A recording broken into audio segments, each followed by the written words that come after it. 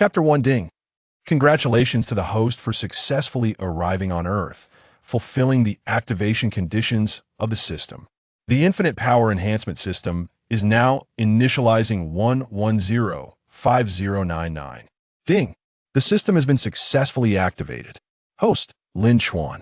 Age, 25. Height, 185 centimeters. Weight, 75 kilograms. Combat Power Index, 15,000 points. Current system level, Level 1. Automatic idle mode, activated.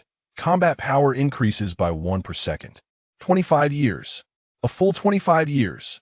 Who could know how I have endured these 25 years?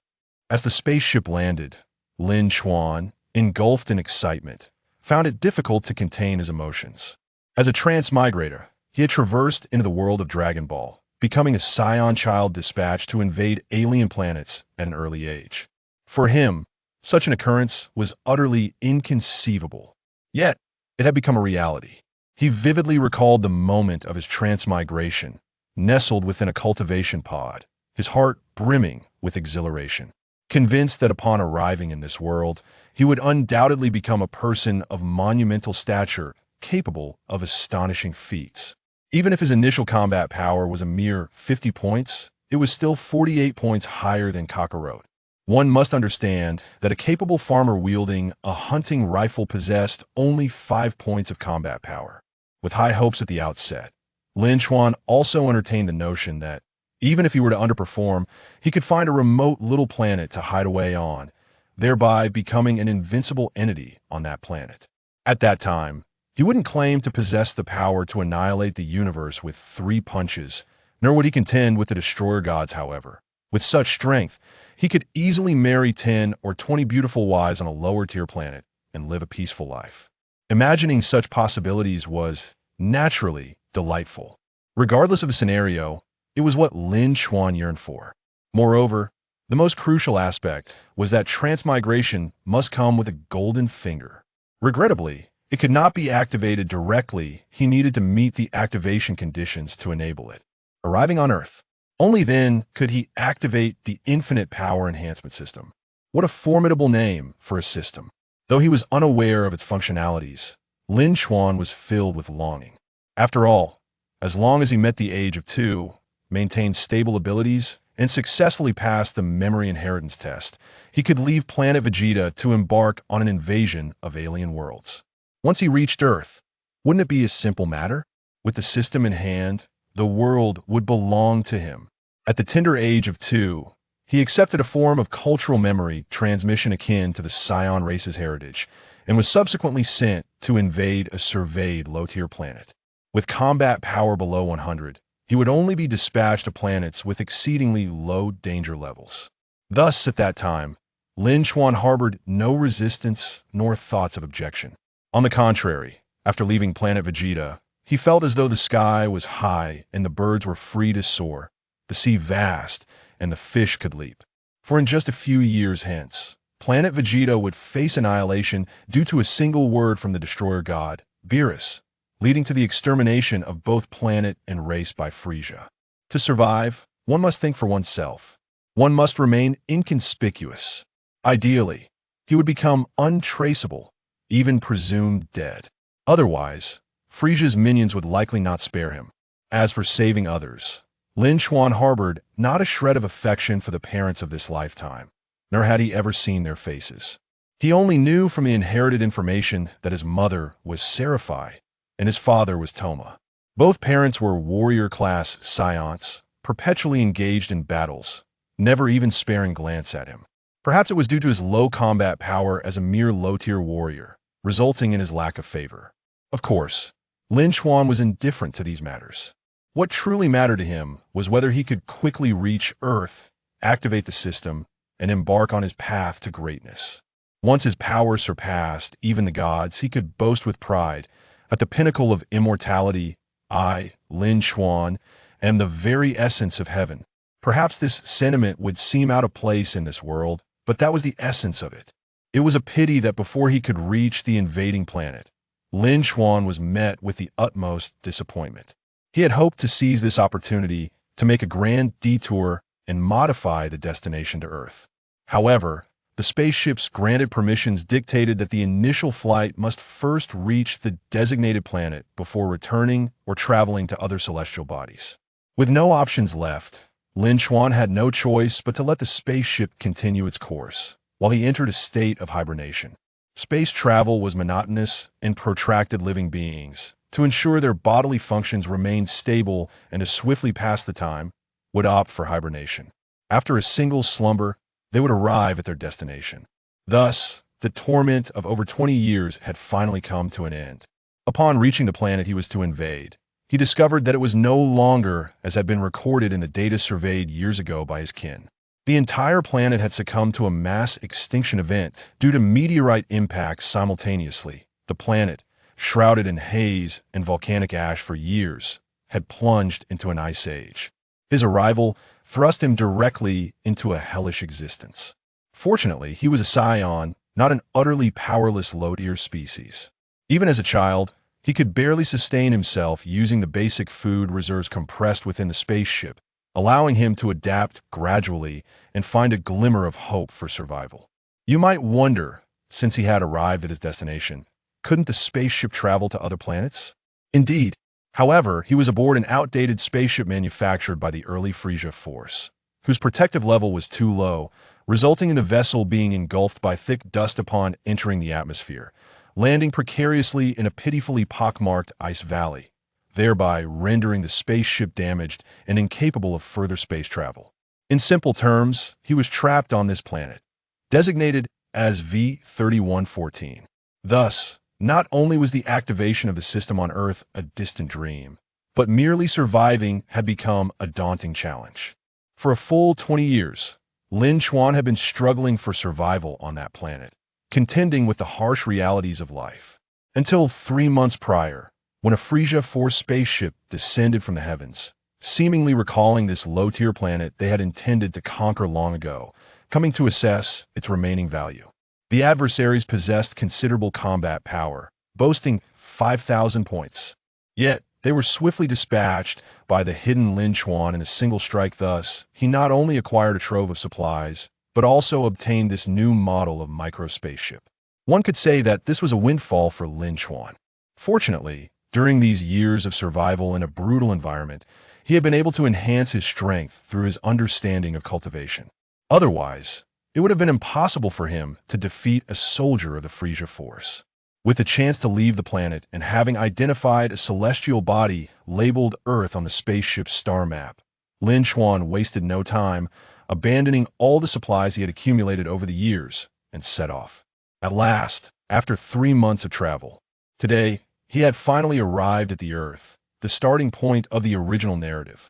Moreover, he had finally accomplished the activation task of a system that had eluded him for 25 years. Excitement, elation, joy, emotions surged within him, and Lin Chuan found himself on the verge of tears as he reflected on the past 25 years. Had he not been a transmigrator, had he not strived to restrain himself, tirelessly hoping for tomorrow to bring miracles, he would never have awaited this day. In another's place, they might have gone mad. After collecting himself, Lin Chuan finally managed to calm his mind and focus entirely on the system, the infinite power enhancement system. At this moment, he truly grasped the function of this system. After a full 25 years, today, all the grievances and negativity he had harbored were exhaled in one breath. Combat power increases by 1 every second. As he observed the notifications indicating the combat power incrementing by 1 on idle mode, Lin Chuan was instantly filled with a refreshing sensation. Although, considering his combat power of 15,000 points, the increment of 1 point per second didn't evoke particularly special feelings. Accumulated over time, it wouldn't be long before his strength surged dramatically. An increase of 1 point of combat power per second. In a minute, that's 60 points of combat power. In an hour, that totals 3,600 points of combat power. This means that in just a little over 4 hours, his combat power of 15,000 points could double, reaching 30,000 points. The implications were chilling. Fortunately, this was his golden finger, not that of an enemy. If it were the enemy's, what could he use to defend himself? By this calculation, in a single day, his combat power could increase by 86,400 points after 25 years of arduous cultivation. He has yet to attain even 1/6 of this figure. Calculating based on 30 days in a month, that amounts to an astonishing 2,592,000 points. In a year comprising 12 months, the increase in battle power surpasses 30 million points. Lin Chuan, without lifting a finger, could become a cosmic emperor with a battle power exceeding 100 million within 3 years. What was the ultimate battle power of the cosmic king Frieza? A mere 120 million points. By simply enduring for 4 years, he could surpass that threshold. The most crucial aspect is that this is merely the functionality of a level 1 system. The system can be upgraded after reaching level 2. The battle power increment per second will escalate to 10 points. If level 2 is thus, what of level 3, level 4, or even higher? At this very moment, those seemingly unattainable existences and realms that once eluded him have now appeared within his grasp. Truly, with the system in hand, the world is at my command. Yet, how does one elevate their level? A perplexity lingered in his heart, for the system provided no hints and he remained unaware of the requisite conditions. With no alternatives, he could only wait and see how to trigger the advancement. I shan't dwell on it. The more I ponder, the more chaotic my thoughts become. It feels as though I've missed something over these many years. Have I lived in vain? No, absolutely not. If I had lived in vain, how could I be the person I am today? Lin Chuan was suddenly beset by an urge to laugh and cry simultaneously. Of course, he did not genuinely believe himself to be inept or worthless. Throughout the years, he had not neglected his cultivation, nor had he simply languished in idleness. He did not lack the desire to leave that planet. Rather, he had been bereft of means. Even attempts to master instantaneous movement had left him utterly confounded. His understanding of energy cultivation consumed 2 to 3 years before he finally succeeded. On that planet, he was either striving for survival or on the path to becoming stronger. Otherwise, death awaited him. Thus, regardless of what may come, the experiences of these past 20 years, day and night, shall never be forgotten. Ultimately, Lin Chuan felt that even if his innate talent was lacking and his initial strength feeble, he had nonetheless managed to elevate his power to 15,000 points, which filled him with pride.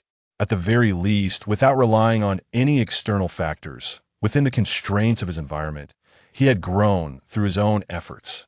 Moreover, in this era, Frieza was still alive, and even Vegeta had perhaps yet to arrive on Earth. His strength was far beyond that of the current protagonist, Son Goku.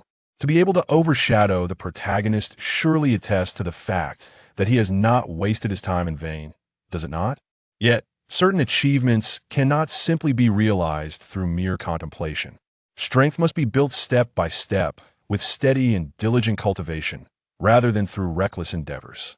Lin Chuan was a traveler from another world, yet he was not one to reach for the unattainable. While it is natural to fantasize, who does not yearn for a battle power exceeding 100 million, or even a trillion, effortlessly transforming into a Super Saiyan, or casually assuming the form of a Super Saiyan god? Yet, such aspirations are fundamentally unrealistic. In summary, the enhancement of strength is directly correlated with one's experiences. The Z warriors from the original narrative saw their powers skyrocket in the era of the vast universe for a reason. It was not merely a stroke of luck or random elevation. Though it may seem akin to having a cheat, there were indeed fortuitous encounters and supportive forces at play. 25 years, when compared to the battle power enhancements afforded by the system, are undoubtedly incomparable. A thought took root in Lin Chuan's mind. He must maintain his composure and not allow his ever-increasing strength to cloud his judgment that, of course, a certain degree of arrogance was still warranted. In both his past and present lives, he had always been a person of boldness and unrestrained spirit. With his thoughts collected, Lin Chuan raised his gaze and powered down the spaceship systems. Having arrived on Earth, the spacecraft was no longer necessary. After enduring hardships for so many years, having finally reached Earth and activated the systems, could he not indulge himself a little with delectable food, refreshing drinks, and enjoyable activities awaiting him?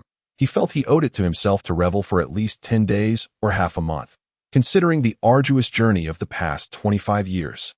In the next moment, a A surge of audacious conviction welled up within him. He opened the spaceship's hatch, only to be met with silence. It appeared that the hatch had become jammed due to some previous mishap, rendering it impossible to open under the ship's controls. After several futile attempts, Lin Chuan, unwilling to ponder further, delivered a forceful kick that sent the hatch flying open. "Damn it," he muttered, "after all this time.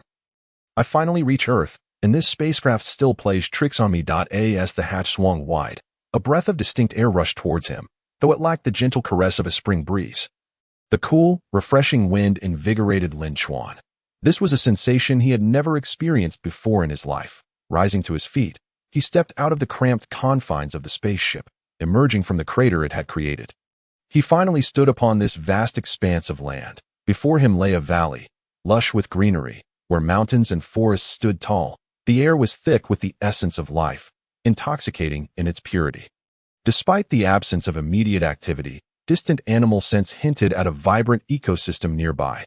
With a certain intensity, he could sense the presence of various creatures, a benefit of his cultivation of energy. For him, this marked a new beginning. From this moment onward, the world was his oyster. Reflecting on his thoughts, Lin Chuan squinted his eyes, focusing his energy as he slowly levitated into the air. "This is Earth," he mused, filled with emotion. Although it bore some differences, it was undeniably Earth. He murmured this sentiment, feeling a deep connection. After all, he had once been a human on this planet, and now, having traversed to become a Saiyan, he had spent 25 years on a doomed planet. Yet, Earth remained the indelible homeland of his beliefs. As the saying goes, first impressions matter. Despite being two distinct versions of Earth, there would inevitably be some similarities. With open arms, he welcomed this world, fully integrating himself into it. For him, the future appeared to be a path paved with possibilities. After inhaling enough fresh air, Lin Chuan soared between mountains, rivers, and seas that he not only beheld the splendor of this world, but also encountered its diverse life forms. Some were familiar to him, while others were entirely new, including ancient creatures long extinct on his previous Earth, such as various dinosaurs and saber-toothed cats. It was not until he had raced across the ocean for hundreds of miles, stirring up towering waves, that he abruptly halted this exuberant display. The reason was a sudden alarm from the power detector affixed to his right eye. This device was a remnant from the spaceship he had seized from Frieza's advanced troops 3 months prior. He felt no fear of detection, for while it possessed interstellar communication capabilities, it also had significant flaws. Firstly, it lacked an identity authentication feature. Unless one logged into a personal registered account, sharing channels was impossible.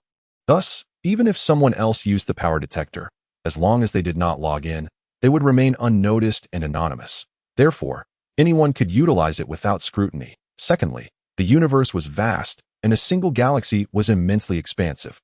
As long as one maintained a sufficient distance, they would go unnoticed amidst the countless power detectors within range. The same principle applied to spaceships, although they bore identification numbers, unless marked as high-priority targets. They would not attract special attention. Lin Chuan had meticulously speculated and analyzed this during his earlier days. Unless one actively reached out, they would not be found by others upon arriving at the Planet V3114.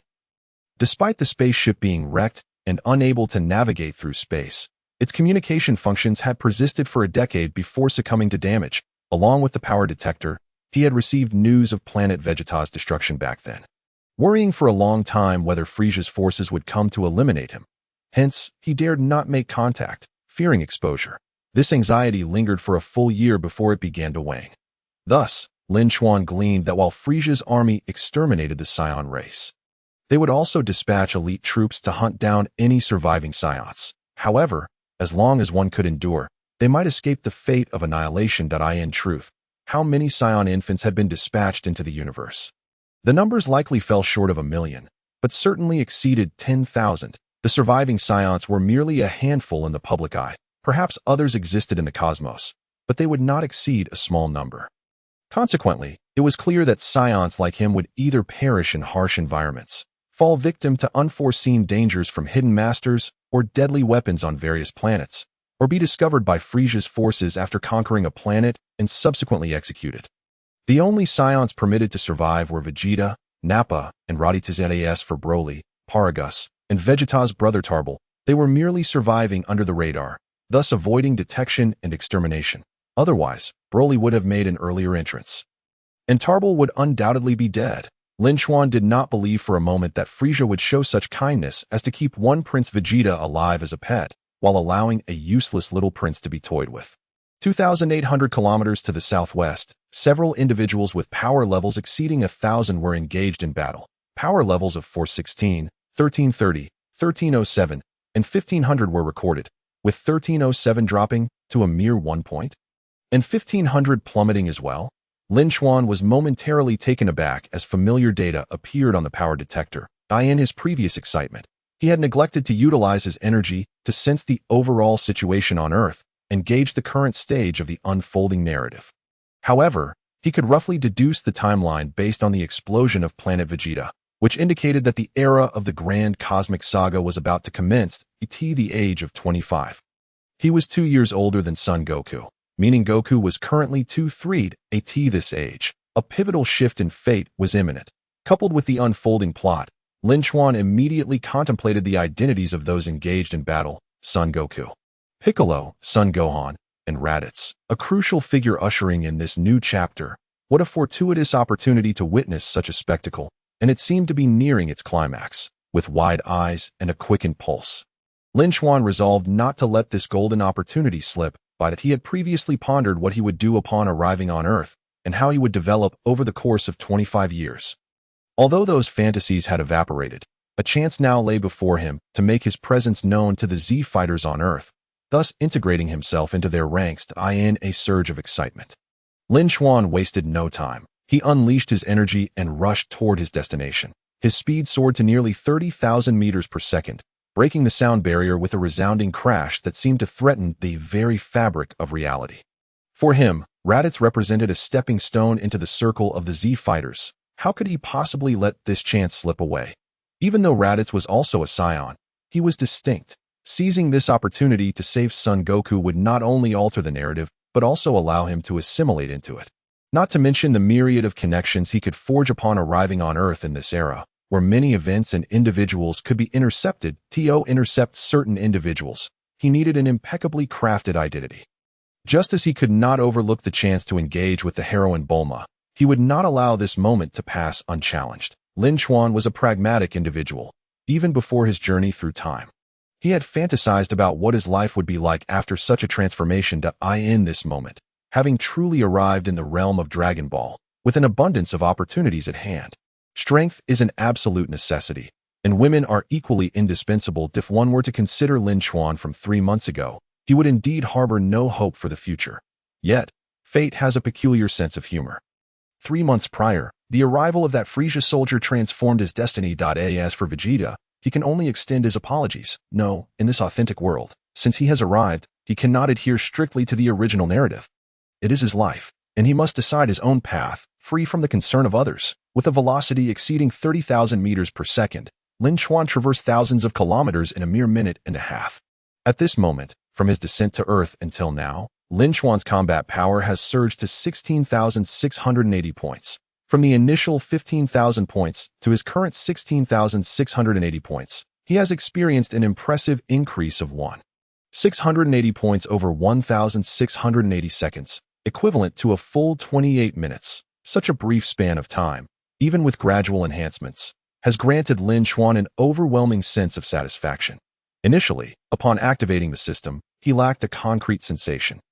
But now he has genuinely felt the rapid escalation of his power. Although the increase of 1,680 points may seem modest, falling short of 2,000, a warrior of his caliber can easily discern the disparity in strength. At this juncture, Lin Chuan is certain he could effortlessly defeat his past self before arriving on Earth. Simultaneously, upon the ground, the battlefield remains precarious. The hard-won advantage was first overturned due to Sun Wukong's carelessness and mercy. A second opportunity was squandered out of concern for Sun Wufan.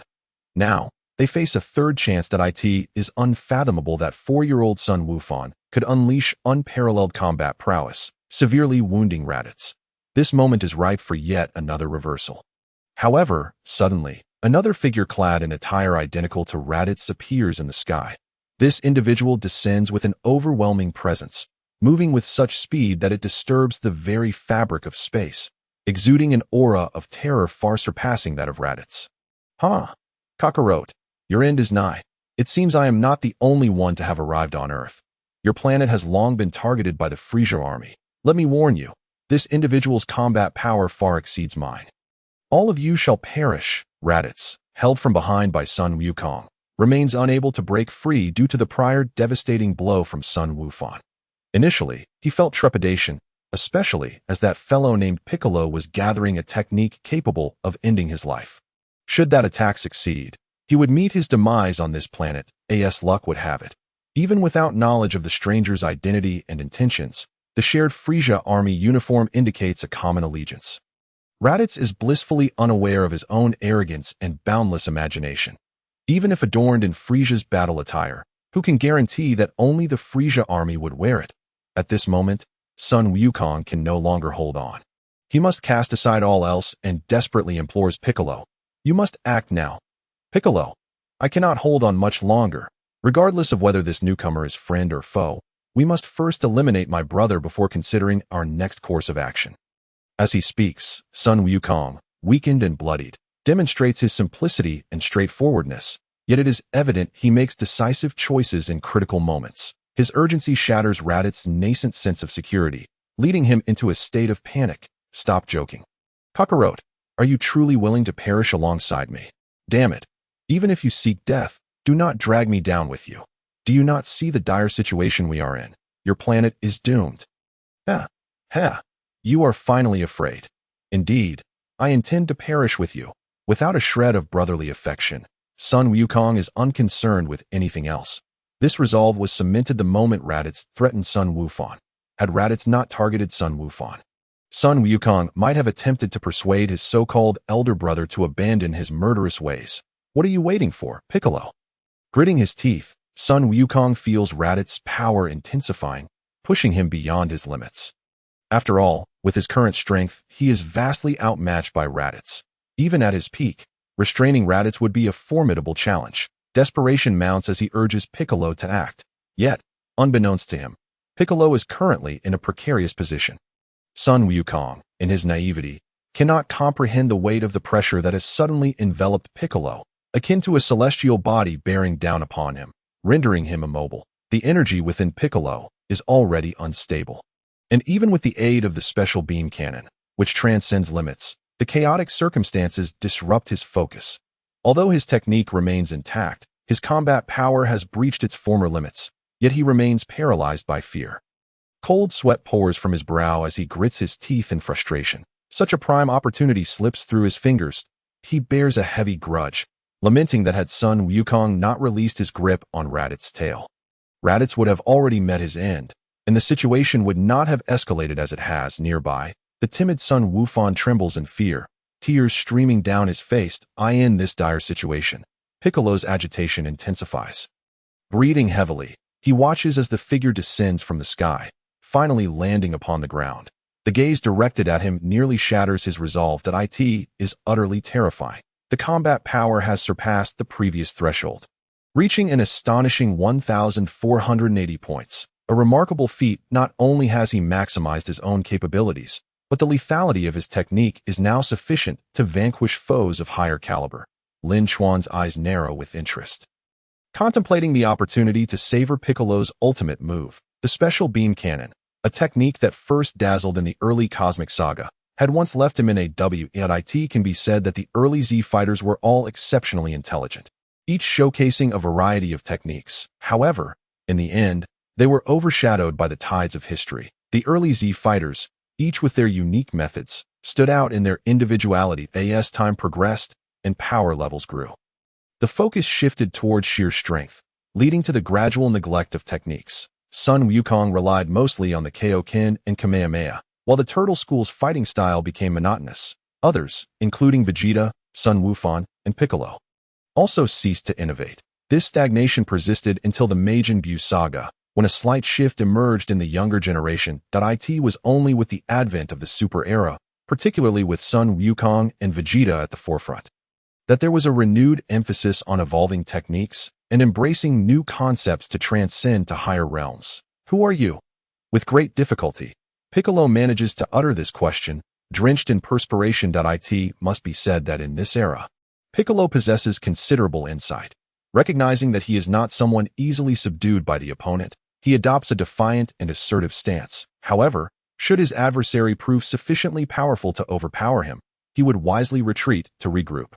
Before you answer that question, allow me to counter your technique, Lin Chuan declared. Upon hearing this, the three present, no, it should be four, were taken aback. Even Sun Wukong comprehended the gravity of the situation, his eyes widening in innocent astonishment. After a brief pause, before Piccolo and Sun Wukong could respond, Raditz, still trapped by Sun Wukong, seizes the opportunity to break free and reclaim control. Damn you, Kakarot! You have schemed against your own brother. Now you shall learn just how foolish you truly are. Raditz narrowly escaped danger, and in the next moment, instead of lingering in place, he rushed to Lin Chuan's side as if clutching at a lifeline. Instinctively, he regarded Lin Chuan as an ally. The previous series of unfortunate events, where he had nearly lost his life on 2 occasions, had significantly heightened his vigilance. Failing to launch a decisive counterattack against Sun Wukong, Raditz appeared foolish in Lin Chuan's eyes. If it were him, he would have seized the opportunity for a counterstrike, to risk one's life, yet behave as if playing house. With a battle power of 1500, he had only managed to exhibit a fraction of that strength. I am Raditz, a member of Frieza's First Legion, designated B-119, under the command of Vegeta, he declared. Upon revealing his identity, Lin Chuan cast a sidelong glance at him, his gaze imbued with an unmistakable aura of authority. In an instant, Raditz, who had initially intended to ingratiate himself, fell silent and stood obediently in place. For Raditz, as a low-ranking warrior of Frieza's army, he had no knowledge of Lin Chuan's battle power or status. But he instinctively understood that the man before him was undoubtedly superior. The type of battle armor Lin Chuan wore clearly indicated that he was at least 1 tier above Raditz. Moreover, the palpable pressure radiating from Lin Chuan suggested a battle power exceeding 2,000. Attempting to use a power scouter would be a profound disrespect. Even Raditz, in his ignorance, recognized that probing into another's capabilities in such a manner was exceedingly rude. Should he provoke the individual before him, he could easily become a target for their ire. It was truly lamentable that as a Saiyan with a battle power of 1500, he had been reduced to such a pitiful state by 2 opponents with less than 1,000 in power.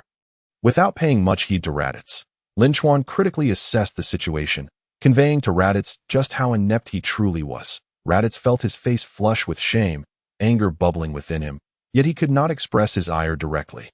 Only managing a quiet retort, that is solely due to these earthlings employing cunning tricks and methods to control their battle power.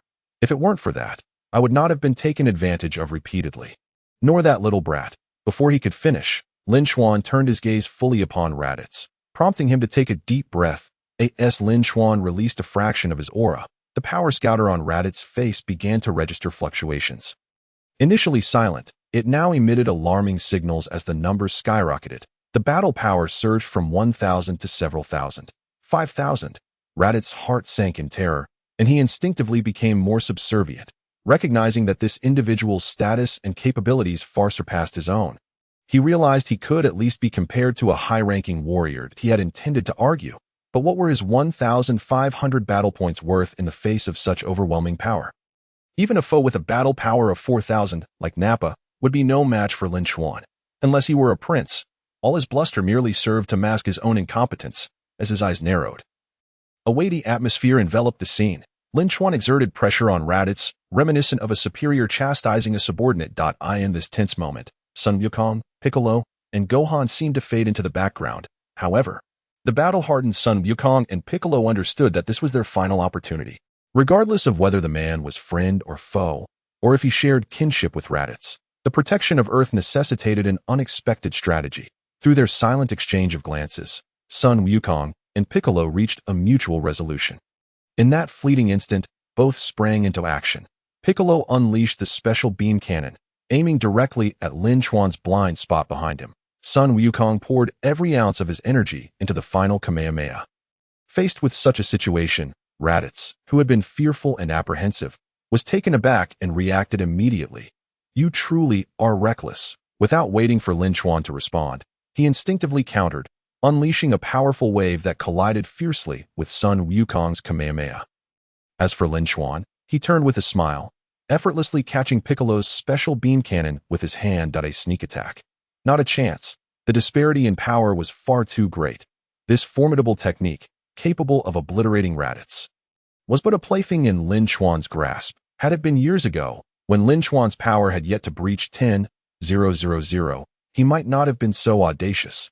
Yet now, with a battle power nearing 17,000, even at a mere 5,000 power level, he was impervious to such an assault.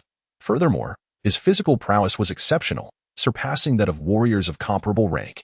The years spent training on that distant planet had not been in vain, and his power was continually on the rise. Battle power was a manifestation of comprehensive strength, encompassing all aspects of physical capability. Thus, with the ongoing enhancement of his battle power, Lin Chuan's physical form grew stronger by the moment, albeit at a gradual pace that required no active cultivation. As Piccolo watched his ultimate technique thwarted with ease, his astonishment deepened. He could scarcely fathom the audacity required to confront such a transcendent attack directly. Was the gap truly this vast? How infuriating! What had he been doing all these years? Piccolo silently cursed himself. For so long, his narrow perspective had stunted his growth. He had believed himself invincible, thinking that defeating Sun Wukong would crown him as the strongest in the world. He had never considered the vastness that lay beyond his comprehension. The mere appearance of an invader could render their utmost efforts futile. If this was the case now, what would the future hold?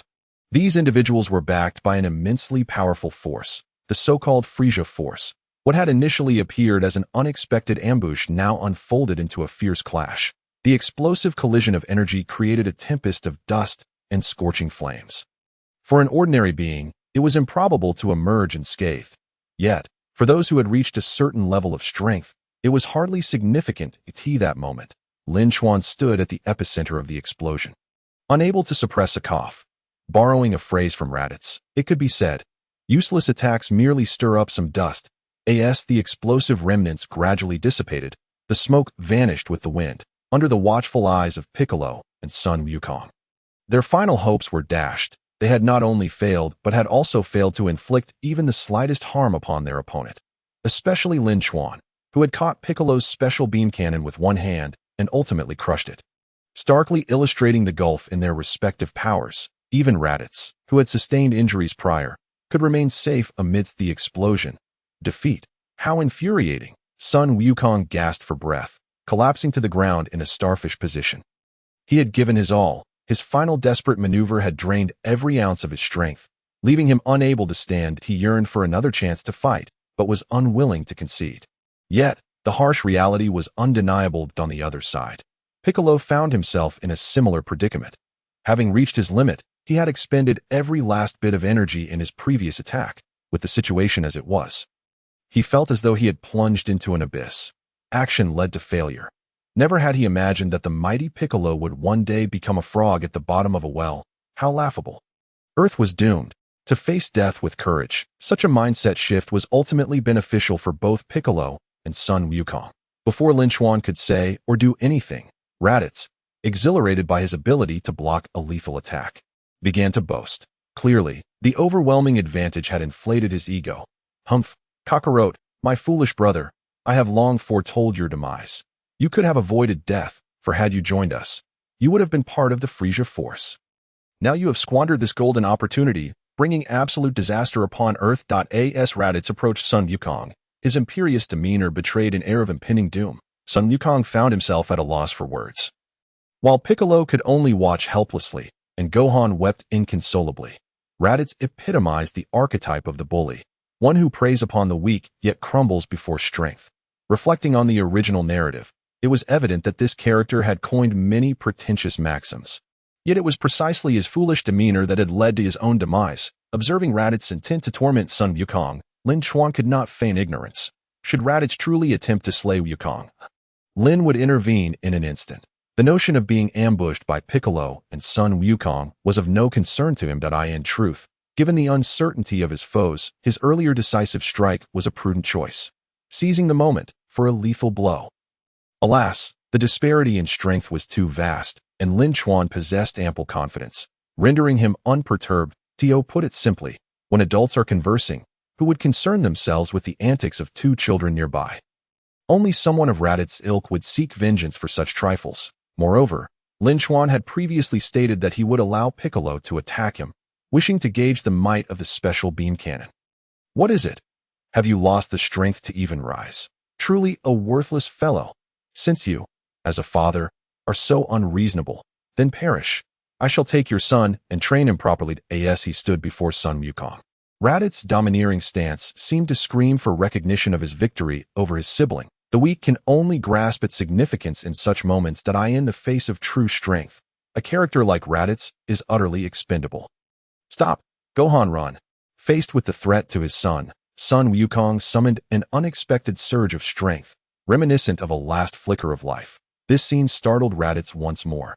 Having suffered multiple setbacks, he instinctively retreated several meters at the instant Sun Wukong unleashed his fury, ever wary of being caught off guard again. Truly, he was a pitiful creature. Even in such a state, he could still intimidate you. With a power level of 1500, you would be better off as a dog. Raditz. This remark served to diminish Raditz to the depths of insignificance. To speak plainly, his current combat strength was likely below 100. Even if he managed another burst of power, what could he accomplish? Despite his injuries, Raditz could still wield a strength exceeding 1000, but to be intimidated by one whose power had plummeted to such depths was a disgrace. One must admit, Raditz had truly descended into mediocrity. Despite possessing overwhelming strength, he had squandered his advantage and found himself overpowered by the combined efforts of Sun Wukong and Piccolo. Upon hearing Lin Chuan's words, Raditz could not grasp their true intent, mistaking them for disdain. This only fueled his irritation to an extreme. Although Lin Chuan's power indeed soared to 5,000, they were all serving under King Frieza, even if his rank was slightly lower. The trio of Saiyans under Frieza's command were among the most competent of teams. That I may not know who you are or to which faction you belong, but as fellow soldiers, there is no need for such derision. We encounter one another too frequently. Perhaps you too will find yourself in a similar position in the future. Suddenly, Raditz paused, as if something had compelled him to cease his tirade. After a brief interval, his expression shifted, and he continued, "This encounter on Earth is fortuitous. As we serve King Frieza, I presume your purpose here is to assess Earth's worth for invasion. You are a lone warrior, and your combat power is an impressive 5,000. Why not collaborate with us? Compared to Earth, our Saiyan squad recently discovered a planet of immense value. My journey to Earth seeking this useless brother was to bolster our ranks for a swift invasion. With your assistance, I am confident we can succeed, and the rewards can be evenly distributed." As Raditz expounded upon his sudden change of heart, Lin Chuan was momentarily taken aback. He had been mercilessly belittling Raditz, unafraid of retaliation, fearing only his silence. Yet, inexplicably, Raditz had shifted his demeanor and uttered such words. Undoubtedly, this was an attempt to recruit him. The transformation was stark, and even his gaze had altered. Puzzled, Lin Chuan soon noticed a faint red glow emanating from Raditz's power detector. Realizing that someone was relaying information to him, it was certainly not Nappa, for the imbecile described in the original narrative, though not lacking in wit, was far from clever enough to inspire such a speech from Raditz. Therefore, it must be Vegeta. To his surprise, they were monitoring the situation from a distant star system, but on a gray-black life-sustaining planet. Two men clad in Frieza Force battle attire savored the local fauna. Having cooked it over a fire, without a doubt, they were Vegeta and Nappa. Initially, Vegeta and Nappa had little interest in Raditz's quest for his brother Kakarot, a lowly warrior with a power level of merely 2. Even if he managed to survive until now, how formidable could he possibly be? To them, he was of no consequence. Had it not been for the dwindling number of Saiyans, Vegeta would have discarded him long ago. Upon learning of Raditz's arrival on Earth, had he and Nappa not already subdued this planet, Vegeta would have paid it no mind. The preceding developments were indeed unexpected, for it appeared that Earth possessed a means to control combat power. However, upon hearing of Raditz's repeated near demise, his fury ignited. In his words, he had truly nurtured a useless glutton over these years. Raditz was even inferior to Kakarot, who, despite being born with a power of only 2, now barely exceeded 1,000. Incompetent in all endeavors, yet a champion at feasting. Nonetheless, for Vegeta, Raditz's arrival conveyed a significant message. Others were also venturing to Earth, although he was unaware of their identity. Their power level of 5,000 indicated that Earth had captured the attention of Frieza's army at a planet so remote, with negligible value, would hardly warrant investigation by anyone.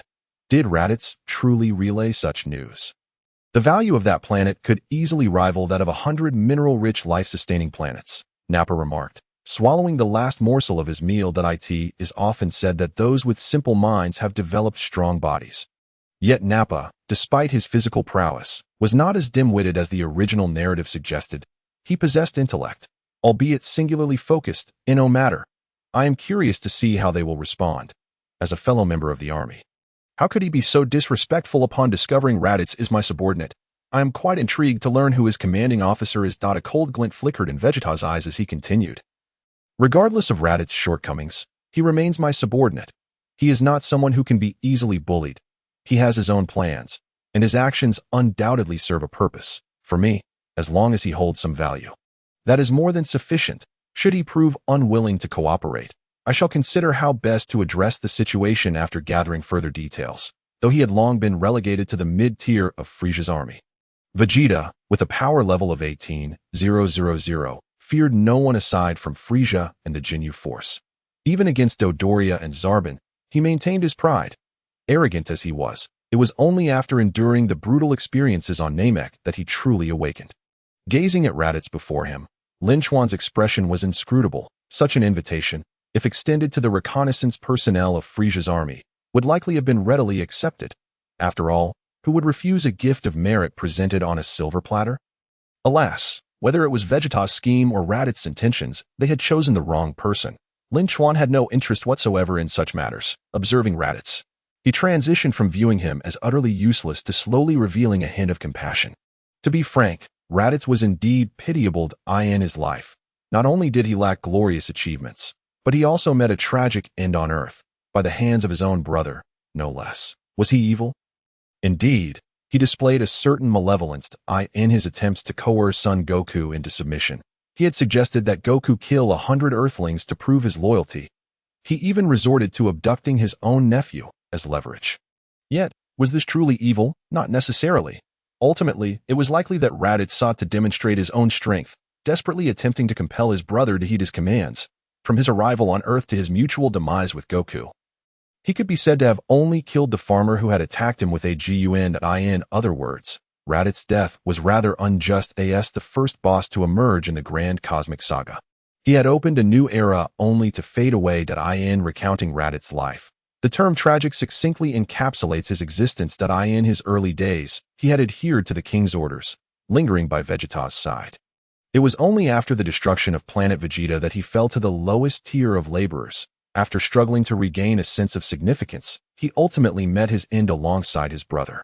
While he certainly brought about his own downfall, who could definitively assert that this was not a narrative contrivance? If Raditz were truly beyond redemption, he would not have merely asked Son Goku to kill 100 Earthlings as a means of proving his worth, but would have annihilated Earth entirely. With Raditz's capabilities, such a feat was well within his reach. In essence, Raditz possessed a semblance of humanity. Consider the mindless brutality of Nappa, who would torture and kill at the slightest provocation, or Vegeta's cold-heartedness, which left even loyal allies like Nappa in peril. In stark contrast, Raditz's arrival on Earth was marked by a lack of widespread destruction, and when he found Goku, he primarily resorted to persuasion. Even when faced with rejection, he resorted only to threats and inducements. Had it been Nappa or Vegeta, would they have offered so many opportunities for negotiation? Yet this was not the most pitiable aspect.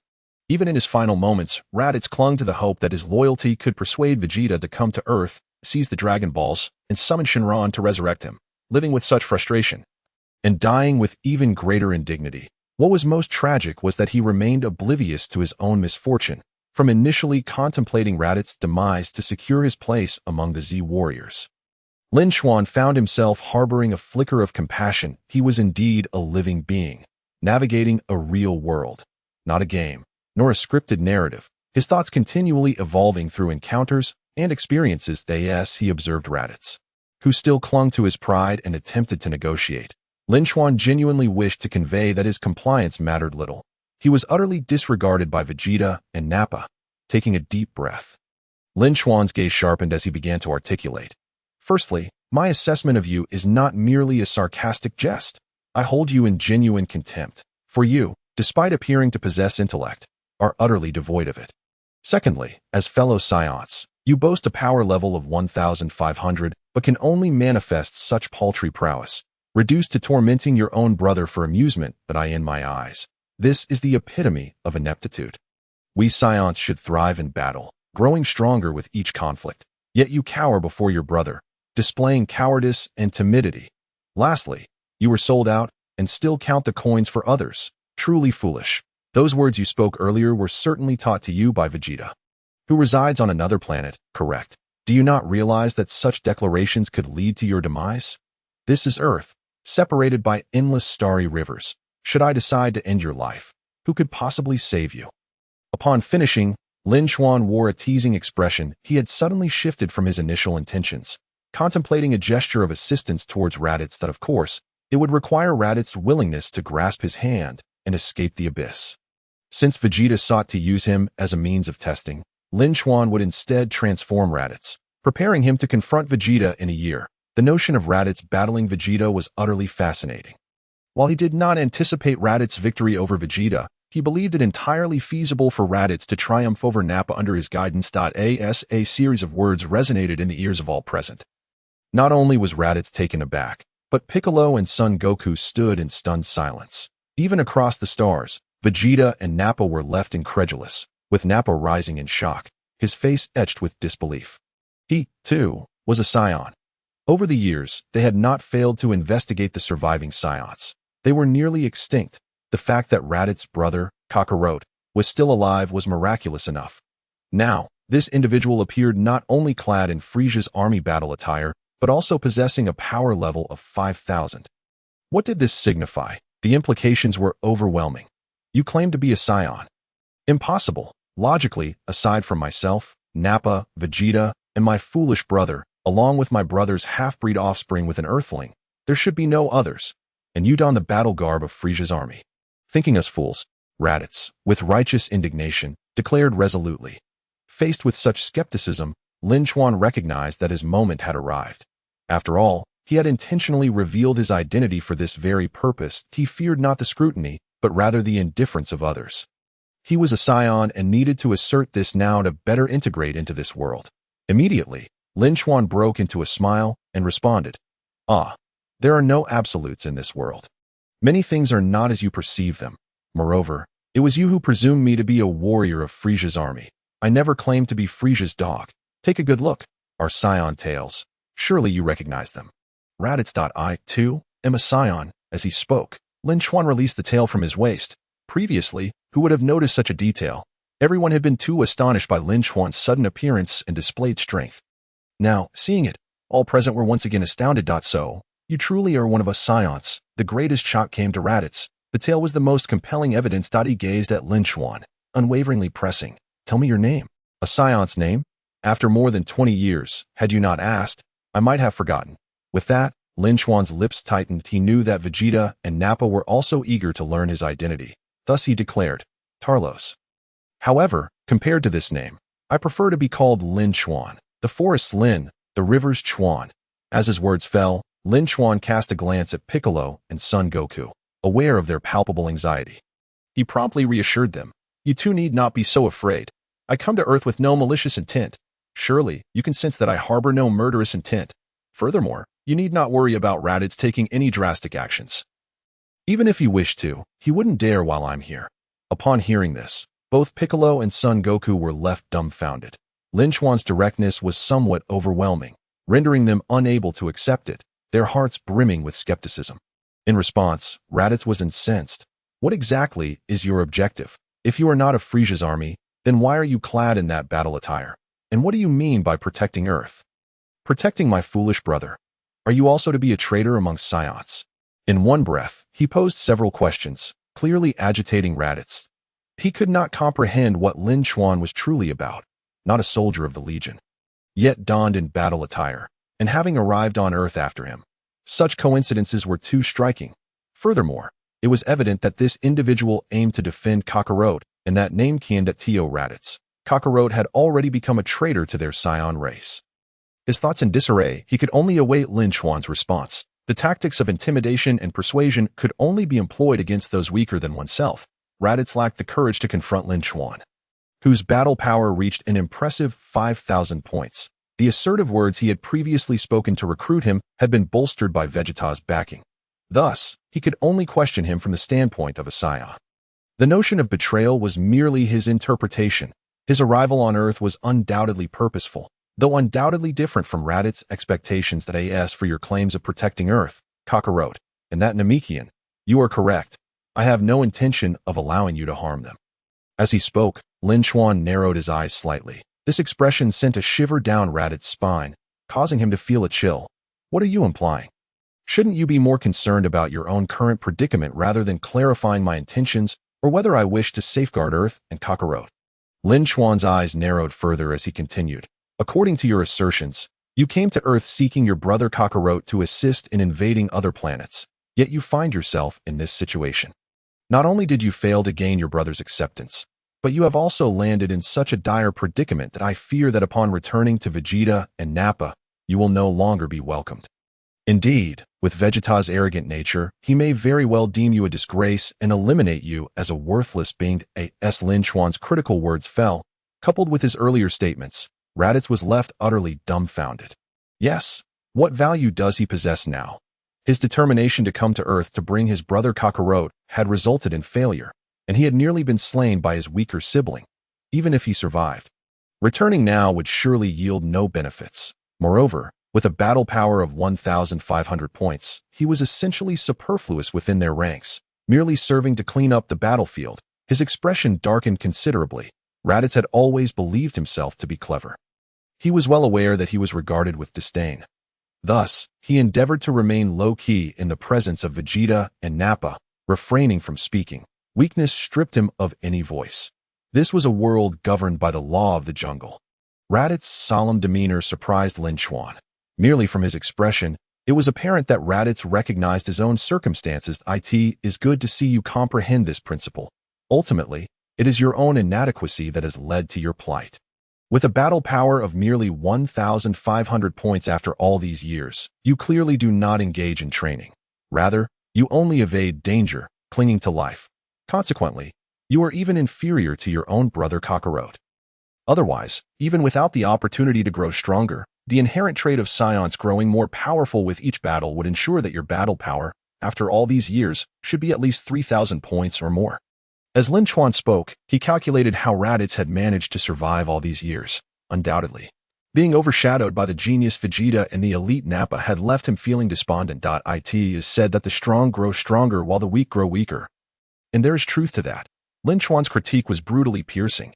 Raditz gritted his teeth, his eyes ablaze with fury. As Saiyans, our destinies were predetermined by the heavens at birth, dictating how high we could soar and the disparities between ourselves and others.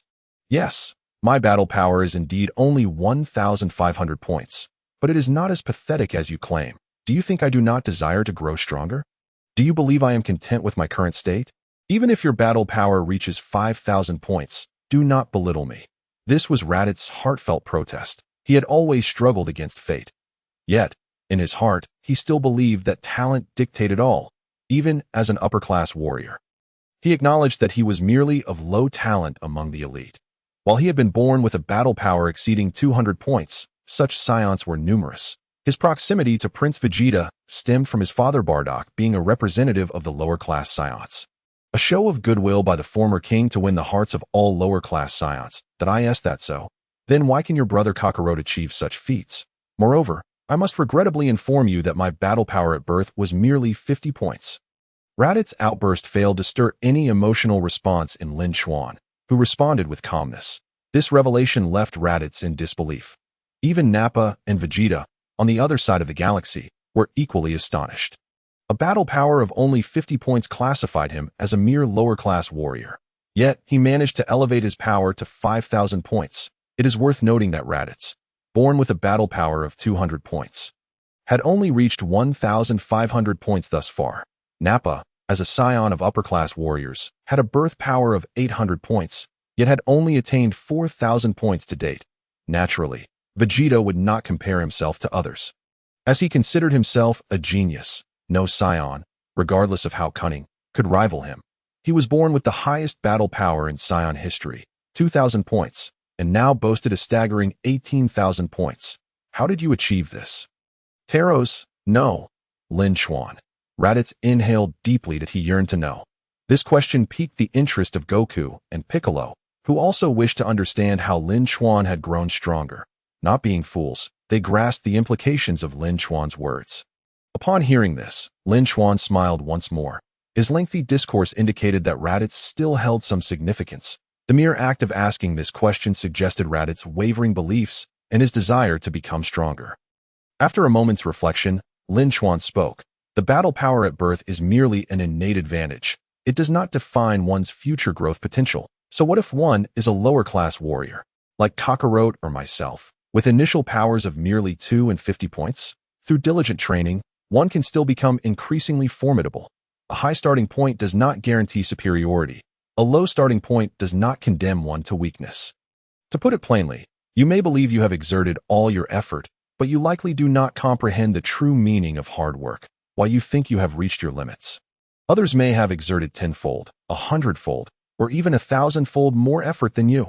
As Lin Chuan's words flowed, Raditz listened, wide-eyed, his mind racing. Such sentiments even reached Vegeta and Nappa, who were connected via the battle power detector, stirring them profoundly.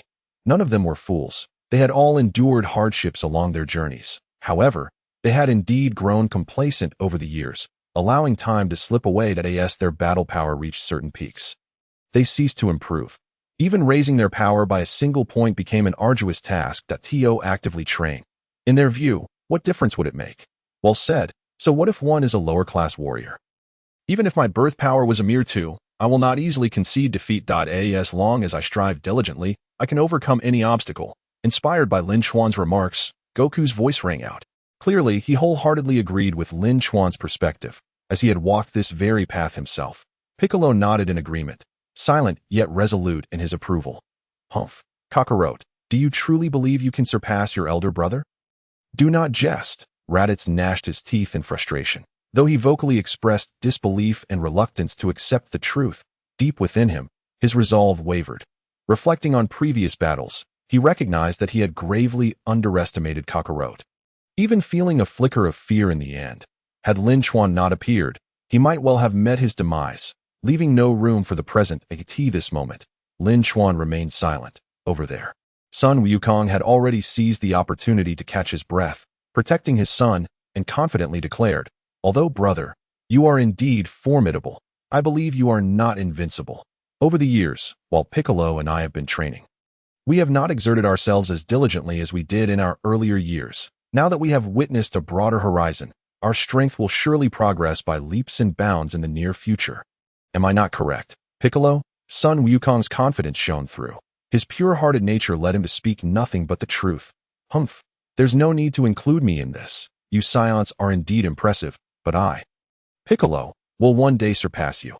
And as for your strength, brother, were you not nearly killed by my special beam cannon? Such arrogance. You rely solely on talent without understanding how to train and grow stronger?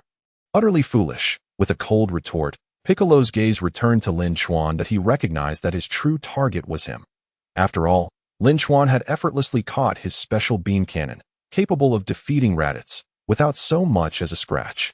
What did this signify? The disparity in strength loomed like an insurmountable chasm. Raditz, insulted by Piccolo's words, felt the veins on his forehead throb, yet he refrained from lashing out. Anger was inevitable, yet the truth remained.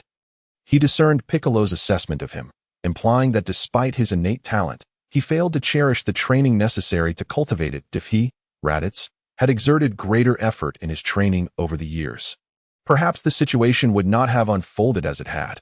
Observing Lin Chuan's power level surge from 50 to 5,000, Raditz felt as though a glorious future beckoned him at this moment. All previous thoughts and memories became trivial. In comparison to strengthening his prowess, what else mattered? Through their exchange, guided by Lin Chuan's words, the original deadlock was revitalized.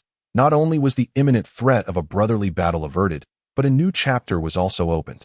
Lin Chuan altered the trajectory of the unfolding narrative, changing the destinies of all present. Neither Sun Wukong nor Raditz needed to perish, and Raditz would no longer face the combined onslaught of Sun Wukong and Piccolo. Of course, this was contingent upon Raditz refraining from attacking them, as long as Raditz did not engage in actions that jeopardized the Earth or its inhabitants, even if he opted to remain on Earth indefinitely. He would not face hostility, to be frank. The outcome of these events was rather unexpected.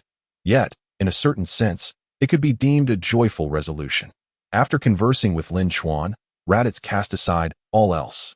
Abandoning his past, he even defied the orders given to him by Vegeta and Nappa from across the galaxy. He no longer wished to be a mere pawn at their disposal. Thus, he resolved to grow stronger. As long as he possessed formidable strength, and his battle power multiplied, then neither Nappa nor even Prince Vegeta could dismiss him as insignificant. That it was the accomplishments of Lin Chuan and Kakarot that ignited hope within Raditz. Talent and effort should coexist. Raditz believed his innate aptitude was superior. Thus he could achieve greater heights through diligent training. That Kakarot's initial battle power of merely 2 had surged into the thousands through his own exertion. Even claiming he could surpass Raditz in a short time, Lin Chuan, starting with a power level of 50, had now reached 5,000, even surpassing Nappa. Raditz was neither foolish nor dim-witted. He surmised that if he dedicated himself to training like Lin Chuan and Kakarot, given his starting point and innate talent, he could potentially attain a battle power exceeding 5,000, perhaps even surpassing 10,000. Of course, at this moment, Raditz only saw the bright side. He was unaware that there were myriad ways to grow stronger, and discovering the most suitable method for oneself was crucial. Otherwise, mindlessly practicing would yield minimal results. If it were that easy, anyone could become powerful with little effort. Lin Chuan had spent over 20 years honing his skills through countless methods under limited conditions to elevate his battle power to 15,000. This was knowledge Lin Chuan would keep to himself. Raditz believed his battle power was merely 5,000. If he were to learn the true extent of Lin Chuan's strength, he would likely be left utterly dumbfounded. As for Lin Chuan's current capabilities, with the passage of over 20 minutes and the infinite power system granting him an increase of 1 point per second, his power had surged from 16,680 to 18,060. A remarkable gain of 1,380 points. This strength had already eclipsed that of Vegeta in this era. Moreover, in approximately half an hour, his power would likely breach the 20,000 mark. Indeed, in the grand cosmic age, surpassing 10,000 was merely the baseline. Tens of thousands of power levels were but trivialities. Yet, even a power level in the tens of thousands would render one an absolute powerhouse on any planet. Barring those that were exceptionally formidable or forbidden. One must say, the sensation of increasing power every second was something Lin Chuan only now truly grasped, fortuitously, as a transmigrator who had endured over 20 years of trials and tribulations. He had managed to maintain his direction amidst such growth. Reflecting on the legendary Super Saiyan Broly, Lin Chuan suddenly felt a deep sense of empathy. The existence of such power was ever evolving. No wonder Broly struggled to contain his strength, often spiraling into madness. The slightest emotional fluctuation could lead to chaos. Thus, as one's power increased, it was imperative to refine one's mindset in tandem. Currently, this did not adversely affect him, but over time, if Lin Chuan's mindset did not evolve alongside his growing strength, he too could find himself teetering on the brink of madness. As the situation stabilized, Piccolo utilized his Namekian self-healing abilities to restore his severed arm. This remarkable feat astonished both Sun Wukong and Raditz. Even though Sun Wukong was aware of Piccolo's capabilities, witnessing it firsthand at this moment was still quite astonishing. Unfazed by their astonished gazes, Piccolo seized the opportunity to address Lin Chuan, inquiring, "You mentioned earlier that I am a Namekian. What does that mean?" As the question left his lips, Piccolo's expression turned grave. With Raditz's situation still unresolved, failing to ask now would be sheer folly. With intellect and strategy, Piccolo's inquiry captured the attention of both Sun Wukong and Raditz, especially for Sun Wukong. Upon learning of his own extraterrestrial origins, he initially struggled to accept it, yet now, hearing that Piccolo was also an alien, he felt a sense of anticipation. In truth, if one were to speak of aliens, Piccolo was the more fitting example. It seems you are still unaware of your own identity. Speaking of which, you Namekians possess a unique appearance throughout the universe, and your race possesses remarkable abilities, much like your earlier regeneration, Lin Chuan remarked with a smile. The reason he had previously hinted at Piccolo's identity was to prompt him to recognize it sooner. Rather than discovering his lineage a year later through Vegeta and the others, Piccolo fell silent. Simultaneously, the aged Supreme Kai, observing from the Kai's palace, found himself lost in contemplation that it was only at this moment that he began to realize his own identity, his heart filled with both wonder and confusion. Imagine having always considered oneself a member of Earth's life forms, only to have an alien arrive one day and declare you to be from another world. How would you respond? Ultimately, Piccolo's capacity for acceptance is remarkably strong. Hence, he did not exhibit any signs of disbelief. Internally, he chuckled to himself. Upon realizing that he, too, was an extraterrestrial, he found a sense of relief. In the past, being confined to a single planet severely limited his experiences and perceptions. Now, he has a newfound objective. I wish to inquire, does my home planet still exist? A subtle glimmer shone in Piccolo's eyes. Upon hearing this, Lin Chuan nodded without hesitation. Fortunately, although the planet Namek had suffered a great catastrophe many years ago, it was not obliterated. Unlike Earth, Namek is orbited by 3 suns, its skies lacking the deep blue hue of Earth's atmosphere, and its environment is not as hospitable. Furthermore, due to the presence of 3 suns, Namek experiences perpetual daylight without the occurrence of night. As Lin Chuan recounted the information about Namek from his memory, Piccolo committed these words to memory, as it was, after all, his home world. Upon hearing this description, Sun Wukong was taken aback. Without night, do people not need to sleep? At that moment, his casual train of thought was a testament to his character. Well, that is about all I know concerning Namek. Perhaps in the near future, you may have the chance to return. Now, let me share the purpose of my arrival on Earth, as I believe you are quite curious about it as well. I could not have come here without reason. As he spoke, Lin Chuan's gaze playfully danced among the group before finally settling on Raditz. Raditz had already been successfully swayed, but relying solely on him might not be enough to bring Vegeta and Nappa to Earth. For Raditz was of little consequence to them. Even with the current circumstances on Earth, his presence alone would not compel Vegeta and Nappa to make the journey. They still had a superplanet to conquer. After all, in the original narrative, their decision to abandon that planet and come to Earth was entirely due to the allure of the Dragon Balls. It was the Dragon Balls that drew them in. Later, upon learning that the Dragon Balls were created by the Namekians, Frieza received confirmation to invade Namek in search of the Dragon Balls, thus truly commencing the saga of the Cosmic Emperor. As Lin Chuan's demeanor shifted to one of seriousness, Raditz furrowed his brow, curiosity evident. This included Vegeta and Nappa, who were on the other side of the galaxy, brimming with anger and ready to cause trouble on Earth. As they perked up their ears, the Raditz's betrayal and disobedience infuriated them, leading them to feel that they had wasted years nurturing this useless fool, easily swayed by mere words from others to TO them. Even if Lin Chuan's words held some truth, the notion that an individual's power could be so easily enhanced was preposterous.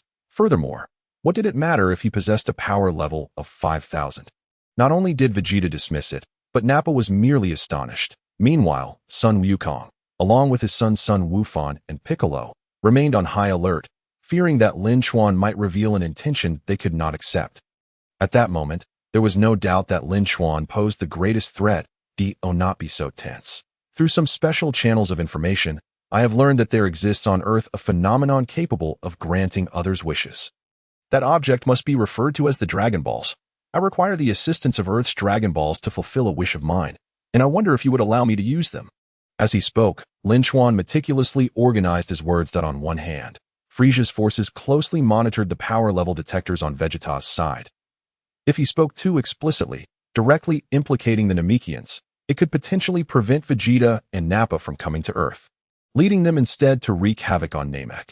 Therefore, he only mentioned that Earth possessed an object that could grant wishes, referred to as the Dragon Balls. This way, it aligned with the original plotline, merely revealing the existence of the wish-granting Dragon Balls, even if Raditz's power level detector was under Frieza's scrutiny, until there was concrete evidence proving that the Dragon Balls could truly grant wishes. Frieza would certainly refrain from taking action. After all, he was the Cosmic Emperor. What had he not seen? The universe is filled with countless planets, and the legends that circulated were often mere tales to deceive children. If a single piece of information could prompt a Cosmic Emperor to rush forth, then he would be far too busy to in the original storyline. Frieza should have learned of the Dragon Ball's existence on Earth through Raditz's power level detector. However, until Vegeta arrived on Earth to verify the accuracy of this information, he remained patient, utilizing Vegeta's arrival on Earth to confirm that the Dragon Balls could indeed grant wishes was what prompted his actions. But it was not to come to Earth. Rather, through the intelligence obtained from Vegeta, he learned that the Dragon Balls were created by the Namekians, thus heading directly to Namek. Upon hearing Lin Chuan's words, Sun Wukong and Piccolo exchanged incredulous glances. They found it hard to believe that Lin Chuan, an alien Saiyan, was aware of the Dragon Ball's existence on Earth. Meanwhile, Raditz was utterly stunned. Granting wishes? The Dragon Balls? His worldview expanded once more. Is this truly real? Such a thing exists in this world. Raditz's eyes gleamed with fervor as he could not help but asked if it's true. He too wished to have a wish granted. Although I do not know where you learned this, since you have spoken of it, we can no longer conceal it, Sun Wukong said candidly, but he would not simply let it go. The Dragon Balls may grant Lin Chuan a wish. But should that wish pose a threat to this world, or be selfish in nature, or involve desires for immortality, then no matter how powerful Lin Chuan may be, he would be stopped. Just as he prepared to say more, Lin Chuan, seeing that his point had been made, raised a hand to halt him. Please wait a moment. There is something I must do first. With that, he turned his gaze back to Raditz, his eyes narrowing as he unleashed his energy to obliterate the power level detector Raditz was wearing. This sudden action left the group momentarily stunned, but I was careless earlier. I hope what I just said was not overheard by Vegeta and Nappa on your end. Lin Chuan's words sent a shiver through Raditz, Sun Wukong, and Piccolo. They finally understood why Lin Chuan had acted in such a manner. Damn it. Although I had actively severed communication with Vegeta, the communication function was still monitored by Vegeta's side, possessing a listening capability, and Raditz was momentarily panicked. Nappa, however, was not someone to provoke such fear. Furthermore, with Lin Chuan's power level reaching 5,000, he need not fear someone with a mere 4,000 power level like Nappa. However, Raditz was all too aware of how formidable Vegeta was, the existence of Dragon Balls on Earth that could grant wishes. What could be more enticing than that? Hey, what do you mean by that? Piccolo questioned, sensing the gravity of the situation. It was evident that a clever person could piece it together. It seemed unavoidable. My bluntness may have inadvertently brought about the impending invasion of 2 more Saiyans to Earth. As Lin Chuan spoke, he glanced up at the sky. If one were to begin a performance, one must see it through to the end. Anything less would mean failure. Those 2 Saiyans? Are they the Nappa and Vegeta you just mentioned? Are they even stronger than you? Sun Wukong inquired. He was now bursting with excitement, entirely oblivious to the seriousness of the situation. His son, Sun Wufan, still young, felt reassured with his father by his side. TCH. Kakarot, you truly know nothing. Nappa aside, Vegeta is the prince of our race. He is hailed as the most talented warrior in Saiyan history. His battle power reaches a staggering 18,000 before Lin Chuan could respond. Raditz eagerly provided the answer. 18,000? Sun Wukong gasped in astonishment. Meanwhile, Piccolo's face turned a shade of green, or perhaps even purple. No, not just green. It was as if Raditz's 1,500 power level was already overwhelming. How could Lin Chuan, with a power level of 5,000, easily overpower them? What then was the meaning of a power level of 18,000? Piccolo found it impossible to fathom. Suddenly, a sensation of lightheadedness overwhelmed him. At that very moment, on the planet where Vegeta and Nappa resided, every event transpiring on Earth, including the latest news regarding the fulfillment of wishes, was intercepted through the listening capabilities of their power level detectors. Earth possessed something that could grant the wishes of others. This revelation left them astounded and rendered the situation even more incredulous. How could such a trivial planet as Earth harbor such a remarkable phenomenon? That Lin Chuan had ventured to Earth with the sole purpose of acquiring this object to fulfill his own desires. How infuriating. It appeared that the wretched low-ranking warrior, Talos, had destroyed Raditz's detector. Not only Kakarot, but now even that useless Raditz had turned traitor. Vegeta, what shall we do next? Shall we go to Earth and capture them all? Nappa, when enraged, resembled a frenzied beast. His imposing demeanor was fearsome. To call him foolish would be a misnomer, for his declaration to eradicate the traitors on Earth was, in truth, a veiled pursuit of the Dragon Balls that could grant wishes. However, he could not state this openly, having to disguise it under the pretense of eliminating traitors. Furthermore, he could only proceed with Vegeta's consent. As for Vegeta at that moment, His expression was eerily calm, to the point of feeling unnatural. Familiar with Vegeta, Nappa dared not speak further. Dutifully standing aside, he understood that this demeanor of Vegeta was the most terrifying. Humph, it seems he has realized that our conversation is audible to them. That Talos is becoming increasingly intriguing. Nappa, there is no need for such pretense. After spending so many years together, you know me as well as I know you. Although the authenticity of the Dragon Balls that grant wishes remains uncertain. That insolent fellow who disregards this prince and has incited Raditz to betray must face the wrath of this prince. It has been far too long since I engaged in earnest activity. Allowing even a wretch like Raditz to forget the terror of this prince. Upon finishing his thought, a cruel smile emerged on Vegeta's face. Let us go. We shall make a trip to this earth. Vegeta had made his decision, envisioning the scenes that would unfold upon their arrival on Earth, where he intended to torment all who defied him to death. The so-called efforts that Talos spoke of, leading to strength, would be utterly crushed by him, the true genius. Once he set foot on Earth, he was eager to witness just how many ephemeral hopes existed as for the Dragon Balls that could grant wishes. They would undoubtedly belong to him. A life of eternal existence. Vegeta was already plotting in his mind. For far too long, he had been subjugated under Frieza's rule. He had been lingering within the ranks. His status neither high nor low. As the Prince of the Saiyans, having long suspected that his race had been annihilated by Frieza, he had begun to harbor rebellious thoughts. However, he had never found the right opportunity or sufficient cause to rebel. If this trip to Earth could yield eternal life, then Frieza would no longer be so formidable in his eyes. If he could stand unafraid before Frieza, then he could easily subdue the likes of Dodoria, Zabon, and those despicable members of the Ginyu Force. Shall we set off for Earth now? But hadn't we planned for the possibility of others discovering that planet? If that were to happen, we would be left with nothing. Nappa hesitated, suddenly recalling their original arrangement and inquiring in response. Vegeta scoffed. In the face of something capable of granting wishes, do you truly believe that so-called wealth holds any significance? Such planets are indeed rare, but they pale in comparison to the prospect of obtaining everlasting life. Nappa. Rising, Vegeta strolled towards the spacecraft. Eternal life? Nappa was still processing this notion. Of course, as Saiyans, if we could attain long-lasting life, we would revel in the joy of battle for eternity. With a cold smirk, Vegeta opened the spacecraft and took his seat. Articulating their objective, Vegeta was also testing Nappa. The concept of eternal life was something that should solely belong to him. He intended for Nappa to grasp this purpose, eagerly initiating their actions upon arriving at Earth. Once the situation on Earth was assessed, he would then strike decisively to eliminate any troubles. The allure of eternal life indeed surpasses all else. Nappa quickly understood and promptly entered the spacecraft. Let those three traitors linger in their misery for a little while longer. Vegeta squinted, his words dripping with mockery. The journey from here to Earth will take less than a year. Although it seems long, with just a single slumber, we shall arrive. Why then? I look forward to crushing those three low-ranking warriors. Vegeta, a sadistic smile adorned Nappa's face. Then it shall depend on your performance. Vegeta did not object, letting out a cold chuckle in the next moment. He activated the spacecraft and closed his eyes. Space travel is monotonous. And for them, the swiftness of this interlude could only be endured through slumber. Meanwhile, Vegeta and Nappa had locked onto Earth as their target, piloting their spacecraft towards at the same time, in a vast expanse of starry seas within the southern galaxy.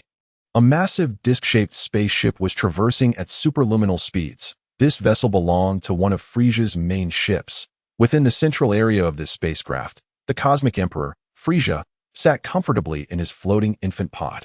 During this excursion to the southern galaxy, he had successfully conquered 1,000 planets, further extending the influence of his second army. For years, Frieza had referred to himself as the Cosmic Emperor, yet due to the absence of the support he once enjoyed from the gods of destruction, his power had been relegated to a mere corner of the northern galaxy. Hence, his actions in the southern galaxy constituted a bold expansion of his influence, elevating his status significantly. He had been scheming for greater territories. The reason he had refrained from extending his reach into the southern galaxy for decades was twofold. Firstly, the power of the demon realm was formidable, and secondly, the southern galaxy, unlike the northern galaxy, was rife with chaos and numerous factions. Fortunately, the whereabouts of the demon realm's ruler, Dabura, had remained unknown for years. resulting in internal strife and endless disputes within the Demon Realms factions. It was only after receiving credible intelligence indicating prolonged conflict within the Southern Galaxy that he deemed this opportunity too good to pass up, decisively leading over 1 million warriors from the Second Army to plunder. This would be a battle to determine fate. From henceforth, Frieza's forces would march triumphantly into the Southern Galaxy, and his territory would continue to expand. Elegantly holding a glass of red wine, reminiscent of blood, Frieza reminisced about the spoils of this battle. Years had passed without such satisfaction. He savored the fine wine while admiring the cosmic panorama. Although the naked eye perceived only darkness and countless streaks of light, to him, everything before him was his dominion. Dodoria, how much longer until we return to our base at the borders of the Northern Galaxy? Drinking from the blood-red wine, Frieza casually tossed the glass to a nearby subordinate tasked with his daily needs. Such a nonchalant gesture sent shivers down the spines of the crew operating the spaceship, who dared not utter a word. Frieza was known for his volatile temperament. Providing an unsatisfactory answer could spell doom for anyone. Therefore, such inquiries were typically addressed by Dodoria and Zabon, Frieza's trusted lieutenants. The Cosmic Emperor was, indeed, mercilessly tyrannical. Back to you, Lord Frieza. According to our original plan, we would require over 10 more days to depart from the Southern Galaxy and enter the Northern Galaxy. However, the crew operating this warship is highly trained elite, allowing us to expedite our journey by 10 days. I believe we shall reach Planet V3114 in less than 3 days. Under the narration of Dodoria, Frieza broke into a satisfied smile and nodded. Intergalactic travel was the most tedious endeavor imaginable. Even Frieza, the Cosmic Emperor with an extensive lifespan, found it utterly tiresome. The typical responses from others would invariably touch upon Frieza's sensitive spots, as they often failed to grasp the essence of the matter. However, Dodoria was not one of those individuals. Having followed Frieza for countless years, he certainly knew how to report on their journey. Just as Frieza was preparing to initiate a conversation on some topic, the hatch of the information department suddenly swung open. A short soldier clad in research attire entered and approached Sabo, whispering a few words. Upon hearing the intelligence, Sabo, who had been quietly standing aside, could not help but exclaim in astonishment. "What? Are you certain your surveillance is accurate?" Sabo questioned with a grave expression. The soldier delivering the report turned pale with fear at the sound of his voice. Frieza, intrigued, inquired, "What is it, Sabo? Your startled demeanor is quite uncharacteristic of you." "Report to King Frieza. We just intercepted some news from Vegeta via the detector," Sabo replied, realizing he could not articulate the situation clearly in a moment. Therefore, he instructed the soldier, "You explain it." Taking a deep breath, the soldier promptly began, "Greetings, King Frieza. The situation is as follows. I have been responsible for monitoring the Saiyan Team's intelligence, and just now, we intercepted that Vegeta seems to have discovered something remarkable that on a planet known as Earth, a Dragon Ball has appeared, which is said to grant wishes. Currently, Vegeta and Nappa are en route to Earth, and based on distance calculations, they should arrive in approximately a year. Furthermore, 2 new Saiyans have emerged on Earth. One is Raditz's brother, boasting a combat power of 1500, and the other, according to our intercepted descriptions, not only wears our Legion's battle armor, but possesses a staggering combat power of 5000. His name is Lin Chuan, and his Saiyan name is Talos. The soldier recounted the information in one breath. The entire central area fell silent, with no one daring to interject. After all, their master had not yet spoken, so what right did they have to voice their opinions first? Oh my, how fascinating. I have been away for less than a year, and my little Vegeta brings me such intriguing news. Frieza amused. 2 new Saiyans, one of whom is hidden within our ranks, with a power level of 5000. A glint of excitement flickered in Frieza's eyes. The next moment, his focus shifted to the wish-granting Dragon Ball. "Are you certain you did not miss here? This Dragon Ball on Earth can grant wishes?" "Indeed, King Frieza. That is what Vegeta's side indicated.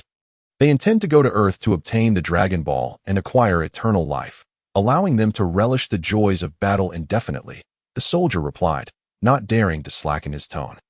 This declaration sent Frieza into fits of laughter. Beside him, Dodoria could no longer contain himself and questioned skeptically, "Is it true? Does something that grants wishes truly exist in the universe, and eternal life?" "Regardless of its veracity, does Vegeta plan to keep this information to himself?" "That seems likely," Sabo interjected, somewhat unwittingly. They had always held a disdain for Vegeta, who, despite being weaker, maintained an air of superiority. Had it not been for Frieza's protection over Vegeta, they would have suppressed him long ago. Ha ha ha. No matter, perhaps my little Vegeta merely wishes to test the truth of this matter. Besides, the information has reached us now. The Dragon Ball that grants wishes coincides perfectly with the conclusion of my campaign in the Southern Galaxy, granting me ample time that I wonder if that object can help me realize my wishes. As Frieza's words echoed, everyone inhaled deeply. Dodoria took a significant breath. Striving to regain his composure, he nearly spoke out of turn and jeopardized himself. Where exactly is this Earth? Frieza addressed Sabo. Upon hearing this, no one dared to remain idle. The short, stout soldier, seemingly eager to take credit, promptly stated, King Frieza, I have already investigated the intelligence regarding Earth. This planet, known as Earth, is located at the far end of the northern galaxy, within a small star system called the Solar System in the Laniaka supercluster. If we set off at the speed of our flagship, we could reach it in roughly a year, not lagging behind Vegeta by much, and perhaps even catching up. As he finished speaking, an even deeper silence enveloped the room, just as everyone thought the soldier was about to face repercussions. Frieza regarded him with genuine interest. You have done well. What is your name, soldier? My name is Sorb. The soldier responded respectfully that if Lin Chuan were present, he would undoubtedly recognize him as the leader of the remnants of Frieza's army introduced during the Dragon Ball Super era. The individual who resurrected Frieza using the Dragon Balls, leading to the subsequent developments in the storyline. However, at this moment, Sorb was merely a low-ranking soldier gathering intelligence for Frieza's army. Sabo, in the future, if possible, provide Sorb with more opportunities, Frieza said, nodding slightly before saying no more. He used his telekinetic powers to glide to the central control panel. At that moment, the staff had already pulled up the star map for Frieza's clarity. A year, is it? That isn't too long. Since my little Vegeta has already set things in motion, let us change our destination and head directly to Earth to investigate. I hope my little Vegeta will not disappoint me. Ha ha ha. Frieza squinted his eyes, a murderous intent brewing within. On Earth, the atmosphere was incredibly tense. Upon realizing the terrifying strength of the two impending Saiyans, Goku and Piccolo stood dumbfounded. The silence was palpable, so much so that it felt uncomfortable. Undoubtedly, with their combat power barely reaching a few hundred, even at their maximum effort only exceeding 1,000, the vast disparity meant an insurmountable challenge for them. In stark contrast to Lin Chuan's power of 5,000, the gap was staggering. Now, with a combat power of 18,000, they were acutely aware of the formidable nature of their impending foes, even if Goku and Piccolo had confidence. Having faced countless adversities in the past, each time emerging victorious, this time felt fundamentally different. Standing quietly by, Lin Chuan chose not to break the current atmosphere. Now was not the time for him to intervene. They needed to process this reality themselves, to ignite their fighting spirit. Otherwise, even with his intervention, it could backfire. After an extended silence, Goku took a deep breath. Regaining his composure, he reassured his anxious son and then proactively asked, Brother, how long do you estimate it will take for that Saiyan named Vegeta to reach our Earth? How long will it take to arrive at Earth? Goku's question was undoubtedly a direct confrontation. He had realized that he could only face the challenge head-on. There was no other option. He could not bear to witness Earth being invaded while he remained in hiding. Beside him, Piccolo furrowed his brow. His ears perked up, his gaze filled with seriousness. He was not one to sit idly by, so he understood Goku's resolve. Ultimately, despite the frightening power levels, he was not the type to be easily intimidated by mere numbers. Shocked as he was, he would not surrender and await his demise. Based on my calculations, from the Oort cloud where Vegeta and the others are located, they will reach Earth in no more than a year's time.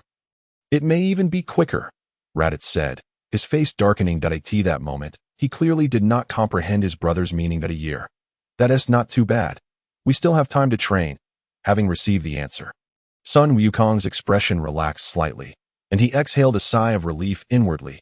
If it were merely a matter of days, or even half a month before they arrived on Earth, he truly would have been at a loss for alternatives. For even with that time to cultivate, surpassing his elder brother Raditz might not pose a problem, yet they would undoubtedly fall short compared to Lin Chuan, if they could not even reach a battle power of 5,000. How could they possibly contend with an adversary boasting 18,000? It was akin to being unable to break the threshold of 10,000. They wouldn't even qualify to challenge their opponent, being outclassed in every regard. However, if granted a year, at least they would have time to train.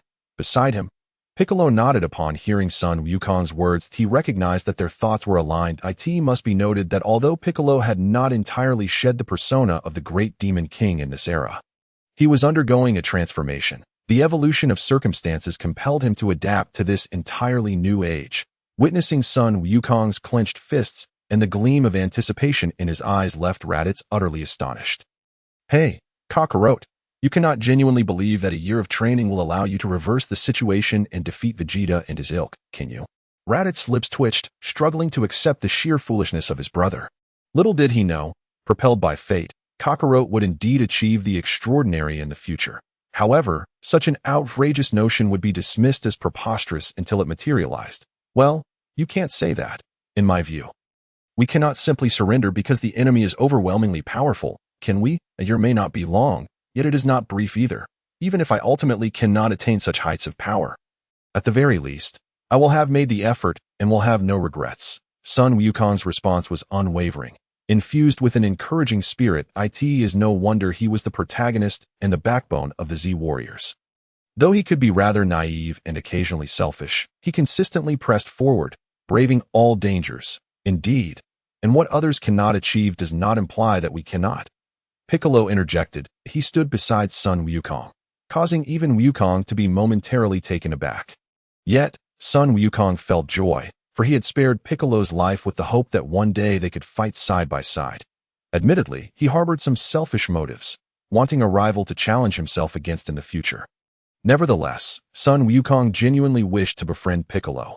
Listening to the exchange, Raditz was so enraged, he burst into laughter. I concede that effort may indeed strengthen our abilities. After all, the example of Taros is right before us. Yet Kakarot, you are exceedingly naive. And you, Namekian, are far too self-assured. Before you speak such grandiose words, you ought to first elevate your battle power, which is barely 1,000. You lack even the qualifications to face me one-on-one. Let alone Vegeta. Even that Nappa, with a mere 4,000 battle power, could easily crush you. Raditz had abandoned debate and resorted to stating facts. He aimed to make them understand that while imagination is welcome, their dreams should not be so optimistic. The leap from 1,000 to 10,000 was a fantasy. However, Raditz remained unaware of the unwavering conviction held by Sun Wukong and Piccolo. Those who have not even begun to strive should refrain from spreading such pessimism. If you are afraid, then hurry and flee with your tail between your legs. Or perhaps you could return and surrender, and then we could invade Earth together and see if we can defeat you. Piccolo's retort was laden with the determination that he, the great Demon King, would undoubtedly become stronger at this. Raditz's anger erupted uncontrollably. He believed he had spoken with considerable restraint, yet that Namekian was courting disaster.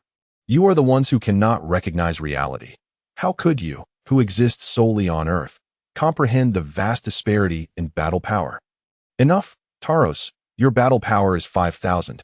Why don't you speak? As he uttered this, Raditz closed his mouth and slapped his forehead, expressing just how immense his stress was. Having heard Raditz's words and observed the entire debate among the three, Lin Chuan wore a smile. His objectives had been met, and there was no longer any need for concealment.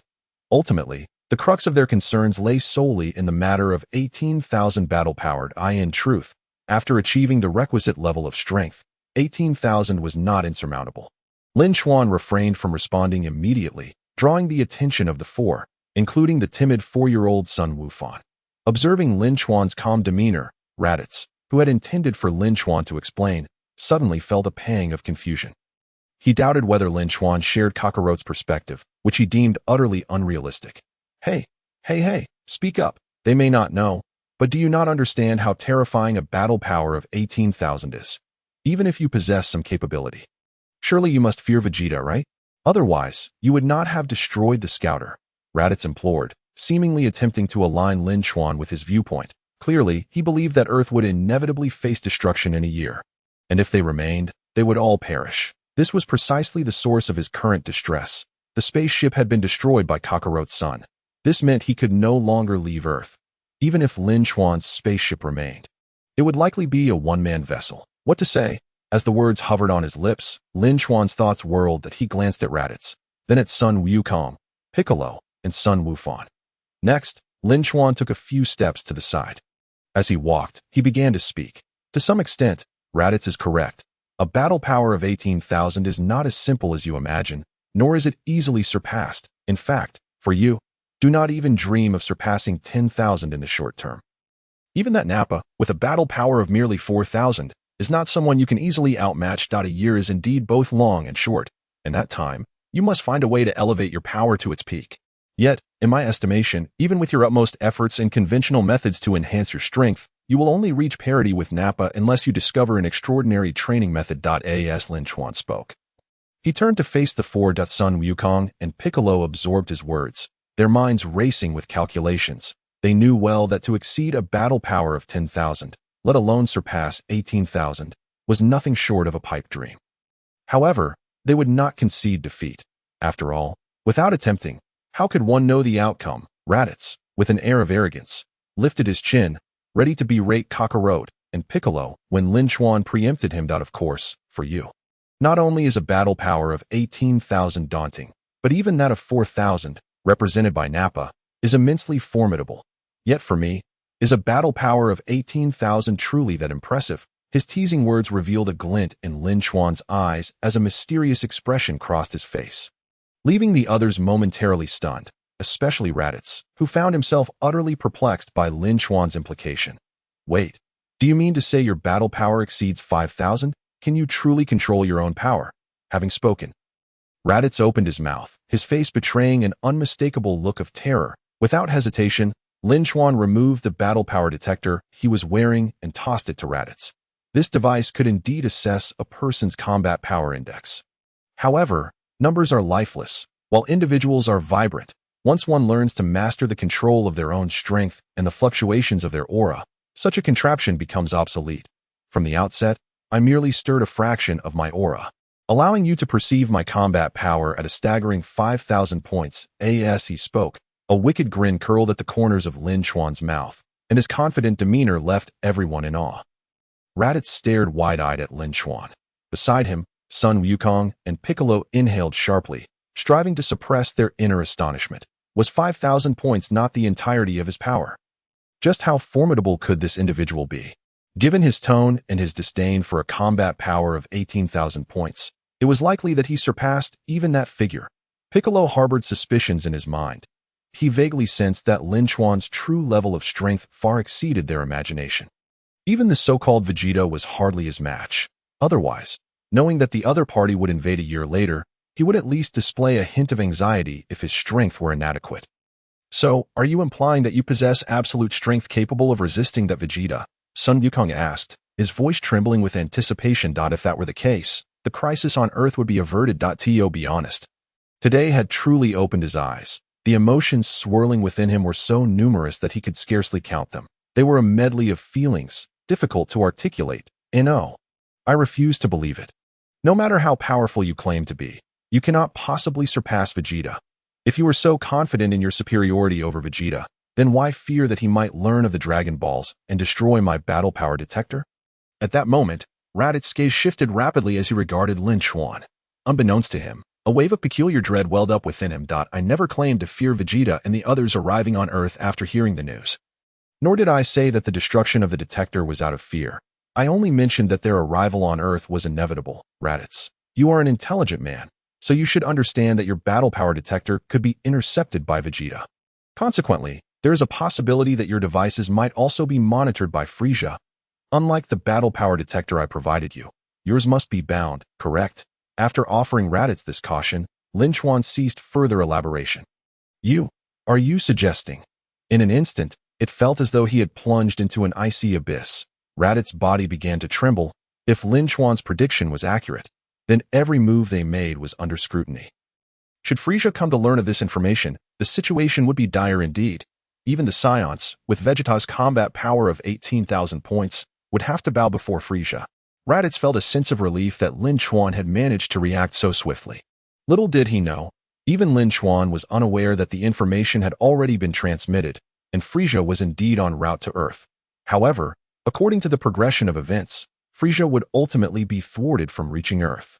At that juncture, Frieza would learn from the intelligence Vegeta gathered on Earth that the Dragon Balls were created by the Namekians, prompting him to shift his target to the Namek planet. The veiled exchange between Lin Chuan and Raditz was not fully grasped by Sun Wukong and Piccolo. Yet, neither Piccolo nor Sun Wukong was foolish. They immediately realized that besides Vegeta, there were other entities potentially eyeing Earth. And that entity was likely the Frieza they had heard mentioned several times, that a strange and unfathomable name. From the information gleaned through their conversation, it was evident that Raditz and the others were affiliated with the so-called Frieza force. And this Frieza was presumably their leader, brother, and Totaro. Never mind, I'll just call you Lin Chuan, it rolls off the tongue better. Who exactly is this Frieza you speak of?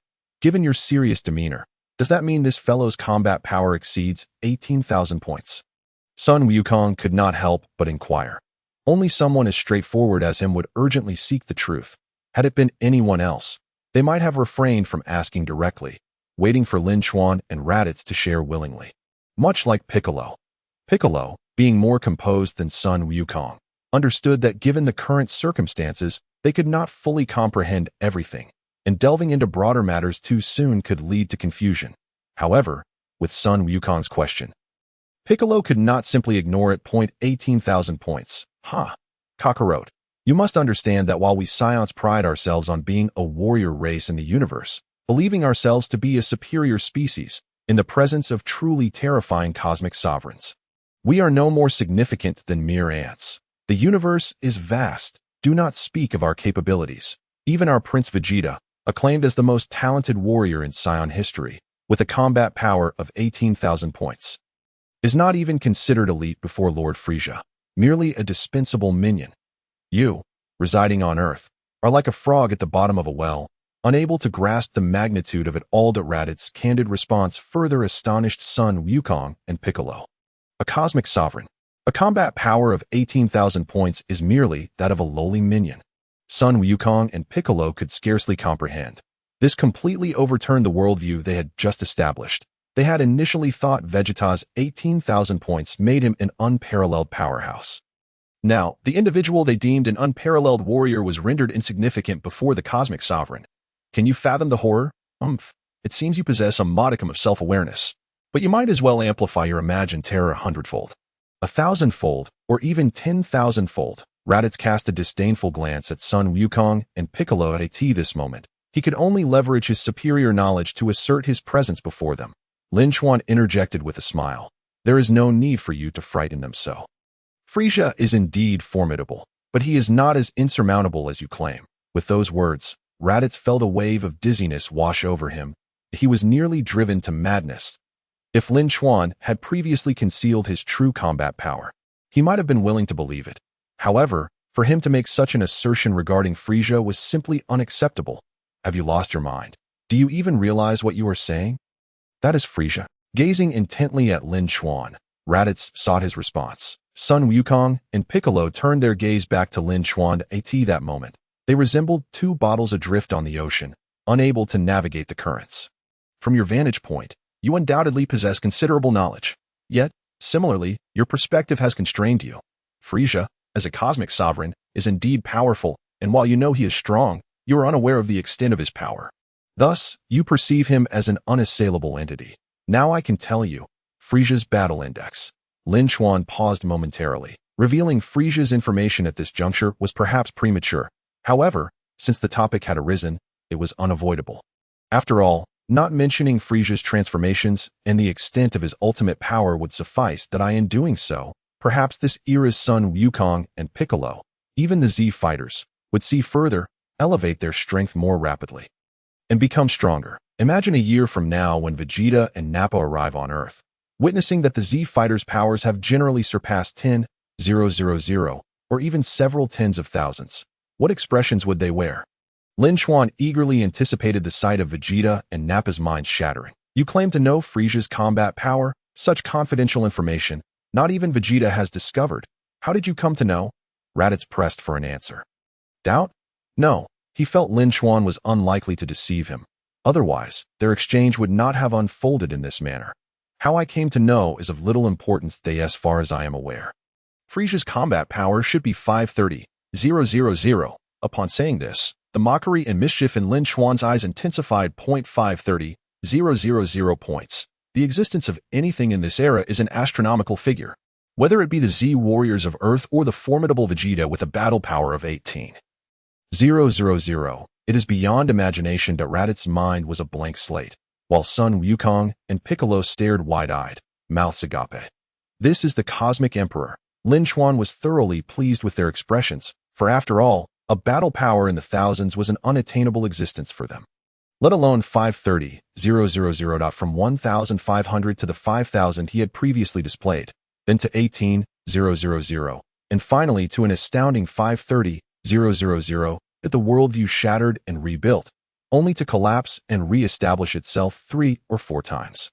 Had it not been for the presence of battle-hardened warriors, who possessed exceptional adaptability, they might have been rendered speechless by the shock. Frankly speaking, even if Lin Chuan were not a time traveler and aware of the original plot, the sheer magnitude of this figure would have startled him, regardless of his own rigorous training and formidable strength. After all, one toils for decades to achieve merely tens of thousands in battle power. How could one compare to hundreds of thousands? It is akin to an egg colliding with a rock. One shatters upon impact. Naturally, even Lin Chuan, in the present, would harbor trepidation when facing Frieza. He could only choose to bide his time, concealing his true strength. Regardless of the circumstances, his current battle power was but a mere 20,000. Even the likes of Dodoria and Zarbon, who stood beside Frieza, could easily overpower him. Fortunately, he had ample time to train and grow stronger. Not to mention the infinite power enhancement system at his disposal. While he currently could not stand against Frieza, Lin Chuan held absolute confidence that he would crush Frieza a year hence. Meanwhile, the god from the heavenly temple, who had been eavesdropping on the situation, wore a grim expression, his breath heavy with unease. In this brief span, he had heard far too many unimaginable revelations, leading him to realize that he had been completely outpaced by the era. Initially, God Piccolo thought that even if a stronger Saiyan arrived on Earth, with the benefit of a year of arduous training under his guidance, perhaps Sun Wukong and the others could hold their own. Even if they were outmatched, he had a final gambit, willingly merging with Piccolo to enhance his power. But now, with the emergence of the Cosmic Emperor, could any hidden trump cards possibly suffice? Their battle powers were merely in the hundreds. Thousands were unfathomable. Tens of thousands were a luxury. Hundreds of thousands were utterly beyond description. Boom! Just as the atmosphere had fallen silent, save for the whisper of the wind, a sound wave erupted from the horizon, drawing everyone's attention and shifting their gaze. They were all distressed by the oppressive atmosphere, and the arrival of an outsider offered a temporary reprieve from the grim topic. In the distance, a swiftly moving beige jet pierced through the clouds, racing toward them. On board this jet was a distinctive emblem, one that was universally recognized on Earth, for it belonged to the Capsule Corporation. "TSH, the bothersome Earthlings have arrived. This place can no longer be lingered in. Talos, my spaceship has been destroyed. Yours is still intact, I presume." Raditz, oblivious to the identity of the newcomer, felt flustered and sought a quiet place to contemplate his life. Moreover, he needed to ascertain whether the Dragon Balls could grant any wish, and if so, whether they were genuine or mere fabrications. If they were real, he would indeed wish to pursue it, for who among us harbors no desires? "Regrettably, I must inform you that while my spaceship is not entirely destroyed, it has sustained damage during this cosmic voyage. If you are hoping to escape Earth aboard my vessel, I suggest you disabuse yourself of that notion." Providing Raditz with a clear response, Lin Chuan's gaze remained fixed on the approaching jet. It was Bulma, Krillin, and Master Roshi. Through his keen sense of energy, Sun Wukong quickly discerned the identity of the newcomers. Exclaiming, "Of course," without his prompting, Lin Chuan could surmise that the 3 energies emanating from the jet belonged to Bulma, the Turtle Hermit, and Krillin. The original plot had them concerned about the situation here. Hence Bulma's decision to enlist the Turtle Hermit and Krillin's assistance. According to the original timeline, by the time they arrived, Sun Wukong should have been on the brink of death, and Raditz already deceased. Now, the circumstances were entirely different. Raditz, upon realizing that familiar faces were approaching, fell silent and began to devise a new plan. As Lin Chuan made no move, in this unfamiliar territory of Earth, he was only acquainted with Kakarot's son Lin Chuan, and Piccolo. Naturally, he disregarded Piccolo, as he was not a Saiyan, that if he were to reside on Earth in the future, he must rely on Lin Chuan and Kakarot, for he had no knowledge of how to augment his strength. The only one who could assist him in enhancing his power was Lin Chuan. Rumble. As the jet landed, it stirred a cloud of dust.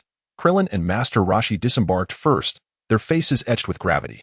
Finally, Bulma emerged, cowering in fear at the back, surveying the current situation. The three who arrived first immediately noticed Lin Chuan. He was someone they had never seen before, clad in battle attire reminiscent of Raditz, leading them to conclude that he was a Saiyan allied with Raditz. This Scion's energy appeared deceptively calm and ordinary, yet it exuded an unfathomable terror far surpassing that of Raditz. What on earth is happening now? Has the battle concluded? Or was it the astute Master Roshi, constantly pondering possibilities in his mind? Uncertain of the situation, he could not draw any conclusions nor fully relax. Yukong, Gohan, and Piccolo, I'm so glad to see you safe. Has the enemy transformed from 1 to 2? I, along with Master Roshi, am here to lend you a hand. Krillin, misjudging the situation, stepped forward to stand beside son Wukong, exuding an air of determination to fight to the death. Having resolved beforehand to sacrifice themselves for the sake of Earth, both Krillin and Master Roshi would not hesitate to do so. Observing this scene, Raditz scoffed, recognizing the three as familiar Earthlings. Hearing Krillin's bold proclamation, he could not help but taunt. Such audacity from these Earthlings. That tail of mine didn't he obliterate you, and yet you dare to stand before me and boast. Let me see. Humph. Battle power of 206. A mere 200 points of battle power dares to boast. Such disdainful words ignited Krillin's fury, his teeth clenched in rage. Yet, anger aside, Krillin truly did not dare to take action. As Raditz had stated, his battle power was far too low.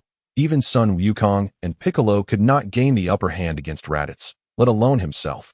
Raditz reveled in this impotent rage, his expression becoming increasingly savage, instilling an overwhelming pressure upon Krillin, causing beads of sweat to form on his brow. All right, brother, enough with the intimidation of Krillin. Although Krillin's strength does not match yours, he is far from the pushover you claim him to be. Son Wukong stepped forward to defend Krillin's honor. Having grown up together, Krillin was his most significant companion. In fact, before the era of the Grand Universe, Krillin was the person he cherished most. As the saying goes, when Krillin sacrifices himself, the power is boundless. Should Raditz eliminate Krillin, son Wukong might very well unleash his wrath and eliminate Raditz in turn. In the original storyline, the iconic sacrifice saw Krillin slain by Frieza, triggering son Wukong's transformation into a Super Saiyan. Taish. Raditz spat dismissively, turning away and choosing not to engage further. He had no desire to become entangled with the Earthlings. At this moment, Krillin was utterly bewildered. And he was not alone. Master Roshi and Bulma were equally dumbfounded. The dialogue between the two parties and the current situation left them incredulous. Wasn't this supposed to be a fight to the death? Wasn't this the defense of Earth? Why was Raditz referring to someone as brother? Raditz had clearly heard. And what was that look from Piccolo? With a head full of questions, Krillin directed his gaze towards son Wukong, yearning for answers. The same could be said for Master Roshi and Bulma. The situation unfolded as follows. A few minutes later, through the combined explanations of son Wukong and Piccolo, the three began to grasp the circumstances. To summarize, firstly, Raditz was no longer their enemy, having seemingly abandoned the darkness for the light. Another Saiyan named Lin Chuan, Talas, was also considered to be on their side. Secondly, in a year's time, Earth would face two Saiyans whose strength surpassed Raditz by tenfold, if not 20. Upon hearing this, son Wukong speculated that these two Saiyans were indeed coming for the Dragon Balls, and they were undoubtedly foes. In light of the simplistic power level description, Krillin was left speechless, utterly daunted by the staggering 18,000 power level. Raditz 1,500 was already terrifying enough. Did this not spell doom for Earth? Fear not. Krillin, we still have a year to train. Son Wukong reassured. By that time, I will surely be stronger than I am now. Even if I cannot defeat them then, Lin Chuan's prowess should be sufficient to vanquish that Vegeta.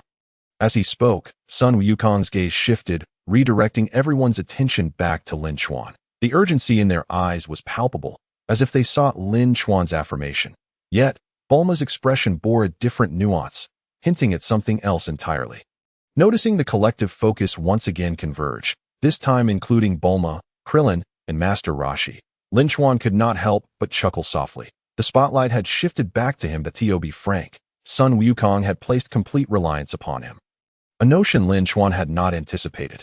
After all, despite showcasing his strength and extending goodwill, as well as divulging a wealth of information, he had only just arrived on Earth. How should one put it? While this was the scenario he had wished to witness, Lin Chuan felt a twinge of reluctance.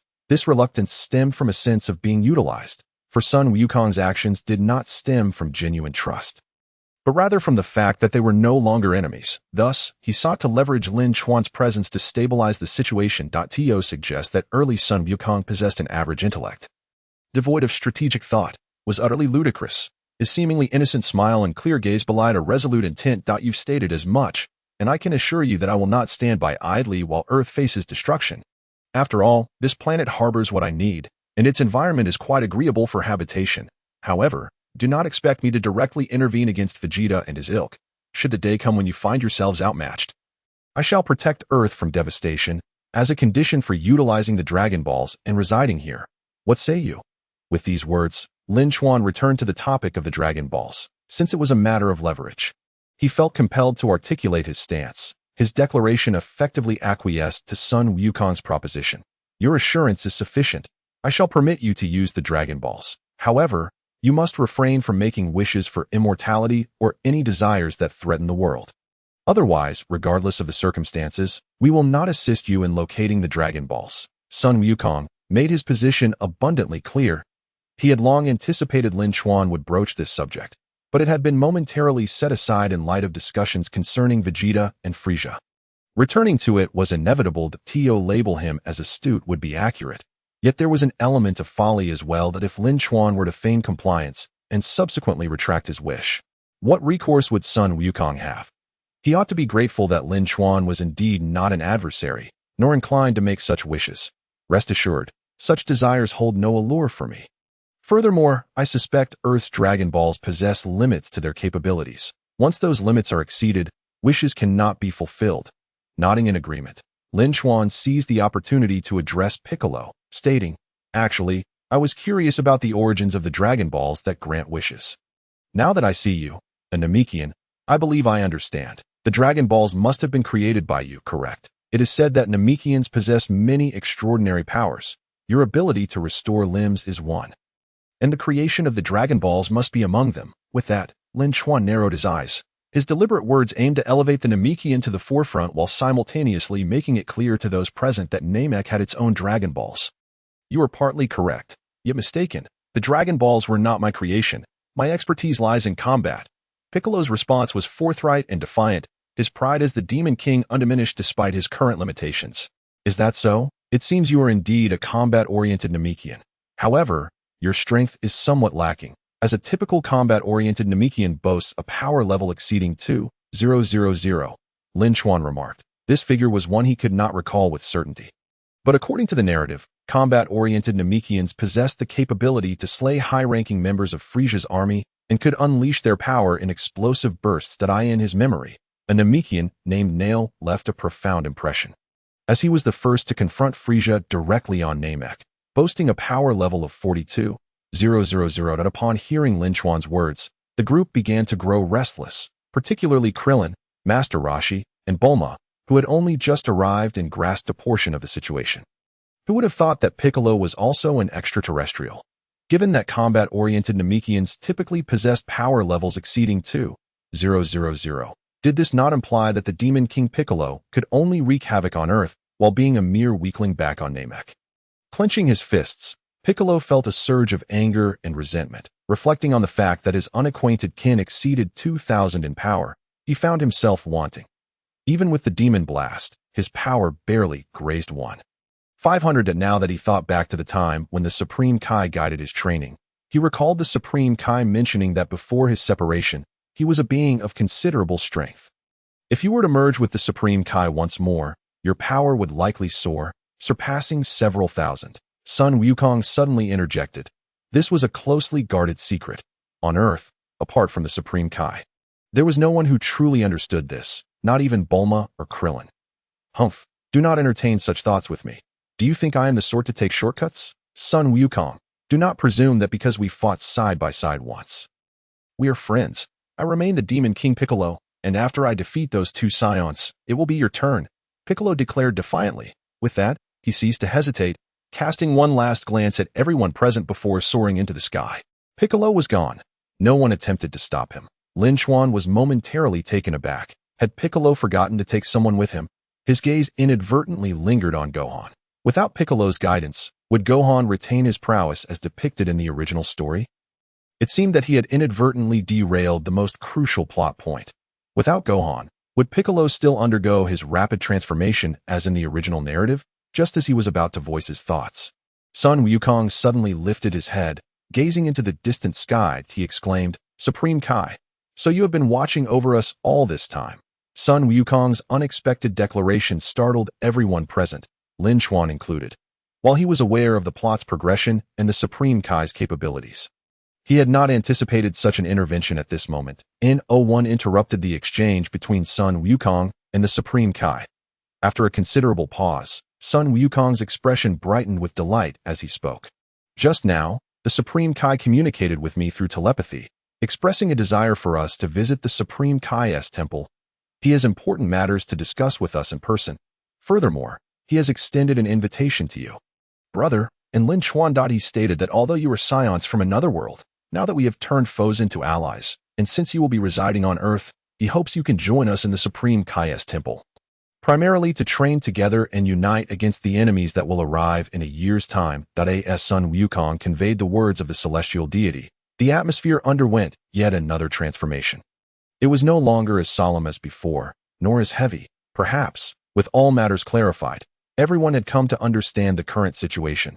Thus, with their horizons broadened, even though the celestial deity had emerged, the presence could no longer shock those present. Of course, one individual remained utterly bewildered, Raditz. The very term celestial deity left him utterly dumbfounded. The word deity encompasses a vast spectrum. Kakarot, are you serious? A deity? Does a planet like Earth truly possess such legendary beings? Raditz inquired with urgency. As he recalled the earlier conversation between Kakarot and Piccolo, his neurons ignited in a frenzy. He ultimately concluded that the Namekian and the so-called celestial deity were originally one and the same, only having become two individuals due to certain circumstances. In other words, this celestial deity is, in fact, a Namekian. Raditz felt somewhat numb. He realized that everything he had witnessed today shattered his preconceived notions. Now, yet another celestial deity of Namek had emerged. What could this possibly mean? Ultimately, this concept was akin to a glitch in this world that a celestial deity is akin to the god of a planet. Moreover, not every planet harbors a celestial deity. Only exceptional planets give birth to such beings. Otherwise, in the vast universe of Dragon Ball, countless planets would have countless deities. One could only surmise whether a planet would have a celestial deity based on its developmental history, the state of its life forms, and ultimately, whether there exists a legacy of divinity. From an extraterrestrial perspective, Earth is quite small. However, despite its size, it encompasses all realms. Not only does it possess connections to the underworld, but there are also individuals stationed there. Indeed, Earth is intertwined with numerous unique dimensions, even bordering realms like the demon world. Our Earth indeed has the presence of a celestial deity. Yet, I wonder how this compares to your conception of a deity. My brother, Sun Wukong nodded in response. Subsequently, disregarding Raditz's astonishment, he turned his gaze towards Krillin, Master Roshi, and Bulma. At this moment, before he could even speak, Krillin and Master Roshi began to express their sentiments. I never expected Lord Celestial Deity to already be aware of the current situation. Does this mean he will guide our training? Krillin said, a hint of excitement in his voice. Years ago, Wukong's training under the Celestial Deity had resulted in a significant boost in his abilities. Though times have changed, in Krillin's eyes, the Celestial Deity remains a figure of utmost reverence. Since Lord Celestial Deity has made plans, let us embark on this journey together. It is a pity that Yamcha and Tien's whereabouts are unknown. Otherwise, Master Roshi lamented, unable to suppress a sigh. As a fellow martial artist and protector of Earth, he believed that at this moment, both Yamcha and Tien would be more than capable. The ship of time continues to sail forward. Yet he is acutely aware that he has long disembarked. Even if he were to board now, it would be too late. Speaking of which, I meant to ask earlier, but my brother's sudden arrival interrupted me. Tien, given his nature, should be traveling the world training, right? What about Yamcha? Does Bulma know? Is there any way to contact them? Sun Wukong murmured, suddenly turning to Bulma. This group had always seen Bulma alongside Yamcha. He had anticipated encountering Yamcha at Master Roshi's, but instead, he found only Bulma. Don't mention it, I have no idea whether that guy is alive or dead, Bulma replied, turning her head away with a huff. The temper of the young lady flared, exuding an air of indifference. Given the situation's progression, she could have entirely set aside past grievances. Perhaps the narrative had been altered by Lin Chuan, with Sun Wukong surviving. Now, the circumstances were not particularly dire. Hence, Bulma did not feel compelled to reach out to Yamcha as she had in the original story that in Lin Chuan's eyes. This was indeed an opportunity. In the early arcs of Dragon Ball, Bulma and Yamcha shared a relationship that was not quite romantic, yet was filled with various complexities, leading them to a bond that resembled first love without quite embodying it. Ultimately, they were two individuals who were perhaps the most ill-suited for one another, yet fate had conspired to bring them together. This relationship endured for over a decade, while others may remain oblivious. Lin Chuan, as a traveler from another realm, was well aware of the underlying issues. It was, in truth, her inner turmoil that kept Bulma clinging to the hope of reforming Yamcha, waiting for his return to the right path. After all, the early Bulma, in her innocence, merely sought a strong, handsome prince who would care for her. Yamcha, being the first capable and handsome male to appear in her life, solidified his place as the one she intended to walk through life with. Thus, even after enduring several instances of Yamcha's betrayals, she still offered him chances. Yet, the outcome was that Yamcha's actions grew increasingly egregious, ultimately transforming him into a notorious playboy. When reflecting on Yamcha's life, one realizes that he never married or had children, living instead in utter misery. Furthermore, in terms of relationships, Yamcha was the first Z warrior to be dismissed. After the age of Super, he was even forgotten. Sun Wukong would rather have chosen Master Roshi to participate in the tournament than consider Yamcha. In truth, if Yamcha had possessed even a modicum of wisdom, or if he had been a true man, showing just a little restraint and effort, Bulma would never have been taken by Vegeta. For Bulma, once she had made her choice, she would not easily alter her affections. After more than a decade of internal conflict, she ultimately lost all hope in Yamcha. Subsequently, fate brought Vegeta into her life. Given the circumstances, Bulma and Yamcha's relationship had likely reached an irreparable state. In the original narrative, had it not been for Sun Wukong's demise, Yamcha may never have had another opportunity to earn Bulma's forgiveness. It can be said that from this point onward, Yamcha and Bulma's relationship began to drift apart. After all, even if Bulma were to forgive Yamcha, the events surrounding the Saiyan invasion and Yamcha's demise would lead to a separation lasting nearly 2 years. Lin Chuan mused critically, recalling the original plot. Was Yamcha's fate tragic? Indeed, it was. Yet, he brought it upon himself.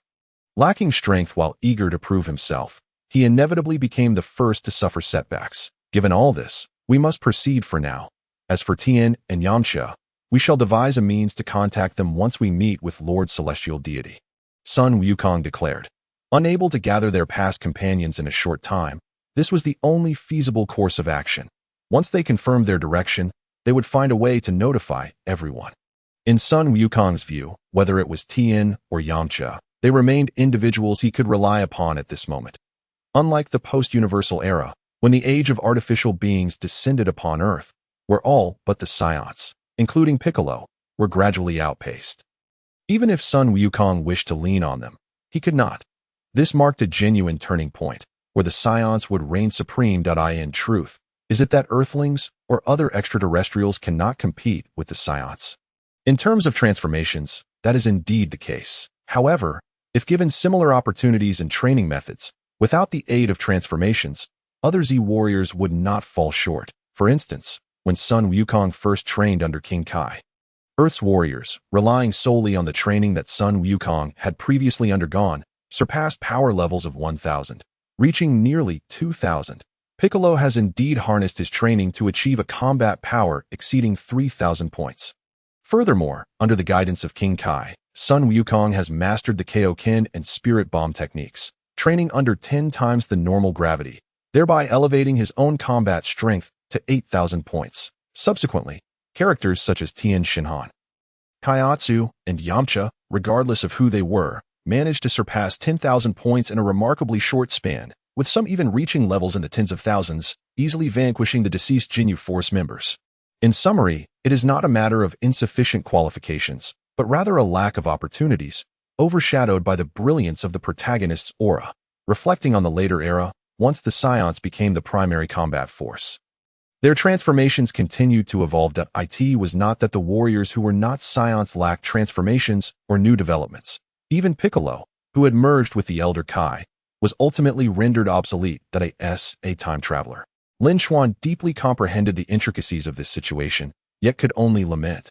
After all, in this lifetime, he is a Saiyan, and his foremost goal is to transform into a Super Saiyan. Humph, Kakarot, don't you wish to inquire about my opinion? Are you willing to go? Raditz suddenly interjected, interrupting Sun Wukong's train of thought, leaving him feeling somewhat embarrassed that he had indeed neglected to consult others, merely contemplating a collective journey. The others gazed cautiously at Raditz, fearing he might concoct some mischief. For Krillin, Master Roshi, and Bulma, Raditz represented an invader. Even in the current circumstances, having transformed foes into friends, they instinctively felt resistance, much like their attitude towards Piccolo, despite Piccolo having allied with Sun Wukong. The fear he once instilled was not easily dispelled. It was not until a year later that this lingering tension would be entirely resolved. Ultimately, it boils down to standing on the same battlefield, cooperating with one another, and fostering mutual understanding to dissolve grievances. Brother, do you not wish to grow stronger? If we go, you could receive guidance in your training from the Elder Kai, Sun Wukong remarked. His intelligence unexpectedly sharp, he understood how to charm his newly acknowledged elder brother with the allure of training. Humph, are you suggesting that this so-called Namekian Elder Kai can assist me in becoming stronger? Spare me the jest. With your combat power barely exceeding 1,000 points, what could you possibly have to boast about? Raditz retorted, feigning a strong demeanor while secretly accepting the notion. He swiftly redirected his attention to Lin Chuan, inquiring, Talos, what are your thoughts? All gazes converged once again on Lin Chuan. I have no objections. However, after hearing so much, I find myself quite intrigued. What harm could there be in a visit? It may prove beneficial. Lin Chuan replied with a smile. With that statement, Raditz no longer hesitated, as if finding a way out, and declared, then let us proceed. Upon hearing this, Sun Wukong and the others nodded in agreement, with both Raditz and Lin Chuan in favor.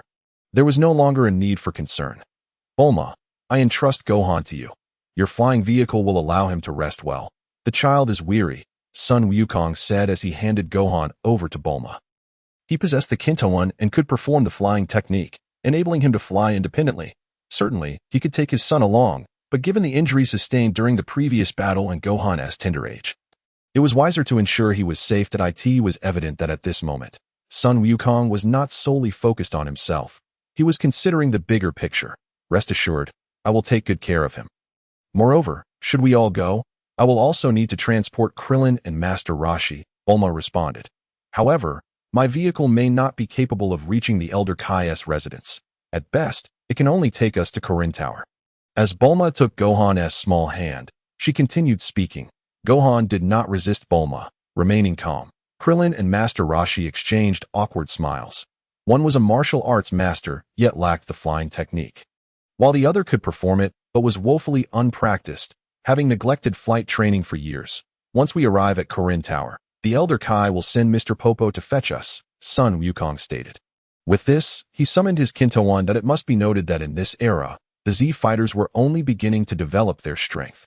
Even Sun Wukong had yet to realize the significance of the flying technique. It was not until the Saiyan invasion that everyone began to train diligently in this skill. Thus, under the guidance of Sun Wukong and Bulma's flying vehicle, Lin Chuan and Raditz followed closely, making their way to the Elder Kai's location on Earth. Along the journey, Raditz frequently complained about the slow pace. This was unavoidable. It was not that Sun Wukong could not go faster, but rather that Bulma's Earth vehicle was not particularly advanced, resulting in a lackluster speed. To put it into perspective, for Earthlings, achieving supersonic travel with a civilian aircraft was already quite remarkable. However, compared to the warriors capable of traversing thousands or tens of thousands of meters per second, it naturally seemed sluggish. By the way, Just how high is your combat power? You speak with such authority, possessing so much information, yet you have not revealed your true strength, Raditz queried, having suddenly thought of this. The distance between them during flight was minimal, allowing Lin Chuan to hear him clearly. You wish to know my combat power? Lin Chuan chuckled. You shall find out in due time, at the very least. I am far stronger than that fellow Vegeta. Lin Chuan kept his words measured at this moment. He had only begun to comprehend the extent of his combat power, prompting him to access the system's auxiliary panel. Host: Lin Chuan, age 25, height 185 centimeters, weight 75 kilograms, combat power index 19,450 points. Current system level 1. Auto grinding 1 combat power per second. That he recalled that he had only just surpassed 18,000 points, and with the passage of time, he was now a mere 550 points away from breaking through 20,000 points. A mere 550 points, meaning that in just over 9 minutes, he could ascend to the next level. Time continued to pass. For Raditz, his impatience grew. The pace was too slow, and he had no way of knowing how far they were from their destination. Aside from following along, he felt powerless. His lack of patience and eagerness for achievement stemmed from the pressures of his life over the years. Yet with Lin Chuan present, Raditz could only endure his displeasure. After all, if Lin Chuan said nothing, what could he do? Setting aside other matters, he now viewed Lin Chuan as his sole pathway to strength. The notion of the Elder Kai guiding him to grow stronger seemed utterly implausible. An earthling god, even if truly divine, what difference would it make? If he were truly formidable, Kakarot would not be in his current state. With combat power barely reaching 1,000, Lin Chuan, however, was different. He openly acknowledged his superiority over Vegeta, negating any need to dwell on just how strong he was. The prospect of having his combat power double in a short time, or even increasing by 3,000 to 5,000 points within a year, seemed entirely plausible. As they traversed the plains and crossed a vast ocean, they finally entered a lush, primordial forest. Since their departure, over half an hour had elapsed. Lin Chuan remained calm and unhurried, seizing this time to keenly experience the power growth afforded by the infinite strength enhancement system, with a combat power increase of 1 point per second. He had become somewhat desensitized to the sight, yet the enhancement of his own strength, rising in levels every few minutes, was an exhilarating experience. Presently, Lin Chuan's combat power index had soared to 21,675 points in just over 37 minutes. He had experienced a growth of 2,225 points in combat power. Crossing the threshold of 20,000 points, he felt as though he had entered a vastly broader realm. Previously, he had languished around 15,000 points, finding advancement elusive in stark contrast to now. It was like comparing the heavens to the earth. No wonder, in the original work, Doria's battle power of 22,000 was sufficient to crush Vegeta and Xiaoyi, who possessed a power level of 18,000. Presently, Lin Chuan feels that he can easily dominate his former self, who once boasted a power level of 18,000, not to mention his past strength of 15,000. Brother, and Lin Chuan, we have arrived, accompanied by the voice of Sun Wukong. The once swift flight suddenly decelerated. Gazing ahead, deep within the boundless forest, an imposing stone pillar rose towards the heavens. Undoubtedly, this is Earth's Karin Tower. When it first appeared in the early arcs of Dragon Ball, it was shrouded in wonder and mystery. However, it has since faded from the screen and been forgotten by many. The impression everyone has of Karin Tower is merely the senzu beans from the tower's top. To be frank, Karin Tower was initially conceived as a place for martial artists to hone their skills. As Lin Chuan descended gradually, he remained silent, while Raditz could hardly contain his excitement. Have we finally arrived? Is this what they call a deity? Don't be ridiculous, Kakarot. Isn't that the Namekian? The battle power of this earthling is merely 50 points. No, brother, the deity resides in the temple above the clouds. This warrior is named Bira. The protector of the sacred Karin Tower, Sun Wukong, stepped forward to explain. How nostalgic. It has been many years since I last visited this place. He then greeted Bira and the other guardians of the sacred land. After identifying themselves and explaining their situation, Bira and the others visibly lowered their guard. After all, in their eyes, Sun Wukong is the brave soul who successfully challenged Karin Tower and, years ago, accepted the summons of the deity. Becoming a messenger of the gods, revisiting this old ground, not only Sun Wukong, but also Krillin and Master Roshi were filled with emotion, particularly Master Roshi, who, upon recalling his youthful antics at the tower's summit. Couldn't help but blush. Feeling quite embarrassed, he could only hope that this time, the deity would not bring up those embarrassing moments. So, are we just waiting here for Mr. Bobo to come down and greet us? Krillin inquired, standing beside Sun Wukong. He was somewhat worried, his gaze shifting between Lin Chuan and Raditz. Understanding his character, Sun Wukong reassured him, "There's no need to worry, Krillin. Moreover, the deity has already sensed our arrival. So Mr. Bobo will be here shortly. By the way, speaking of which, during the last martial arts tournament, didn't you mention that you challenged Karin Tower and succeeded?" Sun Wukong's sudden question irritated Krillin. "What? You really don't listen. You answered me seriously back then. Not just me, but Tien, Yamcha, and even Chaos all succeeded in their challenges, and we all saw the Karin sage at the top." Krillin rolled his eyes and replied. This response left Sun Wukong feeling a bit embarrassed, scratching his head with an awkward smile. Sun Wukong thought that if he had remembered incorrectly and Krillin had not challenged Karin Tower, it might be worth a try, as it would be good training. However, since Krillin had succeeded, that was another matter entirely. In truth, given Krillin's current strength, taking on this challenge would pose no difficulty at all. After all, he possessed a battle power exceeding 200 points, and that was not even his full potential. The waiting time did not last long. In less than 2 minutes, a shadow appeared in the sky. And it was Mr. Bobo controlling a magic carpet, swiftly descending to the ground. Battle power: 1,030 points. The first to speak was Raditz. Mr. Bobo appeared before them. The battle power detector on Raditz's head reported Bobo's power level, shattering Raditz's perception. This lowly planet, Earth, actually has a being with a battle power exceeding 1,000. In an instant, he began to harbor doubts about the deity above. Previously, he had seemingly underestimated the other party. As soon as he voiced this thought, everyone except Lin Chuan was taken aback. Mr. Bobo's battle power reached an astonishing 1,030 points. What does this signify? Sun Wukong's battle power is only a few hundred points. And even at full strength, he can barely break 1,000 for a brief moment. Is this for real? Mr. Bobo, you possess such incredible battle power. Sun Wukong exclaimed in astonishment. In response, Bobo displayed no emotional fluctuation. Bobo didn't know either. It turns out Bobo's battle power exceeds 1,000 points. This reaction truly aligned with Bobo's character. Lin Chuan observed keenly, his eyes narrowing. He distinctly recalled Bobo's notable future moments. That was during the Majin Buu saga, when Bobo effortlessly withstood the combined might of Super Saiyans Goten and Trunks. Although the two boys had not been earnest in their efforts and had no intention to harm, it was evident how formidable Bobo's skills were, because Bobo's battle power surpassed 1,000 points. Everyone except Lin Chuan expressed their shock. After the astonishment, Sun Wukong, Krillin, and even Master Roshi held Bobo in immense respect. This was something that could not have occurred in the past. They would have merely been polite due to Bobo being the deity's attendant and possessing some strength.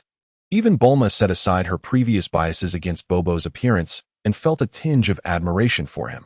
This admiration was not born from dislike, but rather a desire to maintain a favorable relationship with this individual, as he might become her ally. It must be said that Bulma is quite perceptive. She has always had a keen eye in the original work. Her encounter with Bobo stemmed from her search for the deity Piccolo's spaceship, and initially, she was quite resistant. However, upon realizing how useful Bobo was, she began to court his favor. If it weren't for Bobo being unable to leave Earth as the deity's attendant, she would have undoubtedly pulled him along to Namek. Furthermore, Bulma's knack for recognizing talent became even more apparent during the Dragon Ball Super saga. She used her intelligence and social skills to quickly establish a rapport with the Angel Whis, and even managed to win over the god of destruction Beerus with her culinary delights, effectively turning him into a house pet. Now that everyone is ready, let us hasten to meet the deity, Mr. Bobo announced. The magic carpet can only carry 2 people at a time, and there are 5 of us in total. As Bobo spoke, he began to take stock. He completely overlooked that Sun Wukong, Raditz, and Lin Chuan could all fly on their own and did not require his assistance. It's all right, Mr. Bobo. Just take Krillin and Master Roshi along.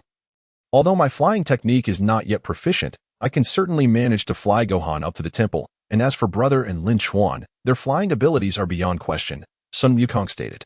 Hearing this, Bobo nodded and smiled. That's wonderful. Bobo will take Krillin and Master Roshi, saving us a great deal of time. After a brief exchange, the group began to act. Master Roshi, and Krillin boarded the magic carpet. While Sun Wukong exchanged glances with Raditz and Lin Chuan, clearly indicating that he would lead the way. In terms of speed, those skilled in flying techniques would undoubtedly be faster, while Bobo could maneuver the magic carpet quickly. He still needed to accommodate Krillin and Master Roshi. Just as they were about to set off, Bulma, who had remained silent and simmering with frustration, could no longer contain herself and shouted, "What? Are you really leaving me behind here? I at least brought you all to this place, and you won't take me along." Her anger was entirely justified. Being cherished when needed and sidelined when not is something no one can tolerate. Bulma's temperament is relatively mild, at least in the original work. Although she scolded, she would not truly harbor resentment. "I'm sorry, but I have to take Gohan, and I can't take you along. Bobo's magic carpet can only carry 2 people. Sun Wukong found himself in an awkward predicament, feeling a pang of guilt yet utterly powerless. His mind, singularly focused, failed to contemplate descending to meet her. However, Krillin and Master Roshi had thought of a solution and spoke up. "How about Mr. Bobo takes Bulma and Master Potato up first, while I wait here?" Upon hearing this, Bobo promptly rejected the suggestion. The Lord of the Gods instructed that everyone should be brought up, but he did not mention this woman. Therefore, Bobo must ascend to seek the Lord's guidance. The Lord of the Gods had explicitly excluded Bulma. Lin Chuan couldn't help but feel a twinge of indignation, reflecting on the original text depiction of the Lord of the Gods. Piccolo, it was evident that he was initially quite self-assured, exuding an air of cunning intelligence. To disregard Bulma, to completely overlook her, how audacious! To snub her now could very well render him unable to reach her in the future. Thus, it seemed the old deity had no intention of allowing him to ascend to the heavenly realm. Fine. If I can't ascend, I'll rely on my own strength. I shall return and construct a high-performance jet. It is essentially the same as the heavenly palace. I could even build a spacecraft." Frustrated, Bulma was unconcerned with anything else, her words leaving everyone present at a loss. Lin Chuan could empathize with her. Raditz, standing nearby, was taken aback by Bulma's final declaration. To construct a spaceship, if it were truly feasible, possessing a spacecraft would liberate him from Earth, free from constraints, having traversed the universe for many years. Raditz was not lacking in intelligence. Had he truly been dim-witted, he would have perished long ago. Raditz was merely ensuring his own survival. Should his strength fail to improve within a year, he could use the spacecraft to escape Earth. Without the oversight, he could seek out a more favorable planet to inhabit, certainly better than remaining on Earth. "If you wish to go, I can carry you," Lin Chuan suddenly interjected. His voice startled everyone. And Bulma looked at him in disbelief. With a smile, Lin Chuan stood there, gazing at her. A glimmer of understanding flickered in Krillin and Master Roshi's eyes, while Raditz stared at Lin Chuan, incredulous that he would show such interest in a woman from Earth. Sun Wukong felt as if he had been rescued and cast a grateful glance. Bobo had nothing to say. One was not bound to Earth and could not be constrained by him. Another was being taken up, which was of no concern to him. One spoke, and after glancing around, Bulma made a decision. An impulse lingered in her mind. After years of friendship and shared experiences, she realized that the concern of a newly arrived Saiyan mattered more than that of those she had known for so long. They wouldn't let her go. She was determined to see for herself. Now I understand. You are all afraid of him. While he harbors no ill intentions as you presumed, I find him rather unthreatening, whereas your treatment of him is distinctly biased. Bulma hurriedly approached Lin Chuan. This boldness had long since replaced her initial trepidation regarding the unfamiliar Saiyan. It seemed Lin Chuan's displayed kindness, coupled with his striking appearance, was enough to captivate her. That moment, no one could fathom that deep down. Bulma was quite clear-headed. As astute as she was, she had already considered Lin Chuan's formidable strength and his potential to fend off future invaders. Thus, she would not miss this opportunity to draw closer to him. Moreover, he was not only handsome but possessed a well-proportioned physique, tall yet not imposing, robust without being overly muscular. Even if she were to be held in his embrace, she would not be at a loss. All in all, Bulma found herself somewhat smitten. She compared him to the men she knew and realized none could measure up to Lin Chuan. "Then, I must trouble you, Lin Chuan," she said, before Sun Wukong could complete his sentence. He was met with Bulma's fierce gaze, which swiftly silenced his unfinished words. Cold sweat trickled down Sun Wukong's brow, and he quickly shifted the topic. Since everyone is ready, let's proceed that I shall lead the way. With that, he lifted Goten, soothing him with a few words before soaring into the sky. His mastery of flight was decidedly unrefined. At that moment, Sun Wukong's abilities could hardly be considered impressive. He hasn't even perfected the most basic flight technique? That cockroach is truly useless, Raditz grumbled, leaping to follow Sun Wukong. As they moved, Bobo signaled to Krillin and Master Roshi, then maneuvered the flying carpet to join them, whether it was due to weight limits or some other reason. Bobo's ascent was notably slow, lagging far behind Sun Wukong's clumsy flight. Watching them ascend, Lin Chuan turned to Bulma, his expression serious. Are you ready? At Lin Chuan's inquiry, Bulma felt a slight flush on her cheeks. Despite her earlier boldness, the prospect of being lifted still made her shy. After all, there was a distinction between the sexes, and they were not well acquainted. She merely responded with a soft and Lin Chuan moved to embrace her like a princess. The soft warmth of her body was an exquisite sensation, unlike anything he had ever experienced, causing Lin Chuan's heart to flutter in this lifetime. He had only just met Bulma in his past life. Even if he had encountered pigs, it had merely amounted to holding hands or a casual shoulder embrace. Now, with Bulma in his arms, he realized her figure was extraordinarily curvaceous. Not only did she possess a devilishly alluring physique, but she also emanated an intoxicating fragrance that lingered in the air, making it difficult to resist. That it was unfathomable why Yamcha, who had the privilege of being with such a remarkable woman, failed to cherish her. If he were in that position, he would hold her in his hands for a lifetime, fearful of losing her to another. Lin Chuan stood there, momentarily dazed. Bulma shared his sentiment. Having never anticipated Lin Chuan's decisive embrace, she felt slightly lightheaded, her heart racing with unfamiliar sensations. The masculine energy enveloped her, the powerful warmth of his body, and the heat of their contact made her feel as though she were burning. Frozen in place for over 10 seconds, it was only thanks to the reminders from Bra and the others that Lin Chuan fully regained his composure. He quickly locked eyes with Bulma. Her face had grown even redder. Lin Chuan offered a slightly awkward smile, apologizing for his momentary distraction. Remember to hold still. I'll shoot straight up and bring you to the heavenly palace first. As he spoke, Lin Chuan gradually rose into the air. With the flight technique employed, in mere seconds, from the ground, Lin Chuan and Bulma's figures vanished from sight. Within a matter of moments, atop the heavenly palace, a shadow surged upward, swiftly landing at the center of the platform. It was none other than Lin Chuan. Cradling Bulma, his speed surpassed everyone else's, and this was merely a casual burst of his power. The majestic heavenly palace exuded an aura of sanctity and authority, imposing a significant pressure upon all who entered. Of course, those with sufficient strength could easily disregard such oppression. The sight before him matched his memories perfectly. The residence of the Lord of the Gods resembled an exaggeratedly enlarged bowl suspended in the sky, replete with absurdity. As he surveyed his surroundings, the environment began to align with the recollections in his mind, prompting Lin Chuan to reflect deeply. Perceiving the atmosphere, he turned his gaze forward, where he first spotted an individual standing motionless. That person was also gazing back at him, but it was a rotund figure with an explosive hairstyle. Who else could it be but the one known as Yachirobe, the portly embodiment of gluttony? He, much like in the original tale, was summoned with great authority by the deity Bic to undergo training. Their eyes met, and Lin Chuan offered a faint smile, dismissing him as inconsequential while directing his gaze behind him. The celestial being Bic resided within the temple. Lin Chuan's attention was entirely focused on the divine presence, oblivious to the fact that he needed to set Bulma down. Meanwhile, Bulma, still caught in the whirlwind of their rapid flight, struggled to regain her composure. Upon finally coming to her senses, the first thing she noticed was the temple. Failing to realize she was still being held, that a sense of wonder filled her mind. Is this truly the celestial temple?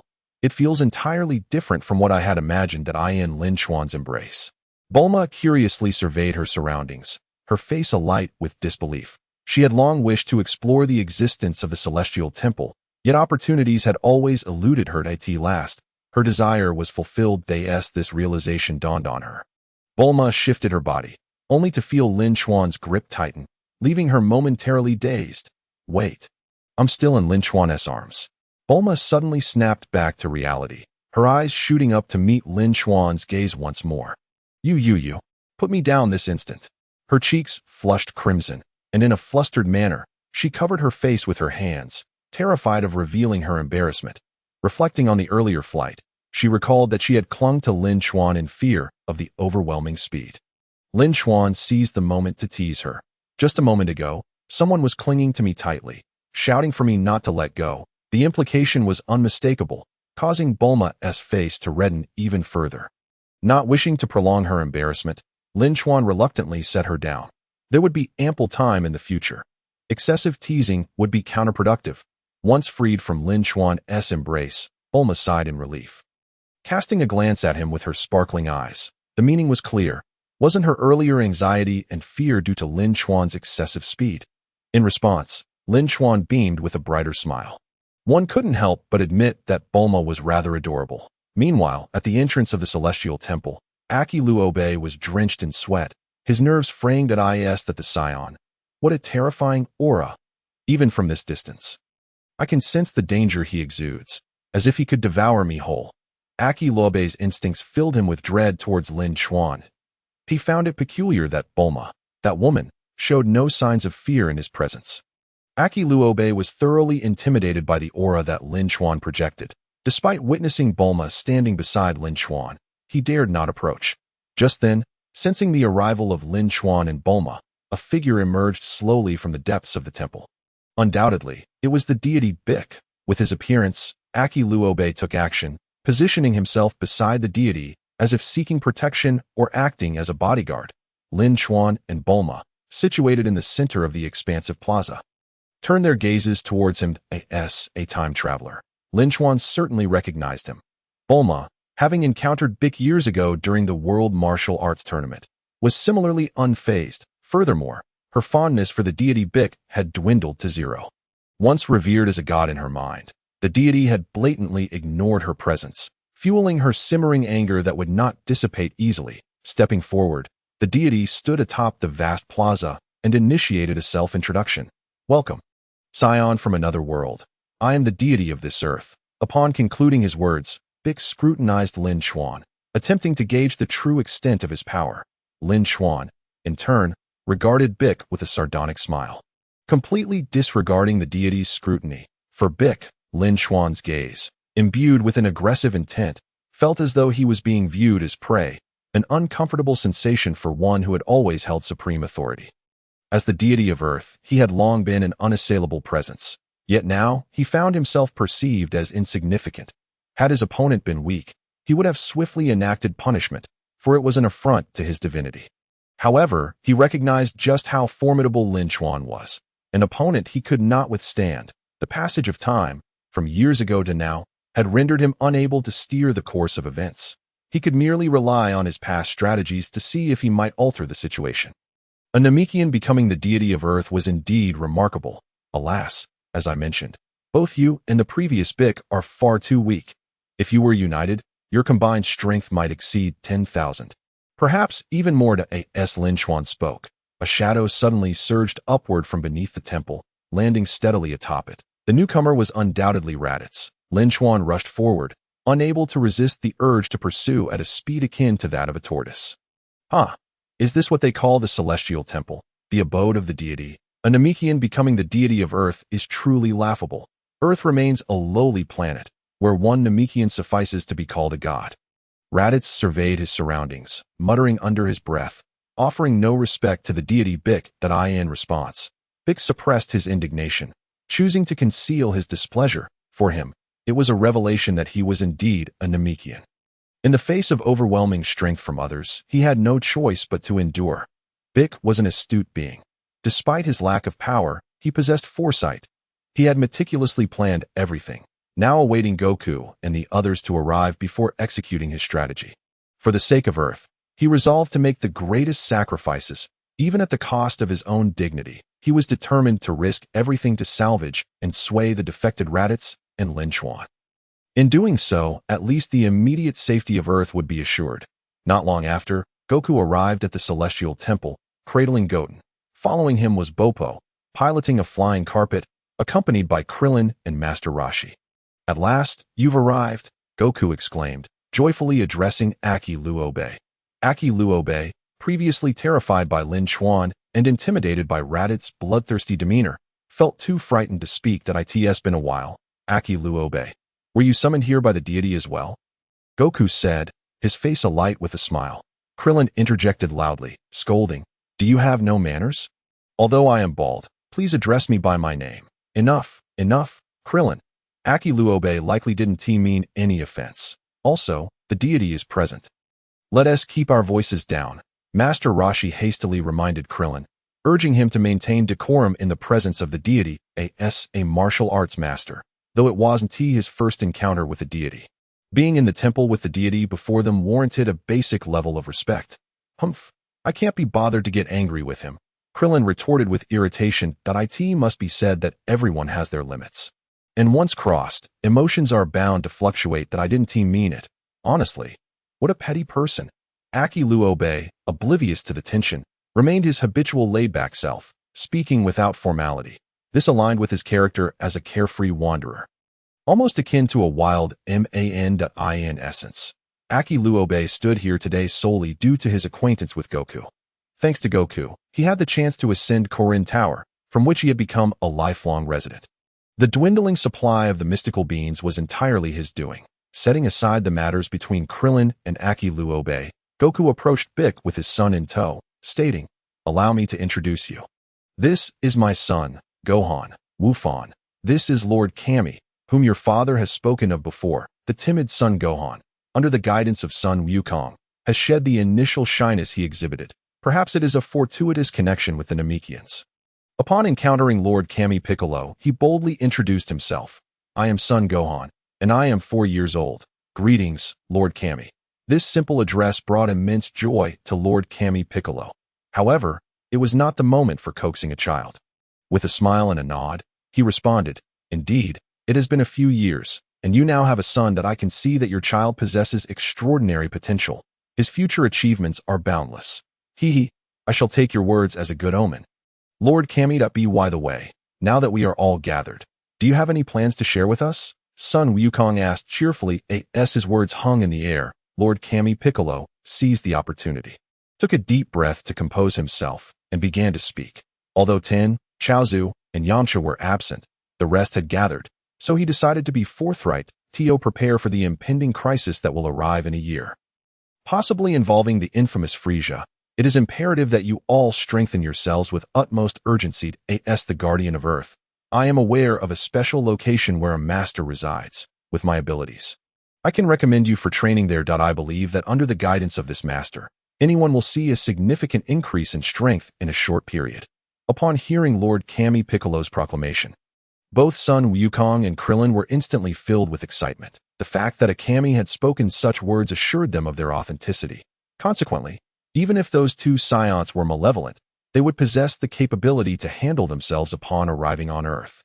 Without relying on Lin Chuan's strength. Lord Kami, who is this esteemed master you mentioned? Where is he located? Is there truly such a master on our Earth? Son Wukong inquired eagerly. Having never heard of or encountered such a being before, he was unable to contain his excitement, especially as one of the top fighters on Earth. At this moment, son Wukong was unaware that Lord Kami Piccolo was not referring to an entity residing on Earth. This revelation piqued not only son Wukong's interest but also that of Krillin, Yachirobe, and Master Roshi, all of whom were now attentively listening. Raditz, too, was taken aback, furrowing his brow in disbelief. This Kami has quite the audacity. While I can accept the need to prepare against the likes of Babidi and Vegeta, how can Frieza be involved? Lin Chuan was similarly astonished that Lord Kami Piccolo would reveal such information at this juncture. This was tantamount to exposing the existence of the king of Otherworld. Wukong, you must temper your demeanor when meeting this being. Should you act disrespectfully, there may be no chance for you to receive his guidance. He is a god in his own right, and his divine status far surpasses that of this Earth's Kami.as for his location. I fear the revelation may shock you. This god resides in the realm of the afterlife, the supreme king of Otherworld of the North Galaxy. As Lord Kami Piccolo spoke, his expression grew increasingly grave. The king of Otherworld, the afterlife? Son Wukong gazed at Lord Kami Piccolo in disbelief. Despite his curiosity regarding this king of Otherworld, he pondered how they would even reach such a place, which was the realm of the deceased. Are you suggesting, Lord Kami, that you intend to send us to the afterlife? Or is it that we must die first before seeking this king for training?" Krillin's face turned pale, and he appeared utterly bewildered. Having experienced death once and subsequently revived by the dragon, he was understandably apprehensive. Yachirobe, too, was visibly shaken. He had no desire to die. The afterlife, the realm of the deceased? The supreme king of the North Galaxy. What does all this mean? Raditz listened to Lord Kami Piccolo's words. Feeling dizzy and nearly believing he was dreaming, he was utterly uninformed about these matters. Arriving on Earth had continuously shattered his worldview, and now, the concept of an afterlife and a supreme king had emerged. Having fought across the universe for years, he began to feel as if his existence had been trivial. "I have indeed heard of the king of Otherworld, that so, the Earth's Kami has summoned us for this purpose?" Lin Chuan's unexpected interjection caught everyone off guard in that moment. He exuded an aura of someone who seemed to possess vast knowledge. Especially for Lord Kami Piccolo, it was unfathomable that a Saiyan would be aware of the king of Otherworld. "Lin Chuan, do you know the king of Otherworld? If so, this so-called king must indeed be formidable and capable of guiding us to grow stronger." "Correct," Sun Wukong asked, his voice tinged with urgency. He was eager to glean information about the king from Lin Chuan. If Lin Chuan deemed this king noteworthy, it must be true. To my knowledge, our universe is divided into 4 major galaxies, each governed by its own king corresponding to the cardinal directions that we are currently situated in the Northern Galaxy, meaning that the Kami is likely referring to the North King. Among the kings, the North King is indeed quite powerful and possesses considerable expertise. Lin Chuan's explanation was succinct and clear, though it left those present in stunned silence. It was evident that he had embellished the information slightly. Otherwise, the plot could not progress smoothly. Sun Wukong and the others had to train under the king, yet he himself would not be going. He had no need to. Is this truly the case? The king of Otherworld governs our universe's 4 major galaxies. Raditz questioned incredulously. Upon seeing Lin Chuan nod, he inhaled deeply. Having fought throughout the universe and invaded various planets as a member of Frieza's army, Raditz understood the vastness of the cosmos. The Northern Galaxy alone was unimaginably expansive. The 4 major galaxies of the universe were far from ordinary. Just the Northern Galaxy was known to harbor tens of thousands of immense star systems, each containing billions of galaxies. The sudden emergence of this new concept made Raditz realize that the king could not be compared to Frieza in terms of strength. Is this king truly powerful? Governing a quarter of the universe is simply unfathomable, Sun Wukong exclaimed, his blood surging with excitement. The opportunity to receive mentorship from such a supreme being was indeed a monumental chance. As Sun Wukong's awareness awakened, Krillin, too, became invigorated. With a mind sharper than Sun Wukong's, he had to grasp the situation, or else he would be deemed foolish. The atmosphere began to shift. With the cascade of revelations, excitement grew increasingly palpable. Undoubtedly, the existence of the king in this era was considered one of supreme authority. However, in the grand scheme of things, such beings would eventually become mere footnotes. Once the narrative progressed to the Majin Buu saga, even the Kaioshin would be rendered obsolete, with only the destroyers maintaining their status as the true supreme deities of the universe, while the Kaioshin and destroyers might hold equivalent divine rank. How could the Kaioshin's strength compare to that of the destroyers? Lin Chuan felt a mixture of amusement and exasperation at his own words. He could not afford to belittle the king, lest the others be disinclined to seek his guidance and training. Thus, it is indeed essential to lavishly extol the esteemed king of the realm. Meanwhile, as everyone was caught up in astonishment and wild conjecture, the celestial deity Piccolo gazed blankly at Lin Chuan. He was taken aback by Lin Chuan's profound knowledge about the affairs of the lords of the realm. How could he possess such intricate details? Could it be that other celestial beings from different planets had imparted this information to him? Piccolo pondered silently, concluding that there were no other possibilities. After all, aside from the celestial beings, who else could possibly comprehend the existence of the underworld and the lords of the realm? Ordinary mortals, no matter how formidable, would never have access to such knowledge unless they had passed into the realm of the deceased. His thoughts deepened. Sun Wukong's sudden interjection jolted him back to reality. Celestial Lord, how do we venture into the underworld and reach the esteemed king of the realm? Sun Wukong inquired. It truly is Krillin posited, that we must perish to seek him. I have no qualms about that. After all, even in death, the Dragon Balls can revive me. However, Krillin and Master Roshi cannot. They have already died once. If they were to die again, the dragon would be unable to resurrect them, would it not? His nonchalance towards death was indicative of Sun Wukong's simplistic mindset. His words drew the attention of everyone present, particularly Raditz, who widened his eyes in disbelief at the notion that the Dragon Balls could indeed resurrect individuals. "You need not worry about this," Piccolo proclaimed, a celestial deity. "Although my combat prowess may not match yours, I wield divine authority.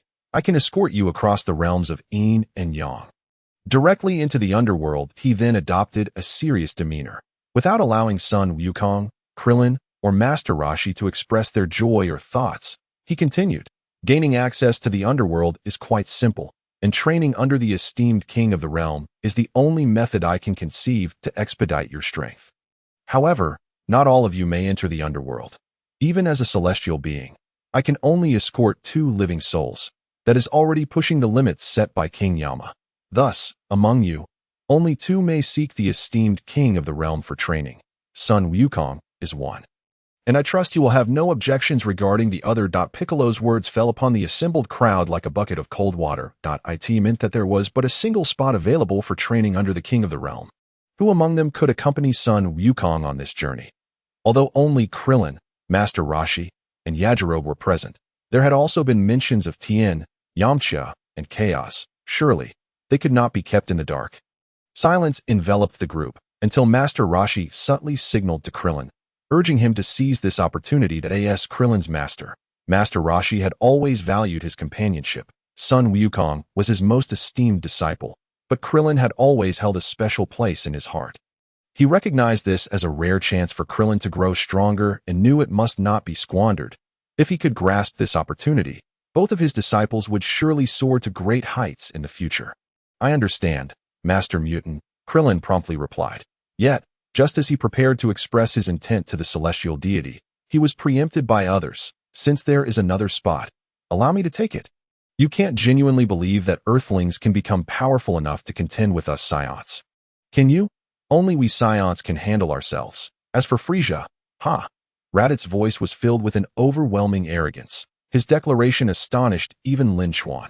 How surprising it was that Raditz was volunteering, entirely contrary to Lin Chuan's expectations. He had been contemplating whether to facilitate a journey for Raditz and Sun Wukong to seek training from the North Kai. This could gradually alter Raditz's mindset and character, and one could only wonder how strong he might become under the North Kai's guidance. "Are you going, brother?" Sun Wukong paused slightly due to Raditz's assertiveness. His mind was flooded with images he had never considered. Meanwhile, Krillin and Master Roshi could only suppress their frustrations in response to Raditz's declaration. After all, he was undeniably powerful. Yet, they believed the celestial deity would never permit Raditz to participate, given that he had only just arrived on Earth with intentions to invade. "Hey, celestial old man, I wish to accompany Kakarot in seeking the North Kai for training. You have no objections, do you?" Raditz's demeanor was steeped in an air of intimidation. This was his habitual conduct, honed through years of following Vegeta and Nappa in the conquest of countless planets. Such a lofty arrogance was not easily altered if Raditz were to change his demeanor in an instant. Even Lin Chuan would question whether he too were a transmigrator. The celestial deity, Piccolo, fell into contemplation. Frankly, if it were not for the lack of alternatives, he would be reluctant to grant such an opportunity to someone as ruthless as Raditz, who had a history of planetary invasions. Yet, he also recognized the truth in Raditz's words. Only Saiyans could confront other Saiyans. Earthlings, no matter how formidable, would surely have their limits. Even if they could grow stronger, it would require more time. This distinction between Sun Wukong and other martial artists was telling. He could only hope that Raditz, upon training alongside Wukong, would be influenced and transformed. If the bond between the brothers could be cultivated, it would bode well for the future of Earth. This was Piccolo's initial thought. As for Lin Chuan, this Saiyan was shrouded in mystery, exuding an aura that was palpably uncontrollable. If that were the case, then let him and Wukong journey together to train under the king of the realm. "You are brothers, Raditz. You have turned from darkness to light. That I believe that together, you may surpass the ordinary and grow even stronger." Piccolo nodded solemnly. His words left Master Roshi and Krillin utterly stunned. Yajirobe trembled in fear. "Celestial Lord, how can you agree?" He nearly killed Wukong and sought to capture Wukong's son, Gohan. If he were to accompany Wukong, what might transpire? Krillin thought to intervene, but the moment had passed. Not only did Piccolo's gaze convey his resolve, but Raditz also regarded him with disdain. You little bald head, what do you know? Did you know? If it were the old me, I would have killed you long ago. Raditz turned, his face a mask of murderous intent. The mere threat of his words left Krillin trembling in silence. That I warn you, this is the Celestial Palace, and everyone is present. Do not act recklessly. Krillin gritted his teeth, suppressing his fear. Raditz burst into laughter in response. You little bald head, you've learned to threaten me now. That it's fine, Krillin. The old me is a different story, but the current me has changed. The reason I attacked you before was merely to take you away from Earth to conquer other planets. I believe the influence of those two other Saiyans played a role in that. In the past, my brother lacked the power to resist fate. Now that he has a chance, he will not revert to his old ways. Since I have chosen to trust, I shall trust to the end. Moreover, I eagerly anticipate training with my brother under the esteemed king of the realm. What results might that yield? Son Wukong placed a reassuring hand on Krillin's shoulder, attempting to absolve Raditz and ease the tensions. One might say that even Lin Chuan found it difficult to comprehend Wukong's thought processes at times. His transformation was too rapid. Just moments ago, he was intent on eliminating his brother, and now he was offering forgiveness. Oh well, Lin Chuan sighed.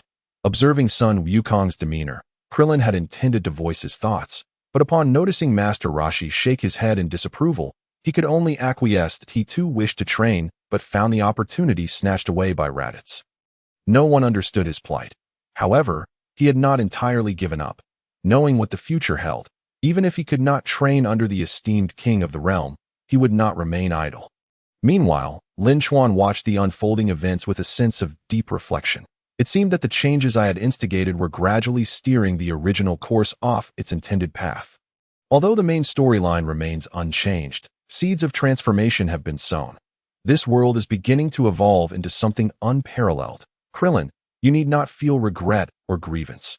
While I cannot escort you to Lord Kai for training, you have the opportunity to remain at the Heavenly Temple for an entire year to hone your skills, alongside Tien, Kaiatsu, and Yamcha. They are the foremost martial artists on Earth, and I shall arrange for Bobo to summon them shortly.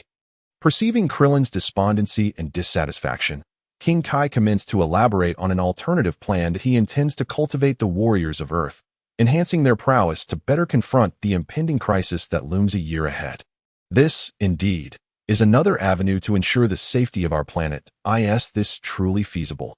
Upon hearing King Kai's proposal, a glimmer of hope flickered in Krillin's eyes. For him, training at the Heavenly Temple is a fortuitous opportunity.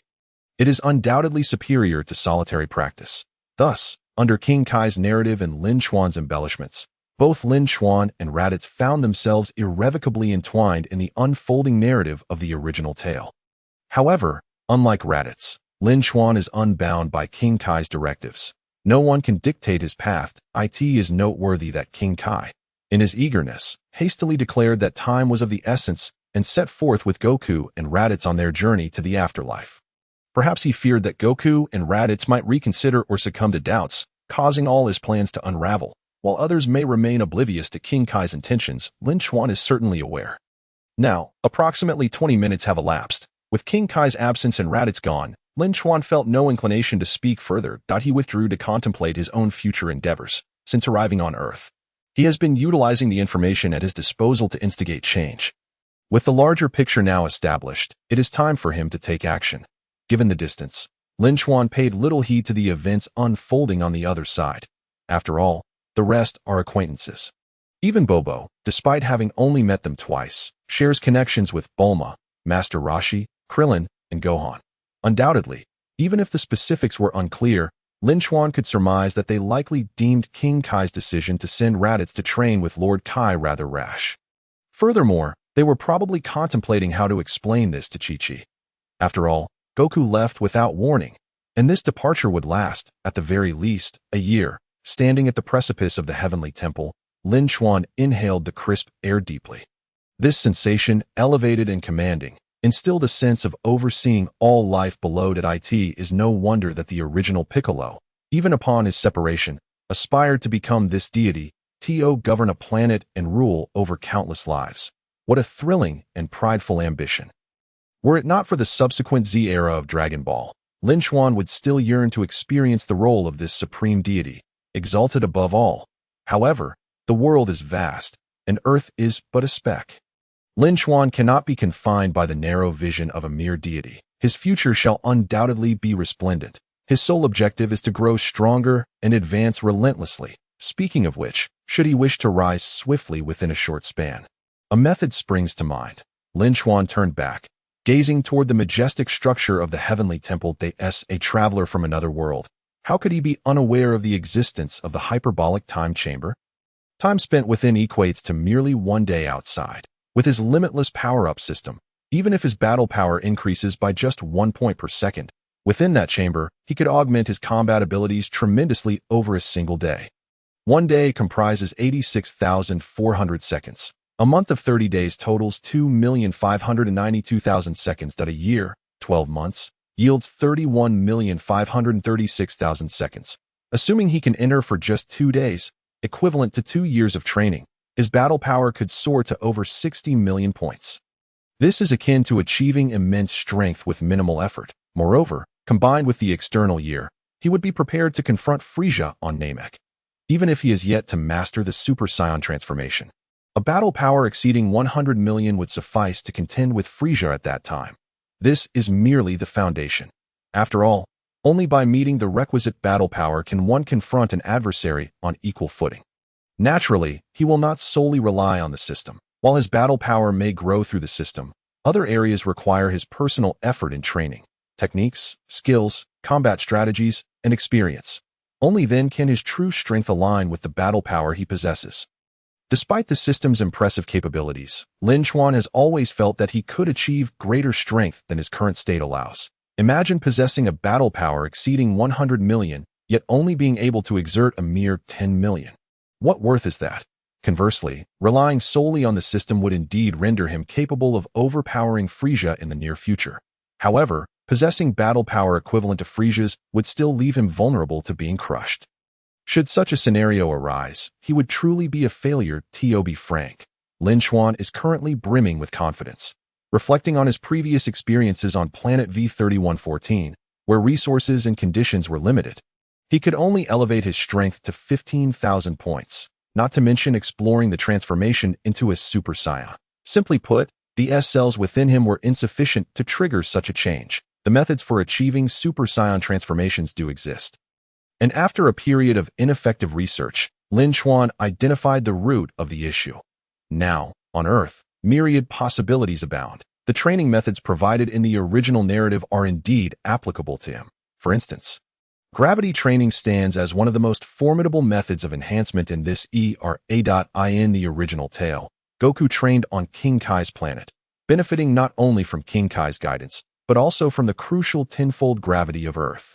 Later, after Goku's severe injuries were healed, he activated his Saiyan traits and, under 100-fold gravity, achieved a battle power of 90,000 points in merely 6 days. Regaining his focus, Lin Chuan's gaze shifted toward the main hall of the Heavenly Temple.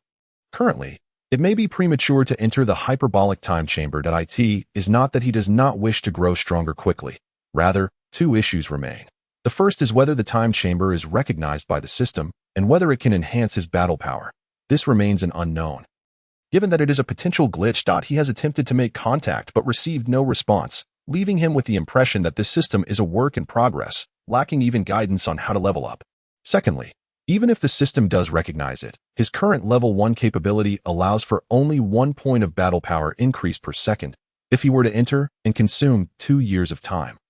He could only gain just over 60 million in battle power. However, if the system's level were to increase in the future, allowing for increments of 10, 100, or even 1,000 points per second, then entering at that time would be the optimal choice. Patience is key. One cannot rush into things. After much contemplation, Lin Chuan reached a decision. For now, he can certainly rely on his own efforts to grow stronger. The system's battle power enhancement will serve merely as a supplementary aid. Taking a deep breath and shifting his focus, Lin Chuan then noticed Gohan nearby. Recalling Goku's words before his departure, entrusting Gohan's training to him elicited an involuntary twitch at the corner of Lin Chuan's mouth. Goku's intention was to have him guide Gohan, A clever stratagem indeed. While he endeavored to influence his elder brother, his son would be used to foster their relationship. Lin Chuan initially intended to decline. However, upon observing Gohan's eagerness and compliance, he found it difficult to refuse outright. Thus, he merely agreed to keep an eye on him, though taking him as an apprentice was out of the question. Even though Gohan possesses terrifying potential and is destined to become the strongest individual warrior in the future, if he were to follow Lin Chuan, what would become of Piccolo? Even now, Piccolo remains the formidable demon king he has always been.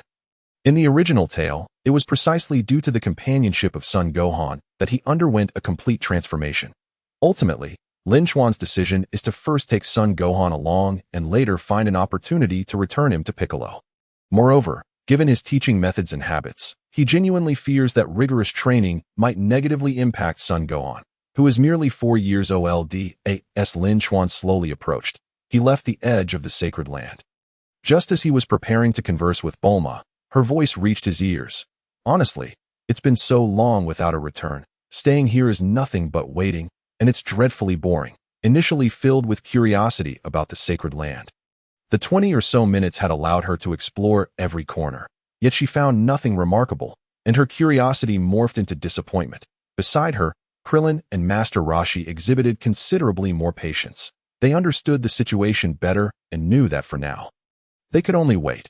All right, Bulma, now is not the time to be anxious. Wasn't it you who insisted on coming up here? Krillin couldn't resist making a sarcastic remark. Before he could say more, he noticed his master's expression shift, and he instinctively followed his gaze. Lin Chuan was walking briskly toward them, and Krillin immediately felt a sense of vigilance, a sheen of sweat forming on his brow. From beginning to end, Lin Chuan had been enigmatic and powerful.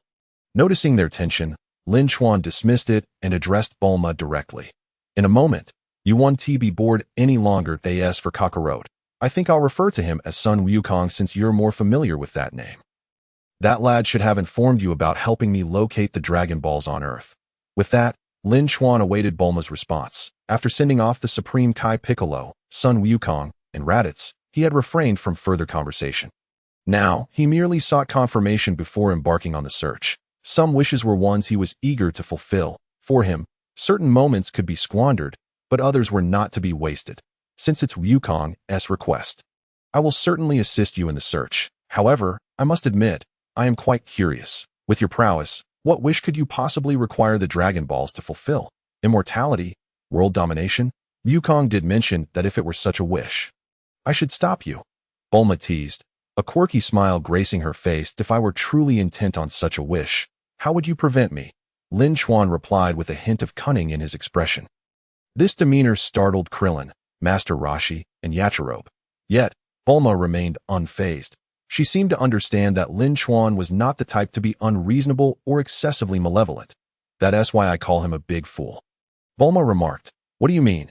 Lin Chuan retorted in surprise. What I mean is that since he's already agreed to help you find the Dragon Balls for a wish, whatever you choose to wish for is predetermined.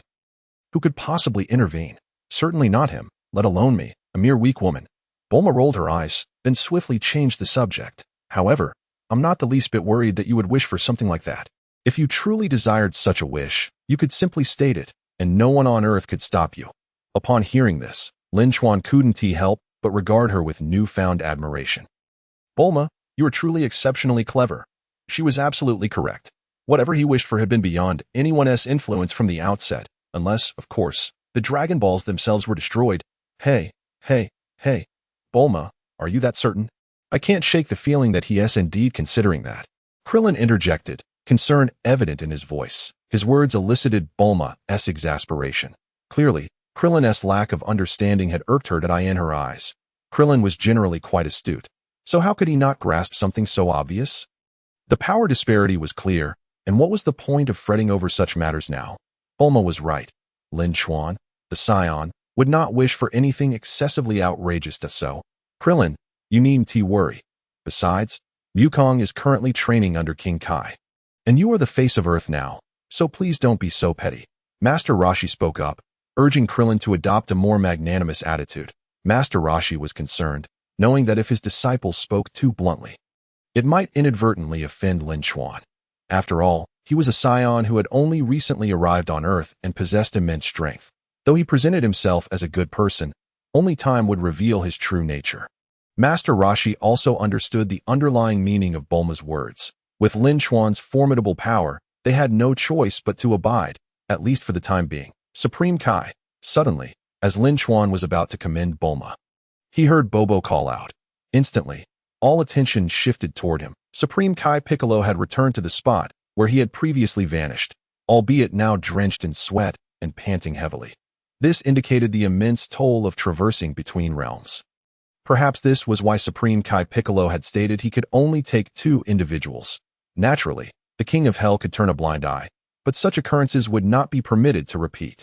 Thus, only 2 could be accommodated. It was a fixed rule. Welcome back, Supreme Kai.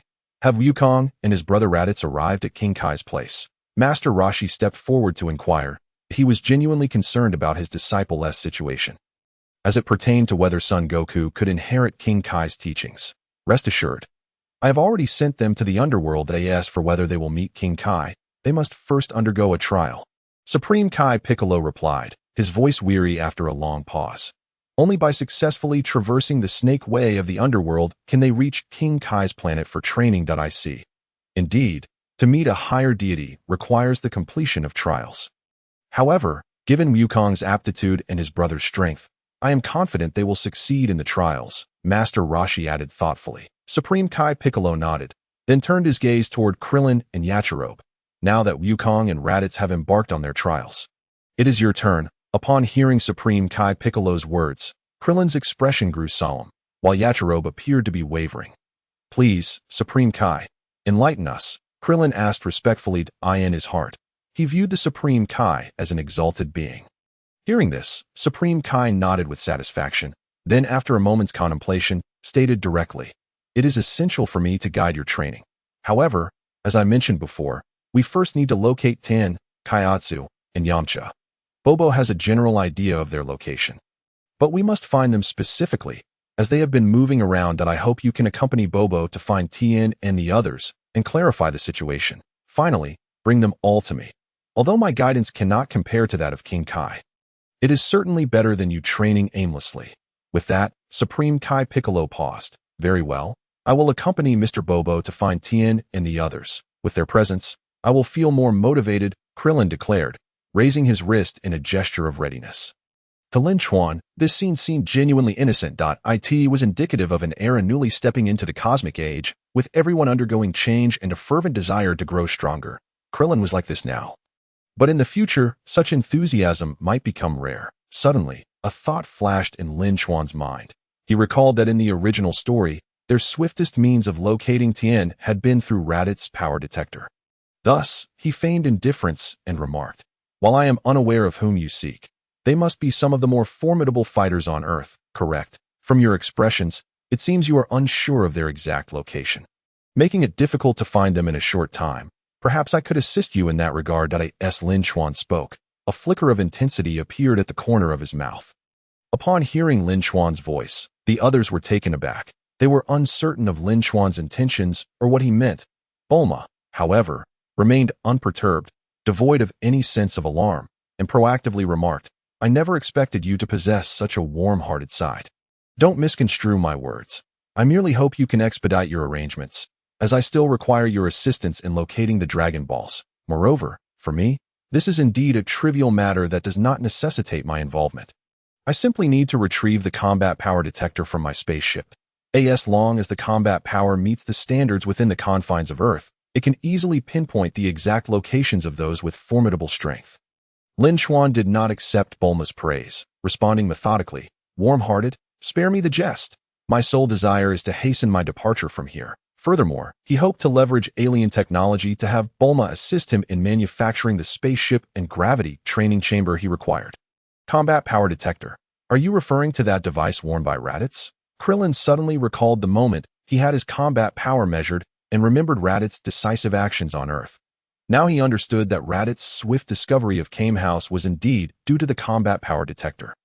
This device not only measures combat power values, revealing a person's strength, but also locks onto targets and indicates directions that if they had such an aid, It would undoubtedly be much more convenient that I am truly curious about how your alien technology has achieved such advancements." Bulma remarked incredulously, her words brimming with a desire to see the combat power detector as soon as possible. Naturally, she was also eager to see the spaceship that it must be said. She is indeed a genius scientist. Her intellect being unparalleled in the world. With just a nudge, she can create anything that in the future. She could even manufacture a time machine. The combat power detector can indeed be lent to you. However, I am uncertain whether you will comprehend the symbols displayed on it, Lin Chuan added, aware that his bait had effectively taken hold, and proceeded to elaborate. The detector was specifically designed for Frieza's army, and the characters and numerical information on it differ from those on Earth. Lin Chuan understood it entirely, for such cultural information was ingrained in the Saiyan legacy, although he had never seen the written language of Earth. The original text mentioned this matter. Thus, strictly speaking, the detector used by Raditz in the original story would appear as a jumble of characters to Earthlings. Eventually, Bulma modified the detector and inputted the information to make it comprehensible. If this is merely a minor issue, leave it to me. As long as it is not overly complex. Give me some time, and I can adapt the language module using our Earth methods. Bulma stated with an air of confidence. Her words reflected her self-assuredness. Are you certain? Lin Chuan inquired, narrowing his eyes slightly. What? Are you questioning my abilities? I am the #1 genius beauty of Earth. Bulma, ever the competitive spirit, refused to allow anyone to doubt her in her area of expertise. Thus, she firmly resolved to accomplish this task. Otherwise, she would feel belittled. So what you previously mentioned about constructing a spaceship was indeed true. Lin Chuan followed Bulma's lead. In that case, it would be splendid. Accompany me, and perhaps assist in repairing the damage to the spaceship. The topic of spaceship repairs caught Bulma slightly off guard, and soon others reacted as well. Had it not been for the impending invasion and the threat posed by the Saiyans a year later, aiding a cosmic friend in repairing a spaceship would not have posed any issue. However, this was a critical time that I am willing to assist you, but I must first see the spaceship before I can provide an accurate response regarding its repair, Bulma replied, not entirely committing. By the way, you are not planning to use my help to repair the spaceship and then make a wish and disappear, are you? She added, her sharp wit evident that it must be said. Such a notion was indeed clever. She was astute enough to consider this angle. Rest assured, although I have just arrived on Earth, I do not harbor any disdain for this planet. Therefore, I will remain here for the foreseeable future. The spaceship repairs are solely to facilitate my future interstellar travels. After all, I cannot remain on Earth indefinitely. I have my own matters to attend to. By the way, I have a proposition for you, since you are such a genius. If you can create a superior multi-passenger spaceship, I would be inclined to take you along for interstellar journeys. With you as the technician by my side, I need not worry about the vessel breaking down without anyone to repair it. In response to Bulma's skepticism, Lin Chuan provided an answer, subtly suggesting that he would like her assistance in manufacturing certain items in the future. Interstellar travel, you say? Now that I think about it. If I had made the same choice as my sister back then, perhaps. Bulma's voice trailed off, a flicker of melancholy crossing her eyes as she recalled her childhood when her sister Ties had run away with a galactic patrolman named Jack, embarking on a journey through the cosmos. The last time they had been in touch was ages ago. Now, she had grown into an adult and never imagined that one day she would have the opportunity to traverse the stars. What if I could also go if I traveled through space? A timid and delicate voice suddenly piped up in the tense atmosphere. The others turned to see. It was son Gohan speaking. The little fellow dared to dream of interstellar travel. He might be timid, but he also displayed remarkable boldness, unafraid of not returning. Gohan, you are still too young. Such thoughts are quite perilous, Krillin interjected, seemingly worried that Goku's child might go astray, his tone carrying a hint of admonition. His mindset was conservative and stubborn, lacking experience in interstellar travel and thus appearing quite rigid. Reflecting on the original story, it was indeed the moment he boarded the spaceship to Namek that opened his worldview. Meanwhile, Master Roshi observed son Gohan in silence, his eyes hidden behind sunglasses reflecting a nuanced understanding. With his seasoned perspective, he could ascertain that Goku's student's son, with proper guidance, had limitless potential for the future. If you are afraid, do not frighten the child.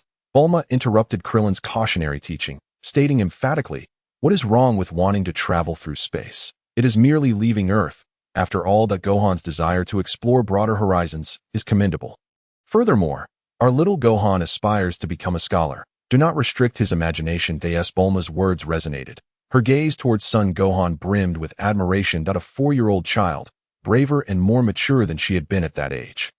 Despite being a girl, after being scolded by Bulma, Krillin found himself feeling quite embarrassed. At that moment, son Gohan spoke again. Aunt Bulma, I was just thinking that if we had a spaceship, I would like to see what Earth looks like from space. And also visit Jupiter, Mars, the Sun, and many other planets. His tender voice was filled with mysterious anticipation for the stars and the sea. Devoid of fear, it was evident that the new generation differed fundamentally from the old. If your Aunt Bulma truly can create a multi-passenger spaceship, then your wish is certainly not unfeasible, Lin Chuan interjected. This little fellow was indeed a divine assist, unknowingly executing a perfect combination with him.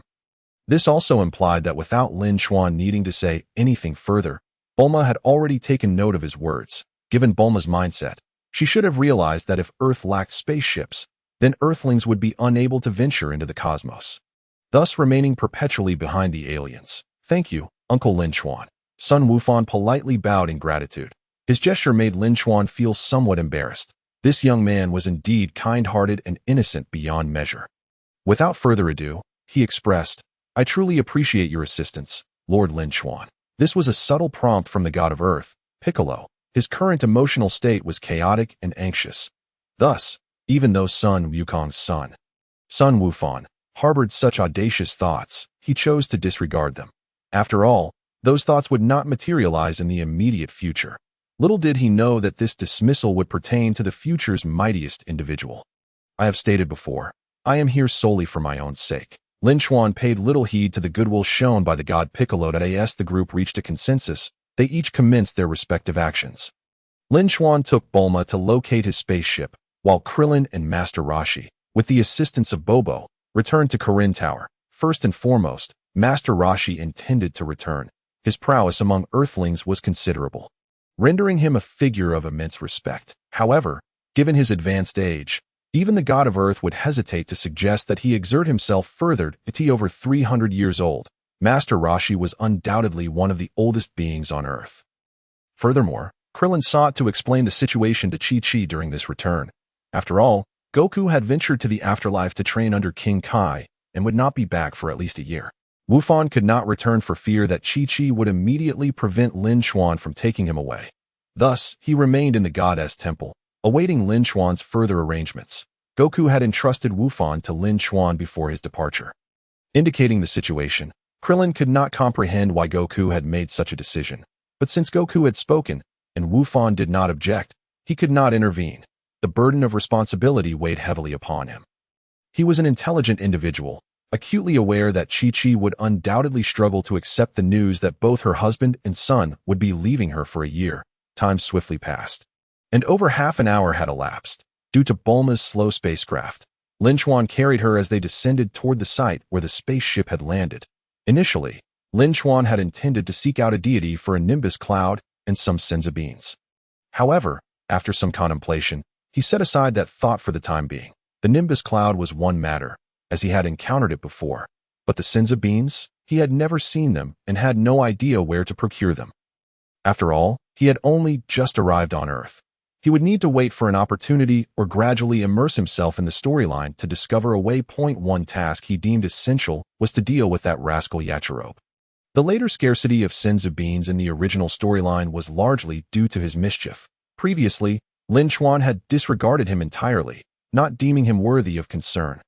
Now, however, as he contemplated the senza beans, he resolved to intimidate Yachirobe when the opportunity arose. Alternatively, he could inquire about the cultivation methods for senza beans from the deity. With Bulma's intelligence and resourcefulness, mass production of senza beans in the future was not out of the question.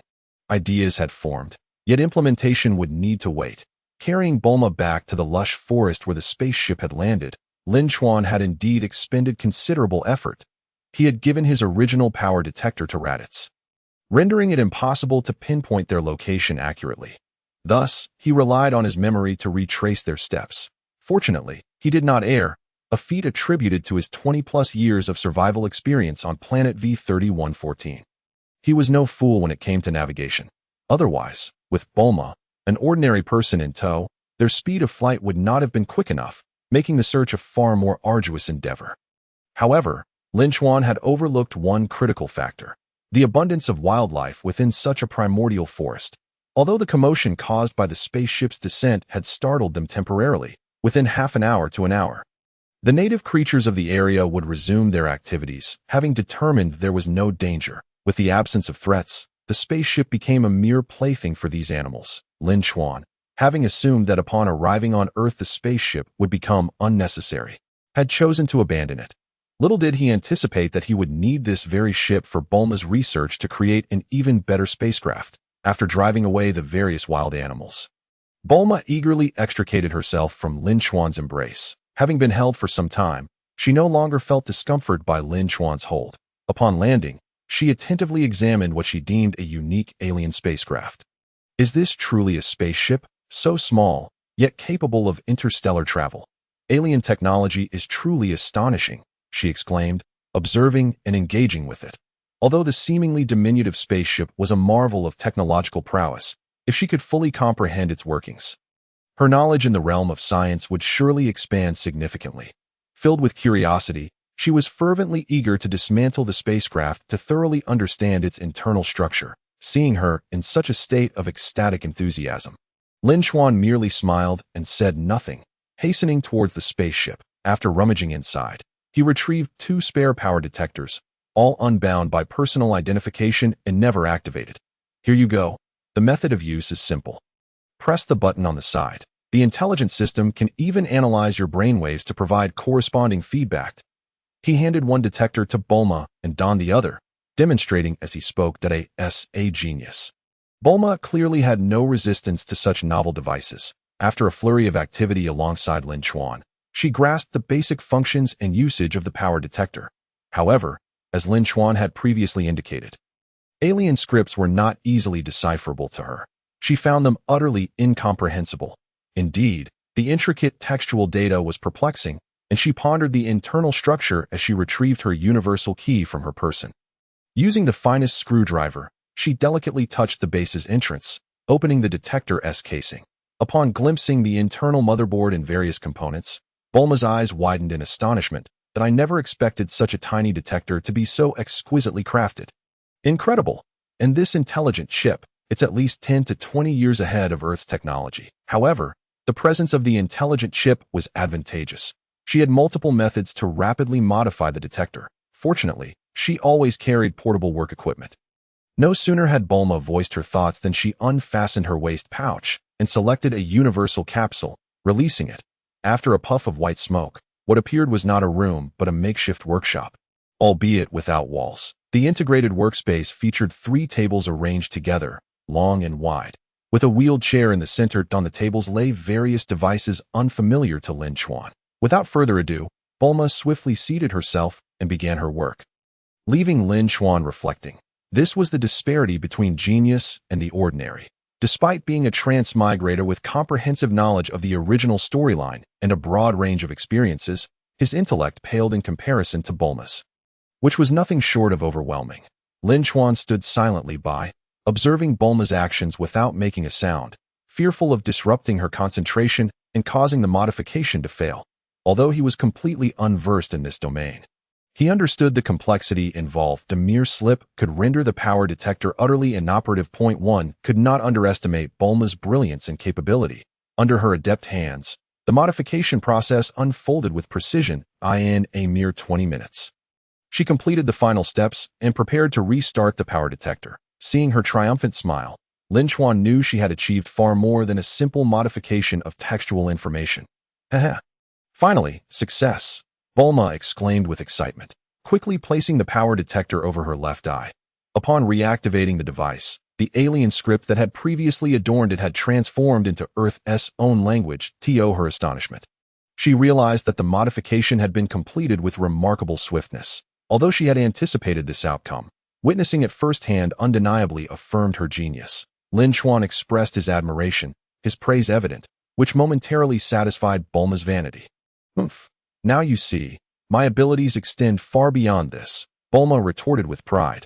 her face betraying a hint of smugness as she continued. Not only have I altered the textual information of this detector, but I have also enhanced its detection capabilities to some degree, enabling it to measure combat power units at an elevated peak. Intrigued by her revelation, Lin Chuan inquired, "Are you suggesting that you have increased the detector's upper limit? What is its current maximum detection index?" Although it was a makeshift enhancement, if the original detector could scarcely detect values around 20,000, it should now reach approximately 40 to 50,000. I have integrated my own developed chip into it. While it may not rival the main chip of the detector, it serves a supportive computational role, Bulma responded after a moment's contemplation. This indicates that, despite Earth's intelligence chips previously being incomparable to the advanced extraterrestrial technology, they were evolving rapidly, especially under Bulma's craftsmanship, which had become quite formidable. In fact, certain technological advancements in specific fields on Earth had reached levels surpassing even those of Frieza's army, such as Dr. Gero's artificial human technologies and other cutting-edge biotechnologies. 40 to 50,000, that could rival the latest advanced power detectors created by Frieza's army, Lin Chuan muttered. The detectors possessed by Frieza's minions were merely outdated models that had been in use for decades. The individual Lin Chuan had ambushed was merely a higher-tier reconnaissance warrior, hence the detector's upper limit was around 20,000 that according to Lin Chuan's understanding and the information provided in the original text. At this stage, only high-ranking officials of Frieza's army were equipped with the new advanced power detectors, capable of measuring combat power ranging from 50,000 to over 100,000. For instance, the character Zarbon was equipped with a new type of power detector, and the Ginyu Force members also wielded high-tier devices. Considering the timeline, the advanced power detectors were likely still in development. Even if they had been created, they would probably be in a trial phase. Therefore, a year later in the storyline, the vast majority of Frieza's soldiers would still be equipped with detectors limited to a maximum of 20 to 30,000 power. Upon hearing Lin Chuan's words, Bulma grasped that there were indeed varying levels of power detectors. However, the mere thought that her casual modifications had achieved an advanced standard filled her with pride. Suddenly, an idea sparked in her mind. Driven by curiosity, she pressed a button on the detector. Beep, beep, beep. The power detector emitted scanning sounds, catching Lin Chuan off guard. Bulma, however, was met with a shocking revelation, a combat power reading of 100. No way could it have failed. Your combat power is only 100? Bulma, disbelieving, pressed the button again, perplexed. Errors were not something she could fathom. If it had indeed malfunctioned, it should not have activated at all. Realizing Bulma was attempting to gauge his combat power, Lin Chuan's expression stiffened. Her modifications had not failed. Rather, he had intentionally suppressed his power to the 100-point level. Thus the detector could only register that value. This was possible because his mastery of Ki had reached a certain pinnacle, allowing him to control it at will. Furthermore, his power was constantly increasing. If he displayed his full strength at all times, his aura would be perpetually surging. Who could withstand that? Your modifications have not failed. I merely concealed my aura, rendering the detector incapable of detecting it. If you wish to see my combat power, you should have said so sooner. If you desire to witness it, then allow me to demonstrate. While also testing the capabilities of your modified power detector, with a slight smile, Lin Chuan responded, and in the next moment, he summoned the energy within him. His energy surged forth. Bulma's power detector began to scan rapidly. Combat power 1,000, combat power 5,000, combat power 10,000, combat power 20,000, and it continued to rise. Incredible. Startled by the numbers flashing on the screen, Bulma's complexion turned pale. Thanks to her research on power detectors, she understood that the numerical readings were not arbitrary. Each level had specific definitions. For example, a combat power of 1,000 could easily obliterate a small satellite, such as the moon. When combat power reached the thousands, around 10,000, it could potentially destroy a planet the size of Earth. Exceeding 20,000 points, while still categorized as planet-destroying, was beyond Bulma's imagination. Lin Chuan's combat power continued to escalate, though the numbers were no longer rising at a breakneck pace, but rather incrementally. He showcased his strength to test the efficacy of Bulma's modifications. He also seized the opportunity to gauge his current power level. Upon arriving at Karin Tower over 2 hours ago, his power had reached 21,675 points, and with a steady increase of 1 point per second, it had now soared to 30,375 points. an impressive rise of 8,700 points, considering the elapsed time of 145 minutes, surpassing the 30,000-point threshold. Lin Chuan felt a clear sense of his newfound might. Each incremental increase paled in comparison to the significant leaps. This was an entirely different sensation. This is my current strength. Although I haven't unleashed my full power, I can easily triumph over the 10 versions of my former self. Even without fully unleashing his combat prowess, Lin Chuan could ascertain that his strength was indeed growing, and his body was undergoing a transformation. In that moment, he was filled with overwhelming joy. Yet, as he surpassed each 10,000 point milestone, he couldn't fathom how immense the power of 100,000 could be, or how terrifying 1,000,000 would prove. Only when one reached such levels could they truly comprehend the magnitude. Your combat power has exceeded 30,000 points and is still rising. But why has it dropped again? Bulma's voice rang out incessantly. When the detector's readings began to dip once more, she momentarily suspected an issue with her modifications. It was only after Lin Chuan clarified the situation that she understood he had voluntarily retracted the cataclysmic power he possessed. It's truly unfathomable how you cultivated such formidable strength. Goku has trained relentlessly since childhood, yet his combat power seems to hover around a few hundred, and his brother barely reaches 1,500 points. Bulma's remarks vividly expressed her astonishment that in truth, her capacity for acceptance was formidable. Had it been anyone else, they would have been thoroughly terrified. Of course, Bulma's lack of fear stemmed from her perception of Lin Chuan as a friend, not an enemy, and she had no reason to fear for Earth's safety. Before long, their powers would soar to astonishing heights. Now is not the time for such considerations. Perhaps we should tidy up and head to that turtle island to deliver the power detectors to them, Lin Chuan suggested, dismissively. With the modifications to the power detectors complete, there was no reason to linger any longer. As for the spaceship, there would be ample opportunities in the future.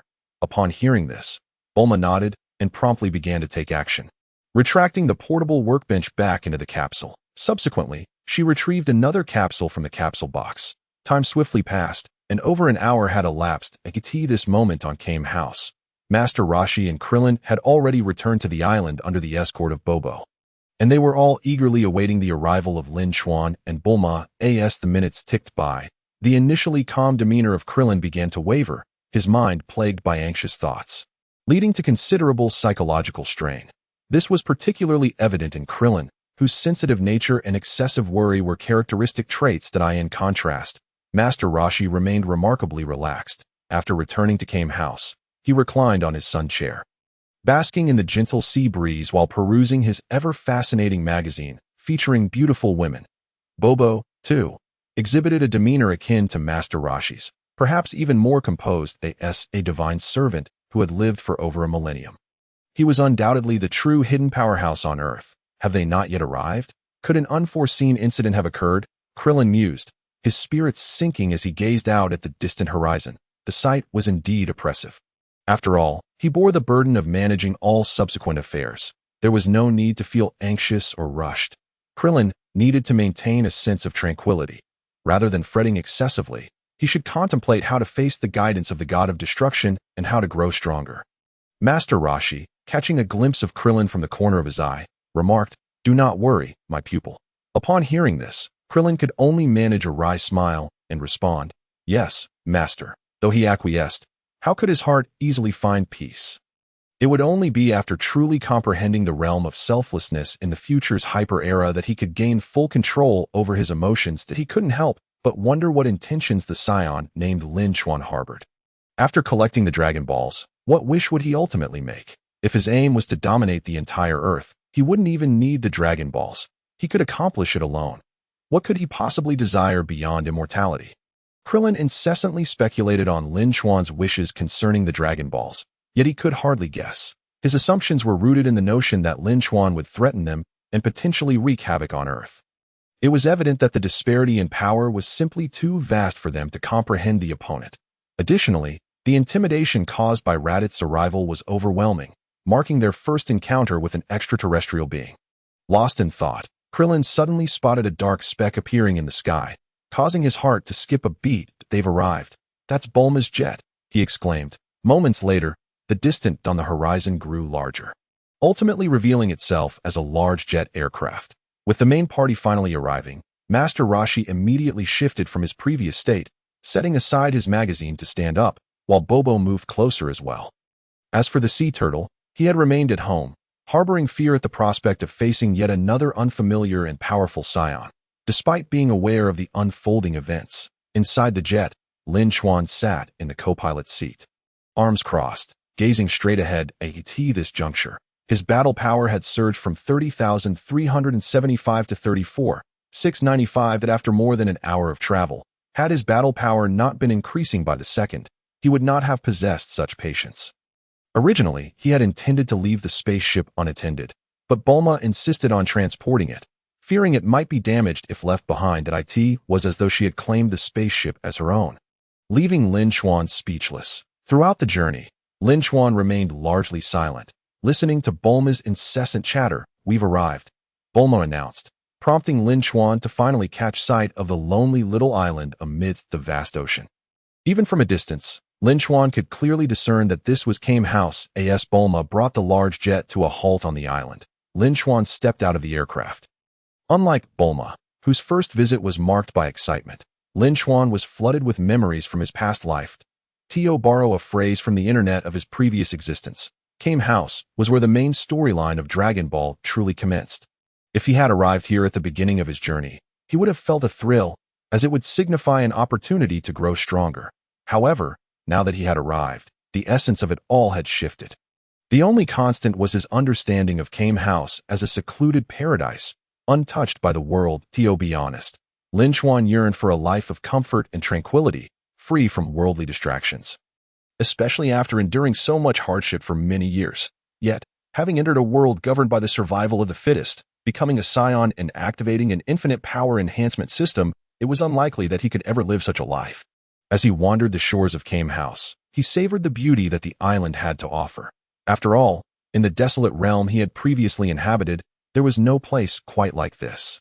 After some time, Lin Chuan regained his bearings and returned to the sandy beach in front of the main house. At this point, Bulma had evidently explained everything and was teaching Krillin how to use the scouter. "Doesn't it feel uncomfortable wearing this thing over your eyes? It really obstructs your vision," Krillin complained as he donned the scouter. Unable to suppress his grievances, under Bulma's guidance, he pressed the buttons on the device, which promptly responded. Initially, it detected Bobo's battle power at an impressive 1,030 points, followed by Master Roshi's at 139 points. Having previously learned that his own battle power exceeded 200 points, Krillin felt a surge of excitement. He had surpassed his master. In this era, surpassing Master Roshi was an immensely gratifying accomplishment. Given the latter's esteemed status, it seems you've grasped its use. Next, you'll need to learn how to utilize brainwaves for basic operations of the scouter. Of course, you can also locate high battle powers by pressing and holding the button or by using voice commands. Bulma instructed that in no time, she had thoroughly familiarized herself with the scouter and even added her own modifications. "Got it. Let me give it a try," Krillin said, before pressing the button to activate the function for locating powerful energies. Beep, beep, beep. The scouter emitted a series of sounds. Within a mere 20 seconds, it detected a power level of approximately 250 points located about 3,000 kilometers to the southwest, alongside another power level of 150 points. One power level registered at 250 points, while another was at 150 points. If he were not mistaken, it could only be Tien and Kaiatsu. Aside from those two, no one else on Earth could possess such figures. Krillin immediately thought of Tien and Kaiatsu, dismissing any possibility of Yamcha, whose strength had been inferior to his for several years. Moreover, he had learned from Bulma that Yamcha had been indulging in a life of debauchery over the years, given that he had been diligently training. There was no way Yamcha could have surpassed his own battle power of 206 points. Now that we know their exact location, let's hurry and head out. The God of Destruction is waiting for us at the God Temple. Bobo proactively stepped forward. This was both a prompt and a desire to avoid wasting further time as a divine attendant. He could not linger away from the heavenly temple for too long. Now that he possessed the combat power detector, locating Tianjin Fan and Jiaozi, and subsequently finding Yamcha, should indeed prove to be a straightforward task. Krillin hesitated for a moment, still concerned about Lin Chuan and Bulma. But after receiving a nod of affirmation from Master Roshi, he found it inappropriate to dwell on other matters and ascended onto Bobo's flying carpet. Thus, the two departed from Kame House. Throughout this time, Lin Chuan remained silent. After their departure, he approached Bulma for a brief conversation. Naturally, he did not forget to greet Master Rashi with a nod. The martial arts master was a true paragon of martial prowess. Otherwise, he would not have exhibited such remarkable performance at the upcoming power tournament. Hence, he deserved Lin Chuan's respect. In the blink of an eye, 5 hours had elapsed. After seeing off Krillin and Bobo, Lin Chuan and Bulma concluded their discussions and, aided by the Dragon Ball radar, commenced their search for the Dragon Balls. In what seemed like a long yet brief period, they managed to collect 5 Dragon Balls. Including the 4-star Dragon Ball retrieved from Son Gohan's hat, they now possessed 6 Dragon Balls.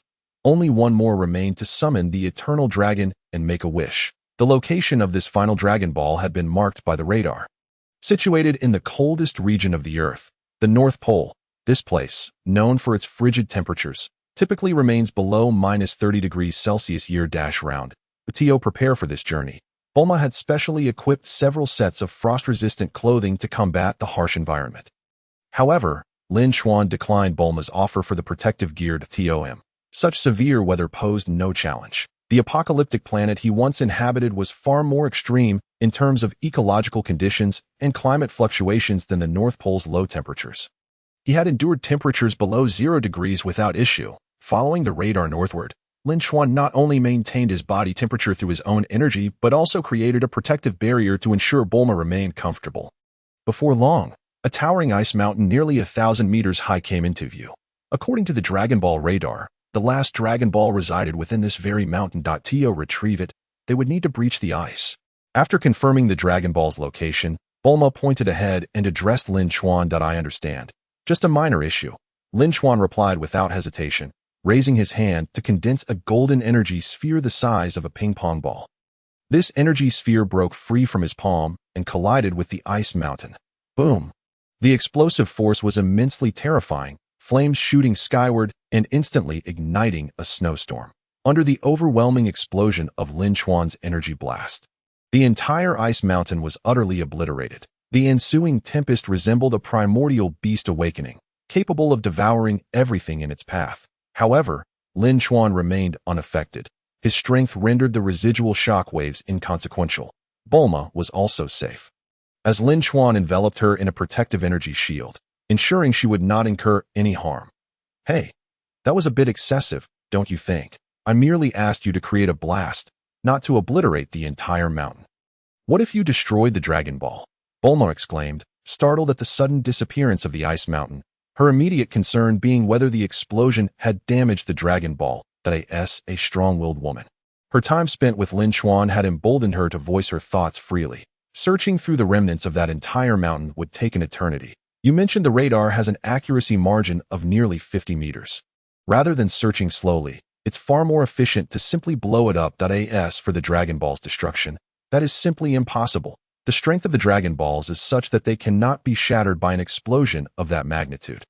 Lin Chuan responded confidently. After the explosion, the radar's indicated location had indeed shifted, but the 7th Dragon Ball remained intact. Due to the blast, it had been propelled onto the adjacent ice plain. There, without waiting for Bulma to retort, Lin Chuan activated his energy and soared forward. After traveling several kilometers, he landed on the icy expanse, which was blanketed in snow and devoid of any life or other entities. The only remnants of the earlier explosion were the fragments scattered across the plain. Gently placing Bulma down, Lin Chuan took the Dragon Ball radar from her hands. Stay put and do not wander. There may be fissures beneath the snow, and falling could be life-threatening. He cautioned her before expanding his senses and beginning his search. Bulma remained rooted in place, hesitant to move. Although daring, she also valued her life. After several minutes, Lin Chuan's expression sharpened as he extracted a 7-star Dragon Ball, glowing with an orange-yellow luminescence from an ice crevice. At last, they were complete. After spending over 5 hours collecting the scattered Dragon Balls from around the world, Lin Chuan turned to Bulma, showcasing the 7-star Dragon Ball in his hand. Upon realizing that the final Dragon Ball had been found, Bulma was filled with joy, momentarily forgetting Lin Chuan's warning and sprinting towards him. However, in her exuberance to leave the dreadful place, she suddenly felt the ground give way beneath her. Instantly, her mind went blank. plunging her into a state of despair. Observing this predicament, Lin Chuan immediately understood what had transpired and inwardly cursed. Foolish woman, did I in the next second. He unleashed his rage, swiftly grasping Bulma's falling form and utilizing his flight technique to lift them from danger. Fortunately, the distance was short. Didn't I tell you to stay still? He reproached as he adjusted his grip, cradling Bulma once more. Had he not reacted in time, she would have indeed faced peril. I just thought that since I found the Dragon Ball, we could leave this place. Bulma pouted, her face filled with indignation. The sudden brush with death had only heightened her chill. Instinctively, she curled up, prompting Lin Chuan to sense her discomfort. With a resigned shake of his head, he generated a protective shield once more and swiftly departed the North Pole. The northern plains, on the edge of a relatively lush forest. Lin Chuan descended from the sky with Bulma. Here, the bitter cold was replaced by a more temperate climate, with temperatures rising to around 15 degrees Celsius. While it remained cool, it felt like paradise compared to the -40 to 50 degrees of the North Pole. Are you certain you want to summon the eternal dragon here? Bulma inquired, already shedding her heavy frost-resistant attire. Of course, had you not been unable to endure the cold, we could have made our wish back there. Lin Chuan replied. Bulma rolled her eyes at this, retrieving the Dragon Balls from her spatial pouch. The 7 spherical orbs gathered together, resonating in an unseen harmony, radiating a dazzling golden light. Let us commence. Arise, eternal dragon. With Bulma's spirited call, the 7 Dragon Balls erupted in a resplendent display of light. Simultaneously, a thick shroud of black mist enveloped the sky, casting darkness across the earth in a fleeting moment. Capturing the attention of the Z fighters, as light succumbed to darkness. A golden beam shot forth from the 7 Dragon Balls, piercing the heavens. The brilliant radiance coalesced into the form of the eternal dragon. Suspended in the air, emanating an aura of majesty and dominance, the Earth's eternal dragon hovered above Lin Chuan, exuding an undeniable pressure. This was not merely a result of immense power, but an inherent aura of authority that could aptly be termed as dragon majesty. The individual who gathers all 7 Dragon Balls, speak your wish aloud. Regardless of what desire you hold, I, the dragon, can assist you in realizing it. Such a familiar opening line, evoking a nostalgic essence in a fleeting moment. Lin Chuan was transported back to the time when he watched the emergence of the dragon on a grand screen. Alas, the imposing aura and grandiloquent tone were now overshadowed by the reality that the current Earth dragon was merely Shao Kalami.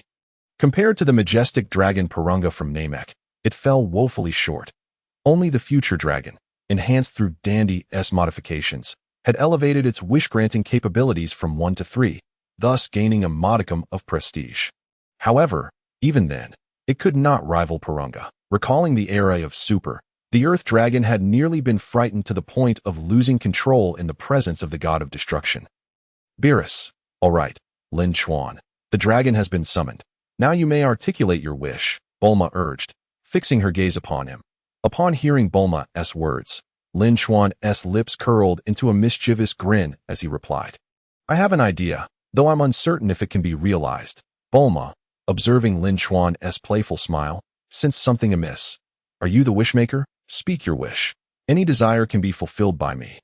The dragon intoned, seemingly aware of Lin Chuan's skepticism, its deep voice resonating with overwhelming force, as if asserting, no wish is beyond my reach. Are you certain that truly any wish can be granted? What if it cannot be fulfilled? Lin Chuan narrowed his eyes slightly, contemplating whether to engage the dragon in a debate for potential gain. Of course, whether he succeeded or not was of little consequence. Upon hearing such doubts, the dragon grew displeased, stating, as long as the wish does not contravene the established rules of the Creator regarding non-repetitive fulfillment, any wish can indeed be granted. It appears you are quite confident. Thus, my wish is to grant me 3 additional wishes, Lin Chuan declared loudly. In that instant, both the dragon and Bulma were left dumbfounded, their minds flooded with questions. What on earth? You can wish like that? They were astonished at the audacity of Lin Chuan's request. The dragon, omniscient and omnipotent, it found itself at a loss, realizing it could not fulfill such an outrageous wish, reflecting on its earlier bravado. It fell silent. From the moment of its creation until now, it had never encountered such shamelessness. Bulma, noticing the dragon's silence, wore a look of eager anticipation. If this could truly happen, then their previous wishes made to the dragon had all been in vain. After so many attempts over the years, how could she, a genius in her own right, have overlooked this loophole? After a prolonged silence, the dragon sighed and replied, "I sincerely apologize, but this wish cannot be granted. I indeed overstepped in my prior claims that as the words were spoken, Bulma could no longer restrain her disappointment. Lin Chuan had anticipated this outcome. If such a wish were possible, it would be unprecedented. It seems the dragon is not all-powerful. May I inquire as to the reason?" Lin Chuan asked, his smile widening as he continued to jest. "Since you cannot fulfill the wish, it is only fair that you provide an accurate explanation for your inability." At this, the dragon's demeanor shifted to one of seriousness, realizing it may have been outwitted. Yet, it could only respond. "The ability to grant one wish is based on original rules. To transform one wish into several requires breaking those rules and establishing entirely new ones. This, I cannot accomplish." With that, the dragon pivoted its tone. "Greedy human, is one wish not enough to satisfy you? Be aware that the cycle of cause and effect dictates that excessive greed will ultimately lead you to ruin." "Is that so? I thought you claimed any wish could be fulfilled, which is precisely why I made my request. Why, then, am I now deemed greedy?" Lin Chuan retorted without reserve. Was the dragon attempting to salvage its dignity? Lin Chuan was not inclined to entertain its attempts to assert authority over him. The atmosphere grew increasingly awkward as Lin Chuan and the dragon remained at an impasse. Lin Chuan, you should hasten to articulate your wish." Bulma interjected, seeking to ease the tension. "While the dragon may be all-powerful, your previous wish was indeed rather absurd. If we waste any more time and anger the dragon, it would be a grave loss." "I was merely jesting. Since my prior wish cannot be granted, then I shall instead request the ability to traverse between any planets at will via instant transmission," Lin Chuan stated. Upon hearing this, Bulma gazed at him in astonishment. That is such a capability feasible. At least it seems far more reasonable than the previous request. Both awaited the dragon's response. After a brief moment, the dragon, clearly frustrated, spoke again. "This ability exceeds the realms within which I can intervene. Please, present another wish." The dragon's reply left Bulma shocked once more, and Lin Chuan felt a sense of disbelief. If the prior wish was merely a jest, this one was not unreasonable at all. To his surprise, the capabilities of the Earth Dragon were rather lacking. "Pray tell, why can this wish not be fulfilled?" Bulma pressed. "Your wish has encroached upon the domain of the divine. I regret to inform you that I cannot comply."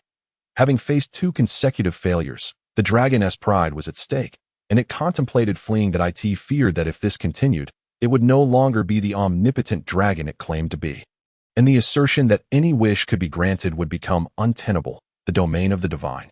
"So, you mean to say that there are indeed many wishes you cannot fulfill?" Bulma's worldview expanded as she inquired further. The dragon remained silent, as this was not a wish, and thus it was not obliged to respond. It continued to gaze at Lin Chuan, urging, "Come now, express your other wishes. If you remain indecisive, I shall take my leave." The dragon seemed ready to depart before Lin Chuan, feeling disgruntled, suddenly spoke up. "My wish is to be granted the ability to survive in all adverse environments, particularly in the vacuum of space." Having accepted that the first 2 wishes were beyond the dragon's capabilities, he felt confident that this wish should be feasible. The dragon promptly replied, "As you wish, I grant you the ability to survive in any environment."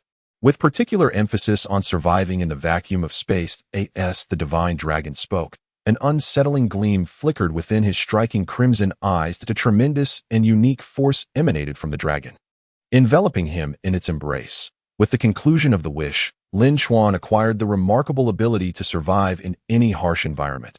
Most crucially, he gained the capacity to endure within the vastness of the cosmos. To ascertain the authenticity of his newfound powers, Lin Chuan conducted an experiment, venturing directly into space to determine whether he would face the threat of death. It is undeniable that the divine dragon's blessing upon his body was nothing short of astonishing. Existing in the universe felt no different than being on Earth. Previously, Lin Chuan could only remain in the void of space for a brief period, relying on his own strength, which was immensely energy-consuming. Now, this survival felt as if it were an innate ability. Suspended in the emptiness, Lin Chuan gazed down upon the Earth. That moment, an entirely new sensation washed over him. Though he had once been powerful enough He had been unable to truly liberate himself from the constraints of a planet. Now, he could disregard those former limitations, resulting in a profound shift in his mindset. It was nearly time. He still needed to take Bulma to the sacred place. Following the direction of the energy, they were drawing closer to the temple. Speaking to himself, Lin Chuan descended rapidly, breaking through the atmosphere and entering the Earth's interior. His purpose for visiting the sacred place was, of course, to bring Son Gohan back. After all, Son Goku had entrusted his son to him, and he felt compelled to fulfill that promise before sending Gohan to Piccolo for training. Time flew by, and nearly half an hour had passed at the sacred place. Aside from Son Goku, all the current Z warriors had gathered. Previously, when they had located Ten, Kaiatsu, and Yamcha, Krillin had thoroughly briefed them on the events of the day. To them, it sounded like an absurd tale. Not only had their strongest member, Son Goku, been defeated, but even the once invincible Demon King Piccolo had fallen alongside him. What did this imply? Was it not a stark reminder that all their years of training amounted to nothing in the eyes of extraterrestrial beings? Their worldview had expanded, and their sense of discontent was palpable. Most critically, in a year, Earth would face an even more formidable Saiyan invasion. They must, within a year, maximize their strength. Otherwise, they would become mere ants, slaughtered at the invaders' whim. It was unexpected that Goku was an alien, a member of the battle-hardened Saiyan race. It explained his overwhelming power. They had only a year to grow stronger. Although he could not train with you at King Kai's, I refuse to concede defeat. When we meet again in a year, I shall undoubtedly astonish you, Goku. Tin contemplated, unaware that he himself was not of Earth, but rather a being from the three-eyed planet. As one of the top martial artists on Earth, second only to Son Goku and Piccolo, his strength was consistently formidable, had it not been for a lack of opportunity and the constraints of his earlier worldview. His prowess would certainly rival that of Goku and Piccolo. After this introspection, Tien's gaze shifted slightly to Son Gohan, who was obediently staying near the Supreme Kai.Is this truly Goku's son, in just 5 short years. He has grown so much, Tien instinctively pondered aloud. Unconsciously, he also entertained a peculiar thought that he indeed had opportunities, as Launch had always been pursuing him. Yet, in his devotion to martial arts, he had disregarded her presence. Yes, he is Goku's son, named Son Gohan, and he is 4 years old this year. Speaking of which, there is something I have yet to mention. Goku, for reasons unknown, entrusted Gohan to that Saiyan named Lin Chuan before departing. Krillin nodded and seized this opportunity to voice his deepest concerns. Son Gohan has been entrusted to Lin Chuan, a Saiyan who has only recently arrived on Earth and is nearly a stranger. This is utterly preposterous. Goku is far too trusting of others. Who knows whether this Lin Chuan is a good person or a villain? Yamcha interjected, criticizing the decision. Logically, if Goku were to entrust Gohan to anyone, it should be to them. Is it truly wise to hand him over to a stranger they have only just met? In any case, Yamcha harbored skepticism. After years of peace on Earth, everything had suddenly been thrown into chaos with the arrival of the Saiyans. In just a year, they would face an invasion. What does it mean to leave Gohan in the hands of another Saiyan? This matter certainly requires careful deliberation. As the group discussed, a figure swiftly soared upwards. Landing on the platform of the sacred place, so rapid was their approach that even the 4Z warriors present failed to perceive it in time. The newcomer was undoubtedly Lin Chuan. Returned from granting his wish, accompanied by Bulma. We're here. Step down, Lin Chuan said softly as he gently set Bulma down. Humph. As her feet touched the ground, Bulma huffed. Could you at least consider my feelings? Next time, fly a bit slower.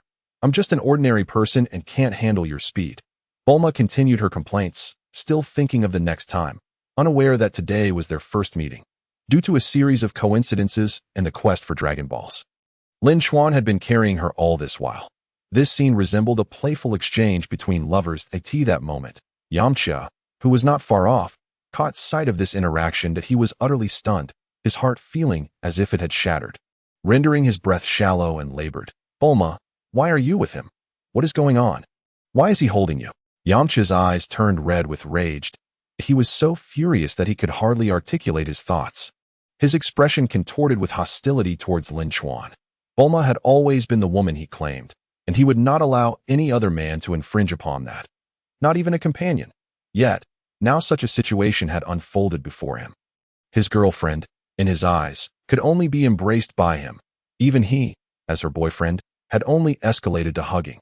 Yet now, an outsider, a stranger, had crossed that boundary, making him feel as though all his years of effort had been in vain. At that moment, Yamcha was completely oblivious to the fact that his breakup with Bulma had occurred long ago. His infidelity, whether through flirting with other women or dining with them, had led Bulma to blacklist him. Yamcha, Tan, and Kaiotsu. Upon hearing Yamcha's accusatory tone, Bulma turned to look. When she noticed the furious expression on Yamcha's face, a sense of vindication surged within her. In the past, it had only been her jealousy. Only she had felt betrayed by Yamcha. Now, Yamcha's display of anger was unmistakably desperate. A smile crept upon her lips as a brilliant idea formed in her mind. She desired Yamcha to experience the sensation of loss. It had been so long, and although it was his fault, he had yet to come to her to apologize. While she may have spoken harshly at the time, it was Yamcha's actions that had caused this rift. Had he rebuffed the advances of those alluring women, they would not have arrived at this point. Having been apart for so long, Bulma had forgotten when she last spoke to Yamcha at this moment. She simply wished for him to regret his actions and to realize that her patience had its limits. What does it matter to you? We are no longer together. I am free to let anyone embrace me. And you have no say in it. As she spoke, Bulma took the initiative to link her arm with Lin Chuan's, her face adorned with a conspiratorial smile that left him feeling quite overwhelmed. Though he did not mind her holding onto him so tightly, her use of him as a show of force caught him off guard, aware that Bulma was deliberately trying to provoke Yamcha. Lin Chuan felt a twinge of discomfort. In this era, Bulma and Yamcha's relationship had not yet been definitively severed. Just as he was about to say something, Lin Chuan caught a glimpse of Bulma's pleading gaze. Though no words were exchanged, he understood that she was silently asking him for assistance, inviting him to participate in her little charade. This woman truly relished in creating drama. Thus, he decided not to hold back. Lin Chuan was never one to be manipulated easily. Since Bulma had already been accepted by him, he felt no need for hesitation. That on the contrary, Bulma's proactive approach, using him as a shield, was beneficial to him. It is worth noting that when a woman uses you as an excuse in the presence of another man, your opportunities become more abundant than anyone else's, rather than merely performing a play. Why not make it genuine? With a swift motion, Lin Chuan pulled Bulma into his embrace, further encircling her waist. This intimate gesture brought their bodies together from another angle, drawing the attention of onlookers.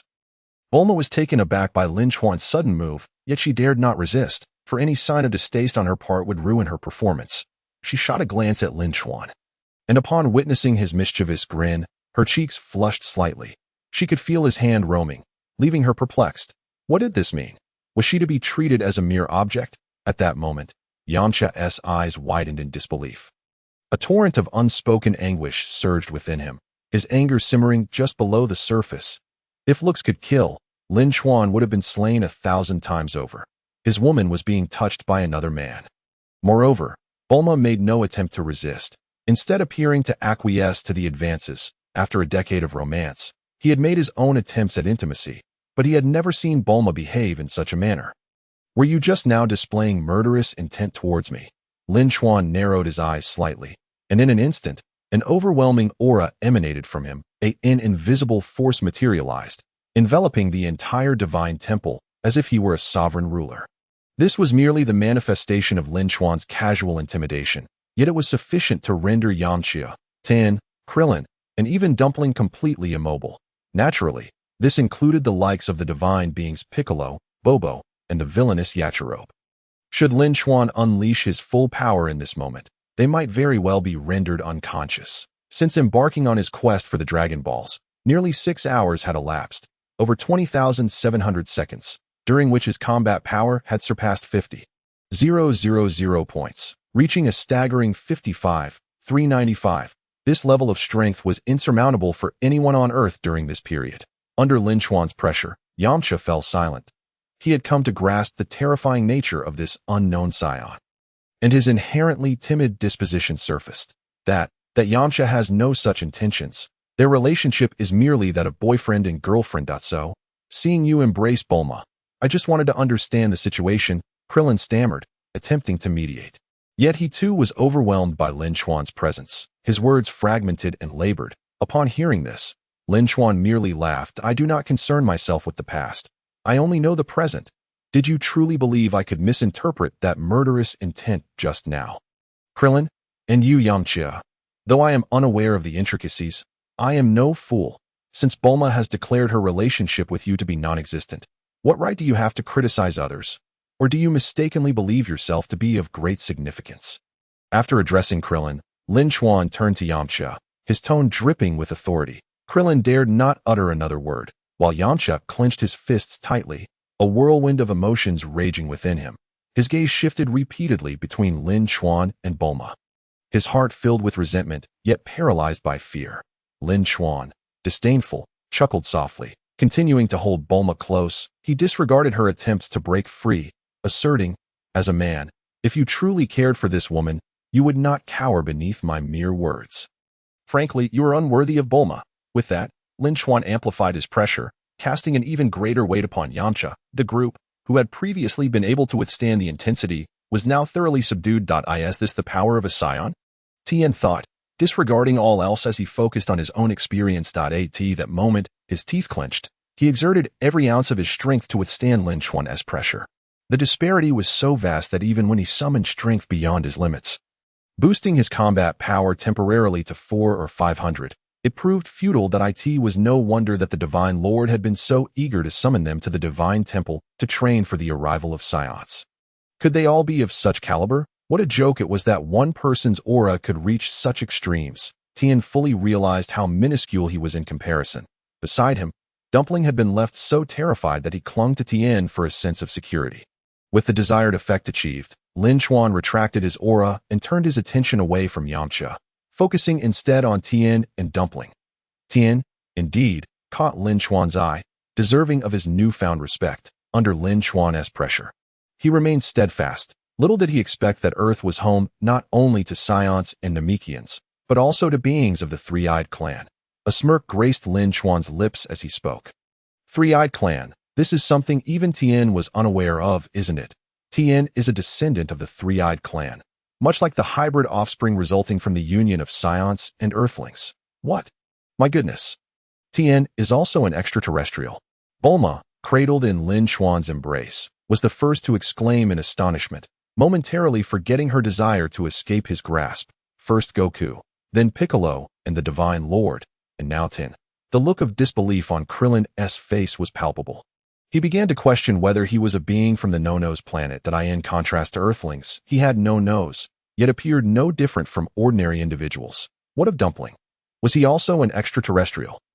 Despite their similar appearances, his skin bore no resemblance. Frankly, if such statements were made by anyone else, he would be inclined to dismiss them. But coming from Lin Chuan, he had no choice but to believe. For Lin Chuan's strength was formidable, and his knowledge of extraterrestrial matters far exceeded their own. Not just Krillin, but everyone present gazed incredulously at Tien. Who would have thought that Tien, whose appearance was closest to that of Earthlings, save for an additional eye, was, like Goku, also an extraterrestrial? I should have realized this sooner. Tien is indeed different from ordinary Earthlings. Logically, Earthlings cannot possess a third eye. Even if there were a chance of mutation, 3 eyes could not attain the level of proficiency exhibited by Tien. Piccolo interjected, though he did not elaborate further, that it was merely a matter of self-perceived intelligence. Had he truly suspected this in the past, it would have been a different matter altogether. The Three-Eyed Clan. Who would have thought I myself was also an extraterrestrial? Tien's worldview began to crumble. He had never doubted his identity as an Earthling, only to have the truth of his existence revealed by the Saiyan before him, regardless of whether Tien was an extraterrestrial. In Dumpling's heart, Tien was simply Tien. Dumpling stood by, comforting Tien's tumultuous heart. Upon hearing the words of his most significant other, Tien took a deep breath. Quickly regaining his composure, he came to terms with the revelation. In no time, he accepted this reality and smiled at Dumpling, just as Dumpling had said. So what if he was a member of the Three-Eyed Clan? He loved Earth. Earth was his home. He was an Earthling. In truth, Tien's sentiment was not misplaced. He was indeed a hybrid, possessing half Earthling heritage. It seemed that, unbeknownst to him, he had inadvertently unveiled another's true identity. However, this three-eyed alien is not entirely pure. It appears to be a hybrid born of a union between three-eyed beings and Earthlings. Does it not? Otherwise, its aura would not resemble that of an earthling, Lin Chuan remarked, then turned to son Gohan. Much like this little fellow, Gohan, his essence exudes the essence of earthlings precisely because he possesses their bloodline. To clarify Tian Shinhan's situation in the simplest terms, I see. Thank you for the information. Tian Shinhan expressed his gratitude towards Lin Chuan. He suddenly felt that the Saiyan before him was not as malevolent or frightening as he initially perceived. Although that individual had just unleashed an overwhelming presence to suppress them, he had refrained from taking any violent action. It is only natural that there are reasons behind such behavior. Had the alien displayed a murderous intent towards him, he, if endowed with sufficient strength, would not have acted rashly. Tian Shinhan glanced at Yamcha, understanding that his brother had revealed his hostile intent due to Bulma's involvement. However, he was not one to be oblivious to right and wrong. According to what Bulma had previously said, she and Yamcha had indeed parted ways. If they were no longer together, it was rather inappropriate for Yamcha to confront Lin Chuan with hostility over Bulma's embrace, coupled with his murderous intent. Having never encountered such a situation, Tian Shinhan felt it unwise to interject, especially since matters of romantic relationships were beyond his comprehension. The focus shifted back to Yamcha. Bulma, too, had just realized that she was still nestled against Lin Chuan at that moment. She swiftly extricated herself from his embrace, though the blush on her cheeks would not fade quickly. Lin Chuan, naturally, was indifferent to this. His purpose had been fulfilled, whether it was his own or Bulma's. It seemed unnecessary to escalate matters to such extremes. Observing Yamcha's evident torment under Lin Chuan's pressure, Bulma felt a twinge of sympathy. After all, she had spent many years with Yamcha. Although he had indulged in a life of debauchery over the years, even if their romantic feelings had dissipated, they remained long-standing companions. Indeed, she had sought to clear the air, but never anticipated that it would escalate to this point. Moving forward, she would need to ponder whether she and Yamcha were truly compatible. That Yamcha's behavior had certainly disappointed her, as Lin Chuan had remarked. Had Yamcha been willing to confront Lin Chuan for her sake, she would have forgiven him once more, provided he had the courage to step forward or even utter a single word. Yet, as Lin Chuan pointed out, Yamcha had not placed her as his foremost priority. As you wish, but some words must be spoken up front. Should you ever again direct your murderous intent towards me, I shall not pretend that nothing has transpired. Lin Chuan's gaze sharpened. That he too had his limits. This time, he would consider it an instance of having a misguided intention, having acted too brazenly. However, since the two had parted ways, regardless of the truth of the matter, they had been separated for quite some time. Given the circumstances, he could not be deemed a thief. It could only be seen as seizing an opportunity. Under Lin Chuan's fixed gaze, Yamcha trembled, beads of sweat dotting his forehead. He had mustered the courage to reclaim Bulma's affection, yet upon meeting Lin Chuan's eyes, he faltered. Now, in retrospect, he began to regret his actions over the years. Had he known that today would come, he would not have merely passed by Bulma's door. He should have cast aside his foolish pride, entered, explained himself, and assured her that he would never stray again. But now, it was too late. That it was precisely due to his unfulfilled desires that he had sought solace elsewhere. As their gazes locked, Bulma turned away, refusing to look at Yamcha any longer. Yamcha, in turn, averted his eyes, redirecting his focus. He could not afford to display his displeasure, nor could he reveal his animosity towards Lin Chuan. With his mind racing with schemes, he began to calculate, believing that time would afford him another opportunity to win Bulma's heart back. Little did he realize, he would never have that chance again. Navigating past Yamcha and everyone else, Lin Chuan approached Son Gohan. Upon returning to the Supreme Kai's temple, though meeting Tian Shinhan, Dend, and Yamcha was one reason. His primary goal was to take Gohan with him. Thus, Lin Chuan was not inclined to waste any further time. After a brief exchange, Son Gohan did not resist. On the contrary, he cleverly addressed Lin Chuan as Uncle Lin Chuan, which made Lin Chuan feel somewhat bashful towards the little fellow. Since Gohan was willing, how could the others object?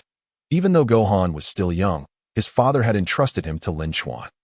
Coupled with Lin Chuan's formidable strength, even if they wished to intervene, it was futile. They could only watch as Lin Chuan took Son Gohan away, along with Bulma. Not a single word of protest was uttered.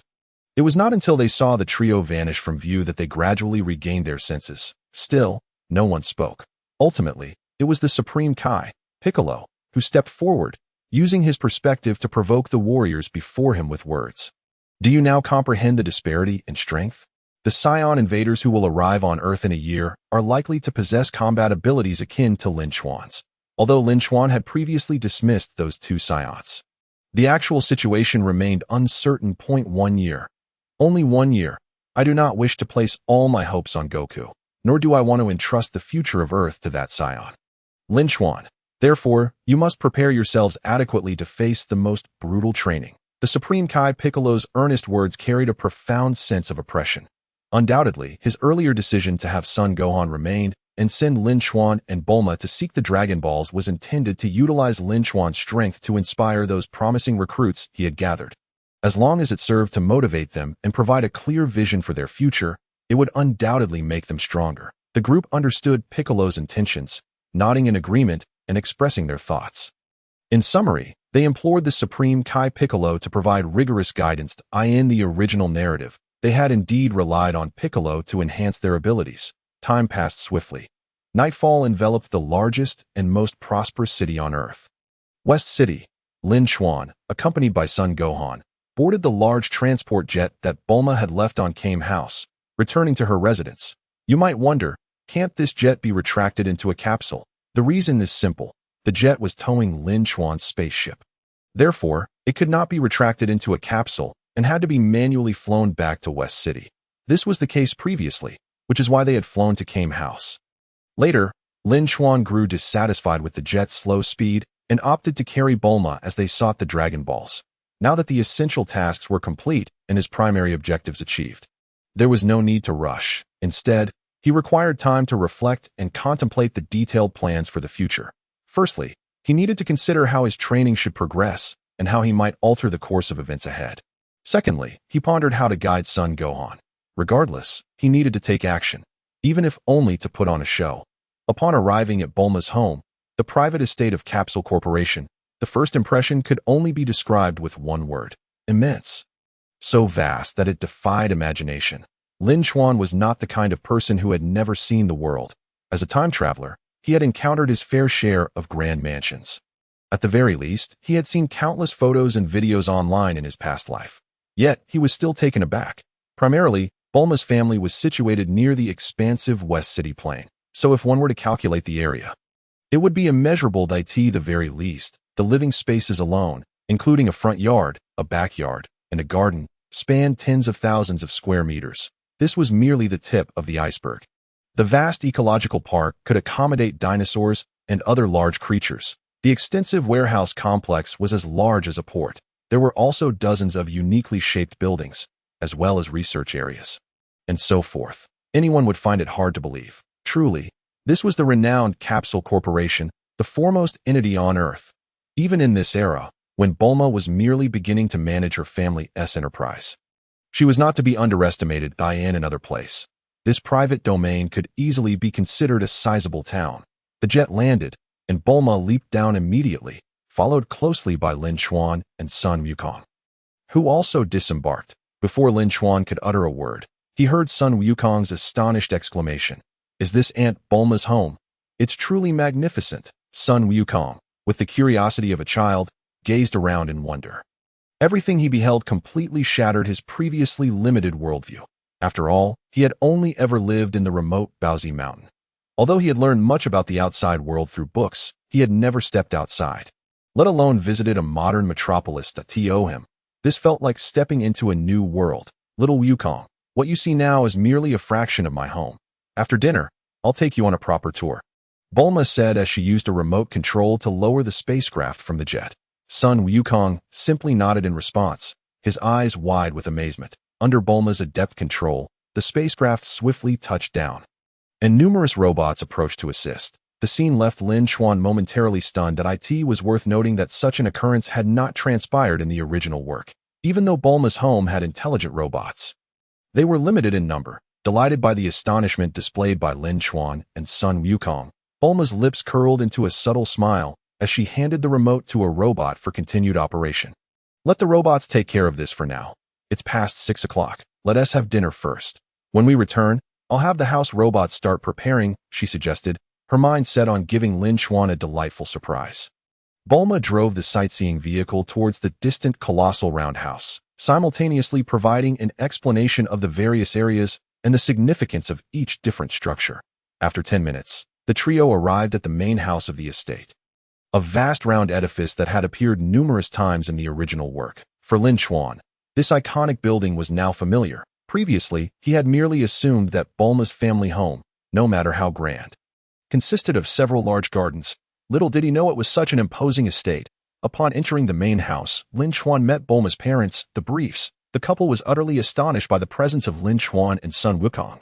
Firstly, this was the third male Bulma had brought home. Secondly, Wukong, younger than Bulma, already had a child. How could they not be shocked? Furthermore, seeing their daughter, they couldn't help but worry that if this continued, she would become an aging single woman. However, Bulma was impervious to her parents' subtle hints.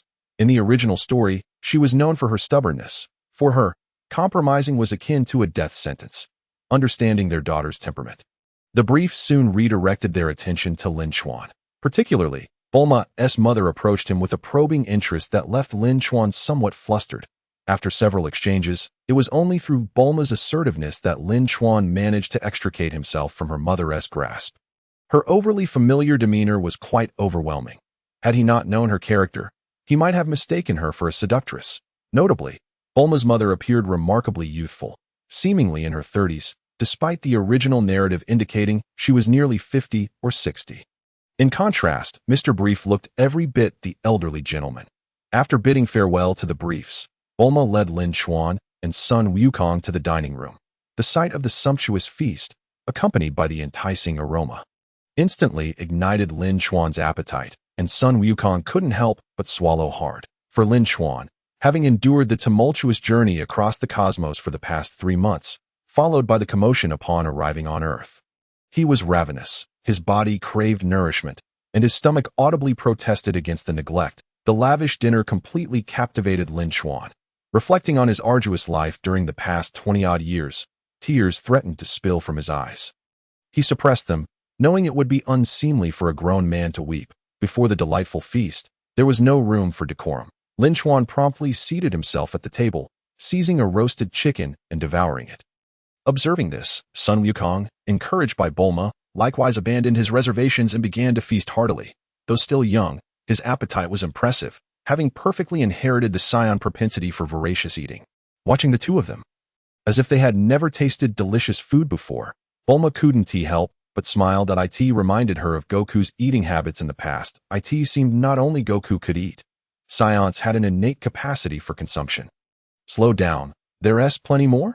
If you run out, I can have the robots prepare more, Bulma said, her words serving as an exhilarating stimulant to Lin Chuan and son Wukong. The pair, disregarding the need to chew, began to gulp down their food. Delicious. This is completely different from Mom's cooking.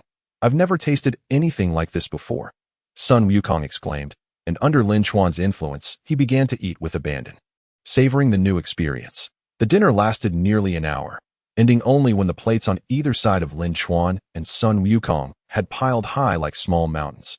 Witnessing this, Bulma couldn't help but marvel at how an ordinary family could afford to feed such appetites.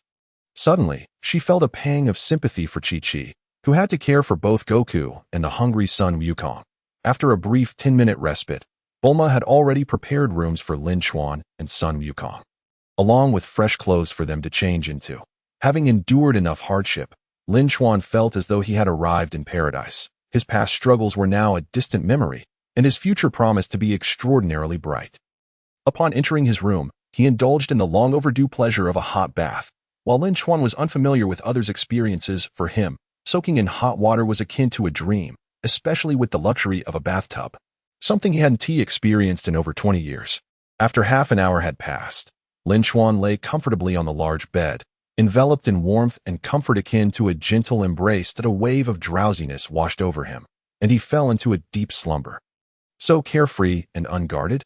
Naturally, Lin Chuan felt secure in his surroundings that he knew Bulma would not cause him any harm, and there was no one on Earth seeking to trouble him.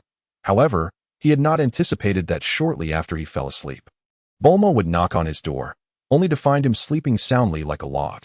After quietly observing him for a while, she eventually left the room. The next day, as a ray of sunlight streamed through the window. Lin Chuan abruptly awoke, drenched in cold sweat. It was only after he recognized his surroundings that he sighed in relief. His dreams had been a whirlwind of memories, oscillating between his past life and the present. The final dream, in particular, had left him pondering whether his arrival on Earth and the activation of his system were merely figments of his imagination. The lines between dream and reality blurred, leaving him uncertain whether he was awake or still dreaming. Gradually rising, Lin Chuan took a refreshing shower, and as the water cascaded over him, the tension melted away, leaving him utterly relaxed, were it not for his formidable strength. He might have genuinely questioned whether he was in a dream or in reality. Open the system panel. Host: Lin Chuan. Age: 25. Height: 185 cm. Weight: 75 kilograms. Battle power index: 117. 775. Current system level: Level 1. Auto idle mode. Battle power increases by 1 per second. After merely a brief slumber, after just one night, his battle power has surpassed 100,000 points. It has reached 110,000 points. A staggering 110,000 battle power. How unattainable such a number seemed in the past. After over 20 years of diligent cultivation, he had only managed to attain 15,000 points of battle power. It was not that he underestimated his own arduous training, but rather that the circumstances of that time rendered the achievement of 100,000 points virtually impossible in a lifetime. With my current strength, even the formidable Jinyu force could be faced in battle. Lin Chuan murmured softly to himself. Jinyu. In the original narrative, he is the true elite under Frieza, and his battle power is an astounding 120,000 points. Yet, within just a day, Lin Chuan finds himself capable of standing shoulder to shoulder with him. At this rate, in just 5 more days, his battle power could rival that of Frieza in his base form. Clenching his fists, the surging power within him felt as if he could punch through a mountain rising 10,000 meters high. It is time to train. I do not wish to become a slave to my own strength.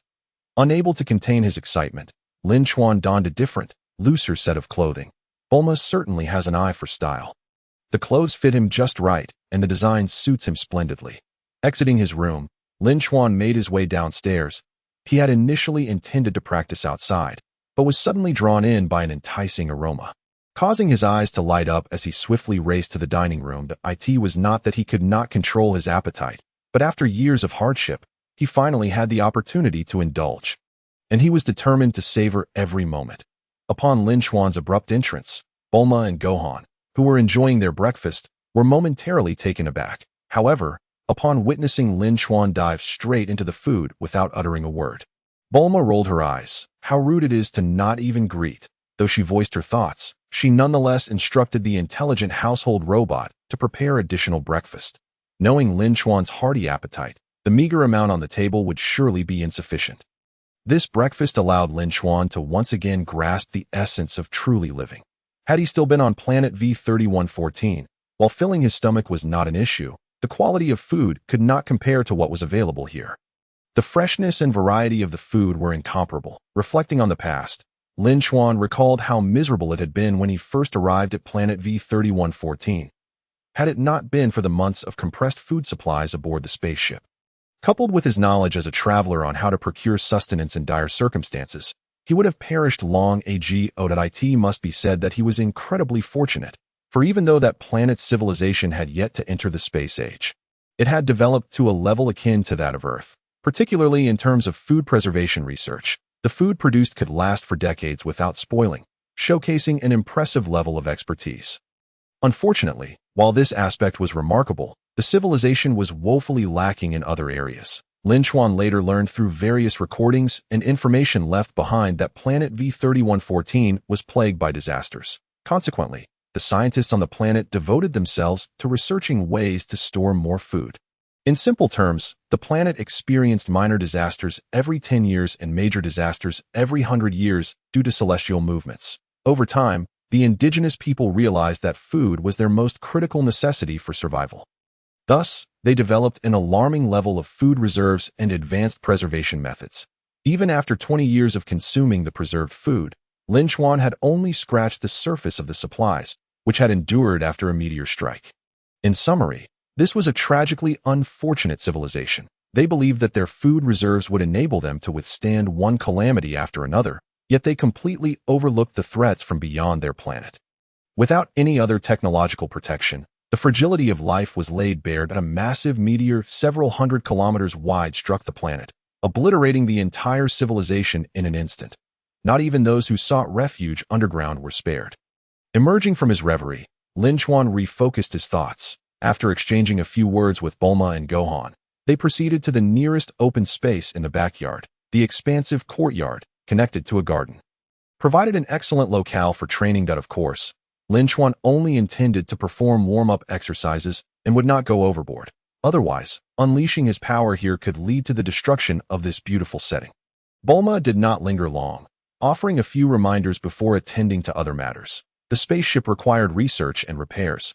Bulma needed to familiarize herself with the alien technology. Moreover, numerous affairs of the Capsule Corporation had begun to fall under her purview.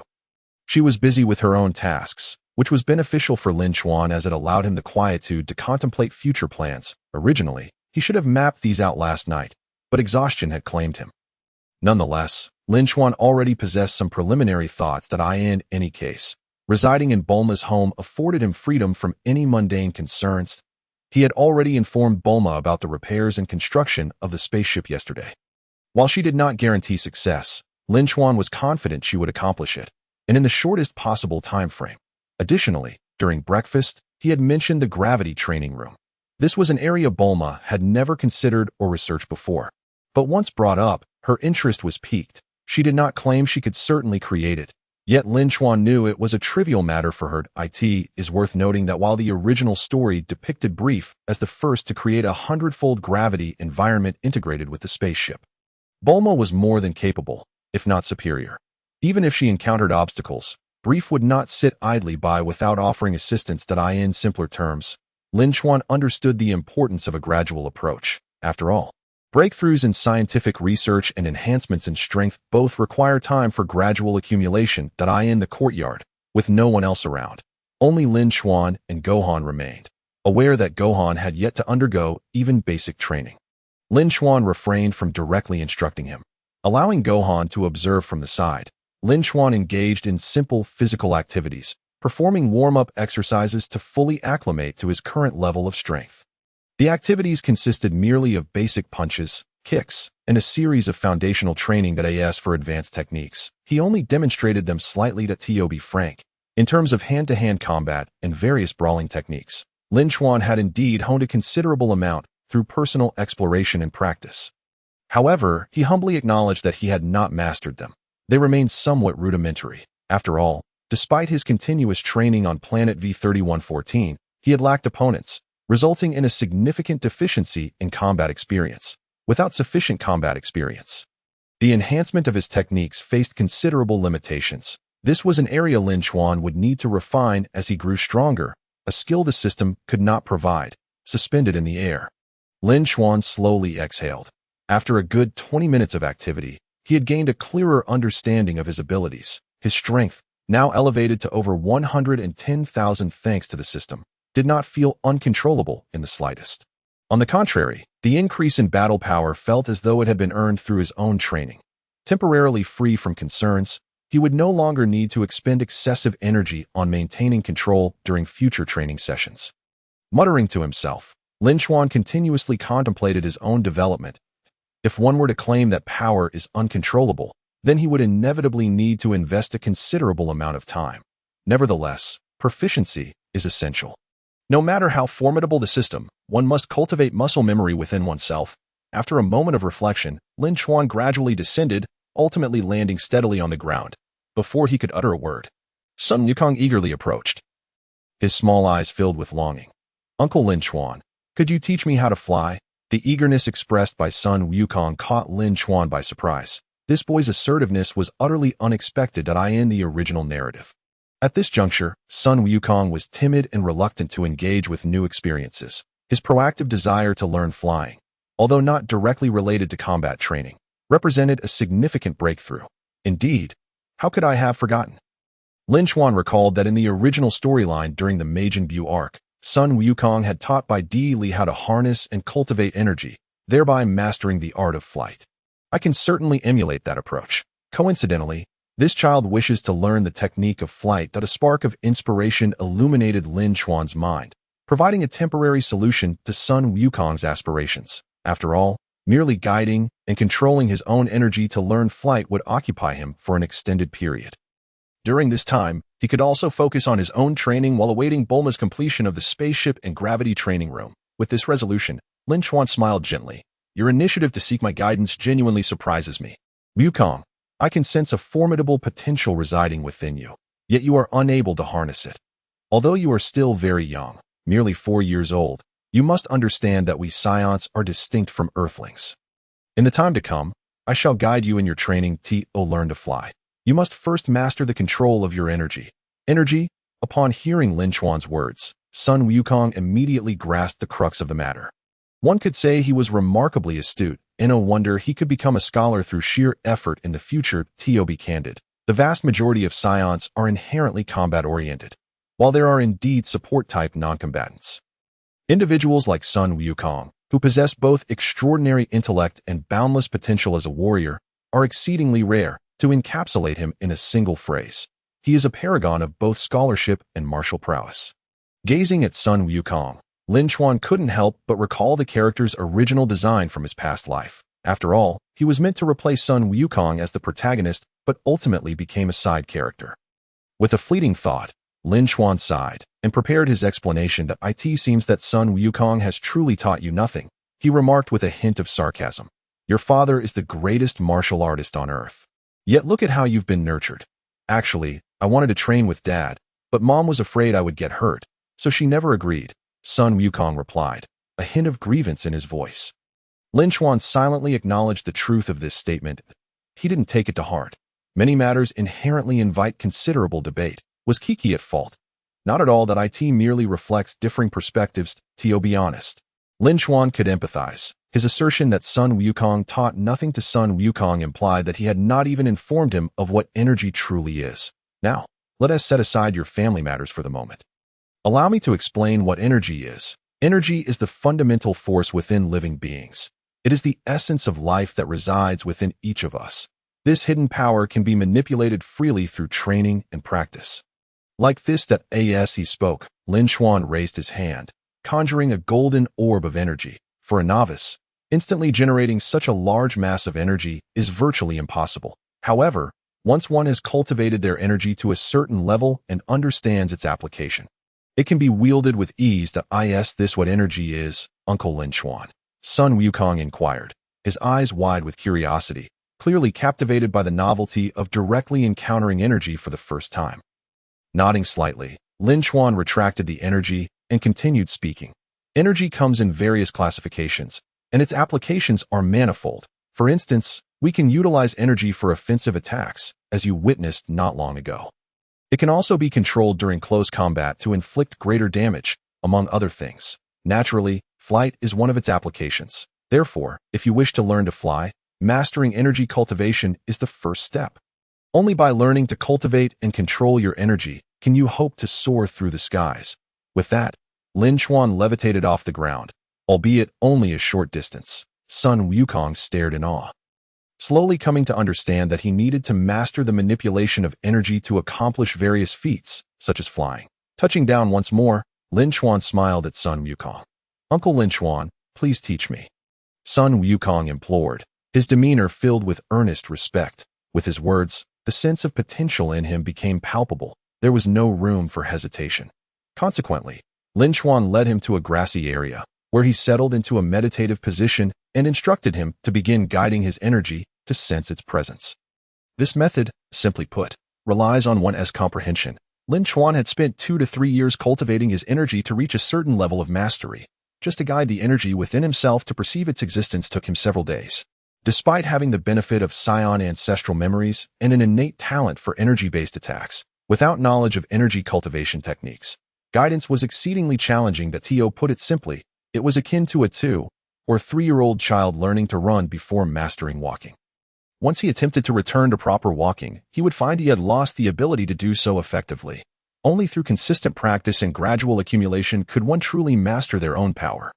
In the original narrative, Vegeta recognized this truth and, after a fierce battle with Sun Wukong, underwent a period of introspection during his recovery, which allowed him to swiftly master various applications of energy.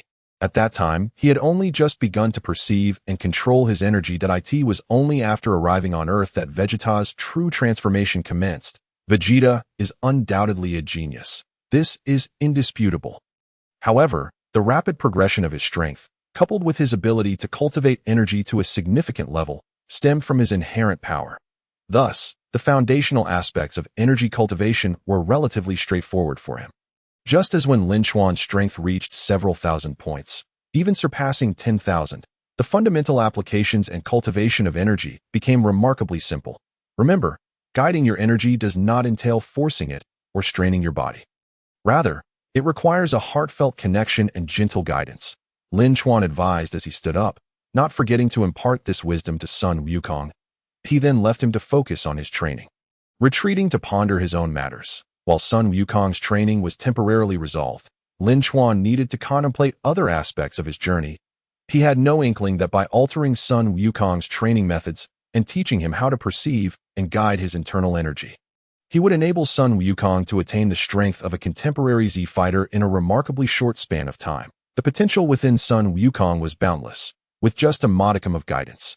His latent power would surge, dramatically enhancing his combat prowess. Naturally, these were considerations for the future. For Lin Chuan, the immediate need was to devote time to solidify his own strength.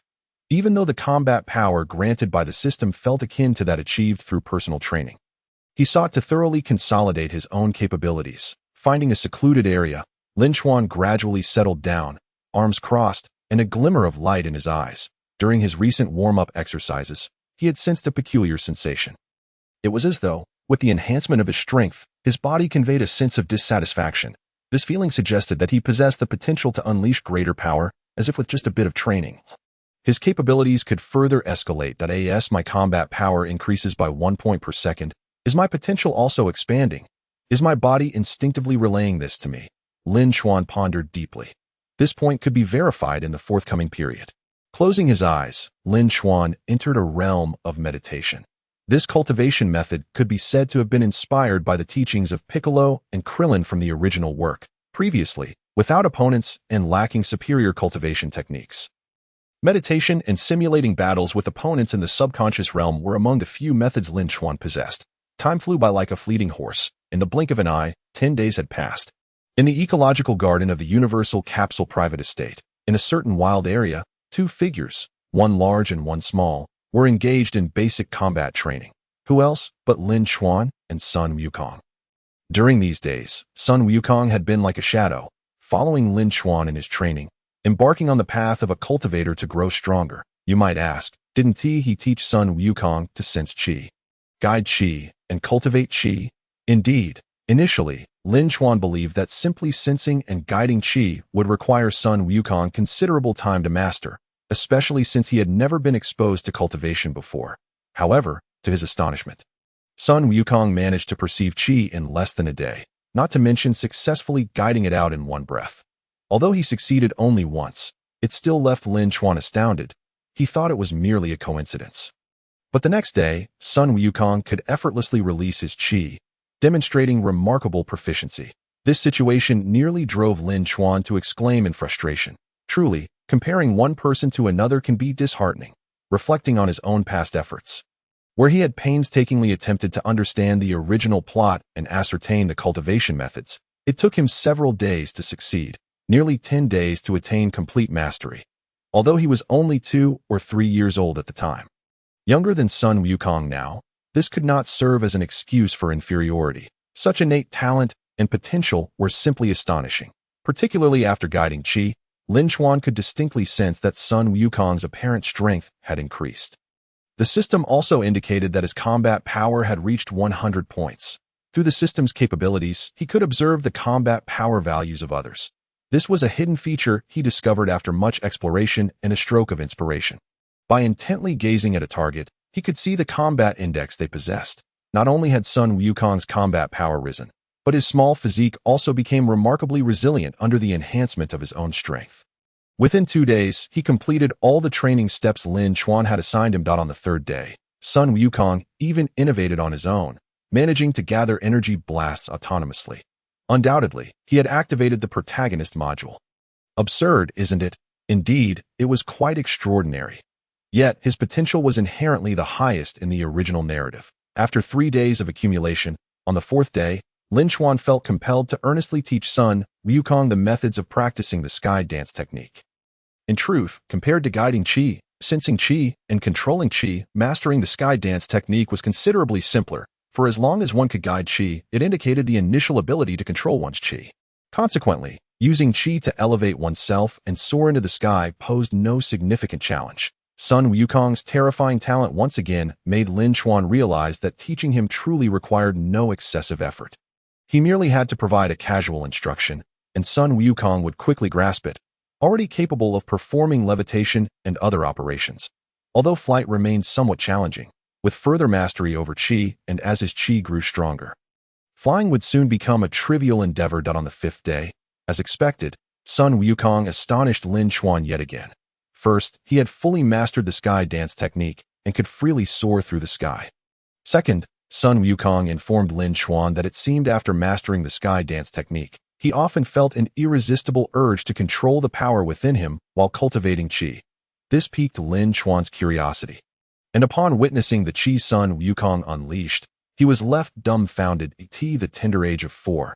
After merely 5 days of training, his combat power had inexplicably surpassed 500 points. What was even more remarkable was that this was a power Sun Wukong could control himself. It appeared that Lin Chuan's guidance and Qi cultivation had indirectly unlocked a significant barrier holding back Sun Wukong's potential, allowing his strength to surge rapidly. To achieve such results in such a short time was more effective than Sun Wukong's year-long wilderness survival training in the original narrative. One could only imagine that having exceeded 500 points in less than 5 days, it would not be an exaggeration to say that surpassing 1,000 points in a few more days would be entirely feasible. Understanding Sun Wukong's current state, Lin Chuan ceased to be casual and no longer allowed him to roam freely. Particularly on this day, due to Bulma's notification, Chi-Chi arrived here, leading to some events. Lin Chuan witnessed a different side of Sun Wukong and learned of his desire to become stronger. He yearned to grow in strength to protect all that he wished to safeguard. A child's grand dream, stemming from a desire for independence, prompted Sun Wukong to refuse his mother's well-meaning intentions for the first time in his life. He did not wish to grow in a sheltered environment. With a firm attitude, he compelled Chi-Chi to relent and alter her stance, thus proactively seeking Lin Chuan's guidance. Consequently, starting from the 6th day, Lin Chuan began instructing Sun Wukong in foundational training, dedicating an additional 2 hours each day to spar with him, honing his combat skills. Not to mention other factors, Sun Wukong indeed held him in high regard, treating him as a revered teacher and even as a family elder, obediently complying without a hint of complaint. Such disposition could not be divorced from Chi-Chi's teachings, so her success was evident. As the last rays of the setting sun faded, Sun Wukong let out one final shout, leaping into the air and delivering a powerful punch. Naturally, Lin Chuan caught it effortlessly, diffusing the force and ensuring Sun Wukong landed steadily on the ground. The power was commendable, displaying improvement compared to yesterday. However, there were still too many unnecessary movements. One must understand that in battle, any ostentation is futile. Facing Sun Wukong, Lin Chuan remarked, "Indeed, Uncle Lin Chuan," Sun Wukong replied promptly. Despite being exhausted and panting heavily, Lin Chuan was quite pleased with this response. In truth, were it not for his identity as a transmigrator and his knowledge of the future, accepting a child like Sun Wukong as a disciple would undoubtedly be the right choice. After a sufficient rest, Lin Chuan did not delay and told Sun Wukong, "Today's training ends here. We should head back." With that, Lin Chuan executed the sky dance technique, soaring towards Bulma's large round house. Sun Wukong had already mastered the sky dance technique. While his speed had yet to meet the mark, he could achieve several dozen to 100 meters per second. Not dismiss such speed.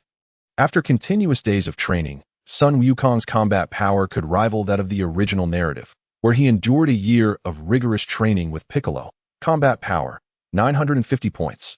This figure completely surpassed the peak power his father, Sun Wukong, exhibited when Raditz first arrived on Earth. Furthermore, if he unleashed an energy attack, Sun Wukong's maximum combat power could reach 1,200 points. This was something Lin Chuan had personally tested. However, after expending that burst of energy, his chi would deplete rapidly, and his combat power would swiftly drop to below 600 or 700 points. Returning to the topic of flight speed, with such combat power, his flying speed could easily exceed the speed of sound. Even several times that speed, if he could not achieve this, it could only mean he had not trained sufficiently. Upon returning to the large round house, Lin Chuan and Sun Wukong immediately took a hot bath with Chi-Chi's assistance. Of course, Lin Chuan had not requested her help and had turned down such offers multiple times. However, since Sun Wukong was residing there and training under Lin Chuan, Chi-Chi aimed to care for him well, hoping Lin Chuan would generously impart his knowledge, so she would always prepare hot water and tidy up his clothes. One must say, that Sun Wukong fellow is indeed a fortunate person. It is often said that Chi-Chi is sharp-tongued, stern, and seemingly oblivious to everything except her own thoughts. In reality, she is truly dedicated to caring for others. Although she occasionally utters words that may discomfort those around her, her heart is fundamentally kind. After finishing her bath, Lin Chuan changed into clean, loose-fitting attire and exited his room. At that moment, the tantalizing aroma of food wafted from the dining room, a daily occurrence since Chi-Chi's arrival, as she consistently prepared meals in advance. One could say she brought every pot and pan from her home. Gearing up for a prolonged stay at Bulma's residence, as a mother, she has poured her heart and soul into ensuring her son eats well, dresses well, and lives comfortably. Undoubtedly, Sun Wukong is deserving of such devotion. While she supports her son, he has consistently met her expectations. During the day, he diligently trains, seizing moments of leisure to read and study. And at night, he completes his homework. This young man is nothing short of extraordinary. Lin Chuan cannot voice any concerns directly but reminds Sun Wukong during their private conversations to take care not to overexert himself physically or mentally. Sun Wukong simply replies, "I'm not tired at all." From that moment on, Lin Chuan vowed never to broach that subject with him again, but he realizes that Sun Wukong is even more astute than he had believed. Adept at managing his schedule without requiring his oversight.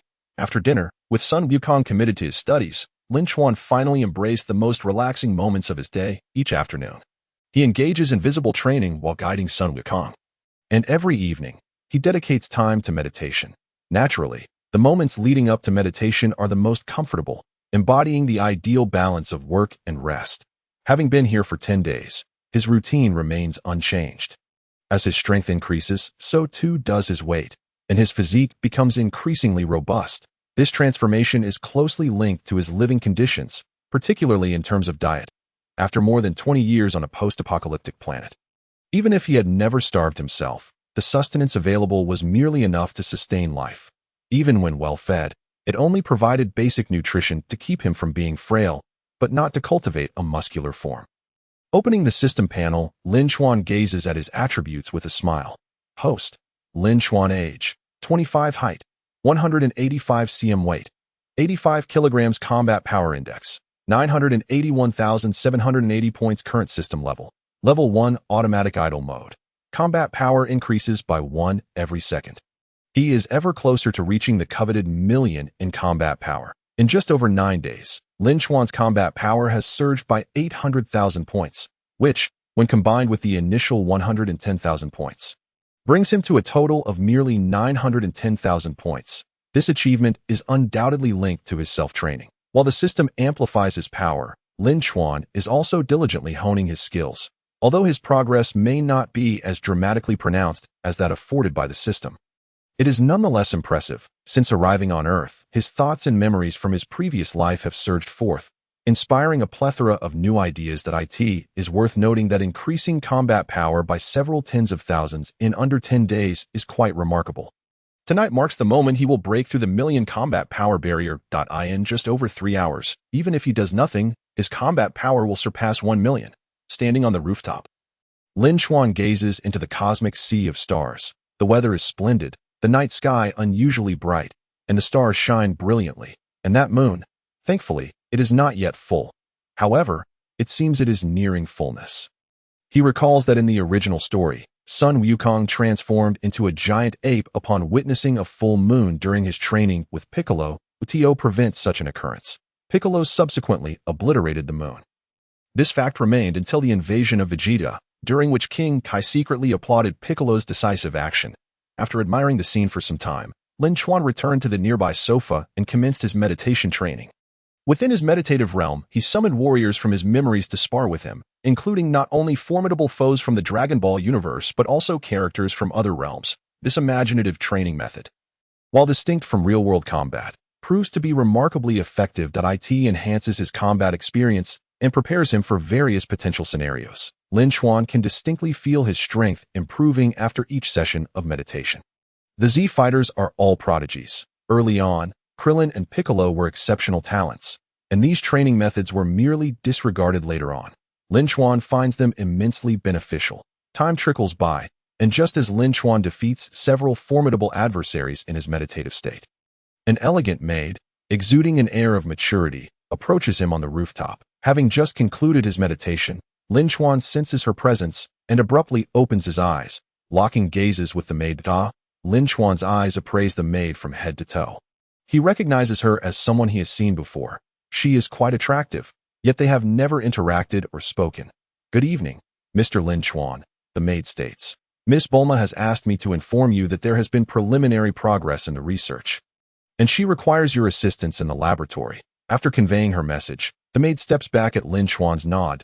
He is astonished that there has been a breakthrough in such a short span of time, and that his assistance is needed. Is it that they have made headway with the spaceship but require something he must procure? Or perhaps the gravity training room has yielded some results? He wonders what groundbreaking progress Bulma has achieved. After pondering for a moment, Lin Chuan decides to investigate further, for speculating is futile.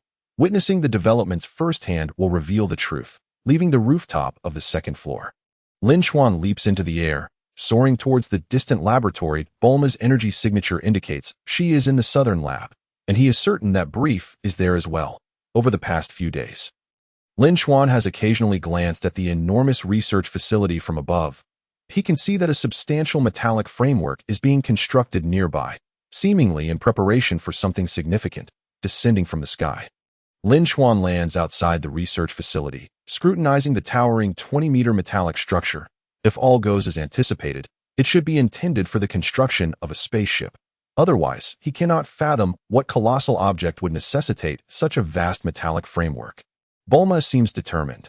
Once she commits to a project, she aims to build a large spaceship. For the monotonous journey through space, larger vessels indeed provide more opportunities for emotional respite through activities across various regions, offering greater versatility. In contrast, smaller ships can only linger in fixed locations, making even simple stretches a challenge. Just like Frieza's single-pod spaceship, where one can only sit and sleep to endure the lengthy journey. Lin Chuan eagerly anticipates what the spaceship will look like once it is finally completed. With a swift turn, Lin Chuan entered the Research Institute. Having visited several times before, he navigated the familiar surroundings with ease. The security robot confirmed his identity without hesitation, allowing him to proceed. Upon entering, he was greeted by an immense internal space. At a glance, countless mechanical devices were in operation, creating an awe-inspiring spectacle that resembled a hyper-advanced factory, with many machines assisted by artificial intelligence robots. Casting his gaze towards a corner of the Research Institute, Lin Chuan spotted Bulma diligently at work. She was operating a computer, with Brief beside her, holding a tablet that seemed to be used for data verification. As Bulma input information into the computer, the large square metallic block at the front emitted a series of thunderous roars. An intricate network of circuits facilitated the transmission of information and sufficient energy, fully activating the colossal structure, the purpose of which remained a mystery. Strolling over to Bulma and Brief, Lin Chuan chose not to interrupt them, but rather speculated on their endeavors. Undoubtedly, this enormous metallic block was the fruit of Bulma and Brief's research. The request for his assistance was likely closely tied to this project, as he could not conceive of any other explanation. Given the absence of other novel inventions in sight, could it be? His mind raced, and upon closer inspection, he noticed a large metallic door at the front of the block ajar, revealing an empty interior that offered a glimpse into its nature. A gravity training chamber. Aside from this interpretation, no other possibilities seemed plausible. After all, what purpose would such a metallic room serve? You arrived without a word. After completing the final crucial step, Bulma wiped the fine sheen of perspiration from her forehead and exhaled a sigh of relief. Only then did she shift her attention to Lin Chuan. Rising to greet him, it was not that she was oblivious. Rather, her focus had been solely on her research, leaving no space for distraction at the thought of Lin Chuan arriving so soon. Brief also relaxed, putting down his tablet to light a cigarette, commenting, "At least the last step was successful. Otherwise, you would have made a fruitless trip. However, we still need you to test it to confirm its success." With that, Brief took a deep drag, easing the tension that had gripped him. For those engaged in scientific research, critical moments often necessitate some form of mental stimulation. Cigarettes proved to be an effective means. Invigorating the mind while providing relaxation to in the original narrative, Bulma had developed a smoking habit due to her scientific pursuits. After 2 attempts to quit, one during her pregnancy with Trunks, which she ultimately did not fully succeed, and another during her pregnancy with Bra, which marked her final cessation. It was uncertain whether her success was aided by Whist. In this extraordinary era, Bulma's relationship with the angel Whist seemed trivial compared to her smoking habit. As Bulma reached for a pack of women's cigarettes on the table, Lin Chuan was momentarily taken aback, surprised that Bulma had already become so attached to smoking. Noticing the overflowing ashtray filled with cigarette butts, he realized her addiction had indeed grown substantial. Though he harbored no disdain for her choice, he recognized that smoking was not beneficial for Bulma, while it could provide some stimulation and relaxation. The drawbacks of a severe addiction outweighed the benefits. Instinctively, he snatched the pack from her hands and crushed it into a ball, eliciting an incredulous stare from Bulma. Having just accomplished a significant milestone, she had anticipated enjoying a cigarette to ease her nerves. "What are you doing? You, a stunning beauty, should not be smoking like a seasoned addict. You ought to refrain from such habits. There are myriad ways to relax and invigorate oneself. And smoking is the least advisable that a mind as sharp as yours should comprehend this." With those words, Lin Chuan tossed the crumpled pack into the trash. Upon hearing this, Bulma nearly choked. "You aren't my boyfriend. So why do you care?" Her expression practically screamed the words, "Mind your own business." Just as she was about to explode, Brief intervened. Deftly extinguishing her ire, he conveyed that as her father, he recognized Bulma's exceptional intellect and beauty. Yet, despite her age, she had chosen to adopt poor habits, leading to an increase in undesirable traits over the years. He ended with a piercing remark, suggesting that Bulma had squandered her youth on Yamcha, achieving little and resorting to smoking and drinking to cope with her woes, only to find her addictions deepening. That in the past, Brief had often turned a blind eye to Bulma's behavior, believing that as she grew older, she needed less of his oversight. However, with Lin Chuan's arrival, a shift had occurred, prompting Brief to assist his daughter in making some changes. Yamcha was no longer in the picture, and the past would remain behind. A new future was on the horizon. Lin Chuan was evidently more capable, and Brief sensed a budding interest from Bulma towards him. After all, why would she invite him to stay in their home, if not for that reason? The pivotal factor was Bulma's agreement to help repair and construct the spaceship, while simultaneously undertaking the creation of the gravity training chamber. Though Brief understood his daughter's aspirations for greater achievements in the realm of science, it was evident that her desire to assist Lin Chuan played a significant role. Bulma remained oblivious to the fact that her father had misinterpreted her intentions. While she found Lin Chuan's appearance and physique quite satisfactory and acknowledged his immense strength, she was not the type to easily shift her affections, especially given the abrupt end to her previous relationship with Yamcha, which had left many issues unresolved. No matter how appealing Lin Chuan was to her, she would not approach him uninvited. Awkward silence stretched on until Lin Chuan took the initiative to redirect the conversation. After confirming that this was indeed Bulma's gravity training chamber, he inquired, "So, this is the gravity training chamber you created?" "Indeed. What else would bring you here? It is precisely for your requirements that my father and I dedicate our spare time to this research after our work on the spaceship." Bulma replied, crossing her arms beneath her chest, her expression radiating pride. The intensity of her gaze seemed to beckon him to praise her. Her mindset appeared to have shifted quickly, perhaps due to the passage of time, as Bulma began to release her past burdens. Yet, while she displayed confidence outwardly, Lin Chuan could not discern her inner feelings. Observing this, Brief visibly relaxed, grateful that Bulma was not lashing out at him. He understood his daughter's temperament all too well and knew he could not contain her outbursts. He had often discussed with his wife that if Bulma's disposition were a touch gentler, they might have already welcomed grandchildren. Were there many suitors for Bulma? Undoubtedly. they could encircle West City without difficulty. However, due to her association with Yamcha, Bulma had been held back until now. The more brief and his wife observed Lin Chuan. The more they appreciated him. His presence had alleviated Yamcha's lingering involvement.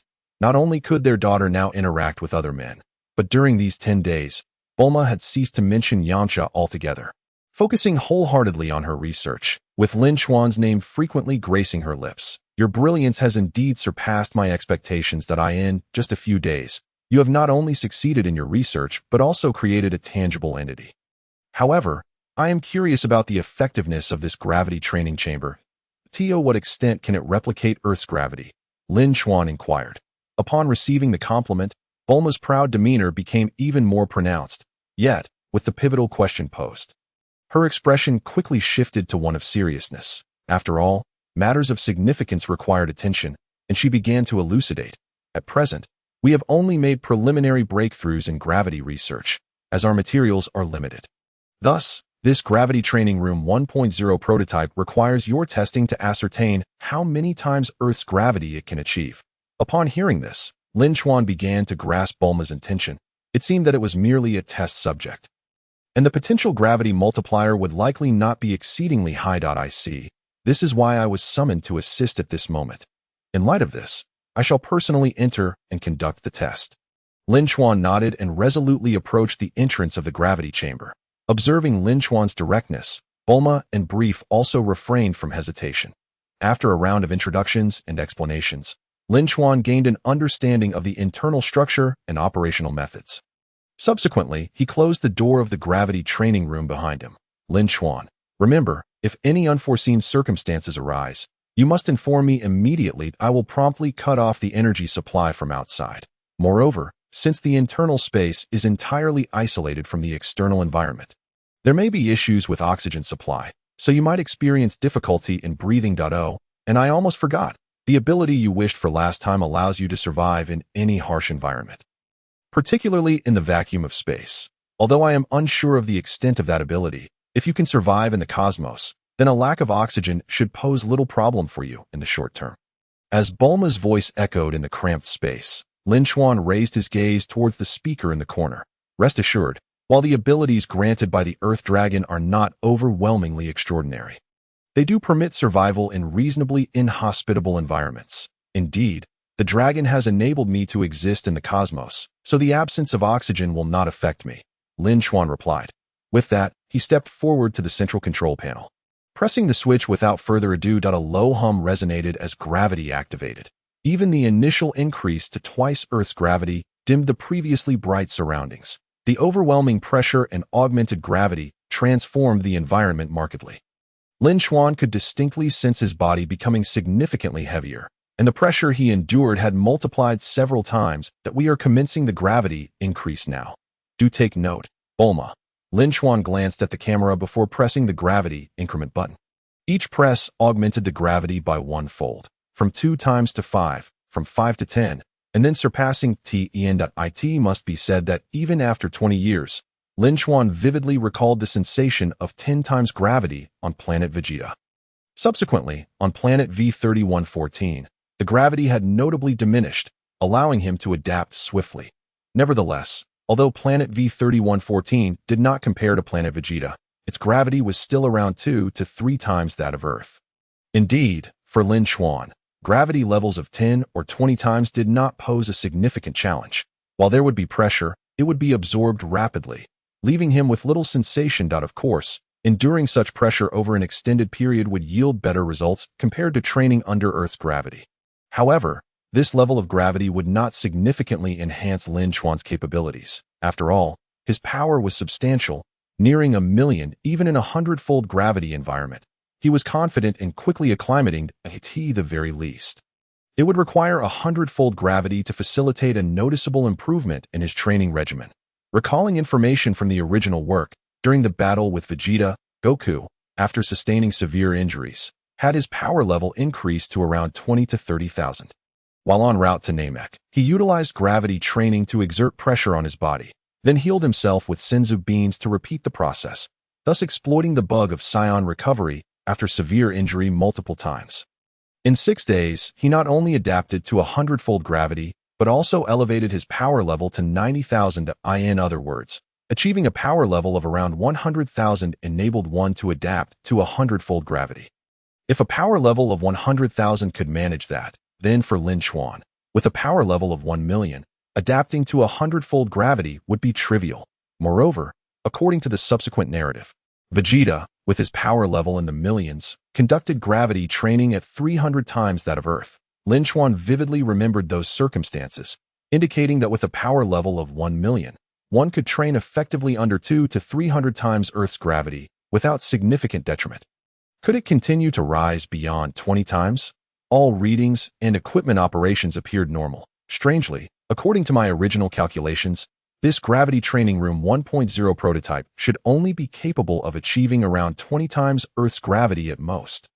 Watching the monitoring footage of Lin Chuan already increasing the gravity to 25 times and still elevating it by another factor every 10 seconds, Bulma furrowed her brow. Given the current situation, we have clearly misjudged the device's limits. The processor, operational load, and equipment power have only reached about 65% of full capacity. Based on the available energy reserves, the gravity multiplier could potentially be even greater.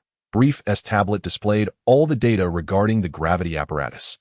With his experience, he confidently asserted that the gravity limit was neither 20 nor 30 times. It was highly likely to have reached 40 times. Let us hope no unforeseen incidents occur, Bulma remarked. They had all underestimated the capabilities of this rudimentary, makeshift 1.0 prototype gravity chamber. As gravity surpassed 30 times, the fervor in their eyes became even more pronounced, especially Brief, who was deep in thought, utilizing the existing data to formulate bold hypotheses. Meanwhile, Bulma, after a moment of excitement, began to worry about Lin Chuan. It is essential to note that the pressure from gravity is entirely different from the pressure of added weight. A martial artist may endure unimaginable external weight training, which is merely an external burden. Gravity, however, applies pressure uniformly and directly, affecting every cell in the body. For instance, if Lin Chuan currently weighs 85 kilograms, under 30 times gravity, his body would experience a sensation equivalent to over 2,550 kilograms. This merely reflects the surface pressure. The internal pressure is even more daunting. Even if his muscles and bones can endure it, what of his internal organs and veins? Of course, Bulma would not know that once one's power reaches a certain threshold, the body continuously undergoes transformation and enhancement. The organs and tissues would also be fortified under the baptism of energy. Not a single reaction can it continue to increase beyond 30 times, originally intending to halt Lin Chuan's operations. Upon observing his calm demeanor through the monitor, Bulma's mouth twitched. She realized her concerns were unfounded. His strength once again surpassed her expectations. Even 30 times gravity poses no threat to me. There are matters I may not have disclosed to you. Hence your ignorance. The TO put it simply. With my current strength, adapting to 100 times gravity for a brief period poses no challenge. It would require gravity levels in the hundreds to warrant my serious attention. To be honest, while this may sound exaggerated and overly confident, Lin Chuan truly believed he could achieve it. You Saiyans are all freaks, Bulma retorted, unable to suppress her eye roll. What kind of nonsense is that? Adapting to 100 times gravity with ease. Only hundreds of times gravity can make you take it seriously. It is imperative to understand that even a few times Earth's gravity, if experienced by an ordinary person, would likely leave them incapacitated after merely 10 seconds, their bodily functions rapidly deteriorating. If she were to enter such an environment, she would manage only 2 to 3 times the gravity before feeling uncomfortable. As time passed, when Lin Chuan adjusted the gravity to 50 times, the gravity training room began to exhibit anomalies. After sustaining this level for just over 10 seconds, an alarm sounded, and the gravity began to plummet, ultimately returning to Earth's gravitational level. The limit had been reached at 50 times. Beyond this number, it could not ascend further, and the duration was too brief, clearly indicating an overload. It was as if 49 times could be sustained for a slight duration. But upon reaching a certain threshold, the circuitry would burn out due to excessive power operation, ceasing all functions. Nonetheless, even if it were to fail, this gravity training room could still be deemed a success. After all, this was a product of Earth's scientists' ingenuity and research. With a gravity chamber capable of 50 times gravity, How far could one be from achieving 100 times? 1,000 times is merely a matter of time. Although it is only a fleeting experience of the effects of gravity, Lin Chuan has already clearly felt the benefits that gravity training can bring him. Indeed, even training under 50 times the gravitational force only imparts a slight heaviness. However, should the multiplier rise further to 100 times, it would undoubtedly be considered the optimal training method available at present. For today, this shall suffice. Tomorrow, the various materials I have ordered will arrive in succession. I believe that within a few days, we will be able to construct a gravity training room capable of sustaining 100 times Earth's gravity for extended periods. After concluding a day of research and securely saving all the data, Bulma spoke up that if possible, it would be best to expand the internal space. Otherwise, it would be too small to effectively utilize. Additionally, there is the issue of providing oxygen within the room. If this is not resolved, I would be the only one able to use the gravity training room, Lin Chuan suggested. The 1.0 prototype is rather small, merely an internal space measuring 5 meters in length and width, with a height of barely 2 or 3 meters. There are many other minor issues as well. However, Lin Chuan firmly believes that Bulma can resolve them. Upon hearing this, Bulma nodded, her mind racing with ideas. Beside them, Brief had a sudden flash of inspiration and proposed, "We could indeed apply the internal structure of the spaceship to the gravity training room, or perhaps, we could simply construct a large spaceship capable of regulating internal gravity. Wouldn't that suffice?" Instantly, not only did Bulma display a look of surprise, but Lin Chuan also felt a surge of excitement. Brief truly lives up to his reputation. In the original story, it was Sun Wukong who requested the installation of a gravity control device within the spaceship. Now, without Sun Wukong's prompt, Brief has come up with the same idea. "Dad, you truly are a genius. Starting tomorrow, while constructing the spaceship, let us find a way to install the gravity device within it." The design for the spaceship's exterior and internal structure is already clear. I'll leave the assembly and internal refinement to you, Dad. As for the main engine thrusters, the gravity device, and the oxygen generation equipment, I can handle those myself. Bulma succinctly outlined her plan. The father and daughter reached a consensus, walking out of the research facility while conversing in a language only they could comprehend. At that moment, Lin Chuan felt like air, as he truly understood nothing. Upon returning to their domicile, the grand circular house, Lin Chuan's mind raced with thoughts of how he could travel to Namek after the spaceship was completed. Suddenly, an unusual sensation surged through his body, causing Lin Chuan to momentarily freeze. Host: Lin Chuan, age 25, height 185 centimeters, weight 85 kilograms, combat power index 1,025, current system level 1 auto idle, combat power 1 per second. As he observed his combat power attributes, an uncontainable excitement spread across Lin Chuan's face. Is this the realm of power surpassing 1 million? The disparity between his previous strength and the present is immense. Even a mere difference of 10,000 feels like a chasm. In an instant, overwhelmed by the sensation of his power surging, Lin Chuan could not resist executing the sky dance technique, shooting upwards into the heavens. Breaking through the atmosphere, he departed from Earth, heading directly towards the moon. Lin Chuan's speed had already reached several hundred times the speed of sound. This rapid pace, achieving 100 kilometers per second, posed no challenge. As he traversed the cosmos, even the meteors obstructing his path were obliterated by his overwhelming force, giving rise to a sense of annihilating all that stood in his way. In merely half an hour, Lin Chuan had traversed the distance to the moon. Such velocity was astonishing. It was difficult to perceive with the naked eye, let alone with sensory awareness, the distance between the Earth and the moon. While not as vast as the 384,403.9 kilometers of his previous world, was still approximately 200,000 kilometers. Standing upon the pockmarked surface of the moon, it was truly an incredible experience. Who would have thought that one day he would find himself standing on the moon?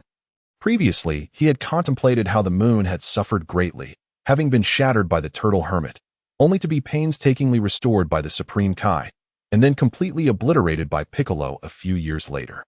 One lingering curiosity Lin Chuan had was why the absence of the moon in the Dragon Ball world had almost no impact on Earth. After all, the moon, as Earth's sole satellite, has a significant gravitational influence on Earth's tides. Even in the Dragon Ball universe, this should hold true. If the moon were to vanish, the tidal phenomena on Earth would undoubtedly undergo drastic changes. Otherwise, the Supreme Kai would not have used his authority to restore the moon. One could imagine the natural disasters that would ensue. Without the moon's gravitational pull, tectonic movements on Earth would alter, disrupting the entire ecological balance. In essence, destroying the moon would be akin to annihilating the world, not through immediate destruction, but by triggering a slow self-destruction. To assert that the moon in the Dragon Ball world had no influence on Earth. Lin Chuan preferred to believe it was due to the existence of the Supreme Kai, ensuring that Earth did not suffer too greatly. The reason the Supreme Kai later ceased to repair the moon might have been because he realized that the transformation of Saiyans was intrinsically linked to the moon. Nevertheless, why dwell on such thoughts? For me, nothing else holds significance. Here, I can finally unleash my full potential, Lin Chuan mused to himself. Thanks to the abilities granted by the dragon, he could speak freely in this lunar realm. His purpose for coming to the moon was to unleash all his strength, to truly experience just how powerful he had become. Since arriving on Earth and activating the system, his strength had been incrementally increasing. Although he could clearly sense this growth, he had never truly released it. Now that his combat power had reached 1 million, the leap across such a significant boundary filled him with an insatiable curiosity about just how formidable he had become. While he may not surpass Frieza in his first transformation, surpassing 1 million points undeniably thrust him into a new realm. Lin Chuan could finally comprehend why Frieza in the original tale claimed that upon his transformation, the Z warriors would face an unspeakable terror. Combat powers of several 100,000 and those exceeding 1 million cannot be compared on the same plane. Gazing at the Earth, which radiated a brilliant blue light, he focused all his energy. A deep shout erupted from Lin Chuan. In an instant, an invisible pressure surged outward, enveloping the entire moon in a brief moment. The energy continued to escalate, transcending. The sheer force of his presence caused the moon to tremble, even drawing nearby meteor fragments and lunar rocks into motion. Those closer were directly lifted off the moon's surface due to the pressure, exploding into dust and ashes. Those farther away began to rhythmically orbit the energy field, colliding in the vastness of space. Lin Chuan, however, paid no mind to these occurrences. That he firmly planted his feet, guiding the energy within him to radiate throughout his entire being. Gradually, a halo of pure white light emanated from his body. 1% strength, 30% strength, 70% strength. Ultimately, it reached 99%. His prolonged roar was akin to a released in the next moment, his aura erupted, transforming into a cyclone that enveloped him, akin to a blazing white flame. Strikingly conspicuous, simultaneously, as the energy explosion stabilized, the moon ceased its trembling, and the suspended rock fragments began to plummet.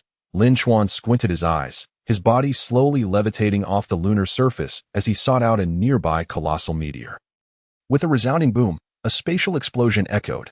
This was not the transmission of sound, but rather the tumult generated by spatial fluctuations. With a single punch, spanning 100 meters, the invisible energy fist struck the meteor, which was several kilometers in diameter, with tremendous force. Bang! In an ephemeral moment, under the relentless onslaught of terrifying forces, the meteorite was instantaneously reduced to fragments that scattered in all directions. Yet, even so, it remained elusive to precisely define the current realm of power. For Lin Chuan, the paramount issue was the absence of worthy adversaries. Without opponents, despite an awareness of his own formidable strength, he could not ascertain to what extent he had ascended. It could be said that Lin Chuan now harbored an intense yearning for battle. He longed for the narrative to unfold swiftly, anticipating the day he would face Frieza. After all, in this era, Frieza represented not only his first target, but also one that he must surpass in the near term. Ultimately, he would have to resort to using a clone as his opponent. Speaking to himself, Lin Chuan invoked his technique. Clone. This was a skill developed during his research on Planet V3114, learned from the Z warriors in the original tale. However, whereas it was known as the four-way fist for the Z warriors, for Lin Chuan, it was merely a technique for creating clones. In comparison, it should not differ significantly from Piccolo's demon clone technique. Over the years, in order to alleviate his frustrations and solitude, this had become Lin Chuan's sole method. Moreover, it also served as a means to enhance his combat experience. As he executed the clone technique, in but a fleeting moment, a figure detached itself from Lin Chuan's body. In appearance, attire, and power, it was almost indistinguishable. Quite remarkable. With the enhancement of his strength, creating a single clone did not significantly diminish his own power. And as a clone, it possessed the ability to unleash a combat power of 1,000,000 points for a brief period. After evaluating the clone, Lin Chuan meticulously sensed the depletion of his strength. It was negligible. In the past, when his combat power was merely 15,000 points, employing the clone technique would result in a loss of approximately 20% of his strength, and he could produce at most 4 clones.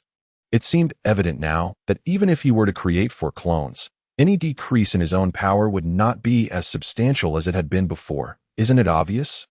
The clone technique does not distribute power equally, especially since you have not allocated much strength to me. With the power I currently possess, a full-scale battle would last at most 1 or 2 minutes, declared the clone Lin Chuan.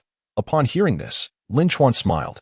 It should be said that with the enhancement of strength, the mastery of techniques has also reached a more exquisite level. This invisible enhancement is truly exhilarating. Let us first test the intensity of our power. I am coming. With a resounding shout from his true self, the clone Lin Chuan launched an immediate assault. Indeed, there was no need for further contemplation.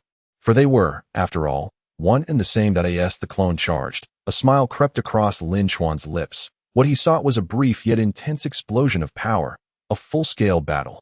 Lin Chuan swung his fist, and in an instant, their fists collided with a resounding impact. Bang! A tremor reverberated through the cosmos. The next moment, a fierce battle was set to erupt. The full-force clash of 1,000,000 combat power in the vast expanse of the universe was bound to be nothing short of spectacular. The two figures raced through the cosmic void, flashing and colliding at blinding speeds, too swift for the naked eye to discern. Their power was so immense that even the simplest movements of their fists and feet shattered the surrounding meteorites.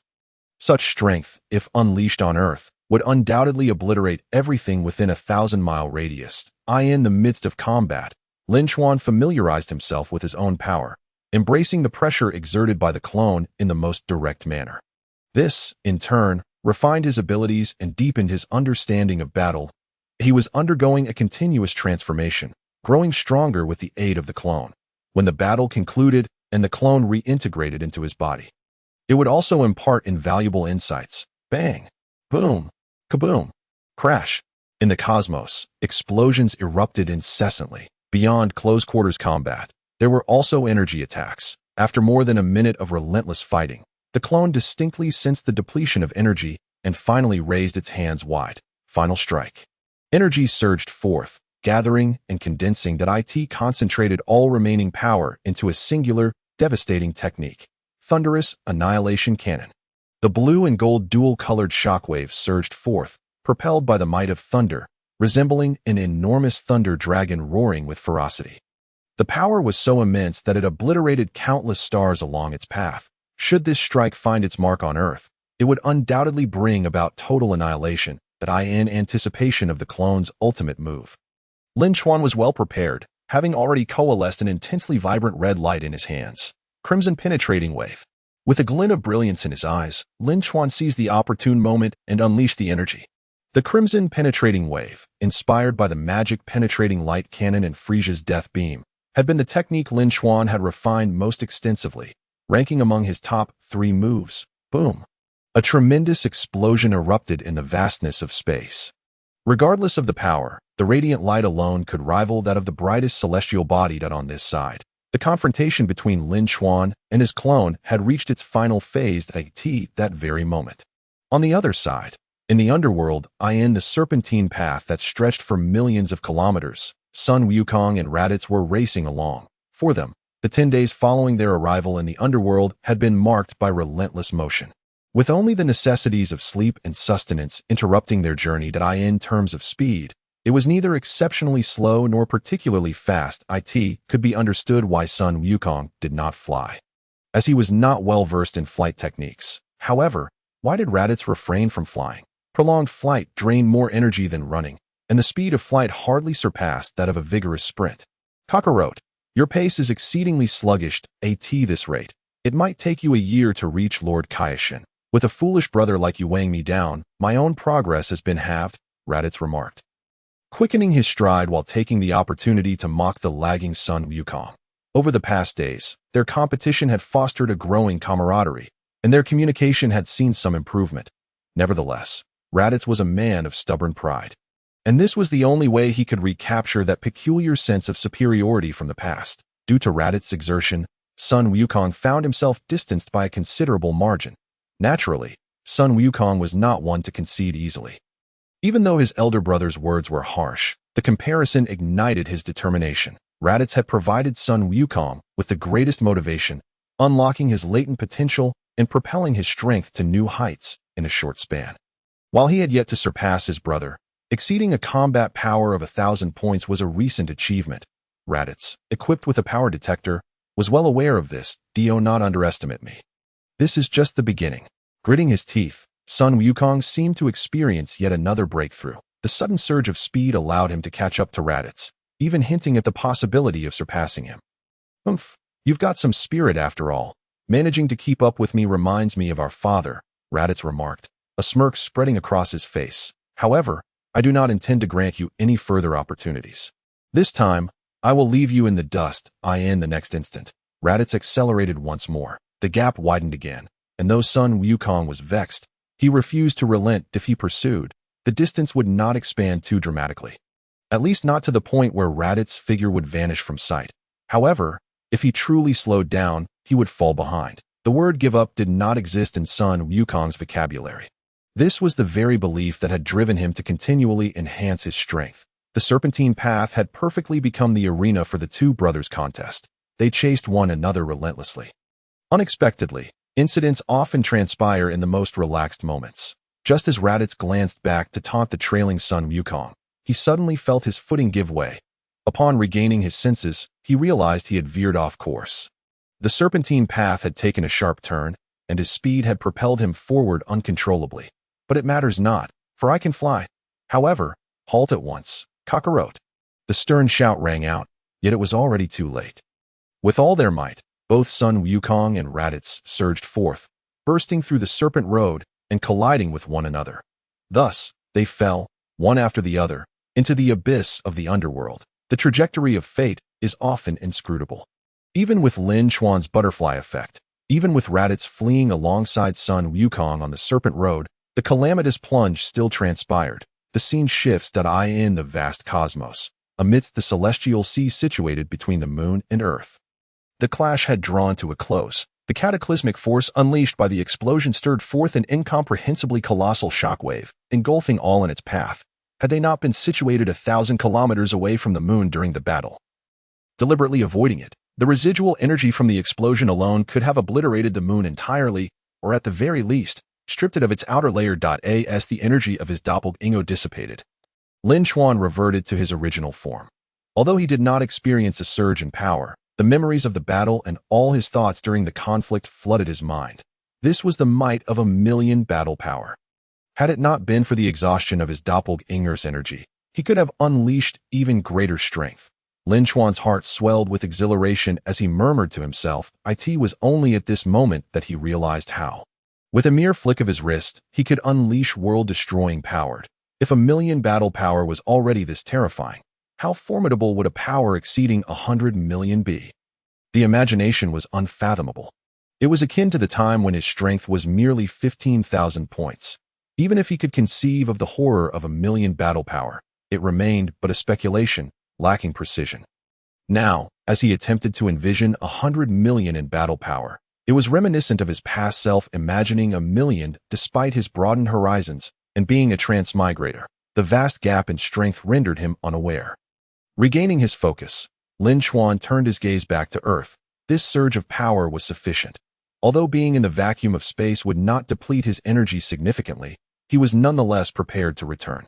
At that moment, as Lin Chuan was about to depart, he suddenly felt an unusual sensation coursing through his body. That a strange feeling, both familiar and alien, surged within him, as if his blood had been ignited. Boiling like water, his cells, as if fueled by a stimulant, began to act uncontrollably. This sensation? Lin Chuan was taken aback, his brow furrowing. There was no mistaking it. It was the precursor to great ape transformation, a realm he had not touched for many years. In the next instant, Lin Chuan turned to face the moon, 1,000 kilometers away. Due to the sunlight, his position allowed him to receive over 17 million Bull's light wave rays reflected from the moon. The moonlight illuminated his body, and his tail began to twitch uncontrollably in response to the stimulus. How careless of me. After so many years without undergoing great ape transformation, this involuntary change may not be a detriment after all. Lin Chuan mumbled to himself, focusing his mental energy to stabilize his mind, preventing the wild instincts from consuming him. The radiant moonlight grew ever brighter, stimulating his eyes until he instinctively shut them. The flow of blood within him quickened, his heart raced, and his body began to swell as black fur sprouted from his skin. Transforming from human to beast, his power surged exponentially. Size, 3 meters. 5 meters, 10 meters, 20 meters, 50 meters, 100 meters. Beyond 100 meters. Battle power, 1.5 million points, 2 million points, 4 million points, 7 million points, until finally surpassing 10 million points. In less than a minute, Lin Chuan's form had vanished, replaced by a colossal black beast standing amidst the starlit sky. Whoa! A beastly roar erupted, seemingly proclaiming its arrival that in the vacuum of space. Sound could not transmit, yet the vibrations of the cosmos conveyed a thunderous resonance akin to sound. Transformed into the great ape, Lin Chuan did not succumb to rage as a low-tier warrior. He had previously been unable to maintain his rationality during great ape transformation, the primary reason being that within his inherited memories, there was no method of control nor any guidance. The reason he could now retain his sanity was due to his persistent training on Planet V3114, achieving remarkable success in the realm of mental fortitude. In truth, it was relatively simple. The ability to control one's reason against primal instincts was directly linked to one's strength.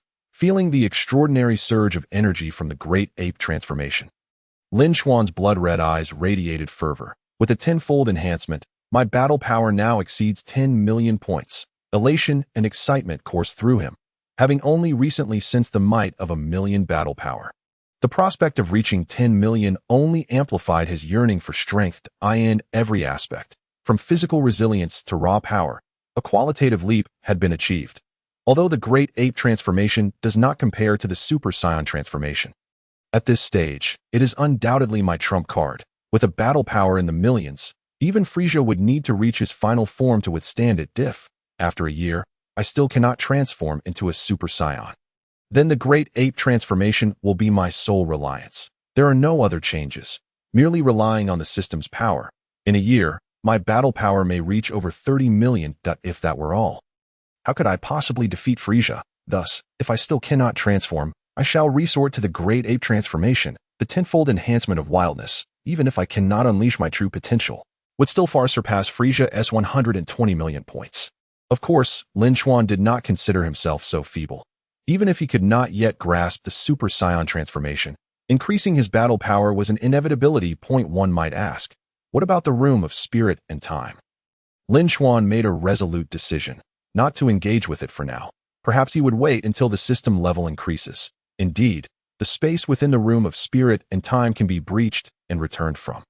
However, to do so would require a battle power of at least hundreds of billions, even trillions. In the original story, Fat Bu possessed a battle power exceeding 600 billion, and Kid Bu was even stronger.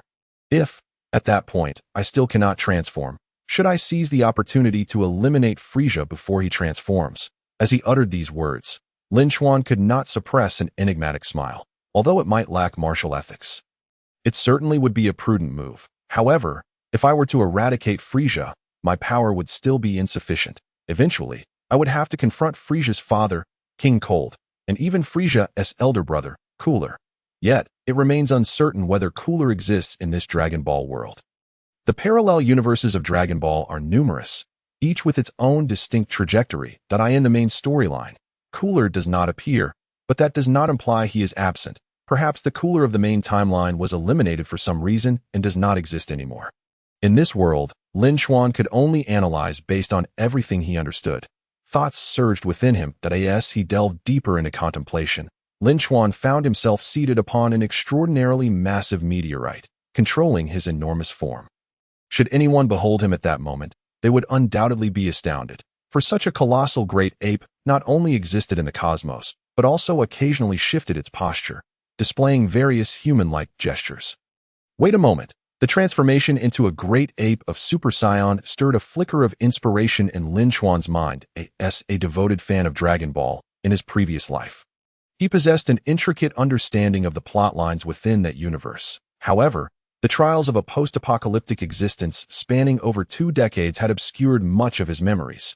Yet, through a deep immersion in certain thoughts, he swiftly recalled aspects he had previously chosen to forget, particularly the narratives from parallel timelines that did not align with the main storyline. For instance, in the alternate universe of Dragon Ball GT, there existed a method of evolution that combined the Great Ape transformation with the bloodline advancement of Super Saiyans. If one could maintain their intellect while in the Great Ape state and possess sufficient power to transform into a golden Great Ape, there would be hope to ascend to the 4th tier of Super Saiyan, the legendary Super Saiyan 4. He reminisced about his efforts on Planet V3114, where he had endeavored to master this transformation method. Striving with all his might to conquer the primal instincts of the Great Ape and retain his reason. In the past, he had indeed failed, but that failure was likely due to his insufficient strength. It did not imply that he would continue to fail in the present or future. With his power steadily increasing, he now boasted a battle power of 1 million, with his Great Ape form reaching 10 million. Perhaps this time, the stars had aligned in his favor. By fortuitously entering the Great Ape state, he seized the opportunity to contemplate the transformation from an ordinary Great Ape to a golden Great Ape. After all, achieving the golden Great Ape was the most crucial step towards becoming a Super Saiyan 4. Should he succeed, he would truly be invincible in this era. Moreover, even if he were to fail, he could still gain new insights from his current capabilities, refining his future path and avoiding missteps. With determination in his heart, Lin Chuan promptly directed his colossal form towards the moon. Returning to Earth would take too long. Since he had initiated the Great Ape transformation here, he might as well continue his meditation on the lunar surface. Upon landing on the moon, his enormous size generated considerable commotion. Without overthinking, he casually sought a stable spot, seated himself cross-legged, and began to delve into the essence of the Great Ape formed. As he assumed the guise of a Great Ape, he entered a meditative state. Lin Chuan found himself in a mental realm distinct from his human form's meditative experience. This one was drenched in bloodshed. The ground was pitch black, and a blood moon loomed ominously overhead, casting a colossal shadow. The air was thick with a crimson glow, rife with murderous intent and the primal essence that saturated the world. Undoubtedly, these were the vestiges of brutality and bloodlust ingrained in the Great Ape transformation. Yet, Lin Chuan remained unaffected, as he had previously encountered this mental landscape. It was from this very realm that he had awakened. Ultimately mastering his reason. As time slipped away, Lin Chuan lost track of how long he had spent on the moon. It was only when he sensed a change within his body that he fully emerged from his meditation. The duration of the Great Ape transformation had indeed reached its limit. Despite the continuous moonlight, without the requisite 17 million Boolez light waves, he could not sustain the Great Ape form. The reversion to his original shape was inevitable. Had he not journeyed to the moon, the duration of his transformation might have been even shorter. The moon, constantly in motion, altered the intensity of the reflected light. Returning to human form, Lin Chuan felt a twinge of disappointment. For his insights into the golden Great Ape remained elusive. In conclusion, transitioning from an ordinary Great Ape to a golden Great Ape seemed as arduous as transforming into a Super Saiyan in his human form. However, despite the failed endeavor, this experience appeared to have unearthed a considerable amount of potential within him. Shaking off his despondency, Lin Chuan muttered to himself, "Some things cannot be forced. The more desperate one is, the more likely they are to veer off course." Shifting his focus, he opened his system panel to discover that his battle power had surged to 1.15 million points. This serendipitous Great Ape transformation had granted him an impressive boost of nearly 150,000 in battle power. Even though his power had exceeded the million mark, the sudden increase felt remarkably direct. Were it not for this sensation, Lin Chuan might not have felt compelled to check his attributes.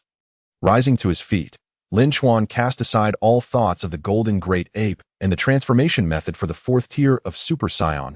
He had meticulously noted his previous insights, awaiting the day he would grow stronger before attempting anew. This moment, a new idea sparked within him, prompting him to embark on another trial. Since he had come this far, he had no qualms about investing additional time. Even in his current state of undress, Lin Chuan felt no shame. Here on the moon, no one could witness his appearance. Let him attempt the breakthrough to Super Saiyan once more. Previous failures may have stemmed from insufficient strength or inadequate S cells. But now, his power had surpassed 1 million points. With his current strength, could he succeed? As his contemplation deepened, clarity surged through his mind, revealing his next course of action. Reflecting on the original narrative, Goku had achieved a battle power of 3 million to break through to the first tier of Super Saiyan. Although Lin Chuan's power was still just over 1.15 million, it was not insignificant. Certainly, it was a vast improvement from his time on Planet V3114. Moreover, he was well aware of the transformation method for Super Saiyan 1. This knowledge alone could sufficiently bridge the gap in battle power, wouldn't it? Calming his mind, Lin Chuan clenched his fists, adopting a half-bent posture. He concentrated all his strength, channeling his energy towards the center of his spine. Preparing to unleash a powerful surge, with a thunderous roar, a torrent of pure white energy erupted from Lin Chuan's body, akin to a volcano spewing forth molten lava. The formidable force radiated in all directions, causing the moon to tremble violently once more. The aura continued to expand and intensify, eclipsing the might of Lin Chuan's previous outburst. It generated monstrous waves in the vastness of space, each more fearsome than the last. He relentlessly amplified the intensity of the energy he was condensing. Veins bulged on Lin Chuan's forehead, and without the hindrance of clothing, his physique appeared even more imposing. The prominent veins resembled colossal serpents entwined around his form. As if he were on the brink of an explosive release, this all I have. No, today, I shall risk everything to attempt to break through. With a powerful shout, Lin Chuan chose to unleash all his strength. Unlike his previous all-out efforts, this time he concentrated his internal energy to its absolute limit, striving to shatter the bottleneck. Lin Chuan poured every ounce of his being into this endeavor. A fleeting glimmer of golden light flickered in his eyes, though it failed to stabilize. Even Lin Chuan himself did not notice it as moments passed. Once the energy peaked, it could only be sustained for a mere minute before he felt a waning power. A gradual descent. Was it truly futile? Or had the problem arisen? His attempt had lasted several minutes without success. Continuing further seemed to hold little significance. Lin Chuan relaxed, drawing back and calming the energy within him. This time, he had failed, but he must continue to enhance his strength or elevate his realm. Just like his contemplation of the Golden Great Ape and Super Saiyan 4, he would seek breakthroughs again in the future. No forcing, no stubbornness. He understood the importance of gradual progression and the value of accumulation over time. Having lived 2 lives, Lin Chuan had grown adept at avoiding the pitfalls of obsession. It was the trials of his 20-plus years in a post-apocalyptic world that had honed his character. What of failure? Had he not endured enough over the years? And what of not succeeding? If this attempt did not yield results, he would strive once more until he succeeded. This encapsulates Lin Chuan's mindset. For him, there was never a complete assurance that he would succeed this time. Should he have firmly believed in his guaranteed success, a failure would indeed constitute a significant blow in terms of capability. He should be adequate. Regarding the S cells, with his current level of strength, he certainly possesses a substantial amount. Is it truly the case that the transformation into a Super Saiyan necessitates anger as a catalyst for evolution? If that were so, how could the Saiyans from Universe 6 achieve their transformations without relying on fury?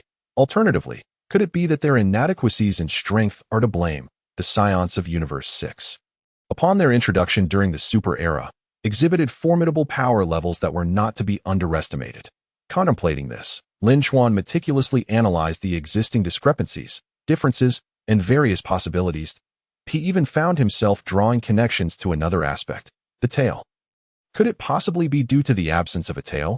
That seems implausible. Lin Chuan lowered his gaze to his own tail behind him. According to established lore, the Saiyans from Universe 6 are inherently tailless. As explained in the later chapters of the original work, tails hold little significance for them, leading to their natural disappearance during the evolutionary process. Moreover, the Saiyans of Universe 6 are unaware of the Great Ape transformation. Aside from that, there are no other distinctions between the Saiyans of Universe 6 and those of Universe 7. The more he pondered, the more Lin Chuan admired his own reasoning if it were indeed the tail's influence. Then it is clear that Sun Wukong achieved his Super Saiyan transformation without a tail, although extreme anger was undoubtedly a factor. Subsequently, Vegeta also appeared to have transcended into a Super Saiyan without a tail. Then there were Sun Wufan, Sun Wutian, and Trunks. The more he considered it, the more absurd it seemed. This convoluted line of thought astonished even him. Shaking his head vigorously, he cast these notions aside. Ridiculous.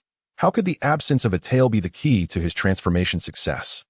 If he were to wait until his foundational power index exceeded several tens of millions, or even billions, without achieving a breakthrough, then perhaps he would truly need to explore that avenue. For now, it would be prudent to continue waiting for a while to consolidate his abilities. Perhaps, with the enhancement of his strength, new insights would emerge. Summarizing all his insights and revelations, Lin Chuan shifted his gaze back to Earth. Remaining here held no significance any longer. With a leap, he propelled himself away from the moon, hurtling straight toward Earth. His speed surged once more, reaching several hundred times the speed of sound, traveling at over 100 kilometers per second. After a brief half-hour, Lin Chuan broke through the Earth's atmosphere. Without any detours, he swiftly locked onto his target and descended onto the rooftop of Bulma's roundhouse. At this juncture, an awkward situation ensued. Lin Chuan had returned following Bulma's energy signature, completely unaware that he was devoid of any clothing. Bulma, who had been enjoying the beautiful night view while sipping wine, found herself locking eyes with him. Lin Chuan, still oblivious, was met with Bulma's stunned expression. After a prolonged moment of shock, Bulma finally let out a shriek, turning away and covering her face with one hand. You, why are you running around without clothes? Without clothes? Lin Chuan glanced down and suddenly realized the situation. Initially perplexed, his face flushed with embarrassment as he turned away. My apologies. I just had a brief incident on Earth, and my clothes were burned away. In the midst of this exchange, their eyes met once more through Bulma's fingers. Both were caught in an awkward silence. Bulma wished she could find a hole to hide in but, unable to resist, stole another glance through her fingers, only to be caught in the act by Lin Chuan. What to do? What to do? I don't want to live anymore. Bulma's mind was in utter turmoil. Her image as a refined lady shattered. A refined lady. If such a notion were expressed, no one would believe it, nor would anyone think of her that way. Bulma, by nature, was carefree, innocent, direct, and exceptionally clever. One could use countless adjectives to describe her virtues. Yet none would align with the term refined. Lin Chuan began, noticing the crimson hue of Bulma's cheeks, but before he could finish, Bulma hastily fled the rooftop. Well, perhaps it was for the best that she left. Realizing he should return to his room to wash up and change, Lin Chuan wasted no time and quickly made his way back to his quarters. Regardless, this misunderstanding had certainly escalated. The following day, in the early morning, Lin Chuan was stirred from his slumber by a knock at the door from Sun Wufan. This marked the first time he had lingered in bed since arriving on Earth. It wasn't he that he wanted to sleep in, but rather he was engrossed in a dream that many men would envy, making it difficult to part from that blissful state. Unfortunately, it was Sun Wufan who inadvertently shattered that moment of tranquility. Frustrated, yet reluctant to vent his anger on a child, Lin Chuan simply got up, washed up briefly, donned fresh clothes, and descended the stairs. It must be said that Bulma's arrangements for him were meticulous. Since arriving, he had found nothing lacking in his accommodations. Upon entering the dining room, he found Chi-Chi chatting with Bulma while preparing breakfast with the help of the household robot. Given Lin Chuan and Sun Wufan's substantial appetites, even with a table full of breakfast, Chi-Chi continued her diligent work. As Lin Chuan arrived, the chatter between Bulma and Chi-Chi abruptly ceased. Their eyes met, and once again, the awkwardness of the previous night loomed over them. It was unclear what Bulma thought, but after a few more bites, she grabbed a portion of breakfast to take with her. Before leaving, she shot Lin Chuan a glare, as if to assert her dominance. However, her flushed cheeks only served to enhance her charm rather than convey any semblance of seriousness or anger. Lin Chuan remained silent, watching Bulma's retreating figure, and he shuddered as the woman from his dream merged with her silhouette. Damn it, the woman he dreamed of last night was undoubtedly Bulma. Lost in thought, he finished his breakfast while contemplating how to resolve the previous night's mishap. He believed Bulma wouldn't suspect him of any impropriety, as he had already provided an explanation. However, if a woman fixated on a matter, it was not easily resolved. Furthermore, he was not particularly skilled in such matters, having lived nearly 50 years across 2 lifetimes.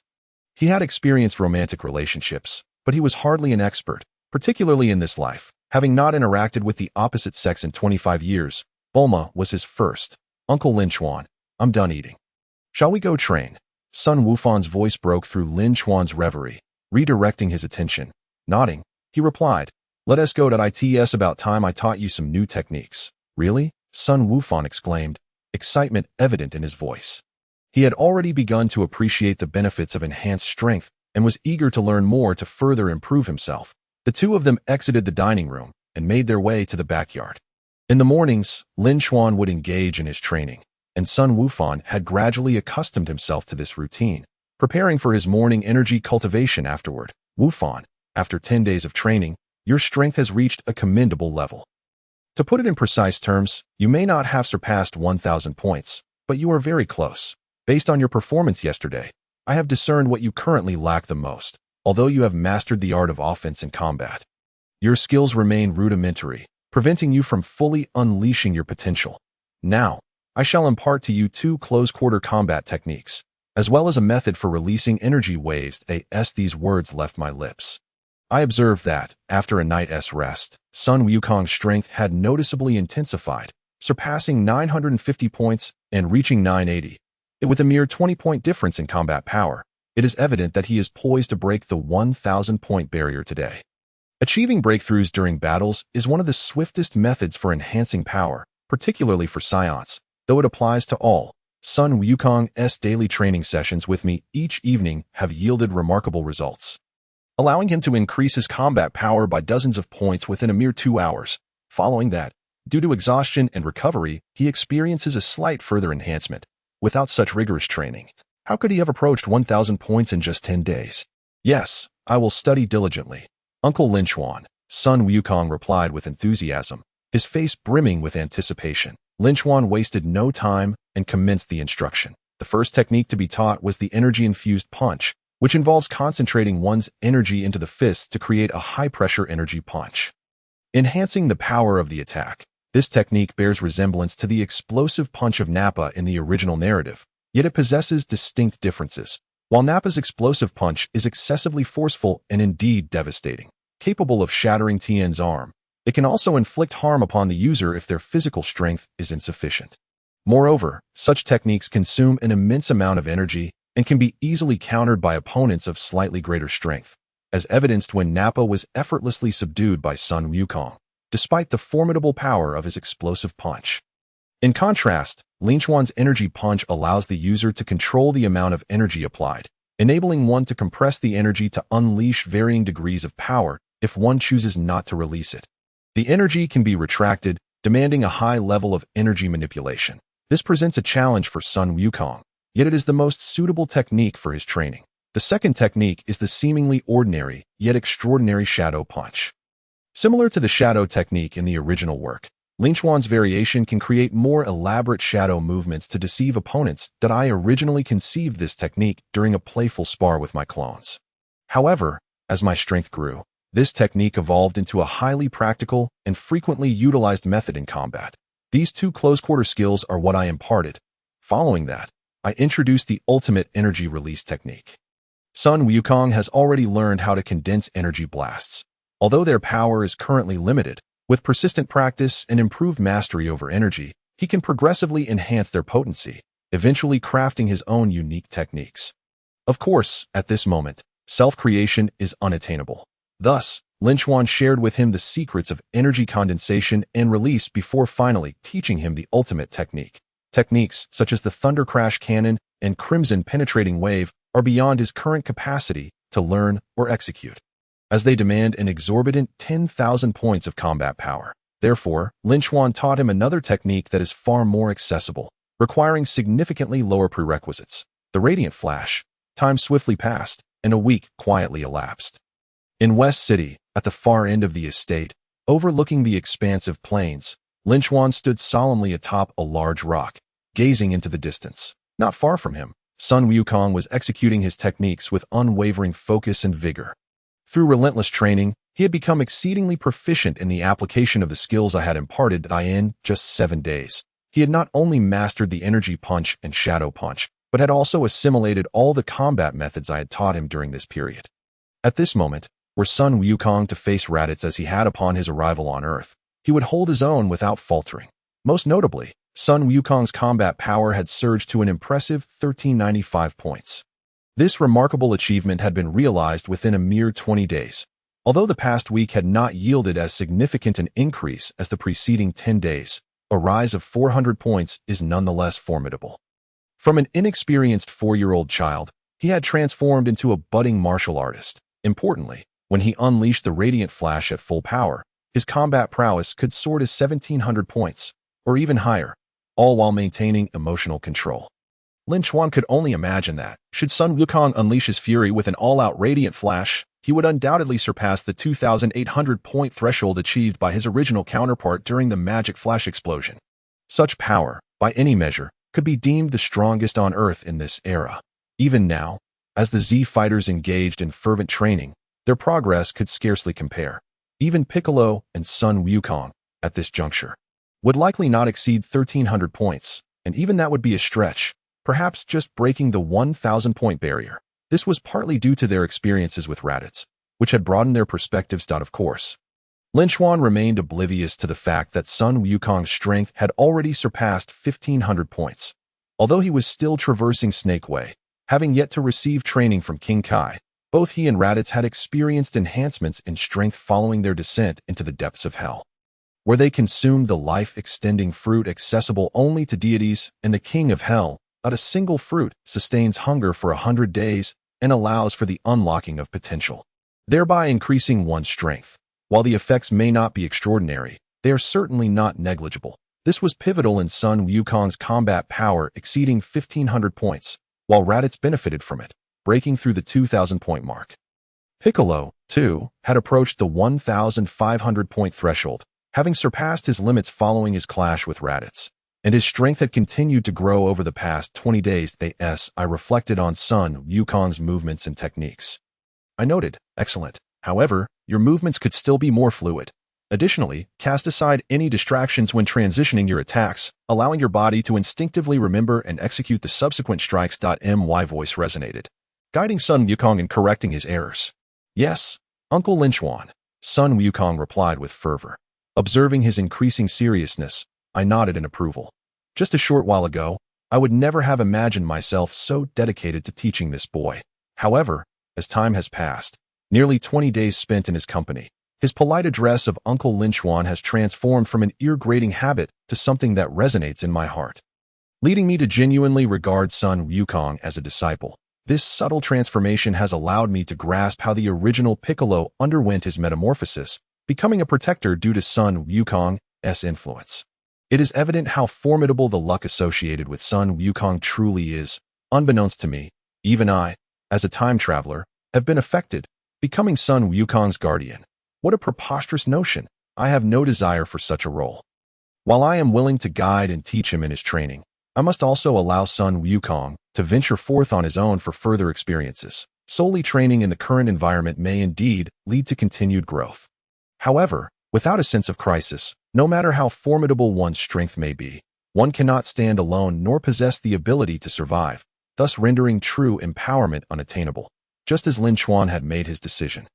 Preparing to implement a new arrangement for Sun Wukong upon the conclusion of his training, at that very moment, atop the Temple of the Gods, Tian Shinhan, Krillin, Chaozu, Yamcha, and Yajirobe were engaged in training exercises.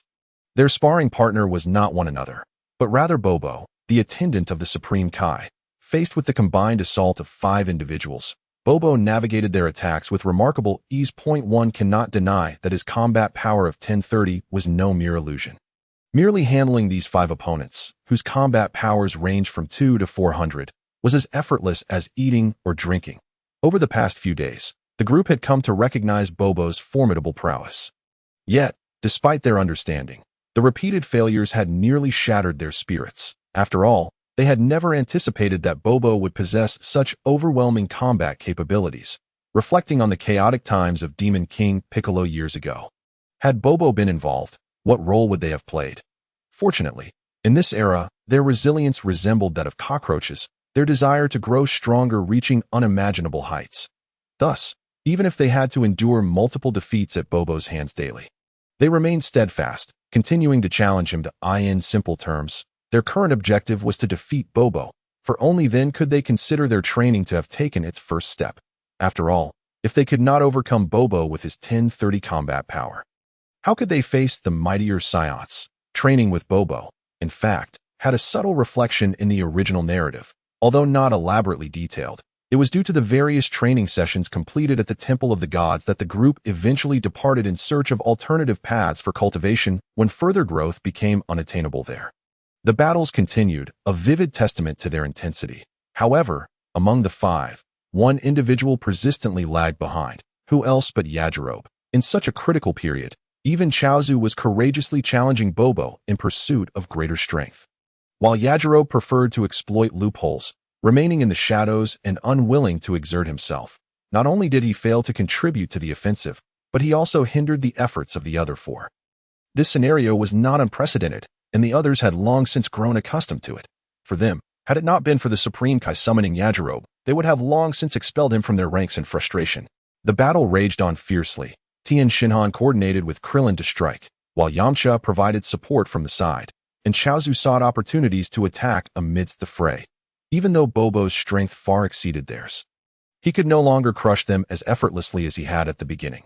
Despite the vast disparity in power, he could not genuinely harm them. For Tien Shinhan, Krillin, Yamcha, and Chaozu, the journey from being unable to withstand even a few of Bobo's moves to gradually developing a more seamless cooperation and increasingly potent abilities was a testament to their progress.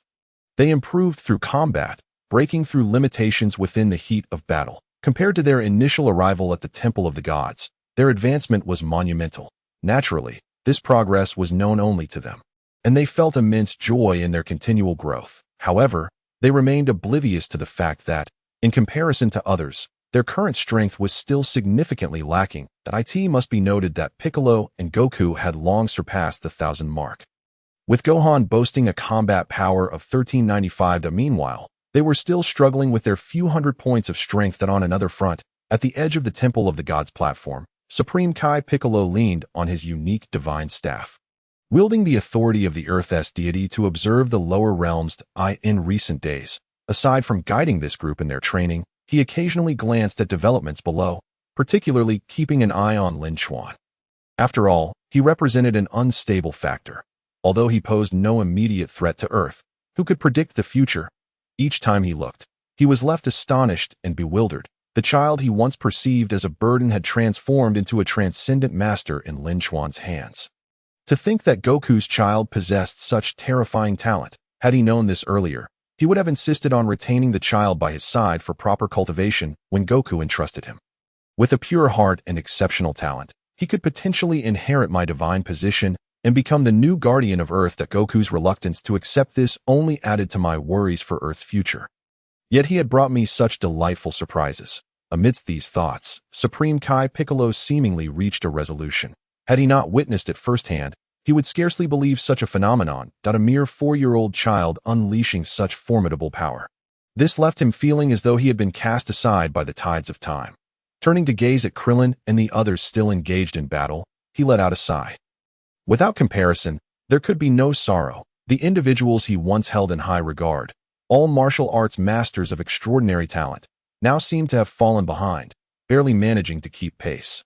Alas, one could only wonder if, a year from now, they would be able to contend with the two Saiyans. It would be best not to rely on Lin Chuan, that unpredictable variable. He was too peculiar, uncertain of whether Goku and Raditz had reached King Kai's realm at this moment. Supreme Kai Piccolo continued to ponder. Shifting his gaze, he looked far into the distance. In the center of the southern continent of Earth, amidst a desolate and silent expanse of desert, Piccolo was fervently training to prepare for the impending arrival of two exceptionally powerful Saiyans in a year's time. He was proving himself in his own way, relentlessly striving to grow stronger. Indeed, the results were remarkable. In a mere 20 days, Piccolo's strength surged dramatically. He even felt confident enough to confront Raditz alone. Yet, despite this, he remained unsatisfied. With a fierce roar, Piccolo ignited his body in a blaze of blinding white flames. With immense force, he unleashed a devastating punch towards a colossal rock mountain before him. In an instant, the towering mountain, reaching a height of 100 meters, crumbled beneath the weight of Piccolo's destructive blow, sending debris raining down around him, a sight both terrifying and awe-inspiring. This punch contained a tremendous burst of energy. While it appeared to obliterate merely the mountain, if it were to strike the ground, it could shatter the very earth beneath him. Any being with a combat power merely in the hundreds would undoubtedly be pierced through by such a blow. This was Piccolo at 1450 combat power, not enough. Far from sufficient. With only this level of combat power, he could only compare himself to Raditz. It was nowhere near adequate to face the two Saiyans arriving in a year. Piccolo was acutely aware that his strength still fell short of the mark. To attain even greater power, he needed to alter his training methods. That a year was far too brief. Taking a deep breath, Piccolo leaped to the summit of another mountain. Sitting cross-legged, he entered a state of meditation, focusing his mind and spirit. The exhaustion of physical and energy resources was a process that followed any significant training achievement. After depleting himself, he sought recovery, striving for breakthroughs at his peak, aiming to transcend into higher realms. Was Piccolo's potential and talent lacking? Certainly not. Even though he inherited everything from the first Piccolo, this Piccolo was not the same as his predecessor. It must be understood that he was merely 8 years old. Without Gohan's interference to delay him, his training could proceed more smoothly and without hindrance. During the training process, he was entirely focused, free from distracting thoughts. This allowed him to rapidly elevate his combat power to this level. That it must be said that the current Piccolo, without undergoing a transformation, is vastly different from the original narrative. He remained the same rebellious, power-driven Piccolo, the Demon King. Of course, his previous goal had been merely to surpass Goku and conquer the world. Now, it was to surpass all Saiyans, including not losing to Goku. Conquering the world has become a trivial aspiration in his eyes. With the universe as a stage, what significance does one Earth hold? In the West capital, amidst the vast wilderness, Sun Wukong finally concluded his final training session. Collapsing onto the ground, breathless and weary, for several days now, he had pushed himself to such extremes daily. Then, he would rest, eat, recuperate, and continue training until nightfall. Perhaps it was due to Lin Chuan's subtle provocations that this young lad felt an insatiable urge to improve, driving him to strive even harder. After resting for over 10 minutes, Lin Chuan refrained from disturbing him, allowing him to catch his breath before speaking. Wukong, your training has reached a certain plateau these past few days. To break through, you may need to undergo some different forms of training. Upon hearing this, Sun Wukong lifted his head, anticipating that Lin Chuan was about to impart some new knowledge, filled with excitement. He was fully aware of his own growing strength. Given their time together, Lin Chuan had become the elder he respected most. Once you have fully recovered, I will take you to meet someone. For the upcoming period, I want you to train alongside him. In other words, you must learn to fend for yourself. After lunch, Lin Chuan bid farewell to Chi-Chi, and the two departed West Capital, utilizing the sky dance technique. Although Chi-Chi was deeply concerned about her son being taken away to train with someone else, she could only accept it, seeing how earnest and independent he had become in the past. It would have been remarkable for Chi-Chi to agree to Sun Wukong's training, let alone allow him to leave her side. In her eyes, Sun Wukong had always been a child. It was only after he befriended Biddy that she gradually realized her son had grown up. The events of recent times had transformed her perspective. In truth, she was capable of understanding and recognizing the bigger picture. As they soared through the skies towards the southern continent, their pace was neither too fast nor too slow. Lin Chuan sensed the contemplations of Sun Wukong and offered him words of comfort to ease his mind. Even fledglings must leave the safety of their parents to embrace the world. How much more so for humans? True, he was still young by Earthling standards, but for a Saiyan, for years was ample time to invade a planet, just as his father had been dispatched to Earth with a mere power level of 2. In the heart of a vast desert on the southern continent, atop a colossal mountain, Piccolo was meditating in deep concentration when he suddenly opened his eyes. He sprang to his feet, astonished, gazing into the distance. A peculiar instinct warned him that he was being targeted. Who could it be? That Saiyan, Lin Chuan.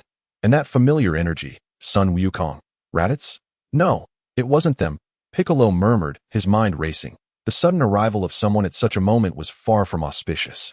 He vividly recalled the events from 20 days prior, the feeling of being utterly suppressed, the shock rendering him immobile, a memory that would haunt him for a lifetime.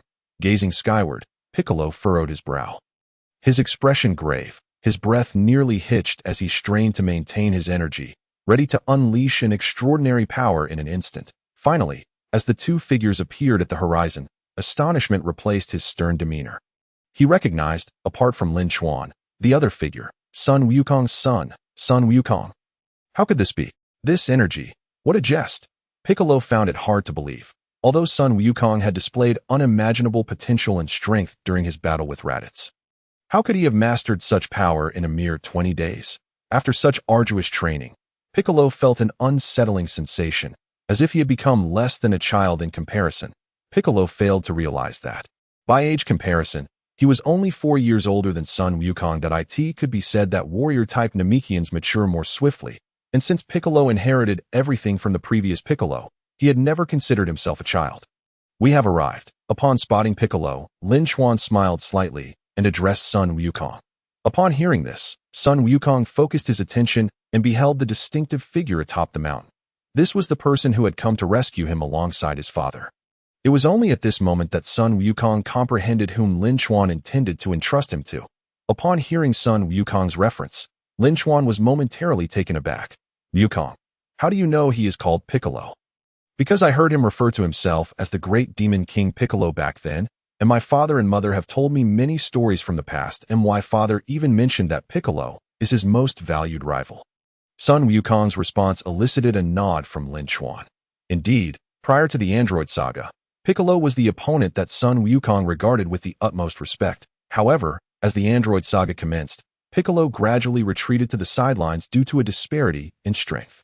After that, the one who gained Sun Wukong's favor became Vegeta.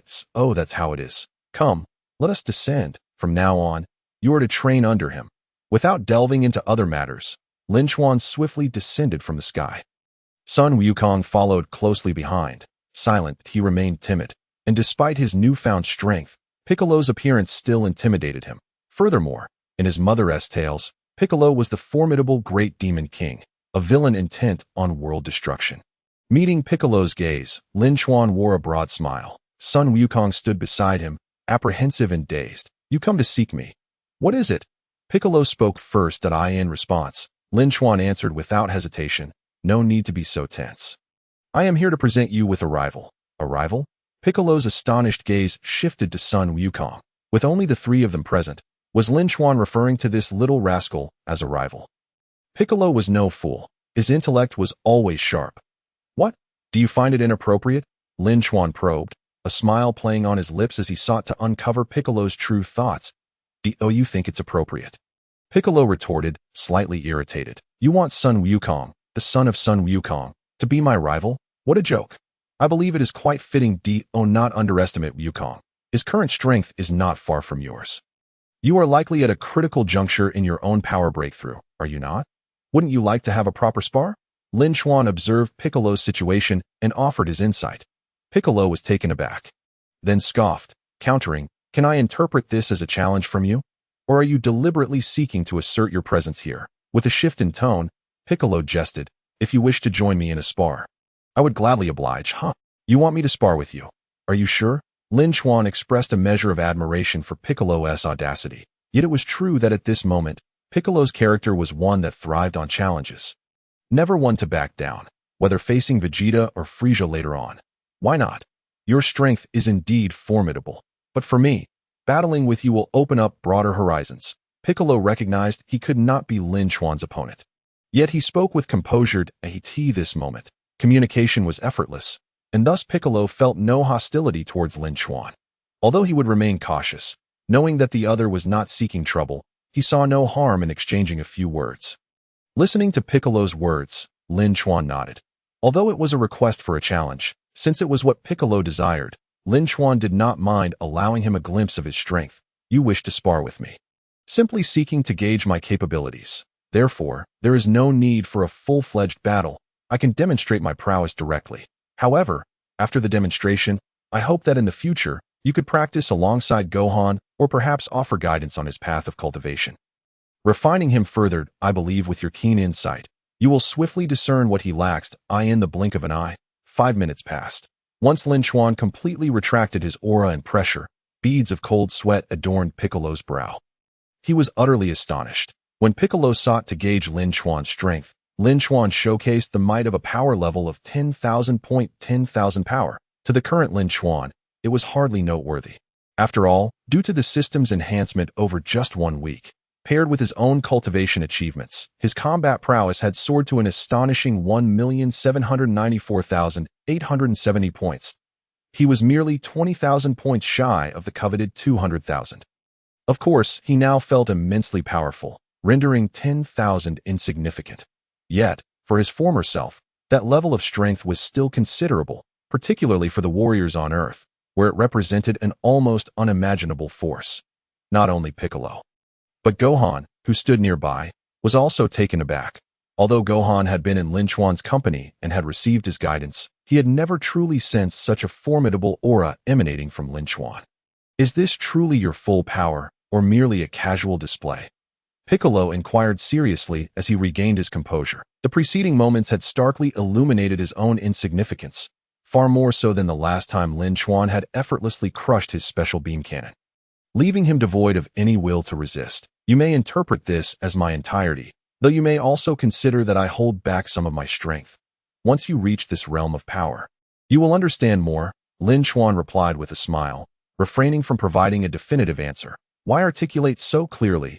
A measure of stimulation is beneficial, yet excessive display of strength to overwhelm an opponent, even someone like Piccolo, could foster feelings of helplessness, leading to confusion and misdirection. Gazing at Lin Chuan, Piccolo felt a weight upon his heart. However, he quickly steadied his mind. With a long sigh, the aura surrounding him underwent a transformation, seemingly catalyzed by Lin Chuan's pressure, prompting him to break through his previous limitations.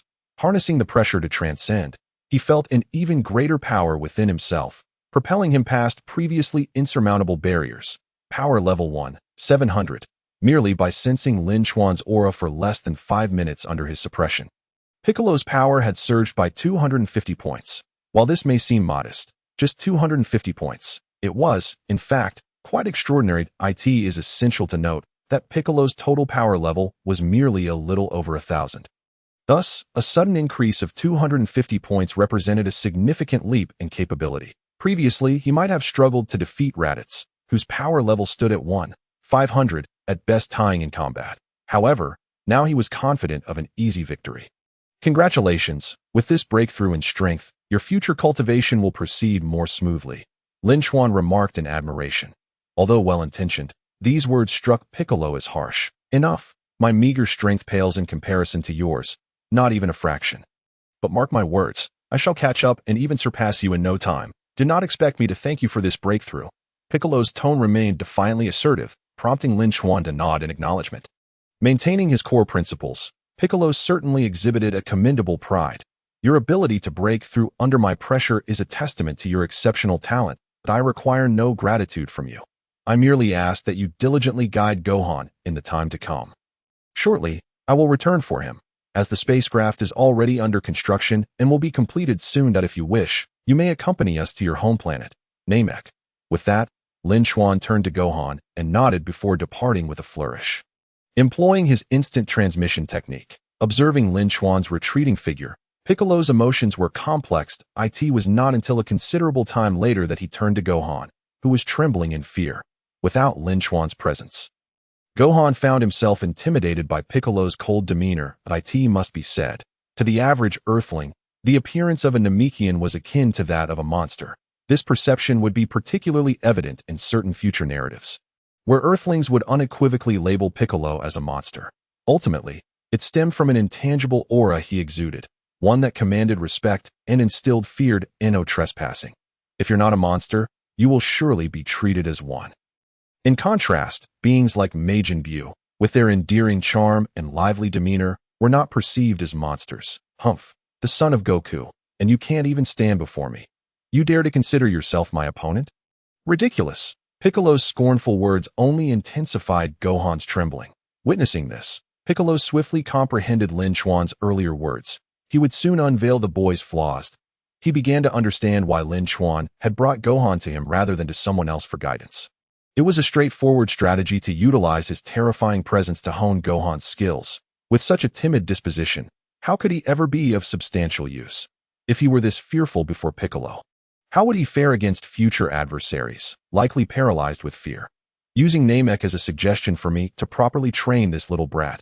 You truly have a cunning plan, Piccolo mused, his expression growing increasingly sinister as he contemplated. Unbeknownst to him, Goku was currently in the afterlife seeking training under King Kai, completely unaware that Lin Chuan would lead Gohan to him. "I don't wish to be your opponent," Gohan replied, his voice weak and trembling, with tears welling in his eyes. This display of vulnerability stripped him of his prior facade that it was evident that while Lin Chuan had indeed enhanced his strength over the past 20 days, Gohan faltered in the face of adversity, succumbing to his fears. "Humph, what a useless little brat, full of power yet utterly impotent," Piccolo muttered dismissively. In the next moment, an idea struck him. "Since that fellow entrusted you to me, it would be remiss of me to do nothing. Since you are so terrified of me, why not venture into the wilderness and learn to survive on your own? Once you conquer your cowardice and learn to stand on your own, then you may return and challenge me." Concealed in the shadows, Lin Chuan observed Piccolo's actions towards Sun Wukong with keen interest. Although it appeared that he had departed, he had, in fact, returned midway by mastering the art of controlling his own energy. He achieved a level of concealment that rendered him undetectable. Only upon confirming that Piccolo treated Sun Wukong as he did in the original narrative did Lin Chuan feel a wave of disappointment wash over him. Prompting his eventual departure, he had anticipated that Piccolo would, after his exit, drop his facade and compel Sun Wukong to engage in combat, thereby satisfying his own thirst for battle. To his surprise, Piccolo restrained himself.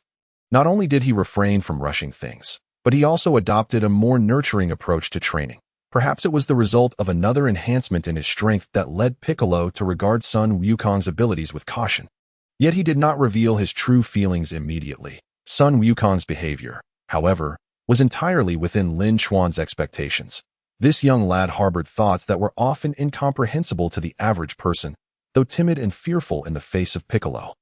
He demonstrated a unique courage when confronted with clearly defined challenges in the future. Overall, he exhibited a maturity far beyond that depicted in the original work, having endured 20 days of rigorous training under Lin Chuan's guidance. Upon returning to West City, Lin Chuan spotted Chi-Chi, her face etched with concern, standing on the rooftop gazing into the distance. As soon as she noticed his return, she quickly inquired about the situation. In an effort to reassure her, Lin Chuan provided a brief account and promised that he would bring their son back once the spaceship was completed. However, he could not divulge the fact that their son was entrusted to the formidable Piccolo. Were he to reveal such information, Chi-Chi, in her characteristic manner, would surely erupt in anger. After all, what mother would willingly allow her child to be under the influence of a notorious villain? In summary, Lin Chuan had no choice but to obscure the truth and manage certain affairs discreetly. To further facilitate Sun Wukong's training, he often whispered concepts into his ear, subtly instilling the notion that Sun Wukong was no ordinary child, but rather a genius. After bidding farewell to Chi-Chi, Lin Chuan hurried to the space testing chamber where Bulma was stationed. According to her, this facility had been established several years prior for the purpose of researching space satellites and storage modules.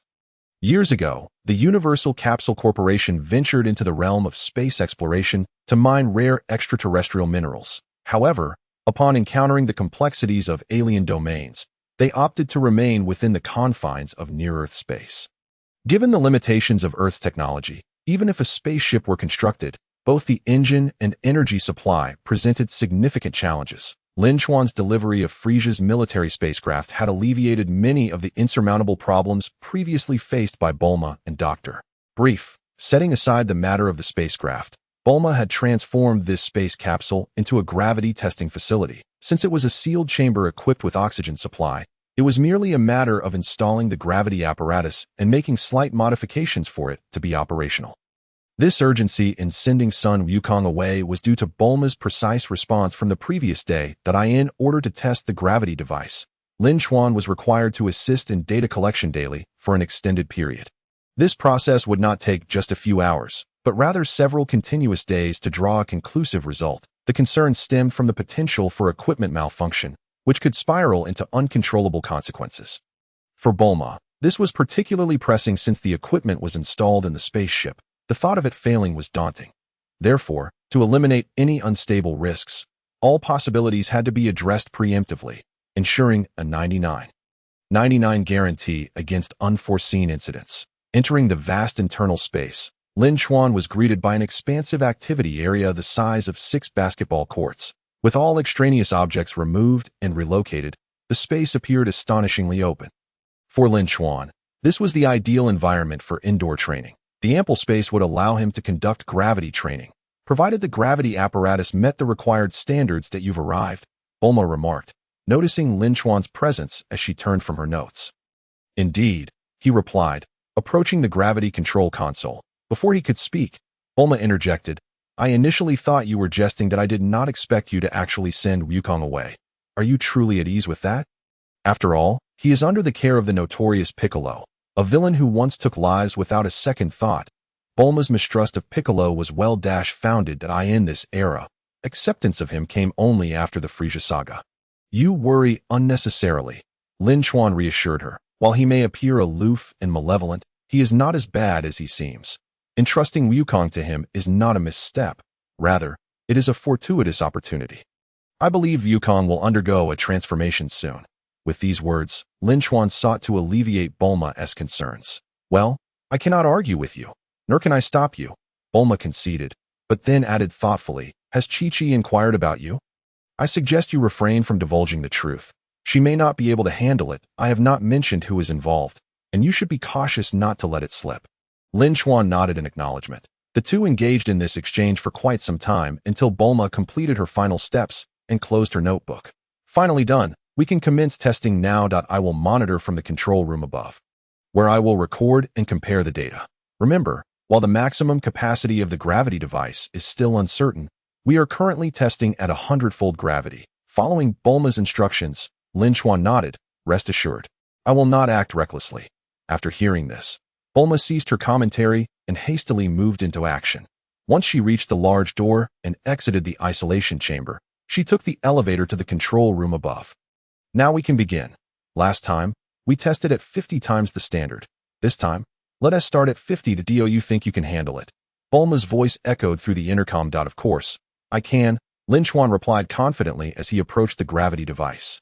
Activating it, the interface was as user-friendly as the previous version 1.0 with a deep rumble. As the gravity mechanism engaged, the surrounding space transformed into a dark crimson hue, and the control room's display indicated a staggering 50 G, representing 50 times Earth's gravity.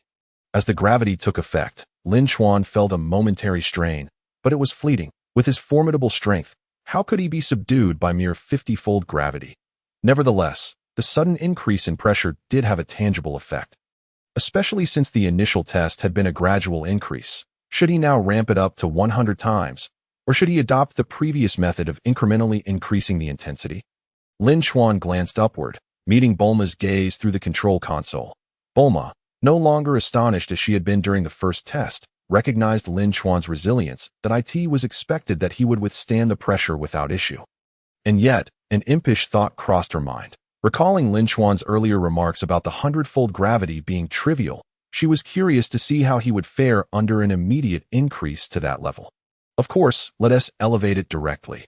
We are testing the 100-fold gravity after all, but I wonder if you can handle the sudden surge, she teased. Lin Chuan paused momentarily before chuckling.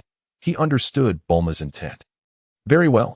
If that's the case, let us proceed directly to 100 times. With a light-hearted laugh, he pressed the increase button and held it down. Vroom, vroom, vroom. The surrounding environment grew increasingly crimson, the pressure intensifying correspondingly. The gravity readings on the control device surged rapidly. 55 G, 60 G, 70 G, 80 G, 90 G. Upon reaching over 90 G, Lin Chuan released his prolonged press, then pressed several times in succession, ultimately stabilizing the gravity at 100 G. Unlike before, when he could effortlessly acclimate, he now felt a slight strain. 100-fold gravity was indeed manageable. However, if that were all there was to it, it would not amount to much. He mused inwardly that Lin Chuan could maintain his stability without the aid of energy. His innate strength and physical prowess alone sufficed to withstand this gravitational pressure. Observing this, Bulma was rendered speechless. She had anticipated witnessing Lin Chuan falter, yet he remained completely unscathed. This was not merely 50 times the gravity of Earth, but a full 100, a starkly different concept altogether. As the creator, Bulma fully understood the disparity between several times the gravity and 100-fold. The pressure escalated exponentially. It was not as simple as merely doubling from 50 to 100. You Scions are truly monstrous. To endure 100-fold gravity, my initial calculations suggested one would require a battle power of at least 100,000 points, and even then, it would only be a tenuous endurance. Bulma muttered. She had measured Lin Chuan's power multiple times with her detector, and the highest reading recorded was during the time he voluntarily unleashed his full strength, exceeding 30,000 points. Hearing Bulma's exclamations, Lin Chuan snapped back to reality, lifting his gaze to say, "My battle power index has long surpassed 100,000 points. As I mentioned before, it takes at least several hundred times the gravity to impose any substantial pressure on me." As he spoke, Lin Chuan continued to absorb the tangible effects of the 100-fold gravity. The long-lost sensation of effort awakened a primal instinct within him. Since maintaining this for an extended period was necessary, he resolved not to squander the time. Perfectly, he decided to engage in training right here. To an onlooker, this scene would undoubtedly be astonishing. To endure was one thing. To engage in activity under such conditions was an entirely different concept. Not to mention, he was training. You're truly reckless. Regardless of what I say, you'll do as you please. If you can't handle it, remember to speak up. I will halt the terminal operations. Bulma rolled her eyes. Lin Chuan was acutely aware of his own limits, rendering her concerns entirely unnecessary. Time passed, minute by minute. Lin Chuan trained in the vast space, relishing the pressure of 100-fold gravity, thereby fortifying his strength. Not that the enhancement of his battle power was the only concern. He was also honing his mastery over his inherent capabilities. Before long, evening had arrived outside. At that moment, Bulma, stationed at the control console, suddenly heard the communicator sound. Upon checking, she confirmed it was a call from her father and promptly answered. After a brief exchange, she learned that there had been some minor issues with the spaceship manufacturing process, necessitating her presence to collaborate on solutions. After concluding the call, Bulma glanced at the time, realizing 2 to 3 hours had elapsed. Observing Lin Chuan, who had been engrossed in his training, she couldn't help but associate him with the term monster. After all this time, he showed no signs of fatigue. The exercises he performed, though simple, indeed, even push-ups, were sustained under 100-fold gravity for several hours without respite. Were it not for the knowledge that times had changed, she might have doubted her own senses. Lin Chuan, there have been some minor issues with the spaceship research. I need to head over. I've nearly recorded all the data here for today. Do you need to rest? Bulma inquired. Hearing her voice, Lin Chuan lifted his gaze, pondering briefly before replying. If there's something to address over there, then go ahead and assist. It's a rare opportunity to break a sweat, and I cannot let this chance slip by. After receiving Lin Chuan's response, Bulma smirked slightly. Then continue your training here. I will return later to record data. With Bulma's departure, Lin Chuan intensified his efforts in his inaugural gravity training session, under the strain of 100-fold gravity. The longer he trained, the more he felt a flame igniting within his chest, a wellspring of inexhaustible energy surging forth from within. He finally understood why gravity training was often referred to as a cheat for cultivation. For Science, it truly represented the optimal method for pressure training. In an environment of extreme gravity, they could rapidly extract every ounce of strength from their bodies while compelling their latent abilities to surface, resulting in a meteoric rise in power within a short span. With Bulma gone, a thought crossed Lin Chuan's mind. Should he attempt to exceed 100-fold gravity? Motivated by this idea, Lin Chuan rose and approached the control panel. Although the test was set for 100-fold, wouldn't a higher multiplier be even more advantageous? With a flick of his fingers, Lin Chuan manipulated the settings, elevating the gravity to a staggering 150 times. Not merely a minor enhancement, but a bold leap of 50 times. Only upon the arrival of 150G did Lin Chuan realize that the previous 100-fold gravity was trivial in comparison. That 100-fold gravity had merely presented him with a faint pressure. However, the 150-fold gravity undeniably challenged him. With his battle power exceeding 1.8 million points, logic dictated that he should require at least 200 times the gravity to elicit such a sensation. Yet, the earlier experience of this pressure indicated that his potential for improvement was indeed substantial. With a serious demeanor, Lin Chuan gazed at the display reading 150G and made a decisive choice. Moments later, he found himself under the oppressive force of 200 times gravity as he ascended another 50 times. Lin Chuan could feel his bodily functions screaming in protest. Was it the exhilaration of being in such an environment that ignited his joy? Was 200 times gravity the limit of this gravity apparatus? Bulma must have set a peak value. Otherwise, it shouldn't have been capped. Nevertheless, 200 times was sufficient for the time being, perfectly suitable for prolonged training. His eyes sparkled with determination. The ability to train under 200 times gravity rendered the previous hundredfold almost inconsequential. Given his power level, 3 hours of training under 100-fold gravity hadn't left him feeling particularly fatigued. How could he hope to improve under such conditions? Furthermore, within this sealed environment, he could not engage in excessively intense training. Nor could he release energy freely. The focus remained solely on enhancing his physical capabilities, bodily strength, and mastery over energy and ki under such pressure. After a brief period of acclimatization, Lin Chuan began to move. He initiated several high-speed maneuvers and complex movements, pushing his body to probe its limits within this gravitational force. Confirming his ability to do so, he soon experienced a rush of exhilaration, his blood surging as he laughed with delight. This sensation was the essence of true training. It reminded him of the times on Planet V3114 when he had pushed himself to the utmost to enhance his strength, continually challenging his limits, ultimately elevating his power to 15,000 points. In truth, if possible, gravity levels reaching 300 times or even beyond would be the most favorable. After all, in the original narrative, Vegeta had trained under such conditions when his battle power surpassed 3 million. Achieving breakthroughs in that environment. Was Vegeta truly that formidable? This is undoubtedly true. In the original narrative, he inflicted severe injuries upon himself using Clint's power and subsequently recovered through Dandy, which enabled his strength to soar from several 100,000 to over 2.5 million.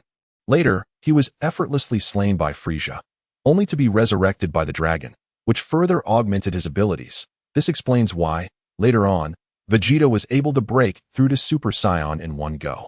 His power far surpassing that of Son Goku at the time. Vegeta's foundation is by no means inferior to Son Goku's.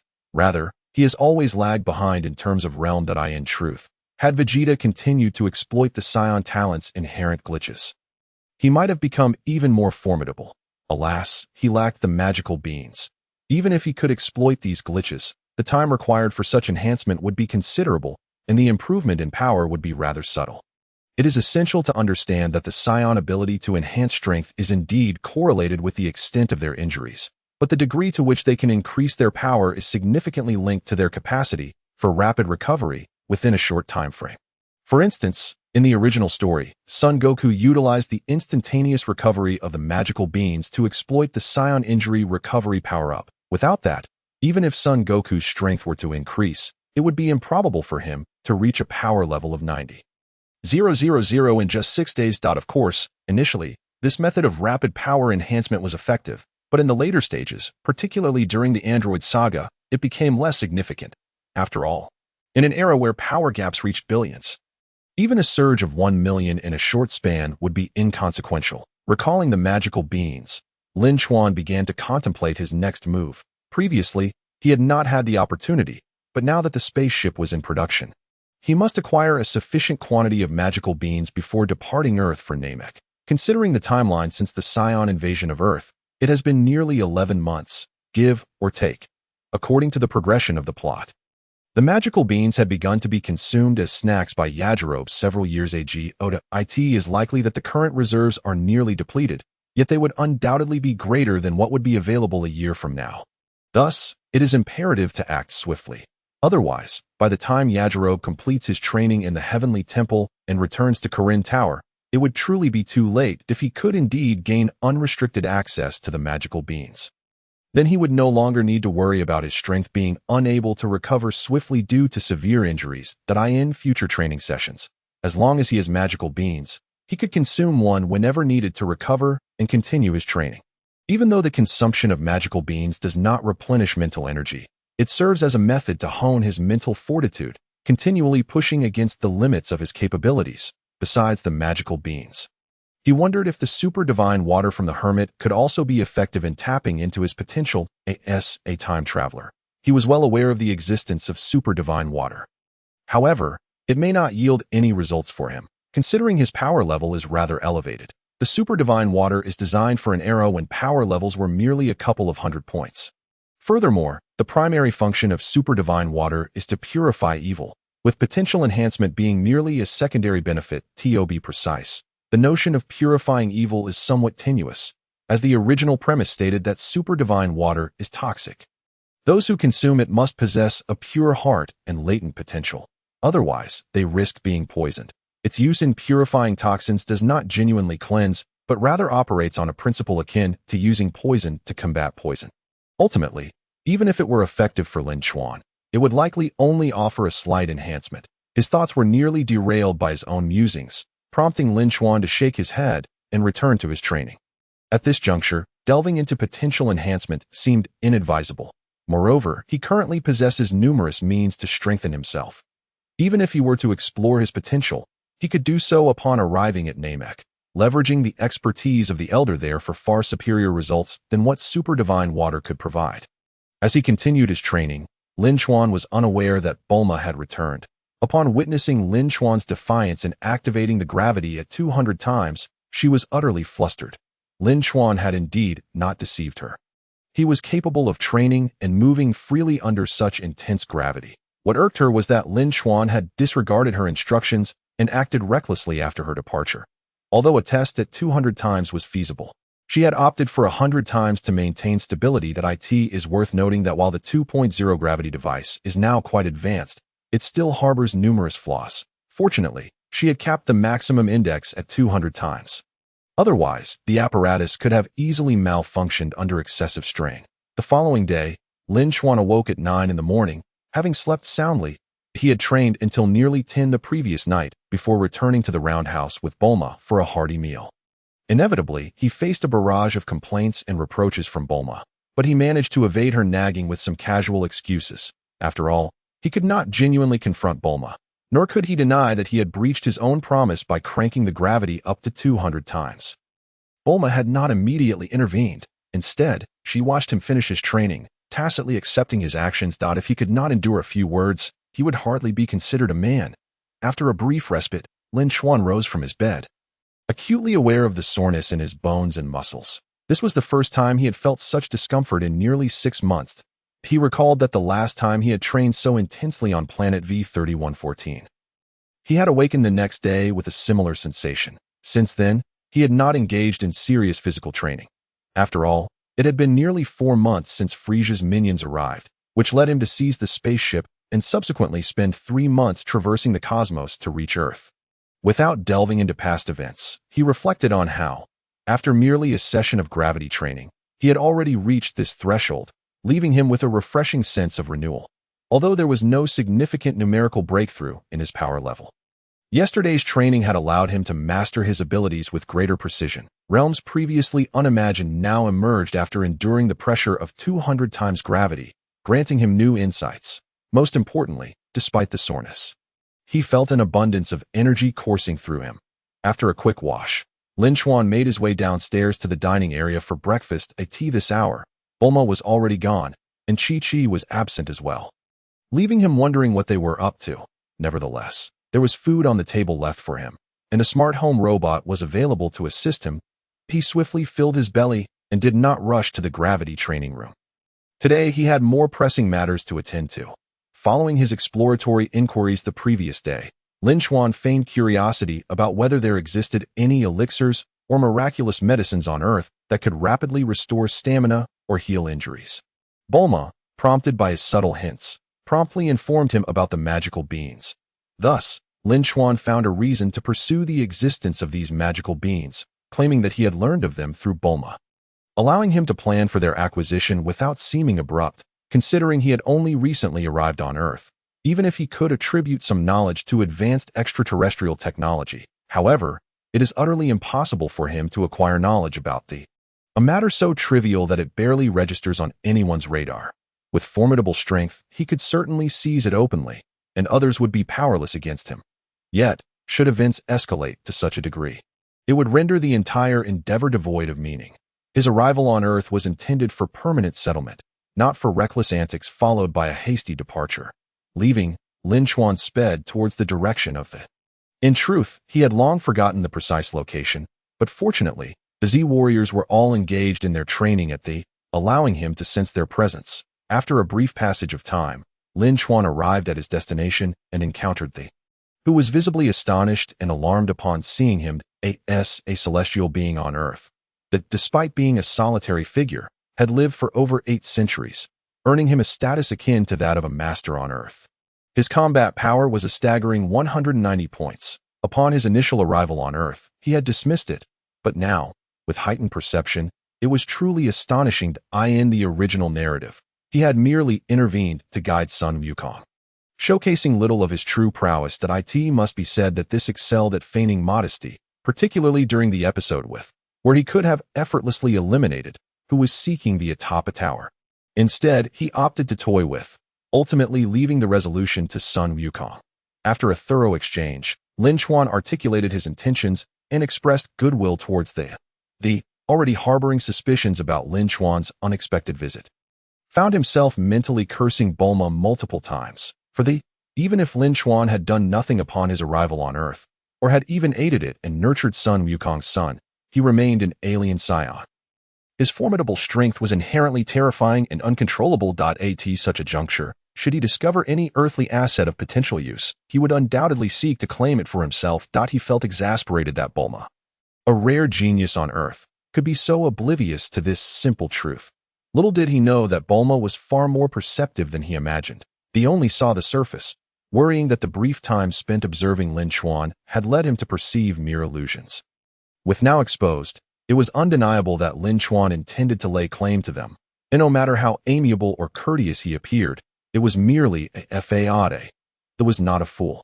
He understood the immense value of in contrast, Sun Wukong, and had never regarded as significant. Sun Wukong maintained an innocent heart, never possessing a desire for possession over anything, which was why he willingly offered to Sun Wukong without any expectation of return. As for, he was a fool.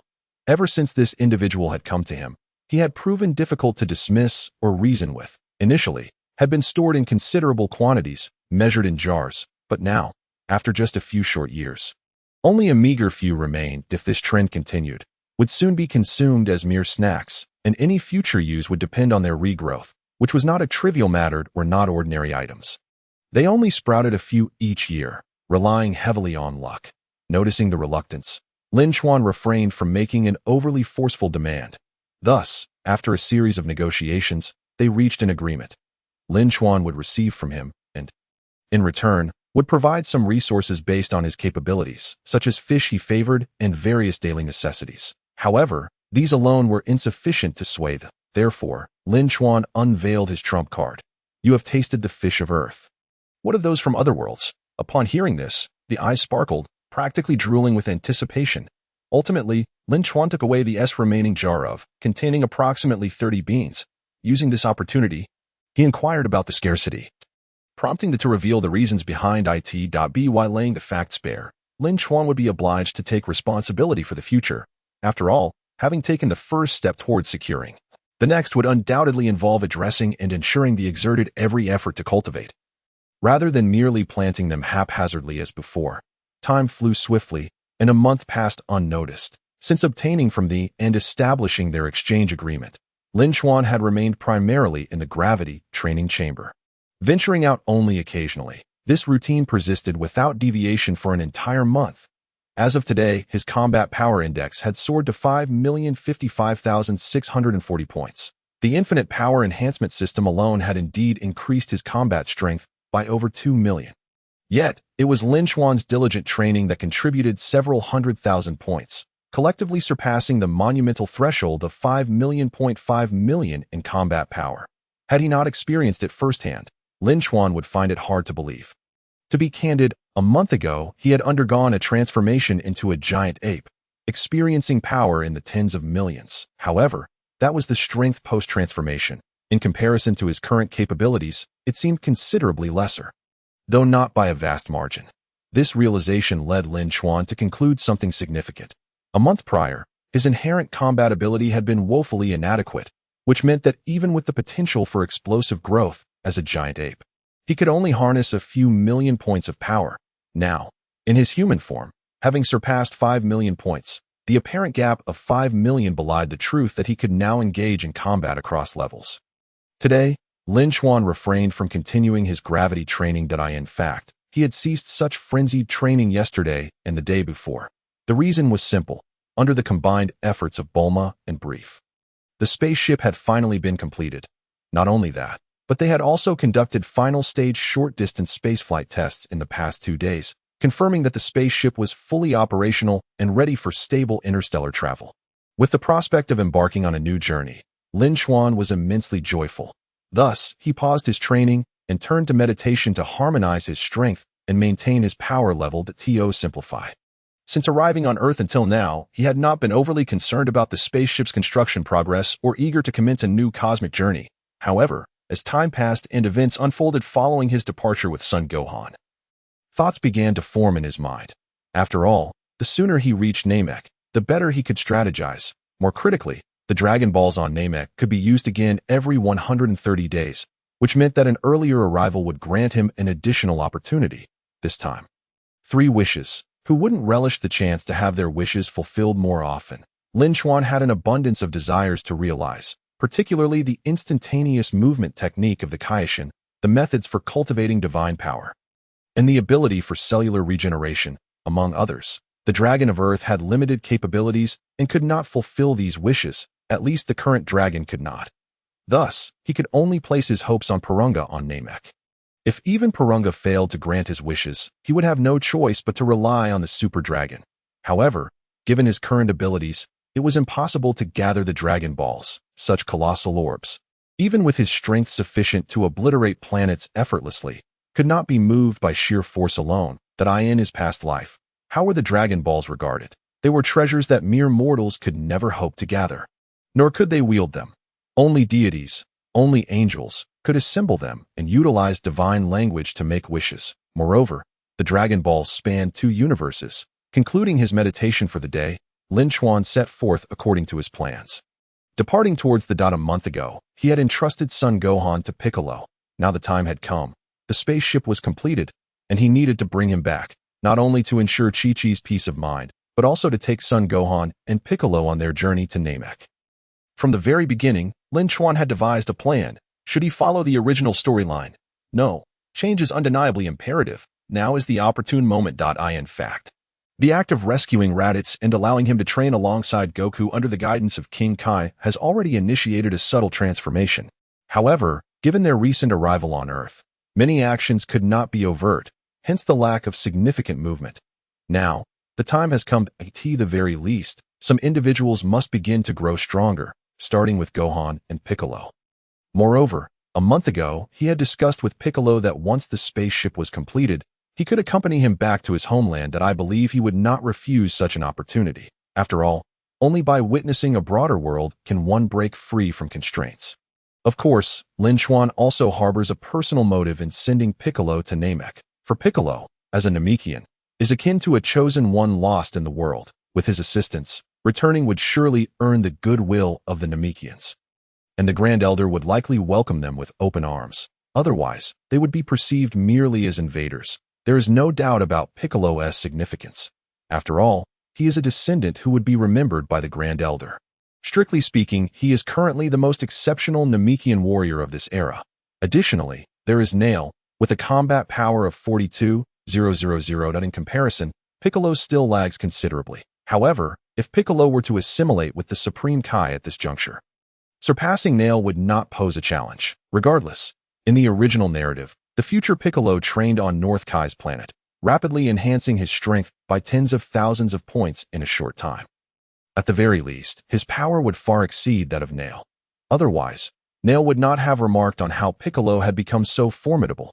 After a month apart, Lin Chuan was quite astonished. It must be said that during this brief interlude, their relationship has flourished remarkably. Not only has Piccolo's power escalated to 2,900 points, but Gohan's battle strength has also surged from 1,395 points to 2,000 points. Achieving such intensity within a month of training is indicative of extraordinary progress.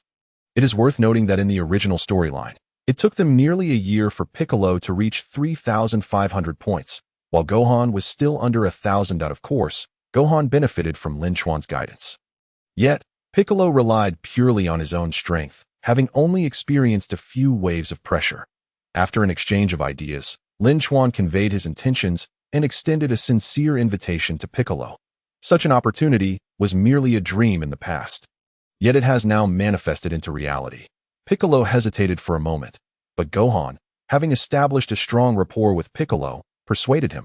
Thus, under Gohan's repeated calls of Uncle Piccolo, he acquiesced. Reaching a consensus, the three returned to West City together. It must be said that Piccolo's demeanor has indeed been influenced by Gohan.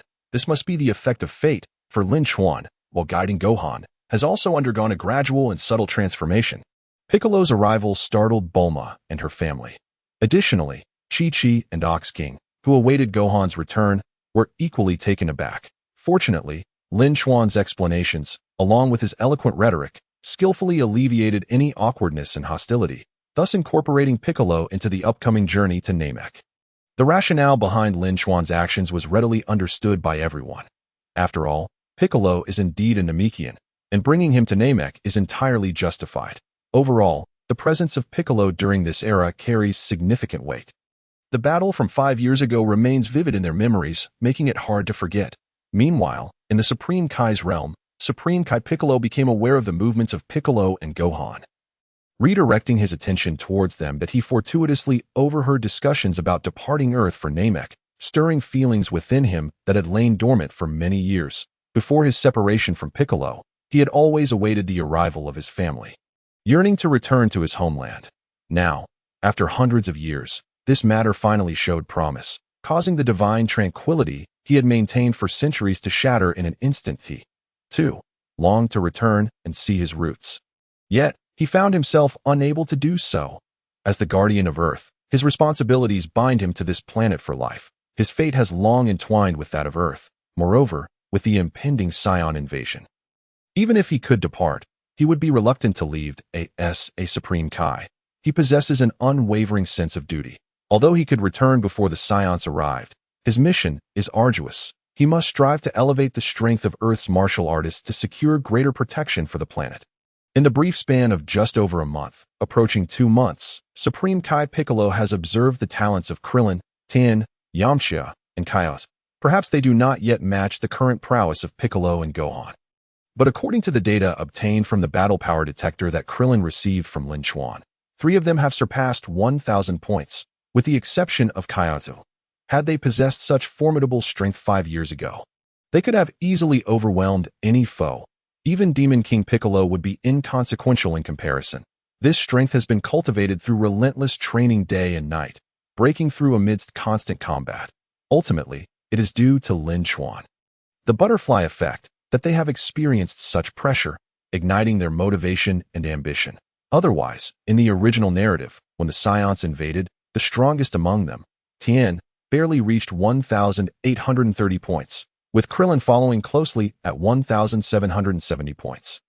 Yamcha lagged behind at 1,480 points, while Kaiotsu was at a mere 610 points. This serves to illustrate their immense potential and exceptional talent. However, the original storyline lacked sufficient pressure, confining them to that level of strength.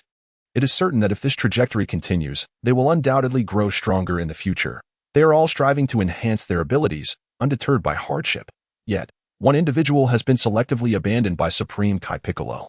There is no doubt that this individual is Yajirobe. Upon arriving at the Supreme Kai's realm, he initially engaged earnestly in training, but as time progressed, he became lackadaisical. He excels at nothing but eating.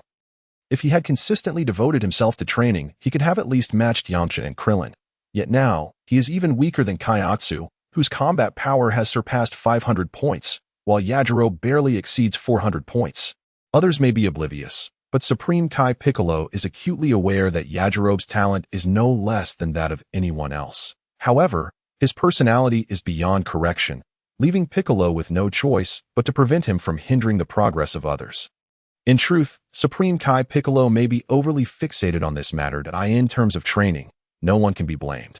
Ultimately, the desire to grow stronger should be a personal decision. Forcing someone into training and placing the burden of responsibility on them borders on moral coercion. Yajirobe's character is indeed lacking, and his presence has depleted the sins of beings. However, at the core, he simply wishes to live a carefree life, enjoying the celestial cuisine and living a lofty existence akin to that of a deity. who would willingly endure the hardships of rigorous training. In Yajirobe's view, saving the world is best left to Goku, Krillin, Tien, and the others. This is his stance. It is worth mentioning that Yajirobe harbors concerns for the future, which is why he engages in training to grow stronger. Otherwise, how could he have achieved a combat power of 970 points during the incident involving Vegeta, while he may not rival Krillin? Yamcha, or Tien, he has nevertheless grown powerful enough to transcend the previous era. Unfortunately, the rapid evolution of time has overshadowed many brilliance. In the context of the Earth saga, a combat power nearing 1,000 could dominate the planet without issue. Even Demon King Piccolo would pale in comparison. After all, he is the last one truly qualified to contend with Krillin for the title of Earth's strongest warrior. Would you not say Yamcha is also a contender? Yamcha, despite his efforts, ultimately succumbed to Krillin and subsequently chose to relinquish his ambitions. Hence, Yajirobe emerged as the final candidate. Meanwhile, in the underworld, at the terminus of the Serpent Road, after a month and a half of relentless pursuit, Sun Wukong and Raditz finally arrived at their destination today. Compared to the original tale, where Sun Wukong traversed alone for half a year, their journey could be deemed significantly expedited. Ultimately, their fortuitous fall from the Serpent Road proved beneficial, as they consumed the fruit reserved for only the king of hell and deities, with Raditz's insistence leading them to indulge in several pieces until they could no longer partake. This fortuitous turn not only invigorated them for over a month without hunger, but also greatly enhanced their innate abilities. Thus, they arrived in such a brief span of time. At this moment, the two stood side by side, gazing upward towards the realm of the Yellow Springs. A diminutive celestial body hovered in the distance. For an ordinary individual, even one with considerable strength, ascending to it would pose a challenge unless they possessed the ability to fly. However, for Sun Wukong and Raditz, it was not a concern. Over the past month, the brothers had harmonized in their personalities. Yet, despite shedding some of his arrogance, Raditz still retained his lofty demeanor typical of a superior warrior. Let us proceed. We must hasten to meet the King of Worlds. I hope he will not disappoint us. Raditz took the lead, effortlessly ascending into the sky. Upon witnessing this, Sun Wukong urgently called out, "Wait for me," and promptly utilized his flight technique to catch up. As they approached North Chaos Star, they were immediately enveloped by a gravitational force 10 times that of Earth. Raditz managed to adjust quickly, landing with stability after a moment of surprise. In contrast, Sun Wukong, unaccustomed to extraterrestrial gravity and having grown up under Earth's conditions, nearly toppled over despite his formidable prowess. On Earth, after Lin Chuan returned with Son Gohan and Piccolo, Bulma spent an additional 2 days procuring the necessary supplies. Originally, they could have departed early, but in pursuit of a more enjoyable interstellar journey, they deliberately took their time. Ultimately, this was merely Bulma and Chi-Chi's desire. For Lin Chuan, Piccolo, and Son Gohan, how could the lengthy voyage through the stars deter them? Even if it were long, their time would be devoted to training. Moreover, this journey was expected to reach its destination in merely 5 or 6 days. How was the precise location of Namek determined? Naturally, the Frieza Force's spaceship contained accurate coordinates. In the original narrative, they relied on coordinates provided by North Ko, utilizing the spaceship Piccolo had once taken to Earth. With Lin Chuan's arrival, there were numerous methods to ascertain the location. Even if the Frieza Force's ship lacked the coordinates, he was well aware of the precise location, having extensively studied it in his previous life. The coordinates for the 27th main star system of the Lyra constellation. Fourth planet are SU-83 and 9045XY. Is Chi-Chi going as well? Certainly. In the original story, Son Gohan accompanied Bulma and Krillin to Namek, and Chi-Chi was expected to join them. However, she had to bid them farewell and pain to care for Sun Wukong's injuries. This time, with no injuries or distractions, Lin Chuan had no objections to her accompanying them. After all, it was not a significant matter, and her presence would not hinder their journey. In fact, Chi-Chi's involvement would prove beneficial, as she could easily look after them all, a feat no one else could match. The portrayal of Chi-Chi as a homemaker was particularly pronounced in this era. One could only lament that Sun Wukong did not sufficiently care for his wife.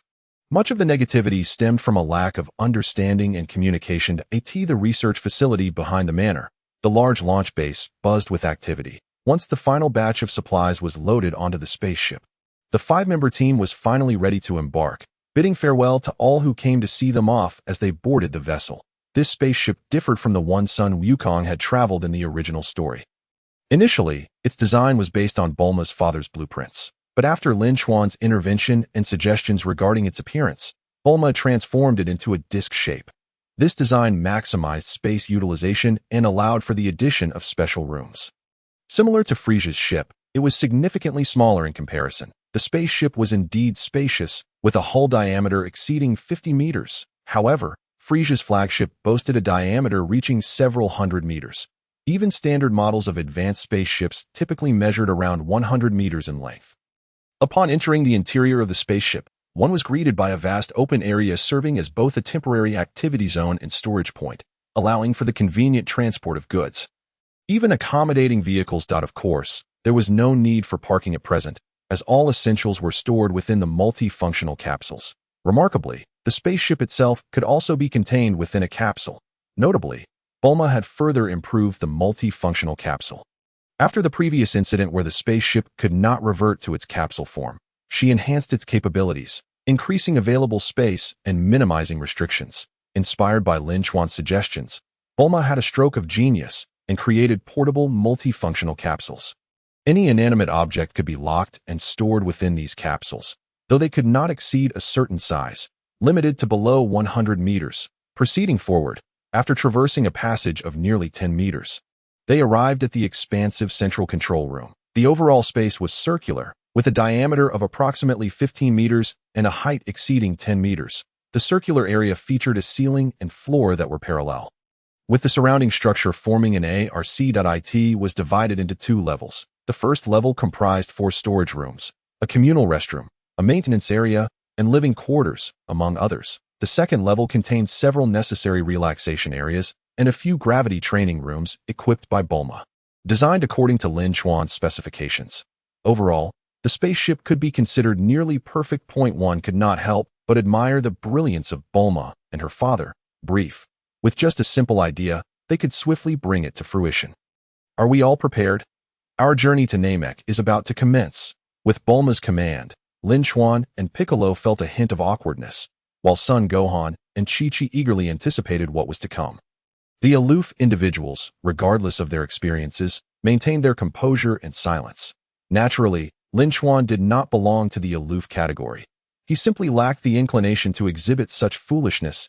As the engine roared to life, the spacecraft experienced a significant tremor. Moments later, it burst through the Earth's atmosphere, hurtling into the depths of the cosmos. The initial speed was not particularly swift, as Gohan had expressed a desire to observe other planets within the solar system and to gaze closely at the sun. Lin Chuan, however, found little interest in this. Once they entered the vastness of space, there was no longer a need to remain seated in the safety harness. In truth, he could have chosen to stand. But since everyone was seated, he opted to comply.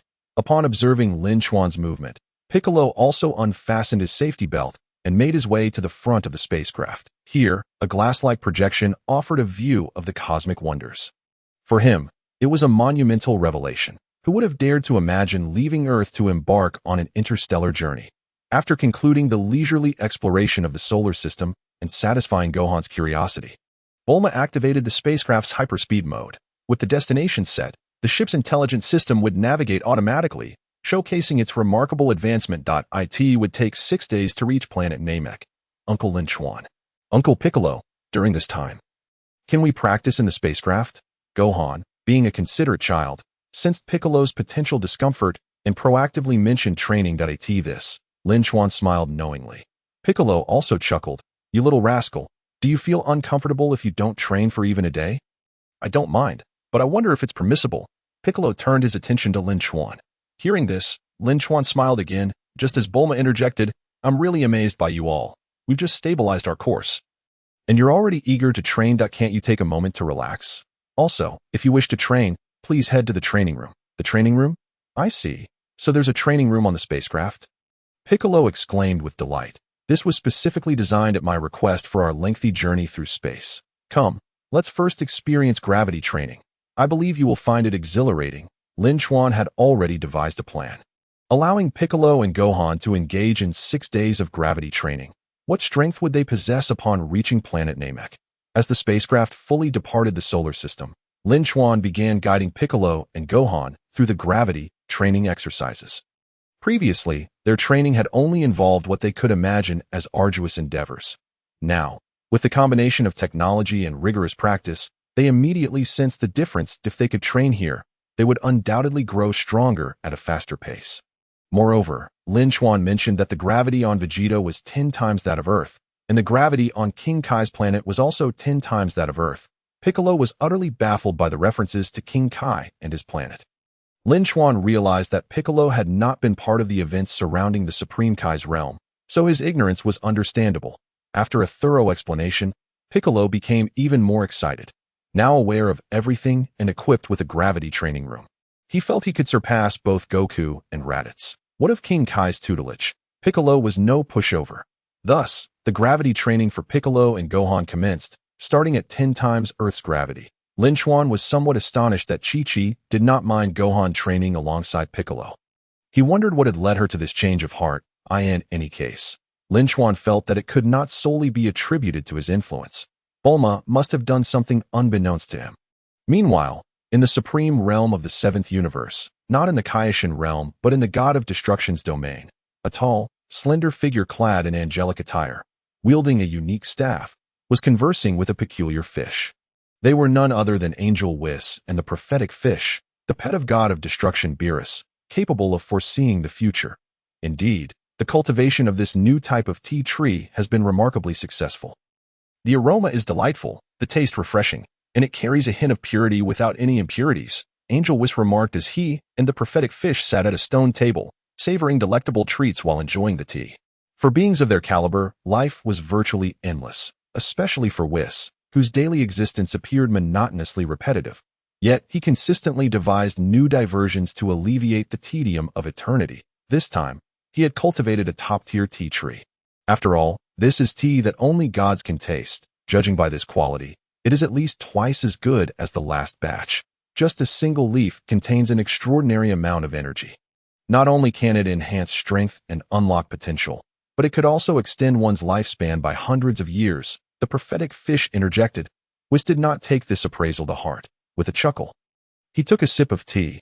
Just then, an unexpected disturbance erupted. A thunderous explosion resonated throughout the God of Destruction's realm, above Whis and the prophetic fish, at the apex of the world tree. Within the God of Destruction's palace, fierce flames spread in all directions, showcasing the terrifying force of the explosion. It was crucial to note that this was the God of Destruction's domain, with immense strength. This tree was the world tree, not something easily damaged. Really, Beerus's temper is becoming increasingly volatile. Every so often, he causes such a ruckus that he used to be quite composed during his slumber, the prophetic fish commented while observing the dissipating flames above. This is an unavoidable situation. Negative energy is constantly accumulating in the universe, and before his slumber, Lord Beerus eradicated a significant portion of it, exhausting much of his divine power and energy. It's only natural for him to be restless during his sleep. Whis explained with clarity. After all, this lengthy slumber was necessitated by that very exhaustion, but I believe it's not solely that. Even when Lord Beerus was fatigued in the past, he never slept so poorly. It's been years since this slumber began, yet he has developed the habit of sneezing every so often. The prophetic fish continued to grumble. In response, Whis seemed to have an epiphany, smiling. You might be onto something. This could indeed relate to you. Wis's mysterious smile left the prophetic fish puzzled. Relate to me? The fish's small eyes brimmed with confusion. I recall you prophesied before Lord Beerus's slumber that upon his awakening, he would encounter a fated rival. Whis remarked. A rival for Lord Beerus. Is that truly the case? The prophetic fish pondered deeply, thrashing about in its tank. After considerable contemplation, it ultimately could not recall anything. The fish's memory was limited, and even it struggled to retain many details. Whis did not press the matter further and continued. I believe it was referred to as the Super Saiyan God. Therefore, I have been keeping an eye on the surviving Saiyans in the universe over the years. With this thought, Whis became intrigued. He raised his angelic staff and pointed into the void, utilizing his special ability to scan the entirety of the universe for the whereabouts of the Saiyans. In no time, a projection materialized, revealing a father and son hunting for prey on a desolate planet. If Lin Chuan were present, he would undoubtedly recognize these two figures, the legendary Super Saiyan Broly and his father, Paragus. These are two surviving Saiyans living on the planet Wampa. one of whom indeed possesses considerable strength. It is highly probable that he is the one. However, this planet is classified as a primitive world, and unless there are unforeseen circumstances, they are unable to leave, which explains their continued existence akin to that of primitive humans.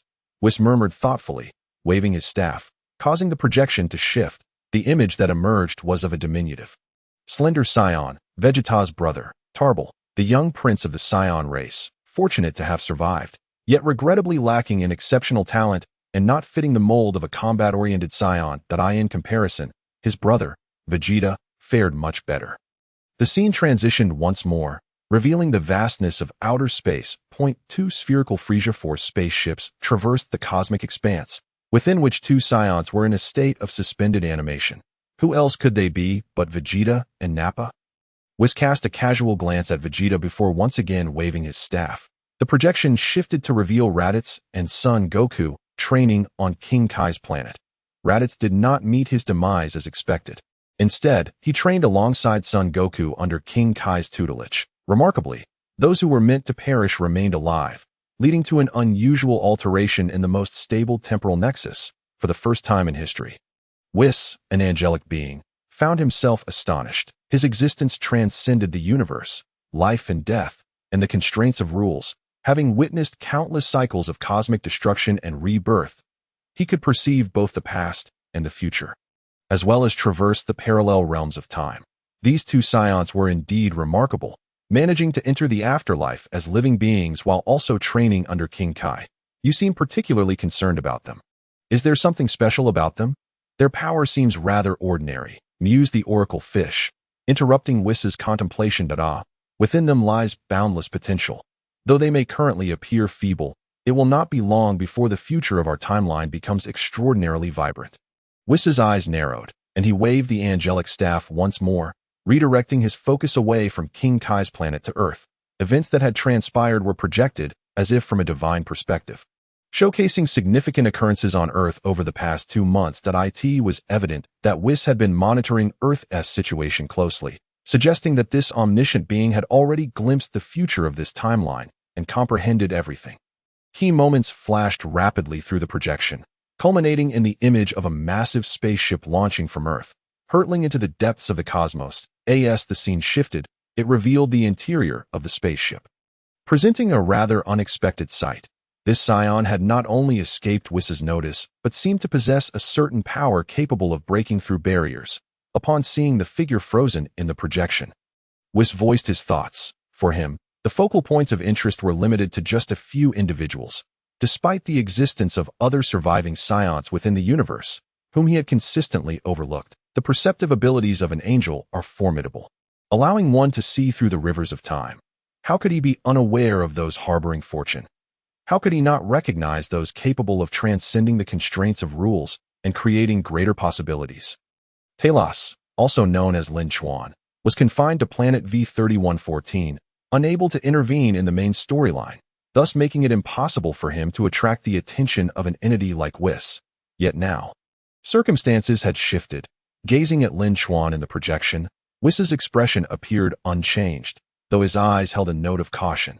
The gears of fate had been subtly altered by him. It remained uncertain whether this would lead to a fortunate or unfortunate outcome. The future might very well hold a place for him. He was an exception. After reflecting on this, Whis employed his angelic staff to observe other regions of the universe before retracting his celestial abilities. Whis, do you think any of the Saiyans you just projected could be the legendary Super Saiyan God? The oracle fish, oblivious to Whis's thoughts, asked curiously. The future is unpredictable. Anything could happen, and no one can say for certain.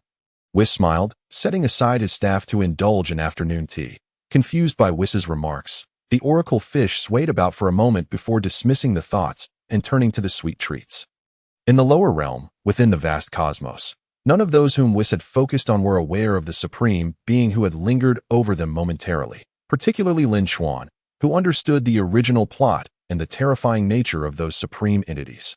If he were to realize that Whis had turned his attention to him, fear would undoubtedly arise within him. After all, as a transmigrator, should his identity be discovered, it could jeopardize his very existence. In simpler terms, even though he was currently a Saiyan, if his status as a transmigrator were to be revealed, It would be akin to a virus in this world, the strongest beings within this realm. The overseers would not allow such a virus to proliferate and would surely seek to eradicate him. Fortunately, Lin Chuan had consistently taken a steady approach to intervene in the narrative, making subtle changes without leaving significant flaws. Thus, time passed swiftly, and 6 days elapsed in an instant. In the cosmos, within the 27th primary star system of the Lyra constellation, the spaceship carrying Lin Chuan and his companions finally reached their destination. Arriving at the surface of the fourth planet of this star system, Namek, the spaceship docked in the vastness of space. A panoramic projection allowed Lin Chuan, Bulma, Piccolo, Son Gohan, and Chi-Chi to feel as though they were suspended in the cosmos. Observing the exterior of the planet in its entirety, is this truly Namek? From this distance, it appears significantly larger than Earth. Bulma was the first to voice her thoughts, having made achievements in various fields. She discerned that Namek was likely 10 times the size of Earth combined. She quickly retrieved her cosmic travel diary from her pocket, meticulously recording everything she observed along with the data. Namek, this is my homeland. Piccolo breathed deeply, striving to maintain a calm demeanor. Deep down, he sensed a resonance from this planet, as if it were instinctively telling him that this was his home. How astonishing! Namek is flanked by 3 colossal stars. No wonder Uncle Lin Chuan said that Namek has no night. It is bathed in continuous sunlight, rendering the notion of night impossible. Son Gohan observed the other sights. During this journey, he had not only engaged in gravity training, but had also explored the cosmos during his free time, witnessing many phenomena that were previously unimaginable. Beside him, Chi-Chi let out a sigh of relief, remaining silent. Now that they had arrived at Namek, it signified a temporary end to their journey. Although they would stay on this planet for a while, they could finally breathe fresh air. Chi-Chi still struggled to adapt to the concept of space travel, feeling detached from a grounded existence. Ever since leaving Earth, her mind had been restless. All right, let us head to the control room and prepare for landing on Namek. Bulma commanded, shutting off the panoramic mode as the group swiftly returned to the control room. At that very moment, on Namek, a group of Namekians engaged in labor suddenly spotted a streak of fire crossing the sky. Subsequently, a spaceship descended from above, flying past them. This sight immediately captured everyone's attention, and they grew alert. Intruders, a spaceship? A battle-hardened Namekian felt an ominous premonition and warned the others. Sensing impending trouble, he resolved to investigate. Everyone, for now, return to the village and inform the elder to contact the Grand Elder. I shall assess the situation in the next moment. The combatant Namekian accelerated swiftly, trailing behind the spacecraft. Namek, atop a precipice in a certain region of the Middle East. A colossal and uniquely shaped white round structure is situated. This is the residence of the highest-ranking elder of the Namekian race. Typically, at this hour, the elder would be immersed in slumber. However, today, he remained awake. Sensing the arrival of certain individuals, and summoned his guardian, Neru, of his own accord, he had aged to the point of being unable to move freely. Approaching the end of his lifespan, he had previously utilized his inherited special ability to foresee the future. He glimpsed fragments of what was to come, and initially believed he would endure for some time longer before finally shedding his burdens. Yet, unexpectedly, a twist of fate occurred in the past few days. During his dreams, he had experienced a series of visions, revealing that the future he had long perceived was undergoing significant transformation due to the emergence of unstable factors. Elder, what are your commands? Neru inquired respectfully, standing before the elder Deus, the most distinguished warrior among the Namekians. He had devoted his life to guarding the elder, ensuring his safety. Neru, we have received some extraterrestrial visitors on our Namek. The elder's feeble voice conveyed the gravity of his words, indicating that he was already in a state akin to that of a year hence. After all, the Namekians are known for their longevity. A year or two is inconsequential in the grand scheme of their extended lives. Therefore, despite having just over a year left, it is but a trivial matter to the elder. Upon hearing this, Neru immediately grasped the implication and questioned earnestly, could it be that the extinction crisis you once foretold is upon us?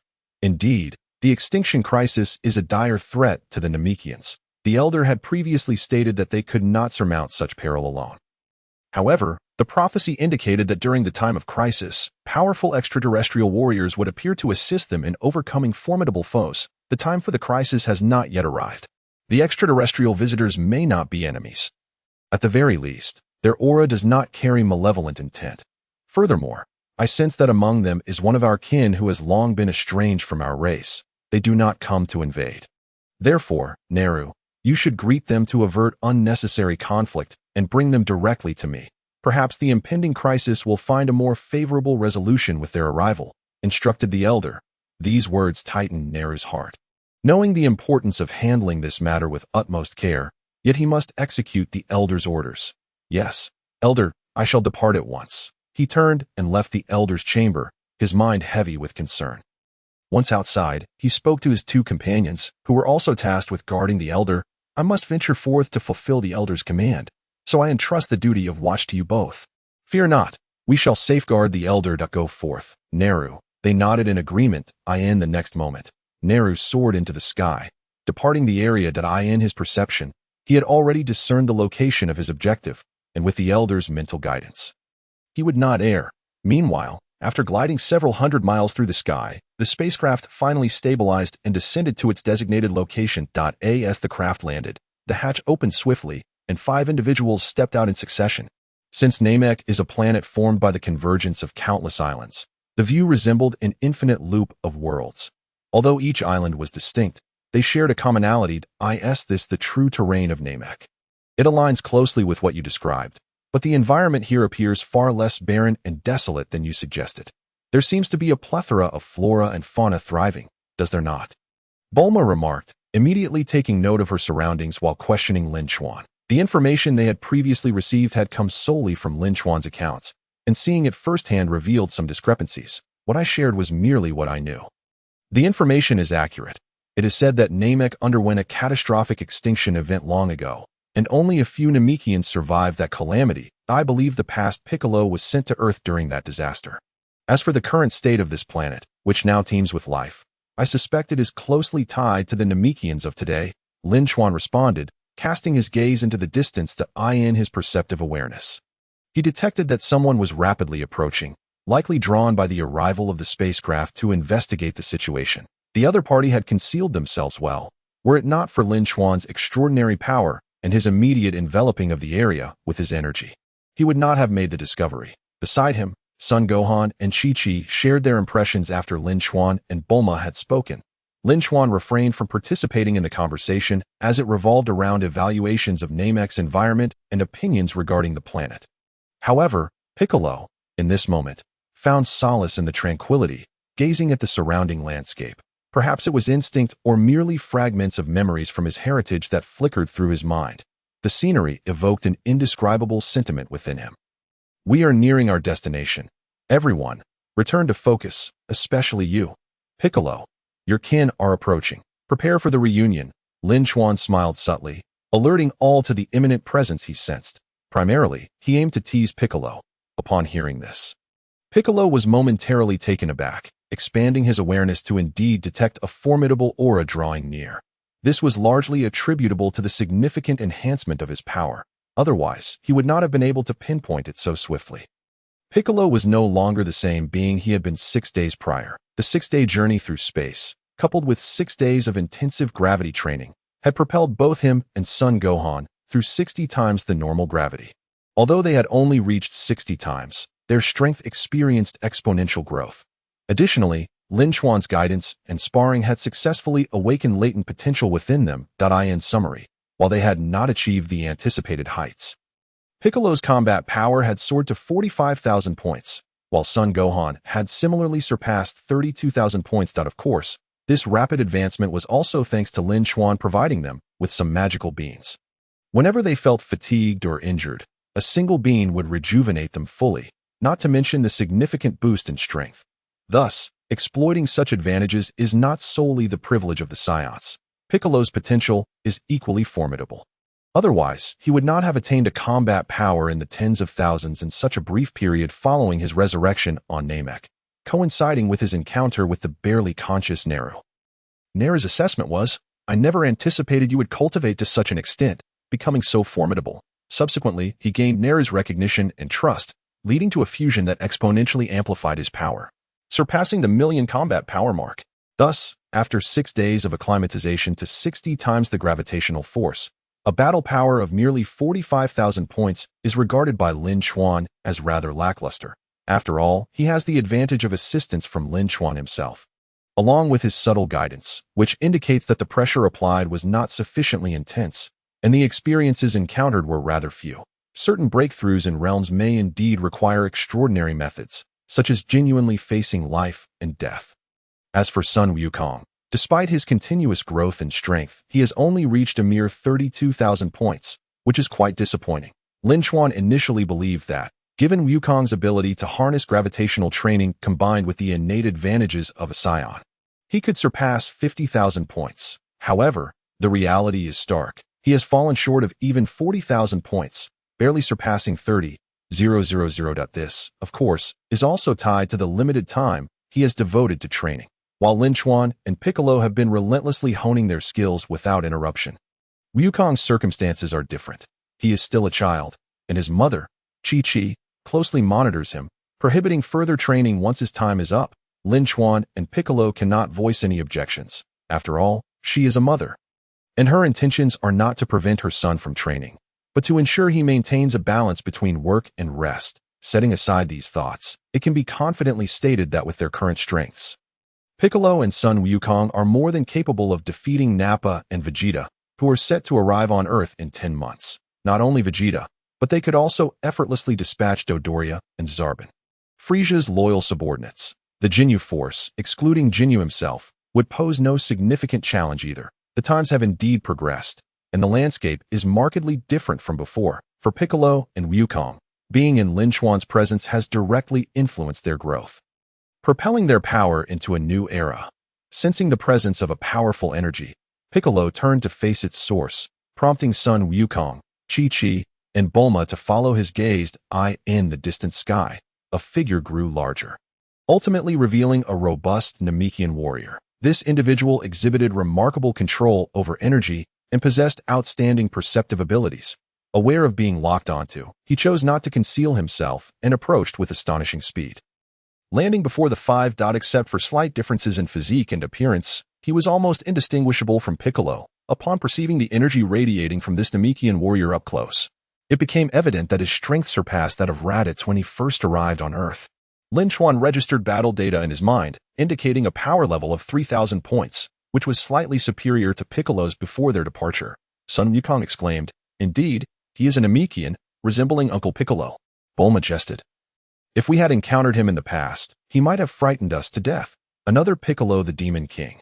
Their remarks caused the newcomer to furrow his brow, although he quickly redirected his focus to Piccolo. "Outsider, and another unfamiliar compatriot. Where do you hail from?" He scrutinized Piccolo with a wary gaze. Though the hostility had lessened, "Do not worry. We are not invaders." Piccolo stepped forward, addressing the robust Namekian. His cloak billowed in the wind, enhancing his imposing presence, and the aura he exuded left little doubt that he was not merely posturing. Realizing the energy emanating from Piccolo, the Namekian's expression shifted to one of shock and disbelief. "Could it be that you are one of the children sent away during that great disaster many years ago? Whose child are you? How can you possess such formidable power?" "No, even if you were among those sent away, your age?"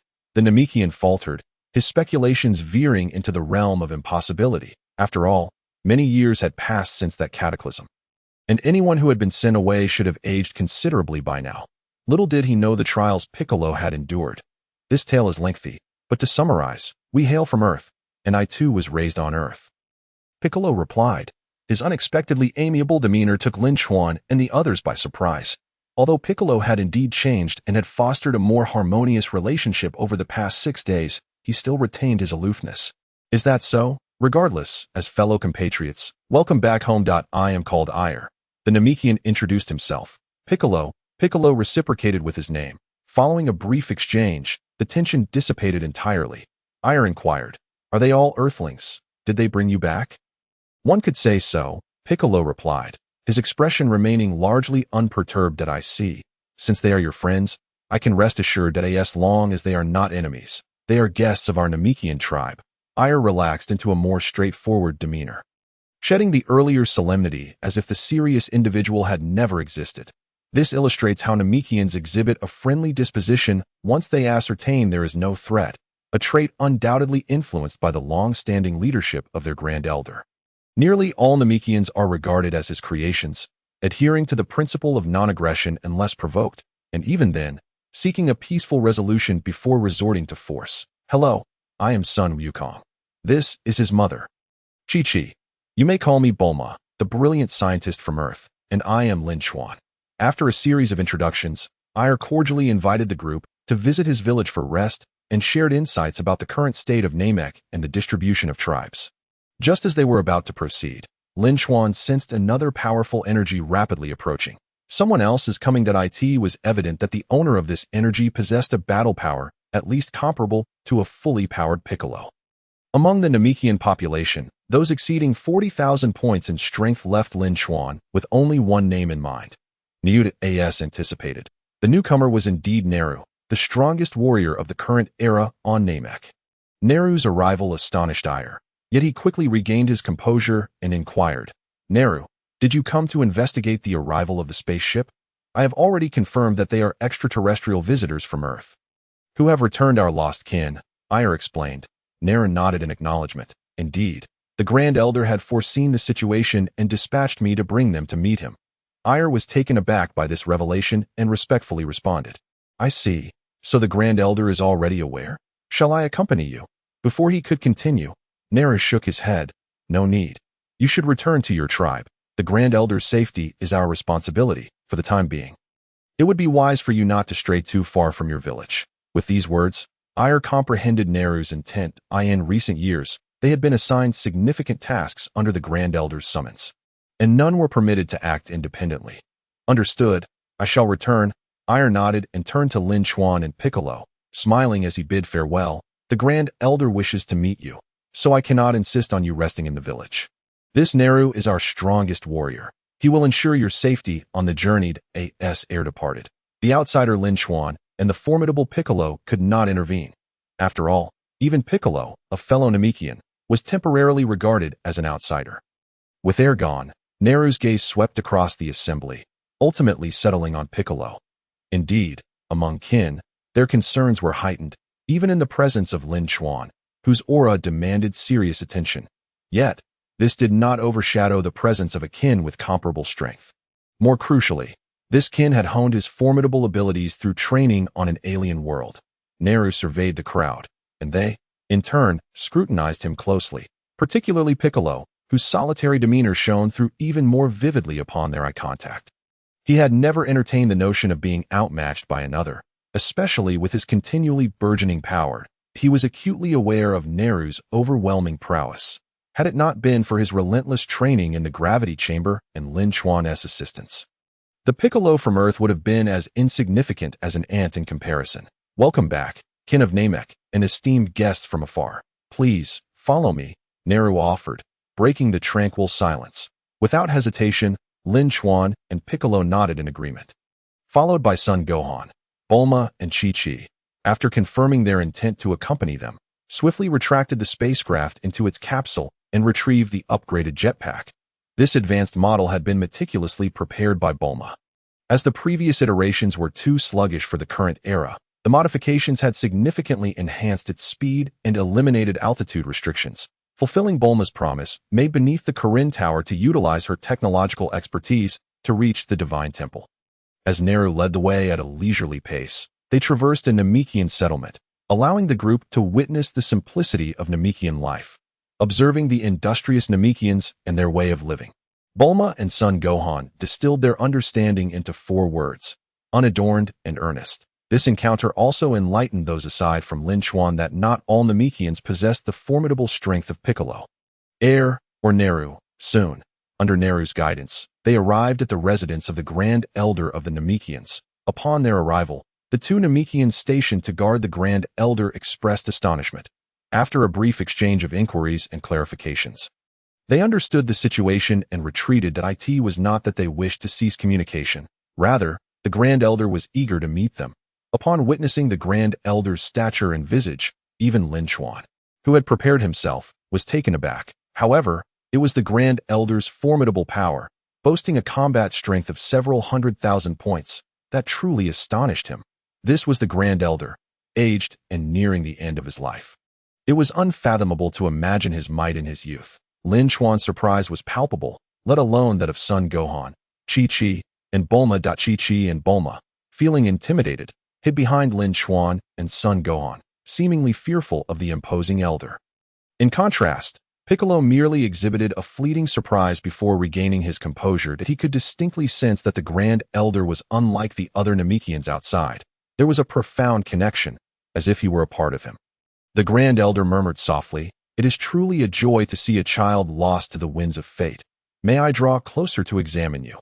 Despite his efforts to mask his voice and maintain composure, the frailty in his tone was evident. After a moment's hesitation, Piccolo stepped forward. The Grand Elder slowly raised his enormous right hand, gently placing it upon Piccolo's head. This gesture, which could be perceived as a violation of dignity, should have incited rage within Piccolo. Yet, perplexingly, he felt no anger, nor any aversion. The Grand Elder's touch was akin to a father's tender care. This unprecedented sensation shattered Piccolo's mental barriers, leading to a surge in his power. Sometimes, reaching a certain level of strength could be catalyzed by sudden enlightenment. While others could not perceive this transformation, Lin Chuan could. It became apparent that the Grand Elder's touch allowed him to sense Piccolo's essence. The strange energy that emanated from the Grand Elder enveloped Piccolo, revealing his circumstances. Piccolo felt as though the Grand Elder was silently reading through his non-private memories. After a moment of silence, the Grand Elder smiled benevolently. "You have perfectly inherited all that was Catus.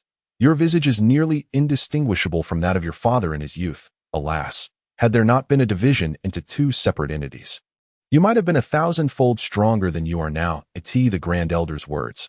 All present were momentarily taken aback, especially son Gohan, Bulma, and Chi-Chi. The notion of a complete Piccolo being 1,000-fold more powerful than the current version was staggering. Nevertheless, Piccolo scoffed at the idea of acquiring such supplementary strength. "If it means reuniting with that old deity, I must candidly state, Grand Elder, that it shall never come to pass." Piccolo's resolve was unwavering. He was oblivious to the fact that in the future, due to the crisis with the androids, he would indeed merge with the deity, becoming one once more. The Grand Elder, having glimpsed memories, seemed to foresee the future. This was one of his unique abilities. The future remains unpredictable. No one can ensure it will unfold in a particular manner. "Child, I shall neither interfere with nor impose upon you, so rest assured."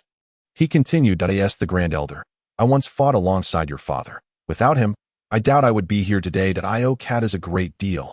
As a child lost to the winds, it has been my failing not to have found you all these years. Now, as I approach the end of my days, I can only offer you a small gift to alleviate my debt. I hope that with my assistance, you may grow stronger and, in the future, protect our kin and this homeland." As he spoke, the Grand Elder's hand began to radiate a faint energy. Without hesitation, he activated his ability, just as Piccolo was about to question the unfolding events.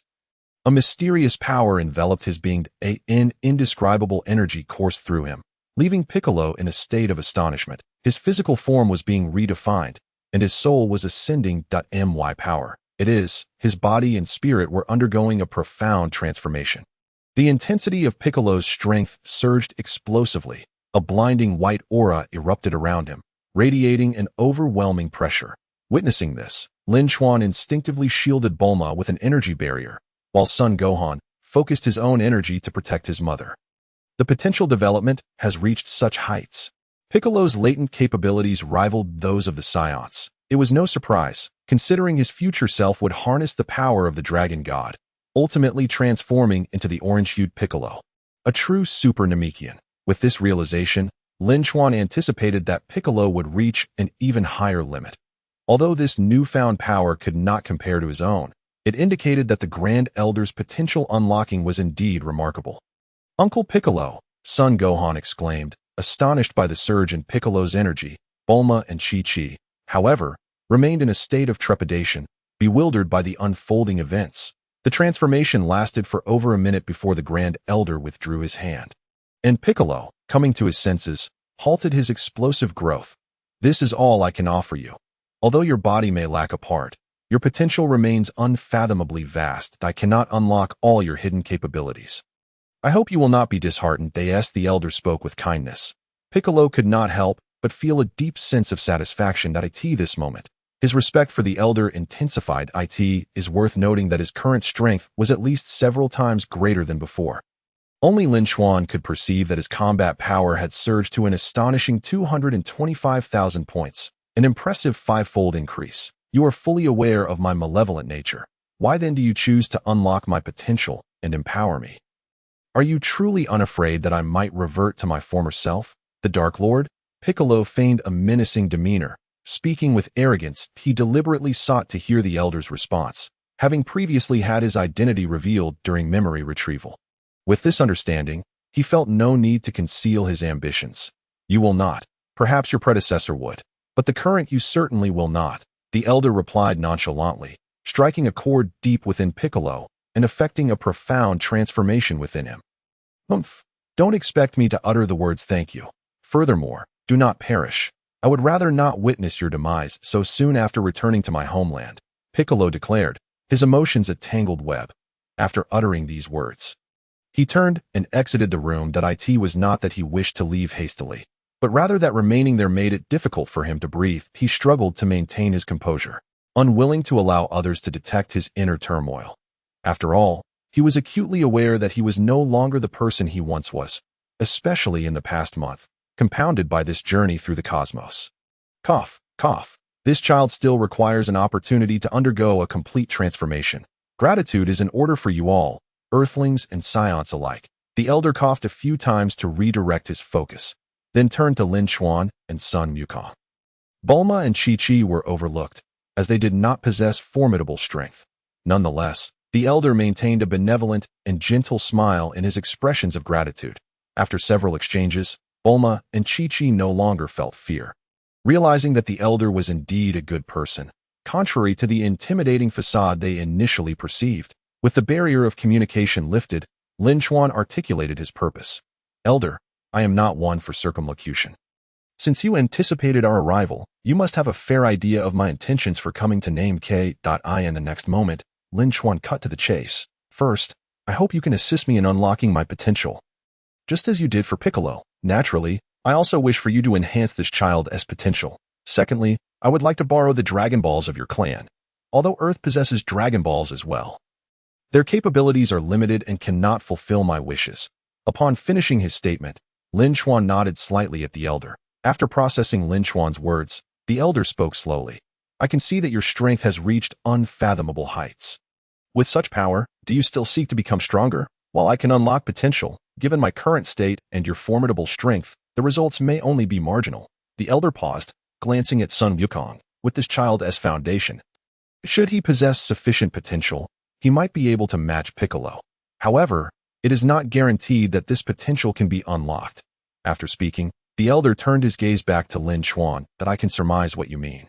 You can proceed with the potential unlocking, and regardless of the outcome, I shall not hold you accountable, Lin Chuan reassured him. The elder nodded, then continued. There is no issue with unlocking potential. After all, you are benefactors of our clan, having returned the child of Kakarot. However, as for the Dragon Balls, I cannot give you a direct answer. Everything is reciprocal. To gain something, one must also lose. The fulfillment of wishes requires an immense amount of wish power. And once that power is expended, the Dragon Balls will generate overwhelming negative energy that spirals out of control, leading to unimaginable disasters. Many years ago, our Namekian race faced annihilation, and the Dragon Balls were intricately linked to that calamity. As he spoke, the elder feigned another pause. After hearing this, Lin Chuan began to understand the elder's meaning. Although he was astonished by the notion that the granting of wishes could produce negative energy, the potential for disastrous consequences from the excessive use of Dragon Balls had indeed been elaborated upon during the Majin Buu saga and even in the Super Era. Was this the reason for his reluctance to grant access? Lin Chuan, with his astute mind, grasped the elder's implication. The preceding dialogue seemed to serve as a warning regarding the repercussions of using the Dragon Balls, but it also spoke to the sacrifices inherent in such wishes. Lin Chuan offered a nonchalant smile, disregarding the presence of others, and stated, "If you have any conditions, feel free to express them. You must understand that I am determined to fulfill my wish." There was a hint of assertiveness in his tone. However, Lin Chuan was not one to force the matter, as he knew that wishing would require the language of the Namekians. With Lin Chuan's assertive declaration, the elder ceased to be evasive. There was a mutual understanding between them. And he was testing Lin Chuan to discern whether this Saiyan differed from the one in his dreams. After all, the Dragon Balls should not be casually entrusted to outsiders. Granting wishes to those with impure intentions could lead to catastrophic consequences. This necessity for the Namekian language to make wishes was precisely the last line of defense the elder had established, ensuring that under his watch, no child would betray their kin or willingly cooperate with outsiders in granting wishes. Thus, even if the Dragon Balls were seized by outsiders, they would not pose a threat to the world. That I hope you can understand that as the elder of the Namekian race, I must consider the future of my homeland and my people. The Dragon Balls should not be used lightly, yet today, I must resort to them for a transaction with you. Regrettably, that child is not whole. Otherwise, with his strength, he might be capable of contending with the impending adversaries. After hearing these words, you might feel perplexed, but to be candid, I have foreseen a tremendous disaster approaching Namek in the near future, one that may claim the lives of both myself and my children. The Dragon Balls can be lent to you, but I hope that when the time comes, you will assist my kin and help protect my planet through this crisis. Upon hearing the elder's words, Lin Chuan was momentarily taken aback. He had come to the definitive conclusion that this elder indeed possessed the ability to foresee the future, a traveler of worlds. How could he not be aware of the unfolding plot? Yet, even if he knew of the impending disaster, he could not voice it aloud. After all, how could he predict what would transpire in the future? Very well. If the Namekians face great peril, I shall extend my hand in aid. However, I cannot guarantee that I will fulfill your request entirely. I will only do my utmost. Lin Chuan agreed to the elder's request. Upon hearing this, the elder's smile widened. Your words are more than sufficient. Our deal is struck, and I shall assist you in unlocking your potential. Lin Chuan nodded and stepped forward without hesitation to stand before the elder. The elder raised his immense hand once more and placed it upon Lin Chuan's forehead, sealing off his own mental energy to fully perceive the elder's intent. After all, this old fellow was capable of reading memories. Lin Chuan could not allow him access to his recollections, so he vigilantly emptied his mind, using his mental strength to secure his memories. While others remained unaware of Lin Chuan's caution, the elder was acutely aware. He had initially intended to glimpse some fragments of Lin Chuan's memories. But the moment his mental energy entered, it dissipated into nothingness. The disparity in their strengths rendered him unable to read the memories of someone who resisted. He could only see Piccolo's memories because Piccolo had not put up any resistance. Very well, having chosen to trust you, I will do so completely. With his inner turmoil set aside, the elder's mind became considerably clearer. Accompanied by the awakening of latent potential, a pristine white aura surged around Lin Chuan's body. Although it was not as overwhelming as that of Piccolo, Lin Chuan could distinctly sense that he was indeed experiencing a profound transformation. Unlike Piccolo, Lin Chuan's strength was already formidable, bolstered by his continuous training in the gravity chamber, where his mastery over power had reached a considerable level. Furthermore, the system consistently enhanced his combat capabilities, enabling Lin Chuan's body to instinctively adapt to his growing strength.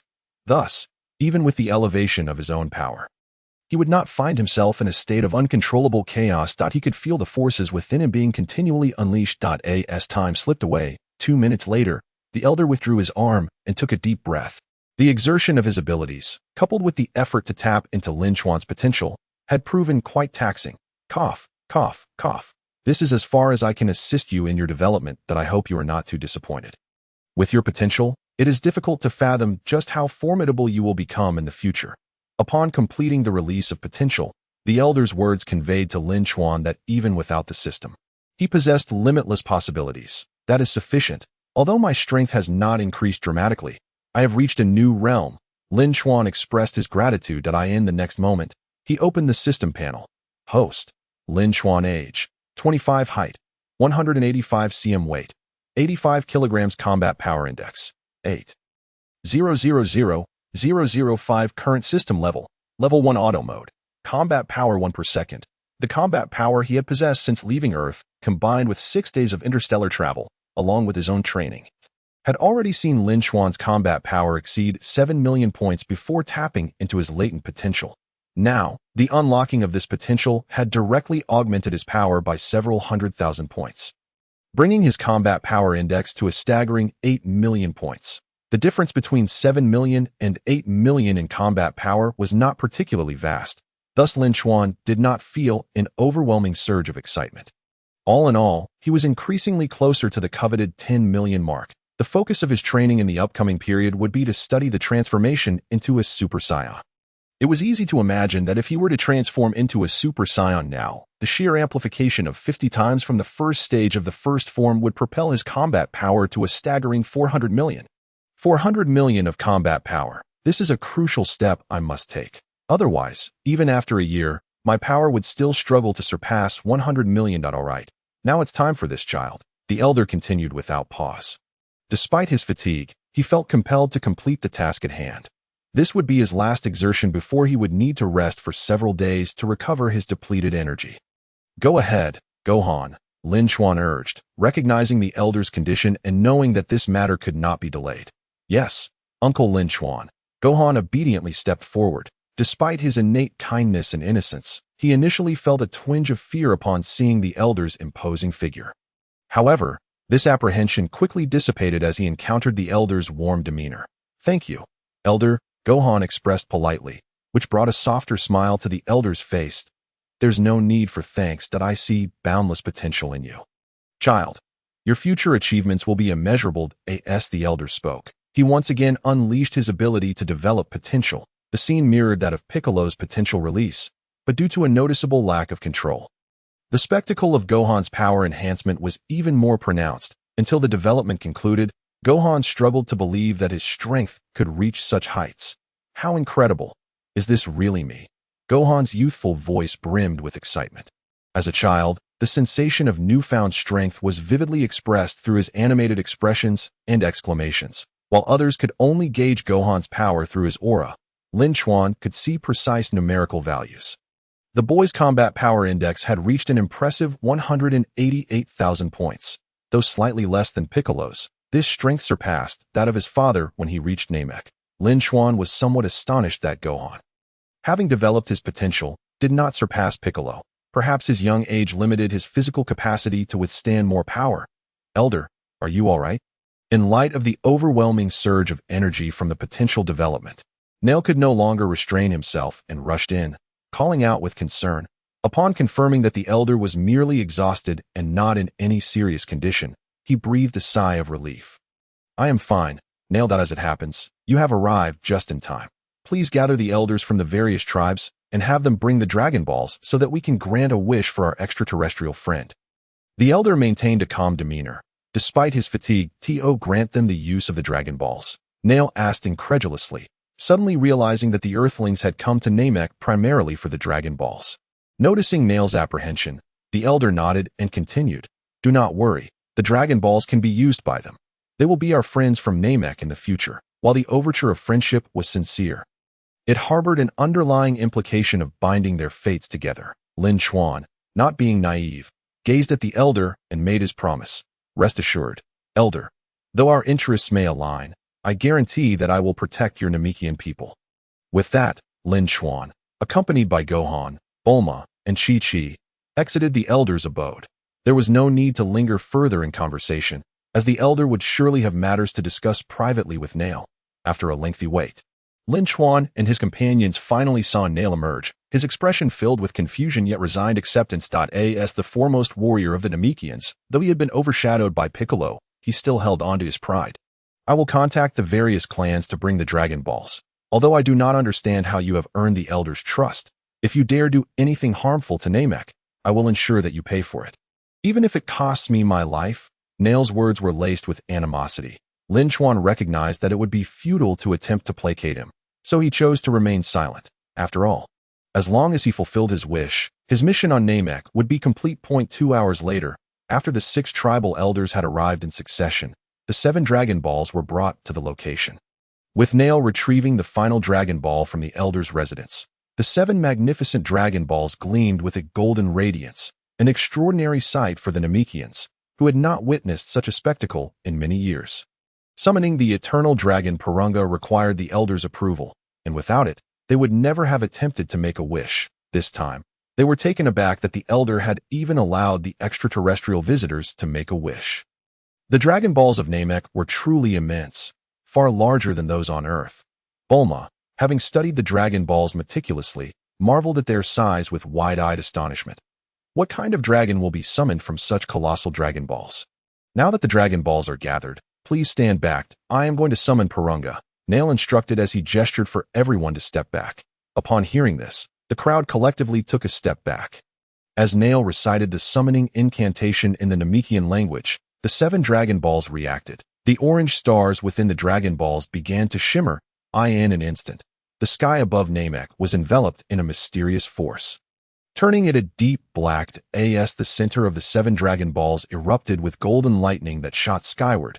The darkness was illuminated. The heart of this golden radiance, a formidable and imposing figure materialized. The colossal dragon, Porunga, had arrived. Is this truly the dragon of Namek?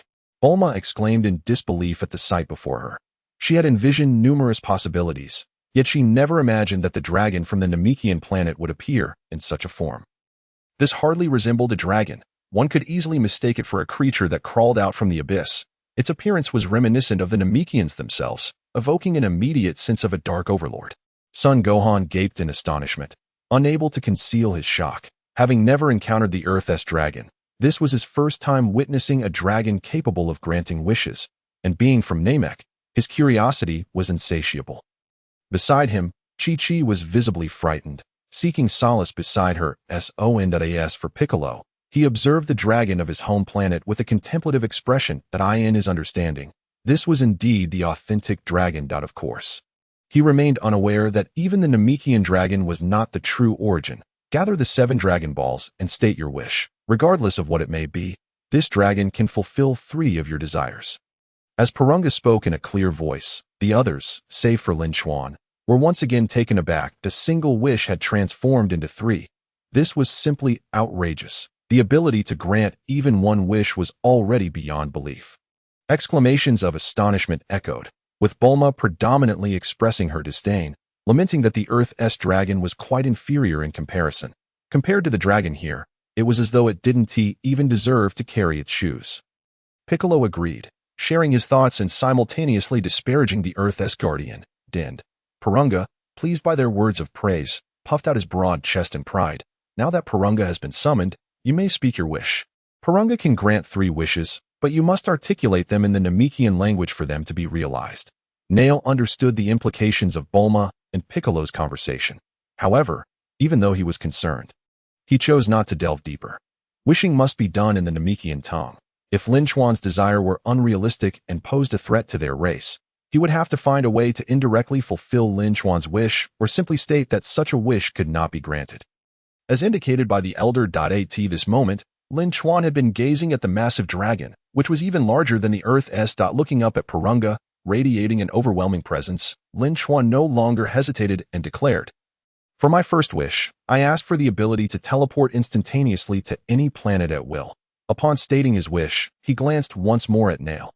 After analyzing the wish and finding no inherent threat, Nail translated Lin Chuan's request into the Namekian language for Porunga. "I'm afraid I cannot fulfill that wish." Porunga responded after a brief pause for thought. Lin Chuan found this answer unacceptable. Why? He furrowed his brow and inquired. After all, it was merely teleportation. Was it truly so difficult?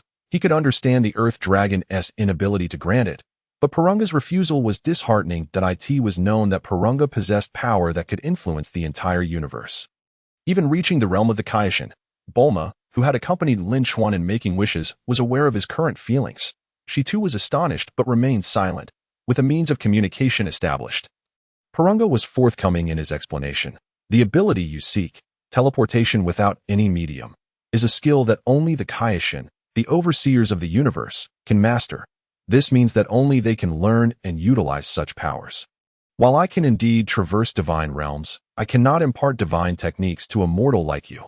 Furthermore, utilizing divine techniques requires divine energy. Even if I were to grant you this ability, you would be unable to wield it. Lin Chuan was momentarily stunned by this revelation. He had never considered this aspect before. The Earth's dragon merely stated that the divine realm was beyond reach, but now he understood that the Kaishin's teleportation was indeed a divine technique requiring divine power.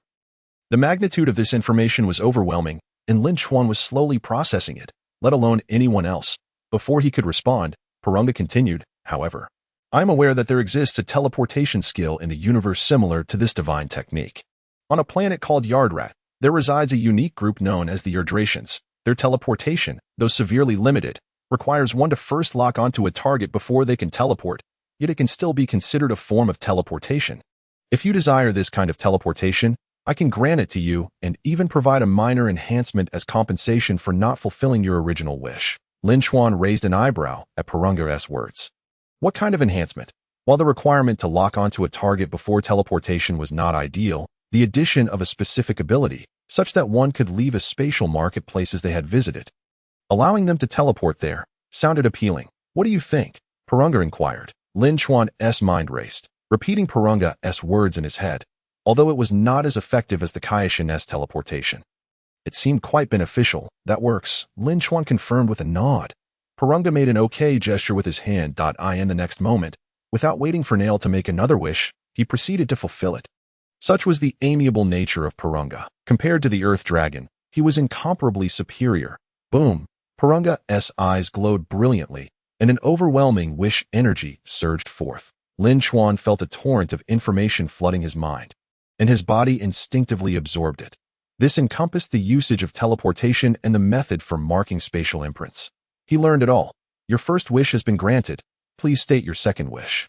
With the first wish accomplished, Porunga continued to inquire of Lin Chuan, why second wish should be simpler than the first. Please grant me the ability to heal myself when near death or severely injured. Although initially hesitant to make this wish, Lin Chuan decided to prioritize it among the must-fulfill wishes to establish a foundation of self-healing or regenerative abilities. Nail, having heard this, found no aspect of danger in the wish, especially since it did not pertain to immortality, and promptly translated Lin Chuan's request into Namekian for Porunga. After receiving the directive for the second wish, Porunga fell silent for a moment. I am unsure of the extent of recovery you seek. However, I can bestow upon you a special regenerative ability. As long as there is energy within your body, you can convert that energy into healing power to mend your wounds. Regardless of their severity, would you accept such a condition? Porunga inquired. Once again faced with a modification of his wish, Lin Chuan took his time to contemplate. After careful consideration, he felt it was acceptable and nodded in agreement to Porunga. All right, then the second wish will now be fulfilled. With Lin Chuan's consent, Porunga immediately commenced the realization of the second wish. As the red light in Porunga's eyes flickered, Lin Chuan could distinctly sense subtle changes occurring within his body. It felt as though something had been altered, yet it was not detrimental. Moreover, he experienced the emergence of self-healing abilities within his mind. As long as his energy was sufficient, he could heal any injury. Even a severed limb or crushed organs could be restored through ample energy converted into healing energy. This was truly extraordinary. Porunga, the dragon, was indeed the quintessential benevolent dragon from the original story. Not only did he grant wishes, but he also actively optimized them with each fulfillment. Dubbed a gift of wish fulfillment, it was, in essence, a reflection of his humanity. He was not the rigid dragon one might expect. Your second wish has been granted. Now please state your third wish. Bolongia continued. Having fulfilled the first two wishes, Lin Chuan regained his composure and fell into deep contemplation. With two experiences behind him, he began to ponder a matter of utmost significance. Perhaps this wish could be realized ahead of time. However, he was uncertain whether Bolongia could assist him in this endeavor if assistance were beyond reach. What valuable suggestions or solutions might he offer? Before I articulate my third wish, I would like to pose a few questions, if I may. Lin Chuan made a resolute decision in his heart. Lifting his gaze to meet Bolongia's, upon hearing the inquiry, Bolongia hesitated momentarily, but did not refuse, nodding in acknowledgement. Seeing this, Lin Chuan no longer hesitated. Even with numerous Namekians nearby, including Piccolo, Gohan, Bulma, and Chi-Chi, the questions he wished to ask were of little concern. Regardless of whether they overheard him, you must be aware that within our Saiyan lineage, there exist two legendary forms, the Super Saiyan and the Super Saiyan God. Through my research, I have discerned the differences between them and have gathered a wealth of related knowledge. Thus, I wish to know if I can, through my own training, become the legendary Super Saiyan or perhaps even the Super Saiyan God. Lin Chuan's meticulously crafted inquiry plunged Bolongia into a profound silence. Possessing omniscience and omnipotence, he directly accessed the exclusive database reserved for dragons after Lin Chuan's question. The legendary Super Saiyan is a warrior that arises from your Saiyan race only once every 1,000 years. This is an innate gift, a congenital advantage that cannot be attained through mere training. However, through diligent effort, you may indeed become an ordinary Super Saiyan. Given your current strength, you possess a solid foundation, enabling you to achieve this in the near future. As for the Super Saiyan God, since you are already familiar with that legend, you should also be aware that the method of transformation is exceedingly stringent.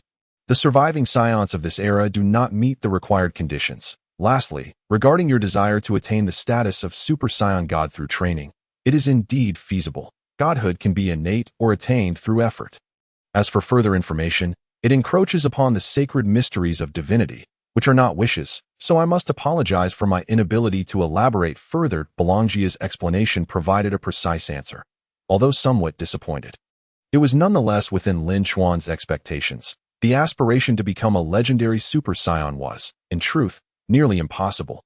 Moreover, a legendary Super Saiyan already existed in the world. This innate condition could not be achieved through acquired means. The Super Saiyan God, as Bolongia mentioned, was aware of the method for transformation. However, given the current circumstances, success was unattainable. Even with Goku and Gohan meeting the requirements, 5 Saiyans were necessary. Of course, this was not the most optimal path to divinity. During the era of the original series, Vegeta, with his own powers and the guidance of the angel Whis, cultivated his way to godhood. That is the true righteous path. Therefore, methods do exist. I simply need to make a wish. Correct? Lin Chuan inquired, probing for clarity. Bolongia wore a troubled expression, having not anticipated that after many years of absence, he would encounter such a challenging wishmaker, whose inquiries skirted the very edges of his capabilities. Do you truly wish to know? I indeed possess a method of training that does not encroach upon the realm of divinity. Perhaps, with your talent, you might one day cultivate divine power through your own efforts. In that case, with divine power, you could potentially transform into a Super Saiyan God. Bolongia's words felt like the unveiling of a new world. An alternative path to divinity. If so, then my third wish shall be this. Lin Chuan's eyes sparkled as he spoke. Having something was far better than nothing. He resolved to pursue this method of training. If successful, it would be splendid. If not, it would still serve as a valuable experience, allowing him to refine himself and avoid missteps in the future. Turning to Neru, there was no longer a need for Lin Chuan to speak further. His exchange with Bolongia had already solidified his wish. Neru translated Lin Chuan's words into Namekian for Bolongia as he initiated the third wish. Upon receiving the wish command, Bolongia's eyes glimmered with a red light. In an instant, Lin Chuan felt a tremendous influx of information surging into his mind. It was Bolongia imparting to him the alternative method of cultivating divine power. Whether or not it would prove effective remained to be seen through practice.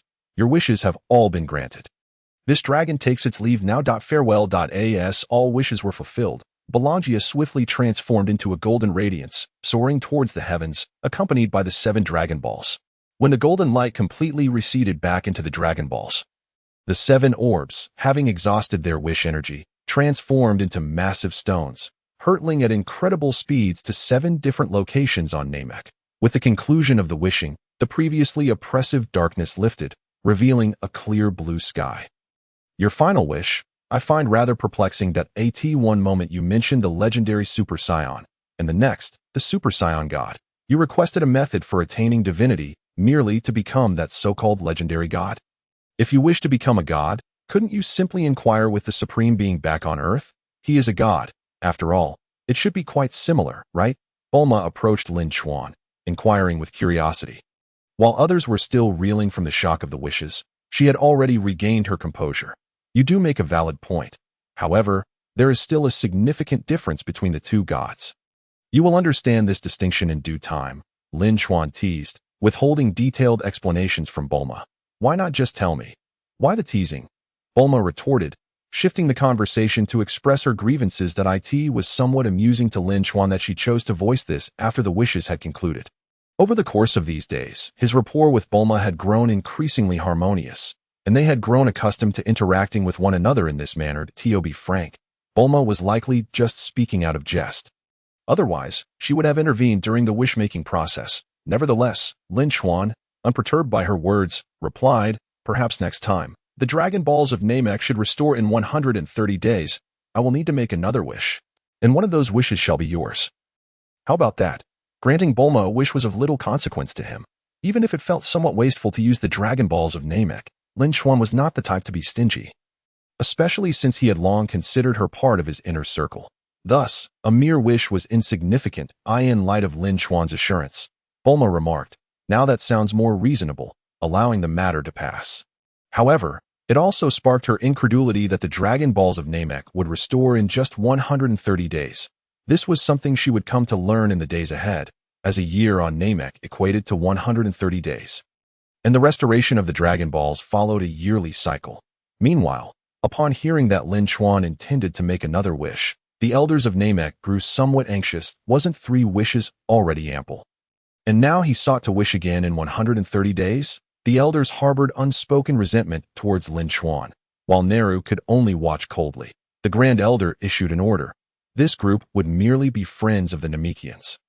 Moreover, they were permitted to utilize the Dragon Balls. They could not be obstructed, unless one were to wish for something that endangers their kin and the world, in the blink of an eye. Time has flown by. It has been 5 days since Lin Chuan and his companions arrived at Namek to fulfill their wishes and explore the planet's potential. During these 5 days, under the attentive guidance of the Namekians, they have experienced the rich culture and traditions of Namek. Through their prolonged interactions, the Namekians no longer regarded Lin Chuan and his group merely as friends due to the elders' command. Rather, they have come to accept them genuinely. Among them, it can be said that Piccolo and Bulma have acclimated the best. Piccolo, being a Namekian, has received considerable care and attention from his fellow Namekians, who regard him as a long-lost member of their race returning home. But as for Bulma, her situation is quite extraordinary. The planet Namek, though gradually reviving, remains desolate and barren. Knowing the dire circumstances of this planet, Bulma brought along a variety of superior crops from Earth to enrich Namek's agricultural landscape. While it may appear akin to an invasion by an alien species, the stark scarcity of flora and fauna on Namek makes the introduction of fresh life a beacon of hope. Coupled with Bulma's advanced technological devices and her intellect, her presence has swiftly alleviated the Namekians' troubles and mitigated ecological crises, thus spurring their development. Undoubtedly, she has become a savior to them. To put it plainly, had Bulma initially expressed her desire to use the Dragon Balls for a wish, no one would have supported her. It would have seemed a fanciful dream. However, now, if she were to voice her wish, the Namekians would willingly offer her the Dragon Balls. Lin Chuan has witnessed firsthand the extent of Bulma's social prowess. As for Son Gohan and Chi-Chi, they too have found favor among the Namekians. Son Gohan, apart from his designated training sessions with Lin Chuan and Piccolo, has mingled effortlessly with the Namekian children. His charming and innocent demeanor has quickly won their affection, while Chi-Chi has engaged in caring for the Namekian youngsters, thereby accumulating substantial goodwill. Notably, among these children is an unexpected individual, Dandy, the future guardian of Earth. Unbeknownst to them, despite the divergence from the original storyline, he and Son Gohan have forged a friendship since childhood. Lin Chuan even contemplates seizing this opportunity to take Dandy back to Earth ahead of time.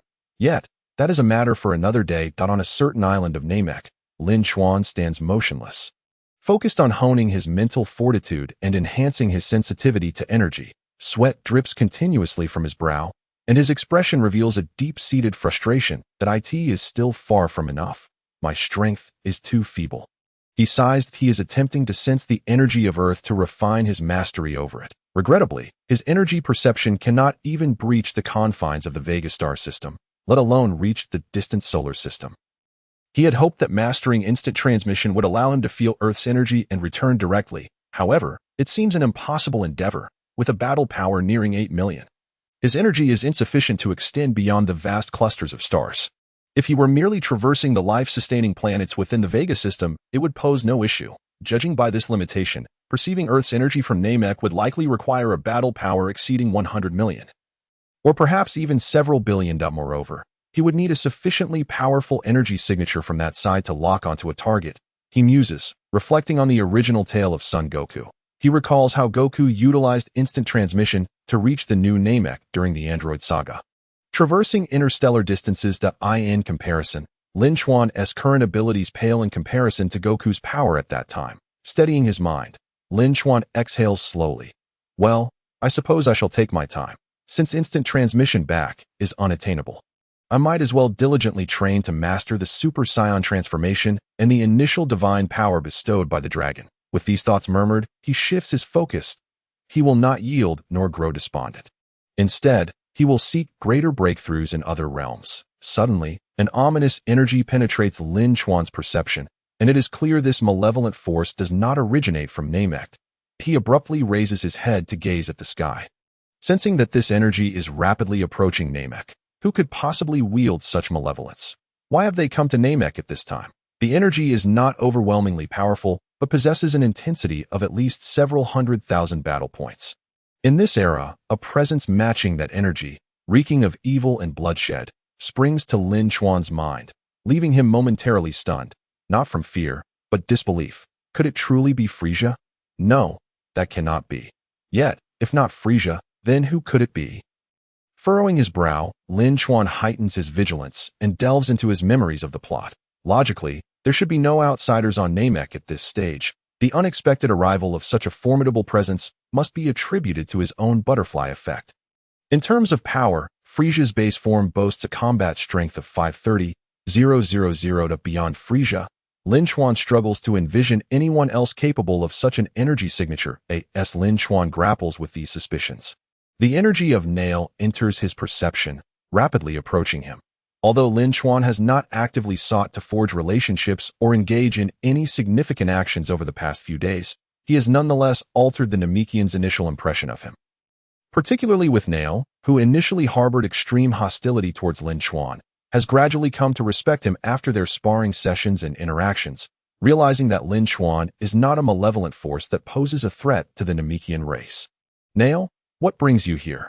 Lin Chuan inquires, refraining from mentioning the ominous energy he sensed, instead seeking to understand Nail's purpose, though he suspects it may be related to the malevolent force he has sensed. He feels it prudent to hear Nail's intent first, as the situation is too coincidental. Nail, the Elder has requested your presence. Nail states plainly. He does not elaborate, yet the Elder would not summon him without cause. Clearly, the situation is more severe than Lin Chuan had anticipated. Who could this malevolent force be? Lin Chuan narrows his eyes, contemplating. Since the Elder wishes to see me, let us proceed, he replies, nodding in agreement. Lin Chuan employs his flight technique to take off, opting to seek clarity from the Elder rather than speculate further. Nail follows closely behind. In a short while, they arrive at the Elder's abode. As expected, Piccolo and Son Gohan are already present, seemingly having awaited their arrival for some time. Lin Chuan greets the Elder once more. That I have arrived. Elder, please speak plainly. I trust you have not summoned us without reason. Upon hearing this, the Elder nods slightly. After several days of rest, he has fully recovered from his exhaustion. I believe you have sensed it as well. A formidable evil force is approaching our Namek, and it will not be long before it arrives, the Elder declares. His words instantly shock Nail, Piccolo, and Son Gohan, who had been unaware of the specifics until now. Now, the Grand Elder has stated that they should concentrate their minds to perceive the circumstances of the universe. Before long, several individuals sensed an incredibly malevolent aura. Despite their formidable strength, upon encountering such dark energy, their expressions changed drastically, particularly Nailu, whose battle power, although enhanced through recent sparring, still rested at over 40,000. Grand Elder, is this malevolent aura indicative of an impending invasion of our Namek planet? Nailu inquired with utmost gravity. For some reason, this sinister energy felt eerily familiar to him. It is the essence of the demon clan. Piccolo interjected. Son Gohan, lacking any prior knowledge, could only stand by and listen attentively. Since you have brought it up, why not elucidate further? It appears you are no stranger to this malevolent presence, Lin Chuan remarked candidly. At this point, the Grand Elder sighed once more, lamenting, alas, it is all my fault for the source of that evil power. It was the first child I sent to another planet. What? Piccolo exclaimed in astonishment. This situation mirrored his own, yet he was not the Grand Elder's child. Indeed, just like you, Piccolo. Years ago, Kakarot sent you away as part of our Namekian legacy, while I sent away my child, Shalagu, the Grand Elder continued. Upon hearing this, Lin Chuan raised an eyebrow as memories surged through his mind. Although the unfolding events were somewhat unexpected, the name Shalagu was not unfamiliar to him. He vividly recalled Shalaga's appearance in the film adaptations, which had left a profound impact. That it was indeed Shalaga's arrival that catalyzed Goku's transformation into a Super Saiyan. In the main storyline, Goku broke through during his battle with Frieza due to Krillin's death. However, in an alternate universe, it was Shalagu who first pushed Goku beyond his limits. Unbeknownst to him, this individual bore such significance that it seemed that this reality was indeed as he had surmised. Anything was possible. And many characters from the alternate narratives truly existed. He felt reassured. While he harbored no fear of Frieza in his non-transformed state, should they encounter each other now, he would need to eliminate him before Frieza could transform. Now that it was confirmed that it was Shalagu rather than Frieza, he felt a different sort of apprehension. Had the Grand Elder anticipated Shalaga's imminent arrival when they struck their agreement days prior? Otherwise, he ought to have informed him in advance. The Grand Elder, with his eyes half closed, recounted everything clearly under Lin Chuan's attentive ear. Essentially, Shalaga's return was far too sudden. Although he did not understand why Shalagu had come back at this time, the Grand Elder hoped Lin Chuan could assist them in subduing him. Regardless of whether Shalagu had succumbed to dark forces or had taken an extreme path, as a father, he wished to attempt guidance. After all, this was his child, and he had his own intentions. Even if Shalagu was indeed here to invade or seek vengeance, Lin Chuan could not refuse. Moreover, from the outset, the Grand Elder had reached a consensus with him to assist each other without harming their interests. Regarding Shalagu, Lin Chuan could only say that as long as he did not court his own demise, he would not mind granting him a chance at life. After all, there was no enmity between them, and Lin Chuan was never one to instigate trouble. Such confidence, that was only natural. First, Shalagu was now an elderly man, his current strength a mere fraction of his peak. Second, even if he successfully used the Dragon Balls to wish for youth, Lin Chuan was confident he could subdue him. Although the North Kai had held him in high regard in the films, he still paled in comparison to Frieza. Furthermore, it was impossible for him to have access to the Dragon Balls for wishes now. At his current power level, even if he unleashed his full potential, it would barely reach 1,000,000. In the vast universe, a colossal spaceship was hurtling through space. Within this immense vessel, Shalagu, who considered himself a super Namekian, sat upon his grand throne, surveying his subordinates. Angela, Doradebo, Kishu, Kigu, and Mitamachi. These elite generals had fought alongside him across the cosmos for many years. How much longer must I endure this? Until when will I rely on these substances? Shalagu bellowed in fury, grasping a handful of life-prolonging capsules. Initially, he had been overjoyed and exhilarated to learn that these drugs could delay aging. However, as their effects waned and no longer matched their initial potency, he became frantic, irritable, and restless. He did not wish to die. He had yet to fulfill his dream of conquering the universe. As a being of immense power, he was born a ruler. For years he had roamed the universe, establishing a formidable reputation and a legacy built over time. Yet, since the onset of his inevitable decline, he had been forced to retract his ambitions, struggling to survive amidst the stars while evading past enemies. When he realized that life itself was paramount, everything else became trivial, and no longer able to confront the various forces in the universe head-on. He was left with no choice but to conceal his whereabouts. It was only recently that he received intel from a spy embedded within Frieza's army, triggering memories of his heritage. Consequently, he spent nearly 2 months locating the star system of his homeland. He intended to utilize the Dragon Balls, as recalled from his ancestral memories, to achieve his aspirations. Of course, the most crucial aspect was that the transmitted information must be true and that Namek had not perished in recent years.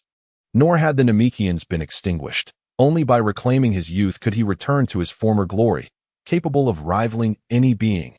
Even Frieza, who currently dominated the universe, would be beneath his notice.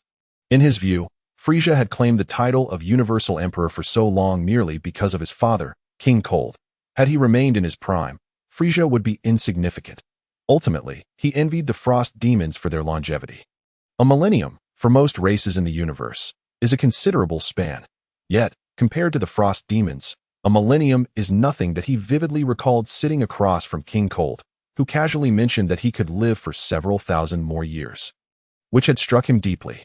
Now, although King Cold had indeed retreated for many years, he knew the king remained unchanged. In a fit of rage, Shalagu crushed the life-prolonging capsules in his hand, his eyes gleaming with murderous intent. At that moment, anyone who answered incorrectly or provoked him would undoubtedly face dire consequences, and Master Shalagu. We still have 2 hours until we reach Namek. The trembling Doradebo reported 0.2 hours. Is it? Excellent. After such a long wait. I hope my kin do not disappoint, Shalagu muttered. Already prepared for the worst, he was always direct and selfish, considering only his interests. Should his kin cooperate, he would merely seize control, become their leader, and claim the Dragon Balls for himself. If they resisted, he would eliminate them all in the blink of an eye. The 2 hours passed quietly as Shalagu's spaceship had breached Namek's atmosphere and hovered in the sky, searching for a suitable landing spot. Meanwhile, within this region, on an immense island, aside from a few warriors remaining in the tribe to protect the civilians, nearly all the combat-ready Namekian warriors had gathered there, led by Nailu, to defend their planet. Lin Chuan, Piccolo, and Son Gohan were naturally present as well. The preceding 2 hours had clarified the situation thoroughly. Finally arrived? After such a long wait, I hope they're not a bunch of incompetent fools. Piccolo rubbed his hands in anticipation, unable to contain his eagerness any longer, but a look of excitement danced across his face. Ever since he had reached his current level of strength, he had only engaged in sparring with Lin Chuan and Son Gohan. Without experiencing a true battle as a formidable warrior with a fighting spirit, he had longed to test his abilities. Now, with the arrival of a fellow Namekian named Slag, it felt like an exquisite opportunity. Uncle Piccolo, I sense an eerie presence. As if a demon from hell has emerged, Son Gohan trembled, feeling the ominous energy emanating from the spaceship. The unsettling aura made him profoundly uncomfortable, even though he was not afraid. His young heart was inevitably shaken by the intensity of it all. There is no need for fear. You are no longer the person you once were, even if the presence is strong. We shall not falter against it. Summon your courage, Gohan. Piccolo encouraged. Upon hearing Piccolo's words, Gohan nodded earnestly and replied, Yes, Uncle Piccolo. Observing the two preparing for immediate action, Lin Chuan narrowed his eyes and cautioned, Let us not act rashly. We must first ascertain the intentions and circumstances of our adversaries. The outcome of this encounter remains uncertain. Lin Chuan had no intention of striking first and decided to wait for further developments. The others, including Nail, settled down after Lin Chuan's words. Even without the Elder's directive, everyone had come to recognize Lin Chuan's formidable strength over time. After a prolonged silence, a Namekian with keen eyesight shouted, Look, the spaceship is moving. At this proclamation, all attention turned toward the massive craft. The top of the colossal spaceship rapidly ejected a gigantic mechanical apparatus, ascending like a rocket into the sky, suspended high above the Namekian planet. Under the gaze of all, the apparatus began to spin and operate at incredible speed. Endless black mist erupted from it, swiftly enveloping the sky and plunging the world into a darkness devoid of sunlight. The acrid smoke carried a corrosive quality, causing a sudden drop in temperature in mere moments. The once vibrant Namekian planet seemed to regress to an era of cataclysmic climate change, while others remained unaware. Lin Chuan recognized the nature and purpose of this device. If it continued its operation, it would transform the entire planet. Should this apparatus remain intact, all flora and fauna on the planet would face extinction. Following the sudden transformation of the environment, a peculiar particle seemed to emerge in the air, capable of sustaining certain unique entities. Soon after, the door of the spaceship swung open, and an overwhelming number of armored combatants surged forth. Hundreds of them formed two striking and orderly lines before the vessel. Subsequently, a host of demon leaders, allies of Slag in his cosmic conquests, emerged. Finally, the aged Slag himself stepped forward. Despite his advanced years, he retained a robust stature and a commanding presence, showing no signs of frailty, but of course, this was because those present were oblivious to the true might Slag had once wielded. Only through comparison of past and present could one comprehend the disparity. This is the Namekian planet. One must admit, despite being a life-giving world, it is quite barren. And they, I presume, are your kin, King Slag, Angela remarked after evaluating the Namekian planet. Indeed, most bore a striking resemblance and exhibited considerable strength. Often rated in the thousands, if it were daytime, we might not stand a chance against them. However, under the shroud of the demon realm mist, this will be the domain of our demon clan. Our strength will be amplified. Doradebo chuckled ominously, feeling both astonished by the power of the Namekians and increasingly confident in his own. Wait, aside from King Slag's kin, there are beings from other planets here. Metamachi exclaimed upon noticing Lin Chuan and son Gohan. Hearing his subordinate, Slag stepped forward, his gaze sweeping over the younger Namekians who bore an uncanny resemblance to his youthful self. He inhaled deeply. This is my homeland and my kin.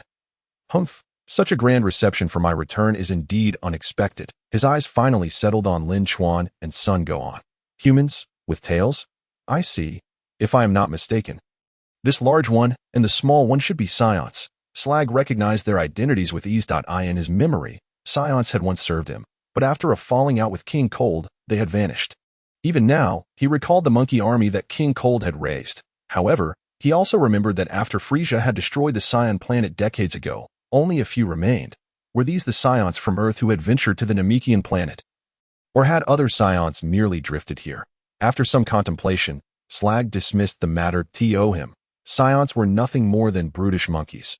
Even if they possessed some strength, they were inconsequential. His true aim was the Dragon Balls. Everything else was of little importance. The atmosphere was palpably strange.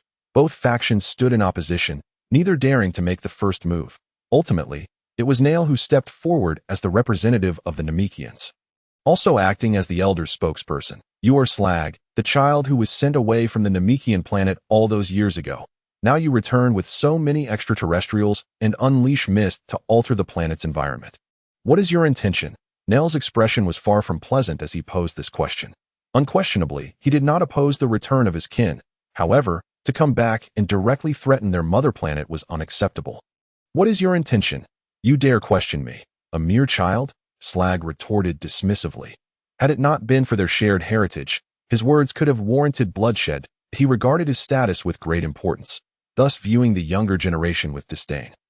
You. Nail's face shifted through shades of anger and embarrassment. Indeed, he was a junior, with elders above him, including the direct offspring of the elder, like Slag himself. Years ago, the elder had been the sole survivor and had created 108 Namekians in one go. Now, only a handful of elders remained. Allow me to speak, Piccolo interjected, recognizing that Nail was at a loss for words that he stepped forward, acknowledging that by lineage, he stood on equal ground with Slag. Though he was the offspring of the original King Piccolo, he was not wholly defined by that. He had simply been reborn, inheriting all that the original had been. His motivation for stepping forward was his disdain for Slag's arrogance, believing it unbecoming for an elder to act haughty. Are there truly no elders left in your clan? I would prefer to be direct rather than waste time. You have returned to invade and plunder, have you not? Otherwise, why would you unleash a mist that endangers our mother planet? Piccolo stated bluntly to his words. Slag glared fiercely. Sensing something amiss, he realized that this kin, like himself, possessed the power of the demon clan. I see it, and no wonder you dare to stand before me. You too have been touched by the power of the demon clan. Very well. You possess a modicum of qualification to engage in conversation with me. Therefore, I shall no longer need to veil my intentions as the words reached this juncture. Slag's expression abruptly contorted into a menacing visage. I have come for the Dragon Balls. If you hand them over, we shall coexist peacefully. Once I fulfill my wish, I shall take my leave. Before he could finish his statement, Piccolo scoffed. Are you lost in a delusion? Let me take a wild guess. Are you contemplating using the Dragon Balls to regain your youth? Upon hearing this, Slag's eyes widened in disbelief. Not only had he faced a blatant refusal, but his wish had also been laid bare. Instantly, Slag's countenance darkened. His worst fears had materialized. Hemph. If that is the case, then there is nothing more to discuss. The Dragon Balls must belong to me. Slag uttered coldly, his tone laced with menace, seemingly grasping his intent. His subordinates around him immediately understood and revealed cruel smiles. They were all of the demon race, inherently inclined towards bloodshed, defying King Slag, a capital offense. Men, charge. Doladebo commanded. In the next moment, hundreds of armored warriors surged forth like a swarm of bees. This movement signified that the battle was irrevocably underway. Kin, defend our homeland. Repel the invaders, Nara commanded, as the combat-type Namekians behind him launched into the fray without a hint of fear. As the conflict erupted, only Piccolo, Naru, Lin Chuan, and Gohan refrained from engaging. Piccolo and Nera chose to focus their attention on Slag and the elite demon warriors, while Lin Chuan pondered other matters that AS for Gohan. Witnessing the Namekian warriors clash with the alien demons ignited a profound aversion within him, despite his extraordinary strength and the myriad of harsh training he had endured. He had never encountered such a scene. Observing the casualties on both sides, particularly the gruesome fates of Slag soldiers, some left unrecognizable, others pierced through their bodies, and some even torn asunder, filled Gohan with trembling fear. His inherently kind nature yearned for a confrontation that could be avoided, wishing for no lives to be lost in this conflict. Yet, such a desire was futile, still in the throes of transformation. He would soon come to realize that sometimes, regardless of one's wishes, others would not share the same sentiment. Instinctively seeking refuge, he collided with Piccolo. Upon witnessing Gohan's terror-stricken visage, Piccolo offered no sympathy, maintaining his cold demeanor as he admonished, "Gohan, open your eyes and behold. This is the essence of true combat. It's either you perish, or I do."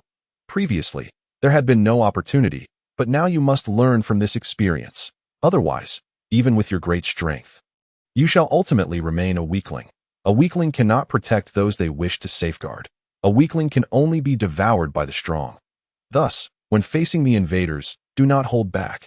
Piccolo's severe words pierced Gohan's ears, causing him to instinctively shudder. He had nowhere to retreat. This was the guidance from his father. Nearby, Lin Chuan felt a flicker of admiration for Piccolo. This fellow truly had a way about him. Gohan was being effectively trained under his tutelage. While he too could achieve such results, it would require considerable effort. I understand now, Uncle Piccolo. Gritting his teeth, Gohan summoned courage and redirected his gaze towards the battlefield. The brutal and bloody scenes continued unabated. Severed limbs flew. Explosions erupted, and the air was thick with carnage. In the mere span of 2 or 3 minutes since the onset of the battle, a lopsided scenario had emerged as Slag's minions, faced with the ferocious and powerful combat-type Namekians, were swiftly annihilated. The Namekians, on the other hand, suffered minimal injuries, with not a single fatality among them. The worst injuries amounted to severed arms or penetrated bodies, but these afflictions were easily recoverable through their regenerative cells. Observing the dwindling numbers of his soldiers, Slag's forehead pulsed with veins, his anger intensifying. This was nearly all of his resources. Although these warriors were not elite, each possessed a battle power of at least 1,000. Some even exceeded 3,000 or 5,000 in strength. Meanwhile, the demon leaders, Angela, Doladebo, Giho, Jiku, and Mitamachi, were taken aback by the ferocity displayed by the Namekians. Such formidable combat prowess necessitated their personal intervention. Ultimately, they had acted too hastily, commencing the battle before the fog of the demon realm had taken effect. Otherwise, those elite soldiers would not have suffered such a devastating defeat. All of you, attack. Eliminate them. I have no time to waste. Slag's voice, thick with rage, carried a heavy undertone of murderous intent. Upon hearing this, his remaining capable subordinates broke into a cold sweat. They were fearful of both Slag and the overwhelming might of the Namekians. Who could have anticipated that the outcome would unfold in such a manner? It was said that while the Namekians were strong, they were not this absurdly powerful. Slag issued a lethal command, compelling everyone to engage, including the 5 demon leaders. Understood, King Slag. X5. Upon receiving the order, Angela, Doladebo, Giho, Jiku, and Mitamachi prepared to take action. The battle did not diminish due to numerical superiority. Rather, it escalated in intensity, particularly with the involvement of the 5 demon leaders. The Namekian warriors began to falter. Despite their numerical advantage, the disparity in strength had become evident. The demon leaders were simply too formidable. The difference between battle powers in the tens of thousands and those in the low thousands was akin to heaven and earth. With a mere flick of their hands, the demon leaders could effortlessly take on 10 foes without suffering a scratch. The previously fierce Namekian warriors were rendered powerless against them. Humph! Do not let success cloud your judgment. Allow me to engage with you. Neru, witnessing his comrades being so ruthlessly crushed, could no longer contain himself and chose to enter the fray. He could no longer hold back. Initially, he had believed that his kin could handle Slag's subordinates, leaving him to confront Slag alone. Now it was evident that the gap was insurmountable. Slag's minions were not all weaklings. Aside from the 5 demon leaders, there were also a dozen or so exceptionally powerful warriors. Moreover, These beings seemed to grow stronger the longer the battle continued, becoming increasingly uncanny. Meanwhile, the Namekian warriors appeared to be faltering, both in stamina and strength. Charging forward, Neru selected Angela, who was closest AT this moment. Angela, bolstered by the fog of the demon realm, felt his strength surging. He believed his power was sufficient to suppress all opposition, unaware that he would soon face Neru, a super warrior boasting a battle power exceeding 40,000. Gohan, after this prolonged period of training, it is time for you to experience real combat. Seizing this opportunity, Lin Chuan's eyes glimmered with determination as he spoke to Gohan. Upon hearing this, Piccolo nodded in agreement. Lin Chuan's suggestion resonated with him as well. Gohan, however, was taken aback that he had never anticipated that he would be required to engage in battle personally.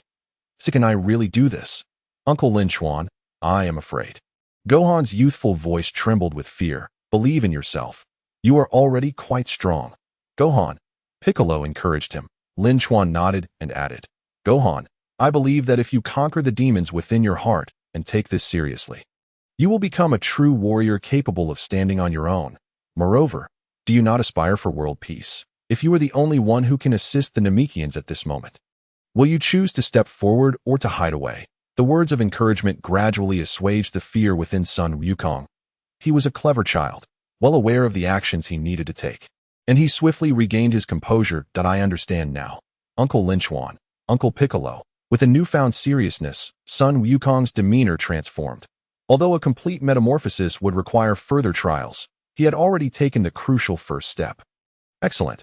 I now assign you your inaugural task. You see that hideous creature resembling a toad. Go forth and vanquish him, liberating the Namekian warriors over there. With a pointed gesture, a knowing smile flickered across Lin Chuan's lips. In the original tale, Sun Wukong had been defeated after his power was consumed by the adversary. However, under the tutelage of both him and Piccolo, Sun Wukong's combat prowess had soared to nearly 200,000 units. Could he possibly lose now? Meanwhile, having just absorbed the energy of 3 Namekian warriors, the gluttonous Metamachi had yet to strike, but upon sensing Lin Chuan's implication, he focused his attention. Humph, sending a mere human brat to face me? Do you truly underestimate me, Metamachi? The words erupted from his mouth as he charged forward. Both Lin Chuan and Piccolo remained in their positions. Undeterred, Point One had a hand resting on his hip, while the other crossed his arms in a relaxed manner. Sun Wukong, however, stood ready, for his opponent had arrived. His earnest demeanor radiated brilliance. With a sudden shift in energy, Sun Wukong unleashed a formidable aura that sent the approaching Metamachi flying back. This action incensed Metamachi, who roared defiantly, You little brat, dare to toy with me? Prepare to receive my wrath. In an instant, his form began to contort. Behind him, his flesh writhed incessantly. Before long, smaller versions of Metamachi emerged from his body. Little ones, drain his energy, Metamachi commanded the 4 minuscule duplicates. Having sensed the pure energy within Sun Wukong, Lin Chuan had witnessed such a scene before, yet he remained momentarily astonished. Piccolo, however, regarded it with disdain, a mere trick of the lowly demon race. Wukong, swiftly eliminate him. Do not allow yourself to be bitten. Yes, Uncle Piccolo. Upon hearing this, Sun Wukong gritted his teeth, unleashing a considerable surge of energy. Countless battle images flashed through his mind, and in an instant, he struck with punches and kicks. The diminutive Metamachi could hardly withstand his assault and was swiftly defeated. Without pause, Sun Wukong charged directly at the original Metamachi. What? Metamachi, taken aback by the ferocity of Sun Wukong's approach, found himself bewildered. Was this truly a child? The sheer power he exuded was utterly terrifying. Sun Wukong did not disappoint Piccolo or Lin Chuan. This boy thrived on their encouragement, allowing him to grow more rapidly. In the next moment, Lin Chuan's gaze shifted towards Piccolo.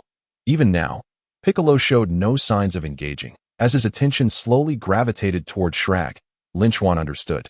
Did he wish to confront that individual with his current strength? He could indeed stand against him. However, caution was warranted, as that foe had endured for many years. Without skill, he would not have survived this long. Lin Chuan spoke. Hearing this, Piccolo nodded. I do not require your reminders. I am well aware. With that, he leaped gracefully, landing before Slag. Lin Chuan crossed his arms, adopting a spectator's posture.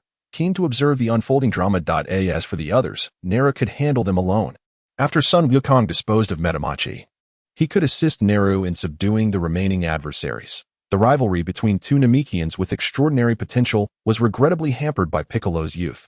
Had a year passed, he might have surpassed Shrag entirely. Nevertheless, given his current prowess, he could still hold his own against the aged Shrag. This battle would undoubtedly provide invaluable experience. Lin Chuan was acutely aware of the outcome of this confrontation. Allowing Piccolo to engage was also a means for him to gain insight into a higher realm through his clash with Shrag. Following the Elder's potential enhancement, it must be acknowledged that Piccolo had become somewhat overconfident. Now he desperately needed to be brought back to reality, especially by his fellow kin, before the colossal spaceship, upon seeing Piccolo approach him directly. Shrag was momentarily taken aback that he had not anticipated Piccolo's confidence in facing him. But fellow demons, why not join forces? With your strength, remaining on a single planet is a gross underutilization of your talents. Join me, and we shall share everything. Once we acquire the Dragon Balls, you shall receive your due share of the glory. Shrag, with an air of unwarranted confidence, extended an olive branch to Piccolo. He sensed the unique power radiating from Piccolo. Believing them to be of the same ilk, his subordinates had proven increasingly inept, struggling even against ordinary members of their race. Shrag desperately sought to recruit formidable allies to ensure his future was not devoid of capable followers. I fear you will be disappointed. I have no interest in your offer, nor do I harbor any desire for the Dragon Balls. I stand before you solely to engage in combat, Piccolo declared. Unwilling to waste further words, his gaze shifted, and his aura surged with intensity. In an instant, he launched an attack, catching the still-dazed Shrag off guard. With a barrage of punches and kicks, Piccolo sent Shrag flying. And from his palm erupted an energy beam of unprecedented destructive power, swiftly engulfing Shrag's form. Boom! The vast energy unleashed was unfathomable, piercing through Shrag's body, skimming over the earth for thousands of meters before crashing into a towering island. A cataclysmic explosion unleashed a terrifying whirlwind, akin to a nuclear detonation. As a mushroom cloud ascended into the sky, all eyes were drawn to the spectacle. Not only the Namekian warriors, but also Shrag's demonic subordinates gasped in awe.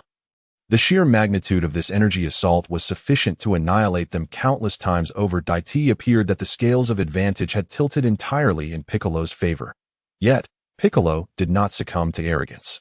A grave expression remained etched upon his face, tinged with a hint of trepidation, for amidst the thick smoke, Shrag's form had not been propelled away by the explosion, nor had he sustained any significant injury. Even in his old age, his formidable stature stood unwavering. As the smoke cleared, Shrag's true form was revealed, his once tattered black cloak shredded by Piccolo's strike, unveiling a weathered Namekian with yellowed skin. Shrag's countenance, lined with wrinkles, brimmed with fury, and his dark, malevolent eyes seethed with boundless murderous intent. I offered you a chance. You have chosen your own demise. With that, Shrag surged forward, charging at Piccolo. Observing this, Piccolo assumed a defensive stance, gathering his strength to deliver a powerful blow as the imminent threat approached. What? Sensing danger from behind, Piccolo instinctively attempted to evade. Alas, he was a moment too slow. Bang! With a resounding thud, Shrag's foot struck Piccolo's lower back, propelling him hundreds of meters away until he finally came to a halt against a rocky wall. Gritting his teeth against the searing pain in his back, Piccolo steadied himself. He was not someone to be easily subdued, nor would he concede defeat without a fight. Recognizing the power emanating from Shrag, he felt not fear but an invigorating surge of battle spirit. With a fierce yell, he launched himself full speed towards Shrag. Bang! With a resounding crash, the art of close-quarters combat was not something Bick could claim mastery over. Yet he possessed an unwavering confidence that he could remain invincible within the same realm. Even when faced with an opponent whose combat prowess surpassed his own, Bick harbored the conviction that he could subdue them. Bick unleashed a ferocious onslaught. The aging body of Shrag indeed felt the weight of the pressure. However, Shrag was no ordinary being.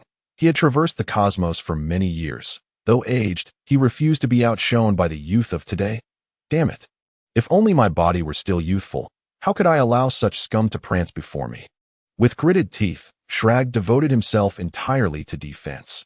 Although his current strength exceeded that of Bick, the latter still held an advantage in physical condition. The relentless defense wore on, Shrag eventually exposed a weakness that Bix seized upon. With a resounding impact, a heavy blow shattered Shrag's defenses, striking him squarely in the face and sending him staggering backward several meters. The ground bore witness to the marks left by his feet. Carved deep into the earth, he felt the searing pain on his face. Shrag instinctively wiped the corner of his mouth, revealing a conspicuous smear of purple blood on his fingers, a sight that filled him with humiliation. Fueled by rage, a surge of power coursed through Shrag's being, compelling him to retaliate against Bick with blinding speed, so swift that even Bick, fully alert, had no time to react. A series of 3 devastating blows landed on Bick's chest, head, and abdomen. 3 fatal strikes. With a muffled gasp, Bick coughed up a stream of black blood, his body hurtling backward like a kite severed from its string, crashing into a massive island and being buried under a cascade of debris. Is this body truly at its limit so soon? Merely a brief exertion has left me gasping for breath. It seems I must hasten my pace. I need to gather the Dragon Balls with utmost urgency. Shrag was acutely aware of his physical condition, that he had to conclude this swiftly, eliminating all obstacles on Namek. Shrag had triumphed over Bick. Such a scene sent shockwaves through all the Namekian warriors. Demon Clan, die. Bick's defeat was an ominous harbinger, signaling impending doom.